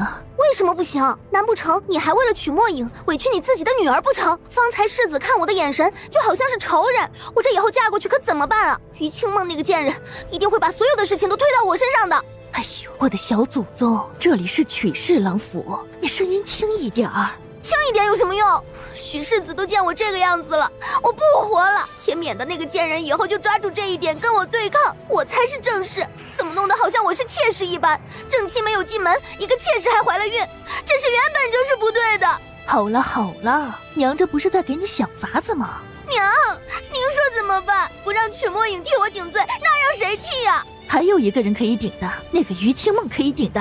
娘，如果能让这个贱人自己顶罪，那可是最好了。凭什么正妻没进门，她一个妾室就可以怀孕？这是哪门子的规矩？哼，就是这个理由。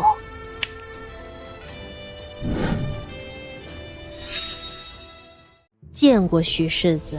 何事？今天到府里来替我们二夫人看病的大夫是第一次过来，原本看过了就要走的，正巧遇到了于姨娘的事情。以往大夫进府给二夫人看病的时候，也从来没有用过医女。你们小姐想说什么？许世子，我们小姐不想说什么，只是也不愿意曲府被人利用。你们四小姐不是不喜欢青梦吗？不是因为青梦害得曲许两家退婚的吗？眼下这个时候算什么？后悔了，又弄出这种事情来，陷害无辜之人，连未出生的孩子都没有放过。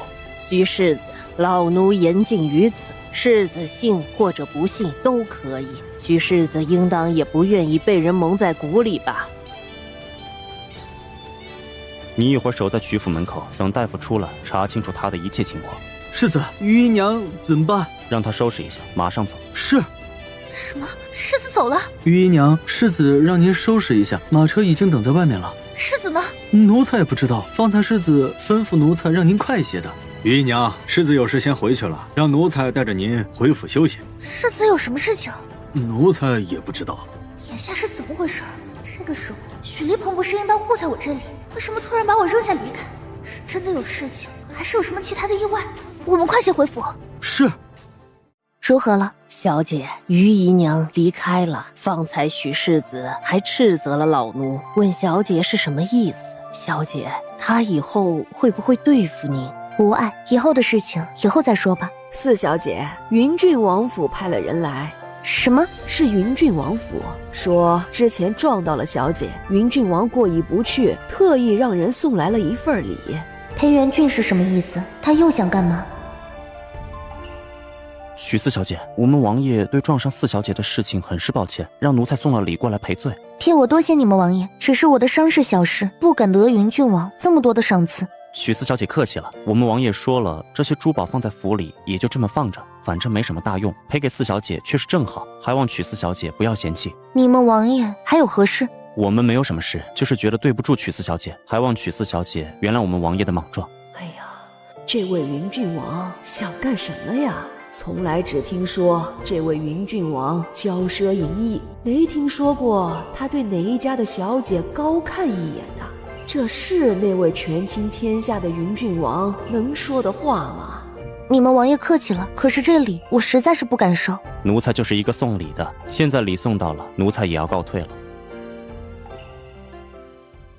这些话是云郡王府派来的人说的。太夫人，会不会云郡王看中我们四小姐了？不可能，老奴觉得这也是可能的。毕竟四小姐如此容色，即便是在京城中，也少有人比拟呀。云郡王不是一个贪图容色的人，多年前那一位不也是容色过人，最后还不是……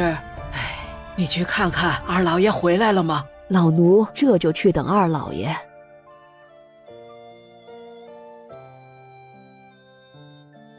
有什么事情？青梦今天在府里的时候出了事，听说跟四小姐有关。出什么事儿？她流产了，还是四小姐挑的事，挑得段府二小姐动怒，推了青梦一把才出的事。永年侯世子走的时候，脸都气青了。段二夫人找到四小姐的门上去了，也不知道他们闹成什么样子了。府里的事情自有母亲管着，你还是好好的养着病就行了。这以后啊，也不必再见客了。二爷。你现在病着，为了2个孩子，你也好自为之，他怎么可以这样？他怎么可以这么对我？我为他生儿育女，可在他的心里，依旧比不过那个女人。夫人，请戒言，请戒言呐！禁言？禁什么言？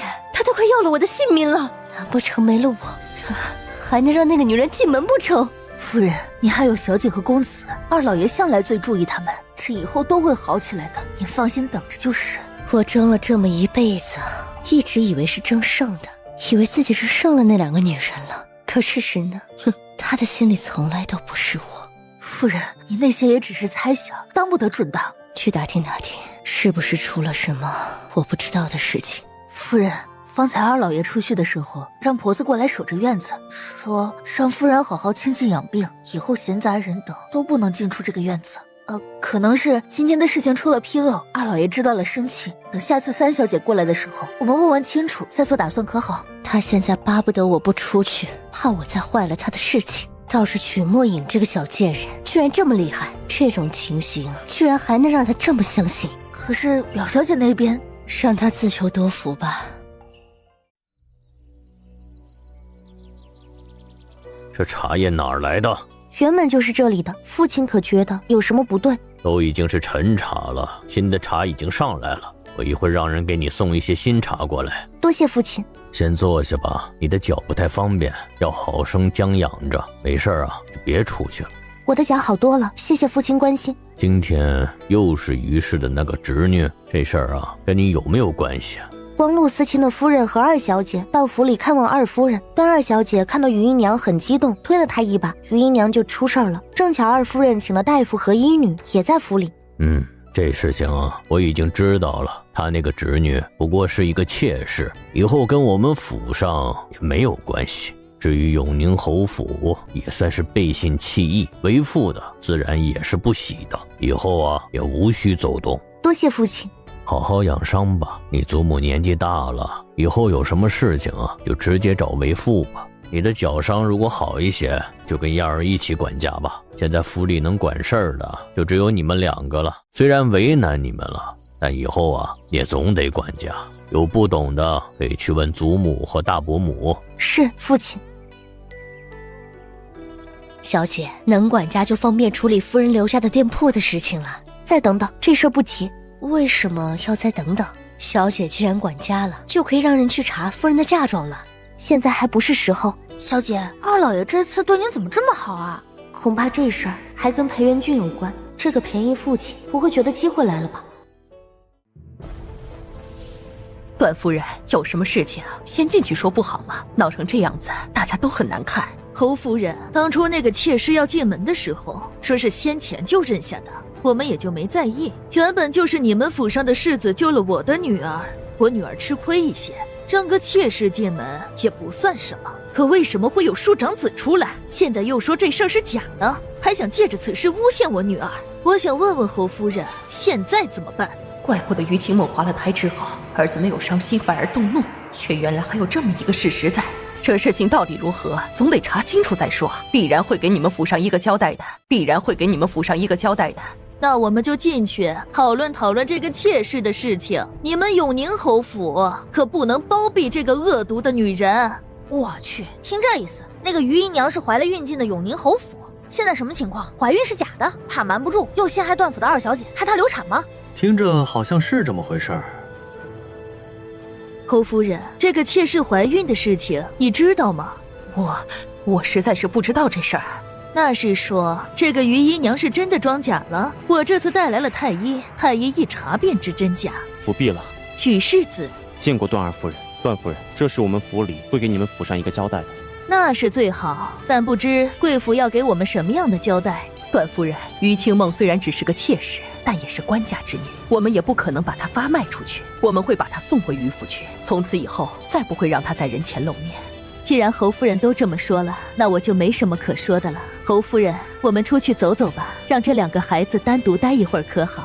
也好。世子，何事？余姨娘这么算计我，母亲知道了特别生气，才会闹成这个样子的，还望世子原谅。无碍。骗人！都是你拖累了我儿的名声。母亲，哼，自己是个什么贱人，也敢叫我母亲？如果当时不是你骗我说你怀了彭儿的骨肉，我怎么可能同意让你进府？夫人，是姑母要对付曲墨影，跟我没有关系。你现在还在念着你的好姑母是吧？如果没有你的这位好姑母，你眼下也不会带累到彭儿身上。居然还这么蠢，被人当了靶子还不知道。我不是。你现在就给我滚回你的余府去！从今以后，我再也不想看见你。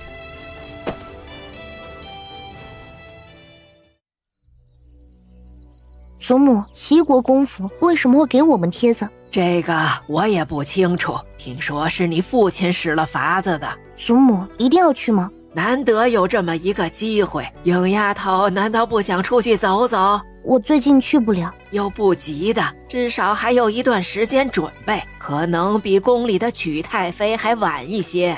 祖母，曲太妃以往跟我们府里从不亲近，我甚至从来都没有听过曲太妃这个人。这真的跟我们府上有关系？这真的跟我们府上有关系？曲太妃姓曲，但她这个曲跟我们这一个曲差得很远。和我见面还是一个意外，听闻我夫家姓曲，才多问了我几句。两家论起祖上，应当也是一支，但至少隔了好几代了。之后分支各归，再没有联系。那之后祖母就没有再联系这位曲太妃了？没有，到现在就只见过她这么一面，还以为她也去了新宁安。这么多年没有联系，为什么曲太妃会突然之间联系我们，而且还请了教养的过来教养四妹妹，对四妹妹更是独好？可能是两家久不联系，曲太妃在宫里清冷，想找个人陪她聊聊天，说说话。那为什么一定是四妹妹？大姐向来温柔，也最会说话，很得长辈们的欢心。你大姐的性子虽然好，但平日也出不去，又因为那样的事情，连亲事儿也没了。唉，曲太妃可能觉得不太好吧。四妹妹也被退了亲的呀。四妹妹，实在是对不起，一时间因为大姐的事情误伤到了四妹妹。无碍，听闻永宁侯府最近也闹得厉害，幸好祖母帮我推了这门亲事。好了，这事儿都过去了。永宁侯府如何，跟我们府上再没有关系。你父亲的意思，以后府里的事务就由你跟影丫头一起掌着。你大伯母教一个是教，教两个人也是教，一刻不烦二主了。祖母要四妹妹跟我一起掌事，可之前四妹妹不是说这就只是看看吗？以前是以前，最近你父亲又说了，你比你妹妹学得早，到时候她有什么不懂的了，你先告诉她，如果再不懂，就来问祖母或者你大伯母。是，祖母。多谢祖母和父亲挂心了。好了，你们先回去吧。齐国公府送礼的事情也准备起来，你拟好单子，我帮你先看看再说。是。三妹妹，二姐姐怎么不跟着大伯母一起出门？听说大伯母今天是带了大姐姐出去的。二姐和三姐有话要说，我就先回去了。四妹妹先去忙吧。大伯母去给大姐相亲了。是的，大姐的亲事不是那么好相的，二姐就打算一直这么等下去。若得待的时间过久，年华早逝，又怎么能够得到一门好亲事？只是可惜了二姐这样的容貌，原本也是京城中有数的，却不得不耽误下去，真是。三妹妹，帮我。其实你的亲事还有一个人是可以做主的。是谁？祖母可以帮你啊。三妹妹，这种事你让我如何跟祖母说？况且这上面还有夫人在，祖母那个性子更不会因为这个事情跟夫人起争执。让你自己去说了吗？你不会让别人去跟祖母说啊？就像今天大伯母不在府里，你出了事，不应当是去告诉祖母吗？你是说我不要不要就看你自己的意思了。大伯母最近专门不在府里，你做这么一件事情不难吧？我知道了。小姐说，香姨娘的案子京兆尹已经接受了。香姨娘被打了一顿之后，京兆尹派人去临安伯府去查季三小姐的事情了，但似乎没查到什么。小姐会不会说香姨娘诬告？不会，你让周嬷嬷去探探香姨娘，再送一些吃食和伤药过去。只让周嬷嬷去吗？老奴也跟去可好？那就有劳苗嬷嬷和周嬷嬷跑一趟了。奴婢现在就去。这接下来就等皇上下旨了。这件事你们怎么看？皇上，凌安伯一生忠心为国，只是过继一个子嗣而已，这既是他的遗愿，我皇家没有理由不成全吧？皇上，云郡王殿下说的在理。如今伯府大房一脉已经没人了，为凌安伯过继一位世子延续香火，也是情理之中啊。臣附议。是啊，的确应当如此。太子觉得呢？父皇，皇上，太子殿下对太子妃情深一片，眼下太子妃不在了，这应该是太子最想为太子妃做的事吧？明明我才是父皇的长子，当今的太子殿下却在裴元君的面前从来没有多少尊严，总觉得父皇对于裴元君太好了一些，凭什么？父皇，王叔说的没错，太子妃为救儿臣而死，这也是儿臣最后能为他做的事了。既然如此，那就拟旨吧，就按这个香姨娘说的，将继父二房的二公子过继给凌安伯，让他成为凌安伯世子。奴才遵旨。殿下，你回去吧，定下你二弟为凌安伯世子，待他成年之后再继承爵位。眼下这算什么？我图谋的到底是什么？为什么会变成这样？没了季寒月，这所有的一切不都是我的了吗？还不下去？你既已进了东宫，这以后就是太子府的人，没事少管继府的事情。殿下，殿下，娘娘，娘娘。如果季寒月在，又怎么会把事情处理到这种程度？更不会在这个时候还不明情况的来求我。这是代表季侧妃失宠了，所以说这位季侧妃不可能再成为东宫太子妃了。小姐，香姨娘恢复了。什么？皇上下旨把季二公子过继给了林安伯，宫里的公公去季府传旨。季二公子接了圣旨之后，又向皇上求了一道口谕，说现在香姨娘是季府大房唯一的长辈，就把香姨娘从京召引接了回来。这孩子果然是真心对爹爹的。让庄嬷嬷再去季府看看香姨娘，问问她需要什么。如果有需要帮忙的，可以来找我们。姨母和表姐都不在了，还有表妹、表弟，还有香姨娘。老奴明白。小姐，东府那边出事儿了。有什么事？奴婢看到东府的一个丫鬟哭着跑过来，满身的狼狈，很急的样子，好像是二小姐身边的大丫鬟，往祖母的院子去的。对，小姐要不要奴婢去打听打听？先不必多动，等着吧。瞿秋燕和瞿彩月说了些什么吗？王爷请，皇后娘娘早就等着您了。除了本王，还有谁来了？还有景王殿下、魏王殿下、燕王殿下也来了，就等您了。哦，这是怪本王来的晚了。怎么会？这几位王爷来得早罢了，王爷却是不晚。皇上对这位云郡王是当儿子养的吧？臣见过皇后娘娘。云郡王免礼。王叔，都坐下吧。不知皇后娘娘让臣过来，所谓何事？王叔还不知道吗？皇后娘娘这里为您准备了许多美娇娘，王叔选完了才轮到我们。本王年纪不大，几位王侄可以先挑。王叔，您如果不娶亲，父皇不打算让我们娶亲的。太子已经娶过了，这下来就轮到你们了。本王不急。太子跟我们不同，当然得先娶。可我们几个，父皇的意思很明显，王叔，您就松松口吧。你们就这么急着成亲啊？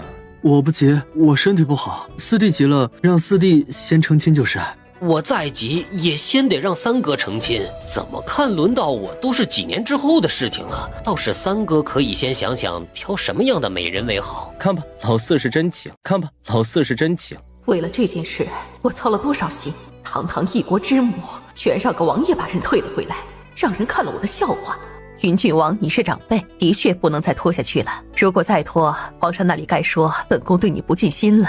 多谢皇后娘娘，只是本王暂时还没有想好人选，如果想好了，必然告诉皇后娘娘。还没想中，莫如让皇上举行一次选秀，直接挑选吧。如果是几位皇子要选，都是可以的，但本王这儿却得讲眼缘。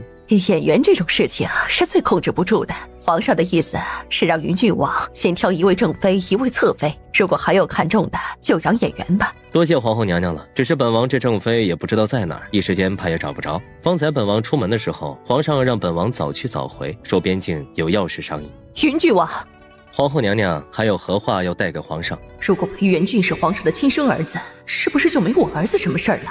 也没什么事要带给皇上，只是觉得云郡王这事儿总是皇上吩咐的，云郡王若是办得不好，皇上会不满意的。多谢皇后娘娘提醒，自当向皇上亲自谢罪。既然如此，云郡王请吧。至少有一点可以肯定，曲府的那位四小姐不过是一个推脱的借口，不是真的入了裴元俊的眼。不过这样也好，只要有机会进云郡王府，我就可以拉拢这位曲四小姐，让她成为我的人。什么投水自尽？四妹妹，你说二妹妹是不是真的不喜欢我？大姐，你去看过二姐吗？去看过，不过她看起来并不想见我。大伯母接下来会如何处置这事儿？母亲也不知道。父亲的意思是，大姐，这事儿不该是你管的。我知道，我只是不想让母亲为难。大伯母会知道怎么做的。记得上一世的时候，有一次我看见曲雪馨和刘景玉在一起，有说有笑的，关系亲密得很。为什么现在她似乎很怕见到刘景玉似的？大姐，你如果有好的闺蜜，其实可以让别人帮大伯母一下的。这种事情又哪里是别人能说的？就算别人帮忙了，也帮不到位。是我看错了？不可能吧？曲雪星内门被退了的亲事，莫不是另有玄疑？二妹妹的事情，听说还是因为我现在见到二妹妹都觉得愧疚。这几日要麻烦四妹妹多照顾二妹妹几天，有什么事情也开解开解她。原本这种事情我来就好，可眼下二妹妹也不太想见我。大伯母的意思是多久把二姐姐接回去？我也不太清楚，可能要隔一段时间吧。现在祖母和父亲都怪母亲，母亲也难过，她也没想到事情会发展到这种地步。麻烦四妹妹了。曲彩月居然真的跳进荷花塘里了，她到底是想谋算什么？三妹妹，不行，不行！二姐，你不是说这件事情是小事吗？这么一点小事都办不好，二姐就别指望其他的了。那个瞎丫头实在是太难对付，三妹妹，你先帮了我这一次，如果下一次……二姐，你连自己的事情都办不成，我还指望你什么？原本还想帮你一把的，现在看起来再帮你也没什么用。等过段时间，祖母原谅了大伯母了，你就依旧只能回到东府去，还得等大姐的亲事有了着落之后，才是你的亲事。我不回去，你不回去有什么用啊？就你这样的，怎么斗得过大伯母啊？不，我会求那个瞎丫头的。那就看二姐姐的表现了。只要那个瞎丫头在祖母面前提一提，这以后出了什么事，就是这个瞎丫头的。到时候我再帮你使力，祖母也不会怪到我的头上。我知道。那二姐姐好自为之吧。一会儿大伯母还得派人来问问你的事情，我还得应付大伯母，就不留下来陪你了。麻烦三妹妹了。给四小姐请安。何事？我们二小姐在前面的水榭里等四小姐，想跟四小姐说说话。走吧。走吧。四妹妹，二姐姐，你可是发生了什么事情？我没什么事情。二姐姐在我们这边，如果有什么缺的，就直接跟三姐姐说就是了。四妹妹，听说现在西府这边是你跟三妹妹掌事。祖母就是这么一说，但其实一直都是三姐在掌事，我现在还没有正式跟她学掌事呢。三妹妹和四妹妹可真好。大姐姐对二姐姐难道不好吗？大姐姐对我自然是好的，只是……二姐姐，你这是怎么了？有什么事情吗？四妹妹，你救救我！二姐姐想说什么就说吧，又何须如此？四妹妹，以前的事都是我不对，是我对不起你，你就饶了我这一回吧。二姐姐，你到底想做什么？四妹妹，求你带我入宫，我也想见见曲太妃，我想求曲太妃出面，只要曲太妃能为我出面，大夫人一定不会为难我的。二姐姐就这么肯定曲太妃能真的出手帮你？我知道曲太妃可能不插手，但这是我唯一的机会。只要四妹妹能去太夫人面前说一声，能给我一个机会，我一定会抓住这个机会的。就算曲太妃为难我，我也一定会讨她欢心的。二姐，你为什么不去求求三姐姐？宫里来的人送到你的浅月居里，可见曲太妃最看重的是四妹妹。只要四妹妹开了口，曲太妃必然会同意的。莫不如二姐自己跟燕嬷嬷说？这可以吗？这个还得问问燕嬷嬷。现在就去吗？四妹妹，我不能等了，我就怕哪一天大夫人把我带回去，那我可就真的没什么活路了。眼下可能不行，我会请燕嬷嬷让你出自己来说的。请燕嬷嬷过来？怎么，二姐姐不喜欢？不是不喜欢，我怕燕嬷嬷不喜欢我，还是先请四妹妹说一声，我再过来求她。至于祖母那里，也请四妹妹先去说一声。二姐姐这么说，我就不知道怎么答了。燕嬷嬷那里我做不来主，祖母那里我也说不动，只要二姐姐先说动了燕嬷嬷，由燕嬷嬷去跟祖母说才行。这法子若是可行，我一会儿请燕嬷嬷过来；若是不可行，我也没法子了。二姐姐，我还有事，就不陪你了。四妹妹，求求你放开我，求求你了。二小姐，你要干什么？四妹妹，我不是故意的，我不是。二姐姐，你这是何意？你这么用力的拉我，是想把我拉下去吗？我不管你是不是故意的，我都会跟祖母说起此事的。四妹妹，求你帮我！二小姐，你方才差一点把我们小姐推下去，还想怎么样？我不是的，我是求你们小姐。二小姐，一会儿燕嬷嬷会来的，有什么你就直接跟她说就是。至于我们小姐，能让燕嬷嬷来，也是我们小姐仁至义尽了。你以前也陷害过我们小姐，我们小姐真的不敢相信你方才没有害她。燕嬷嬷就要来了？对，马上就来。曲府的四小姐是之前永宁侯府被退了亲的那一位，看着倒像是个厉害的，那位是二小姐。曲府的四小姐？曲府的二小姐倒是个可怜的，当姐姐的差点给妹妹下跪，这是想求妹妹什么事情，但最后看这样子也没成功。曲四小姐的确够强势，这曲府的小姐看起来一个个都不好招惹，还是离得远远的好。曲三小姐当然不在此列。曲二小姐虽说只是个庶女，但却是京中有数的美人。如果不是她那位大姐在前面挡着，怕是门槛都让人踩平了吧。二哥看中了哪一家？还得好好想想。景玉县主不好吗？听说之前贵妃还让人相看过这位景玉县主，景玉县君原本是挺好的，可最近发生什么事情了？太子妃没了，皇后娘娘必然要重新选太子妃。景玉郡主身份不错，刘府竟然有胆子这么做。这事也不能全怪他们，总是太子和我们是不同的。走吧，我们回去吧，毕竟这是别人家府上，我们两个一直在这里，怕是会有不好的传言。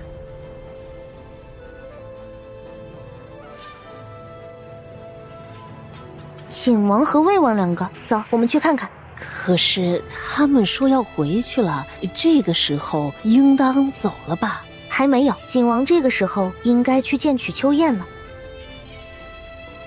见过魏王殿下。免了。曲四小姐找本王有何事？两位王爷今天突然之间来我们府上，连祖母也不知道，应当只是一个意外吧？什么意思？曲四小姐在查本王的行踪？我没有查殿下行踪的意思，只是一些事情可能会牵扯到王爷，特意过来询问一声。什么事？方才两位王爷可是看到了我跟二姐的争执？曲四小姐怕是长得很不错吧？又何须用妆容掩去几分颜色？那样不是更容易达到自己的目的吗？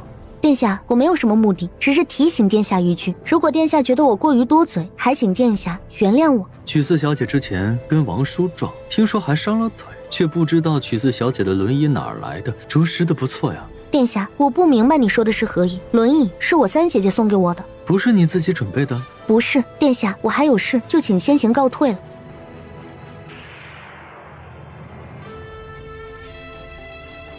三弟，让你久等了。喂，二哥可以走了吗？好好，不知不觉的耽搁了这么长时间。这轮椅是曲府自备的？是曲四小姐的，她之前的脚摔伤了，这轮椅还是曲三小姐送给她的。眼下她的脚伤好了，曲三小姐知道三弟身体不好，便让我拿过来给你了。真的跟王叔撞上了？自然是真的，不过这位曲四小姐也算是个厉害的，居然真的撞到了王叔面前。京中这么多世家千金都没有这个机会。下次进宫的时候带着曲二小姐。为什么？曲二小姐说跟你们是一府的姐妹，这一次进宫原就是曲太妃想见见你们这些曲府的小姐的事情。那大姐去吗？自然是一起去的。是太妃娘娘的意思？的确是宫里的意思。太妃娘娘看重四小姐，但四小姐毕竟只是曲府最小的小姐，太妃娘娘是曲府的长辈，要见自然是四位小姐一起见，还请四小姐去跟太夫人说一声，就说您想跟二小姐、大小姐一起进宫。燕嬷嬷，进宫的事情不是我说了算的，四小姐只需说一声就行，至于进宫的事项会安排好的。燕嬷嬷，我说的很明白，这事儿跟我没有关系。如果是宫里的意思，就麻烦燕嬷嬷传话给祖母就是。四小姐，这事儿不会劳烦你多少，只需你去提个头就行。我不行。四小姐是何意？燕嬷嬷，我不管这是谁的主意，也不管燕嬷嬷是听了谁的话，只希望燕嬷嬷能明白，这件事情跟我没有半点关系，我也没有想让着二姐姐跟着我进宫里去的想法。如果二姐在宫里出了事情，也别牵扯到我的身上。曲小姐这是想违了宫里的旨意，还请燕嬷嬷说明是谁下的旨意。曲四小姐，宫里的事情不是你一个小小的施侍郎小姐该问的。的确不该是我问的，所以请燕嬷嬷原谅我不能去祖母面前说话。燕嬷嬷，我累了，先休息一会儿，一会儿还得练习宫规宫仪，暂时就不能陪着您了。半个时辰之后练习宫规宫仪，请曲四小姐准备好。是，燕嬷嬷。果然是什么样的主子，就有什么样的下人。眼下既然不能让曲四小姐答应下来，那我就另外再找人，总不能连这么一件小事都完成不了。方才你三姐姐过来说看到你跟你二姐起争执了，正巧还让过府来的魏王和景王殿下看到了。只是二姐姐突然之间闹着要去宫里，说让我开口跟祖母说，一定要让她一起进宫去。我之后没有办法，还让燕嬷嬷走了一趟。可是燕嬷嬷回来之后，也说让我来跟祖母提一句，并且说接下来的事情她会想法子的。燕嬷嬷也让你来提？对，我拒绝了她。燕嬷嬷看起来很生气，之后又出去了一次，听说是去找了三姐姐。祖母，两位王爷为什么会突然之间出现在府里？哼，月丫头好算计。祖母，可能也真的是个意外，毕竟两位王爷的事情也不是谁都能料到的。哼，看起来是三丫头想让二丫头进宫了。祖母，二姐姐使了法子要进宫吗？应当是的。之前我答应了三丫头，可不就是让二丫头得逞了吗？祖母，去就去吧，就算您不让她去，她也会偷偷的去，到时候说不得更会出什么事情，还不如让她跟着三姐姐一起进宫呢。好，就让他们一起去。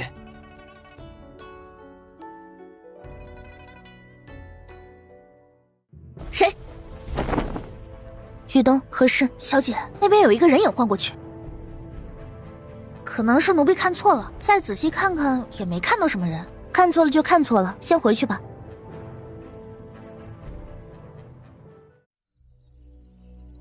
王爷，本王听说今天裴玉胜和裴清民都过来了。是的，但没多久就走了。知道是为了什么吗？不是很清楚，可能是，我也不知道是不是真的，觉得跟曲秋燕有关。曲秋燕有什么事情？裴玉胜这么上心，莫不是想娶她为正妃？这个不太清楚。裴玉胜想娶刘兰心，已经向刘向山去了信函了。之前不是说要娶景玉县君吗？之前是没有太子妃的位置，现在太子妃的位置空出来了。景玉县君早早的就看上了这个太子妃之位，可能是，也可能不是。表姐当时还是太子妃，那又如何？这天下连皇后都可以换，这太子妃为什么不能换了？所以说太子妃，你很关心太子妃的事情？太子妃是我的表姐，林安博是我的姨父，我一定要查清楚这事。你就不怕到最后死无葬身之地？不怕。太子的手段不是你一个深闺少女可以抵制的。我会慢慢查的。现在林安伯府当家的并不是继府的二房。哼，真是一个实诚的孩子，这头发养得真不错。多谢王爷。不必谢，你既然要找太子的麻烦，本王的一个侧妃之位倒是可以帮你。王爷是什么意思？本王没什么意思，不过听你说要进宫了，恐怕连皇后那里都会觉得你进本王的王府比较好。皇后娘娘，王爷要如何？你想如何？我都可以。为何？没有为何，情义所在。太子妃和表妹都是我尊重在意的亲人，此生能称得上亲人的并不多。好一个情义所在，倒是一个感恩的。本王对你恩情不少，你进本王的王府，应当已经成定局。进宫的时候多小心一点。所以他今天特意来叮嘱我这事儿的。王爷，我明白。皇后一直想往本王的王府塞人，只是每每都被本王拒绝。现在本王因为你松了口，自然就以为有了突破口。王爷要我如何做？什么也不用做，只是小心一点就是。本王可不喜欢自己的人被人算计，好自为之。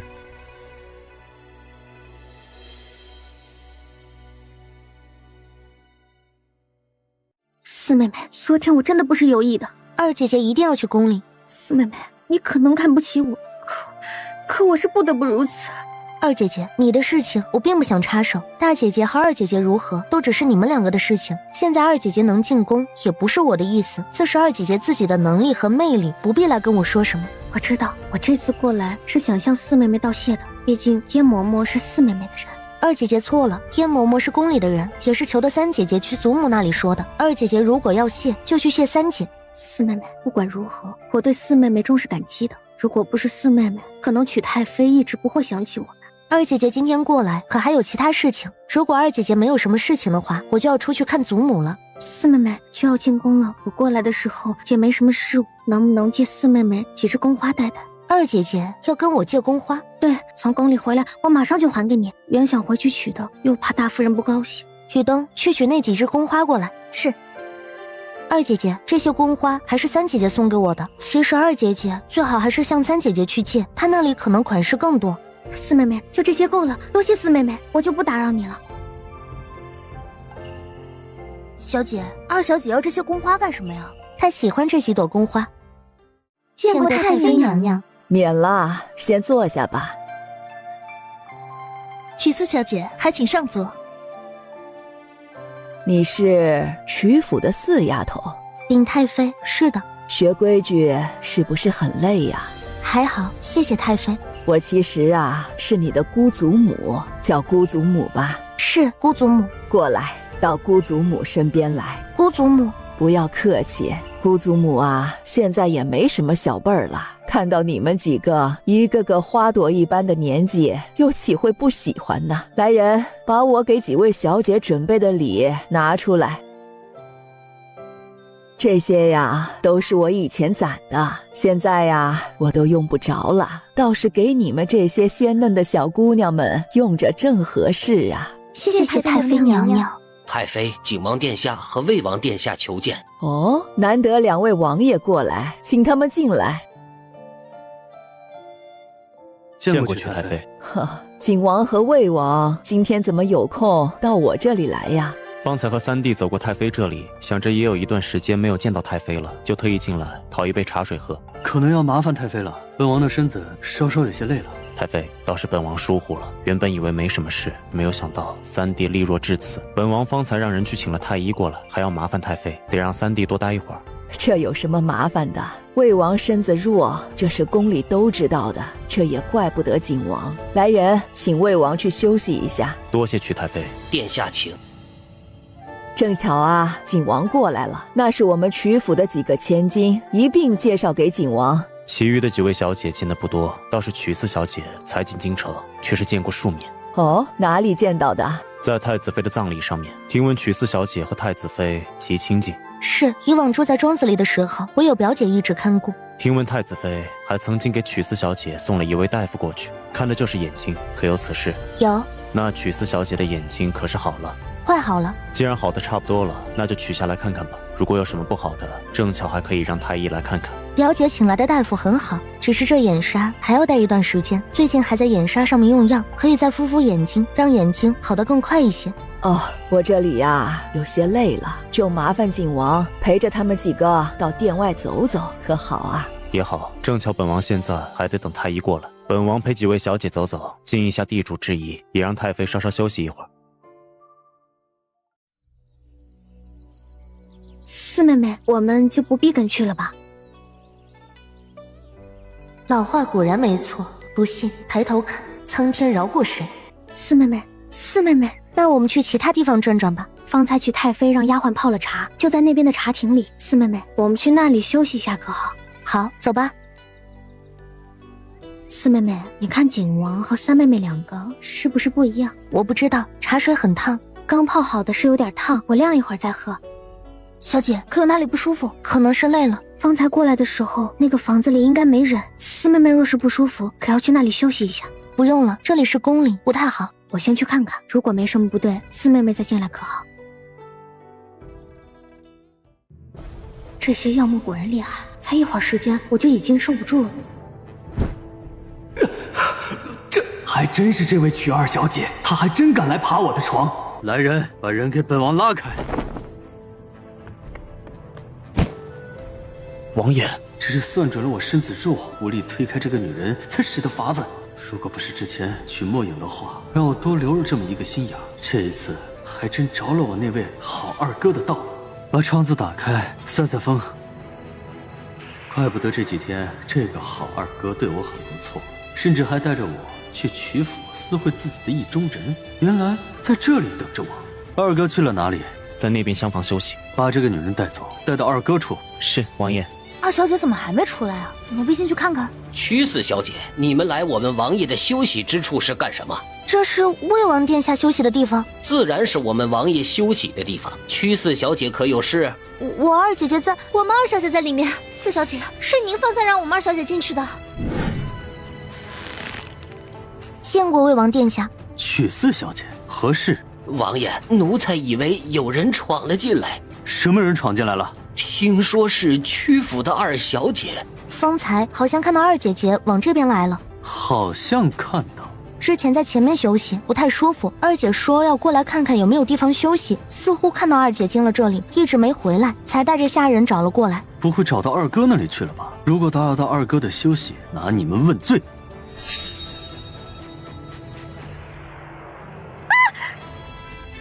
这是怎么回事？他怎么会在这里？不应当是魏王吗？为什么是景王殿下？我当时迷迷糊糊间看到的人是景王吗？可是曲秋叶那里呢？要如何交代？二姐姐，你到底是怎么回事？我不知道，我不知道怎么就进去之后，眼前发花，头晕得很，也没看到里面有人。这事儿为什么会牵扯到景王啊？难道不应当是景王看到了魏王和曲彩月在一起吗？先起来吧，你说你是什么也不知道的？是的，和四妹妹喝了一杯茶之后，四妹妹说有不适，我就帮着四妹妹找一间屋子休息，见那边门虚掩着，四妹妹说那边可能可以休息，就去看看。其他我什么也不知道。太妃娘娘，微臣已经查过了，曲二小姐之前的确是中了药，是在曲二小姐带着的宫花里有一些淡淡的粉末。哎呀，闻多了会晕乎乎的困顿，全身无力呀。宫花，二姐姐，你的宫花哪里来的？宫花是四妹妹借我的。你说。二姐姐进宫的事情是三姐姐请示了祖母才同意的。二姐姐说她没有首饰戴，过来找我借宫花。那些宫花并不是我的，还是之前三姐姐送的。宫花我是送过给你的，但是那个时候已经很久了，之后一直都在四妹妹出。现在出了事，四妹妹就推到了我的身上，不免过于的虚妄了一些吧。姑祖母的这一处宫殿，我是第一次来，也不知道景王殿下会来此处，根本不可能早早的做一些什么。谁知道你是不是另外下了暗手？除了宫花，那些茶水还在吗？去查。太妃娘娘，方才过去的时候没看到茶水和茶杯。什么？去查？是哪个宫女送的茶水？不必了。景王殿下怎么看？太妃，这事既然跟本王有关，本王自当负责。殿下，景王这是要收下曲彩月的意思，那我呢？收下了曲彩月，我算什么？怎么能够收下这个下贱的玩意儿？殿下，没想到我真是小看了这个病秧子，居然也不是那么好糊弄的。比起这位四小姐，其余的几位都逊色太多了。这种时候还能这么沉得住气，这件事情是真的跟她没关系了。这个贱人必然是看中了景王，没有看中魏王才会闹出这样一出的。快拦下他们！曲四小姐，能不能借一步说话？四妹妹，我去看看二妹妹和三妹妹。曲四小姐，能说说是怎么回事吗？那一日，两位殿下到我们府上，应当看到我跟二姐争执，但其实那日我是被二姐拦着请过去的。当时不知道二姐是何意，为了自保，就特意见了殿下，只想提醒殿下一声。这事儿看起来更像是要算计殿下的。宫花是三姐姐给我的，二姐姐特意来向我借宫花。至于茶是没喝，但那茶水闻多了头晕。殿下，你可以看看这帕子，这是二姐姐当时丢在桌下的，就在喝茶的时候。如果殿下不信，可以直接去问二姐姐。我的二哥这一次也算是偷鸡不成蚀把米，这事看起来那位曲三小姐也有份儿，否则不可能会这么激动，甚至还动手打人。都走了？都走了。魏王走的时候说有些难受，太医是跟着他一起走的。那个宫女处置了吧，被主的人不必留下来。是，奴婢知道怎么做。老二，三丫头就这么看重景王？母亲，燕儿和景王也是情投意合的。这景王啊，数次在我面前提起燕儿，说燕儿是个出色的。那现在怎么办？二丫头是肯定要进的，总不能让当妹妹的和姐姐一起进景王府的门吧？这让人怎么看我们家？哎呀，我去问景王殿下。你去问了又如何？当初我就说了，景王殿下不可能娶三丫头的。听说刘府也在权衡此事，刘府的那个丫头一看就是不好惹的，如果她为政，这将来的日子不好过。母亲，我去问问三丫头自己的意思，如果她没那么想进景王府，我就另外想法子。也就只能这么想了。父亲，你怎么在这里？求父亲为我做主。做主？怎么为你做主？让你再去谋算你四妹妹？她和你有什么仇怨，让你这么容不下她？到现在阴差阳错的，成了两位王爷伯义的棋子，父亲，起开！你不会以为我什么都不知道，又想在这里自辩，说这事儿跟你一点关系也没有吧？把曲彩月送到魏王的床上，又把事情推到影丫头的身上，什么时候给你这么一种错觉，觉得曲彩月比曲墨影更亲近一些的？父亲，我下次不敢了，我再也不会了。父亲，这是怎么了？你怎么在这里？我想找这本书，说父亲这里有，就过来看看。妹妹，这是怎么了？你妹妹干的好事。父亲，就算妹妹真的做了什么，你也别生气，真的气坏了身子，可怎么办呢？三妹，你怎么惹得父亲生气的？父亲往日最是疼你，必是你做出了什么让父亲气恼不已的事情，还不向父亲请罪？父亲，我错了，我真的错了，请父亲原谅我。父亲，我真的不知道为什么会这样。二姐姐她怎么会临时换了人的？她到现在还弄不清楚，滚！父亲，妹妹，你先回去休息一下，这接下来的事情才是最重要的，想清楚才是，可不能再乱了分寸。对，现在不只是曲彩月的事情，还有景王的。景王是什么意思？对，接下来要怎么办啊？哥，先回去吧。你倒是很替他说话。父亲，你别生气，这事说起来也是一个意外。大伯也听说了这事，请你过去商量此事。你大伯找我呀？是的，父亲，我还得去看看母亲，一会儿再过来。看过后就回来。你母亲那边，你还是少去为好。是父亲，我知道。四妹妹，二哥哥，听闻四妹妹之前在找一些曲谱，你看这本如何？这是哪里找来的？在父亲的书房里找到的，听闻四妹妹要，就拿了过来。多谢二哥。自家兄妹不必客气。听说今天宫里出了事情，还关乎二姐姐和四妹妹的。是有的。这事应当也跟妹妹有关吧？可能吧。为兄带她在这里向四妹道歉，还请四妹原谅她这一次，以后我一定会好好管教她的。二哥，这事儿我原不原谅都是小事，重要的不是接下来如何吗？你是我们的妹妹，总是一家人，再多的不好，以后也是守望相助。二哥，今天宫里发生的事情，现在已经不是我们曲府能做主的了，还得看景王殿下的意思。我也累了，多谢二哥替我找到这本曲谱。那四妹妹好好休息，我就不打扰了。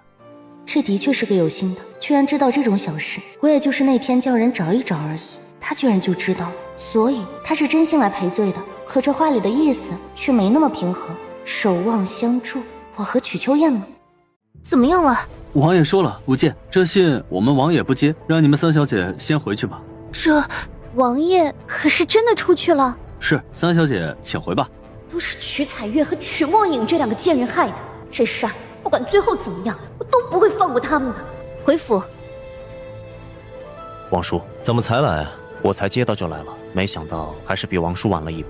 听说你今天玩了一个女人。王叔，不过是一个意外罢了。原来是个意外，本王还以为你真的看中那个庶女。曲侍郎倒是会钻营的，一个个女儿都往外送，这是打算撒网捞鱼，捞到哪一条都可以。找到了，人是抓到了，但却什么也没说。本王看着实在问不出来，就让他永远也别说话。至于这本册子，你拿回去给皇上就是，不知道是真的还是假的，让皇上自己判断吧。本王看中了曲府的四小姐，你看中了曲府的另外两位，看来是有意和本王更亲近一番了。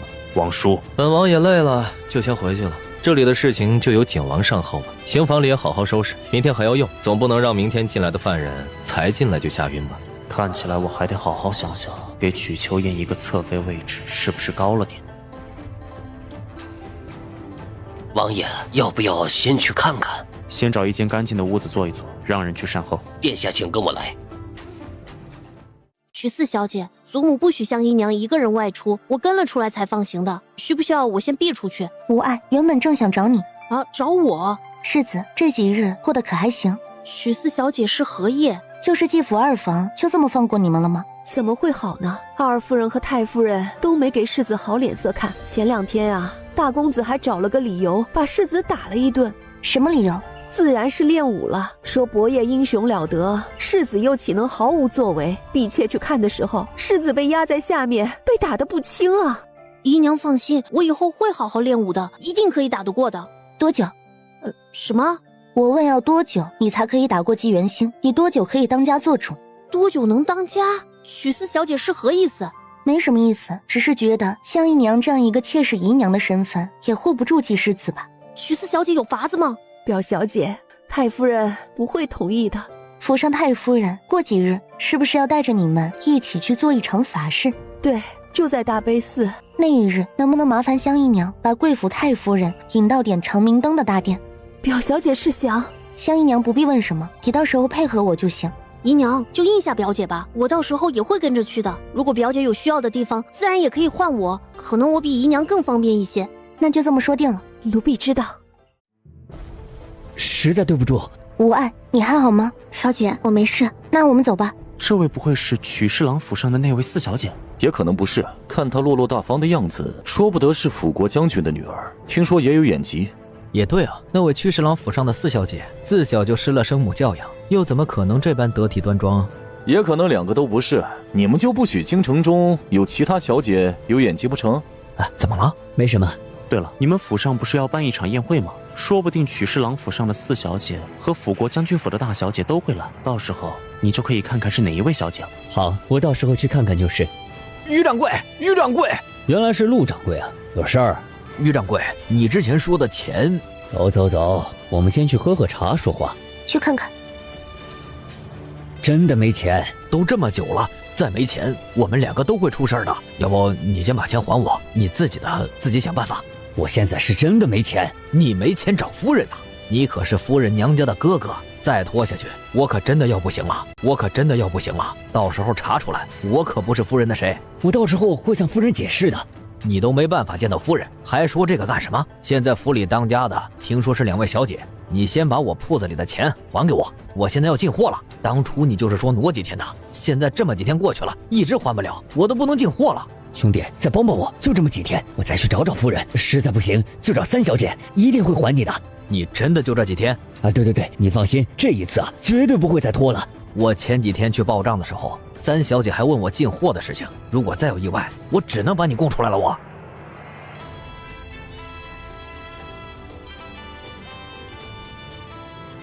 于掌柜，是夫人让你来的，那不成，夫人终于得到了我的消息，要救我一救了。于掌柜，夫人让你去一趟，拿着进货账本。进货的不是在夫人的手里。这家伙果然像小姐说的，碎得认不出人了。不是夫人手里的那些，是最早时候的那些。最早的哪有啊？最早接手时的进货的账本，你没有吗？要这个来干什么？夫人要查一些事情，4小姐现在回府了，夫人怕有些纠葛。4小姐跟我们于氏有什么关系啊？夫人不必担心，我想借点钱。夫人最近病了，手里一时拿不出来，你莫如把店盘出去吧。正巧4小姐要找夫人麻烦，把店盘了也省得麻烦。把店盘出去？对，夫人最近的境况不太好，4小姐又找麻烦，又是账本又是店面的，还不如把几家好的暂时盘出去，也免得4小姐就这件事情上面纠缠不清。这是夫人的店铺，这店面跟4小姐有什么关系啊？这不是夫人的店铺，是前夫人的，是娶4小姐的。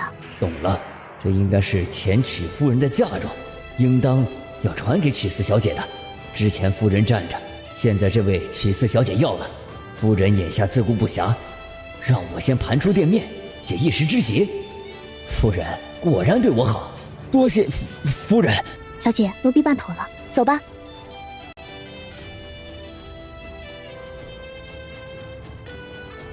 这是这里还有事了？小姐，景王这是真的看上这位刘小姐了？看着像，不过以往这位景王殿下不是挺知礼的吗？现在怎么这么急？很急吗？奴婢觉得还好吧。有点急。他应当急的。见过王爷。如何？王爷意欲何为？不是本王意欲如何，是景王相中了。那又如何？自然是很好，强强联手。景王之前的行为不是这个样子的。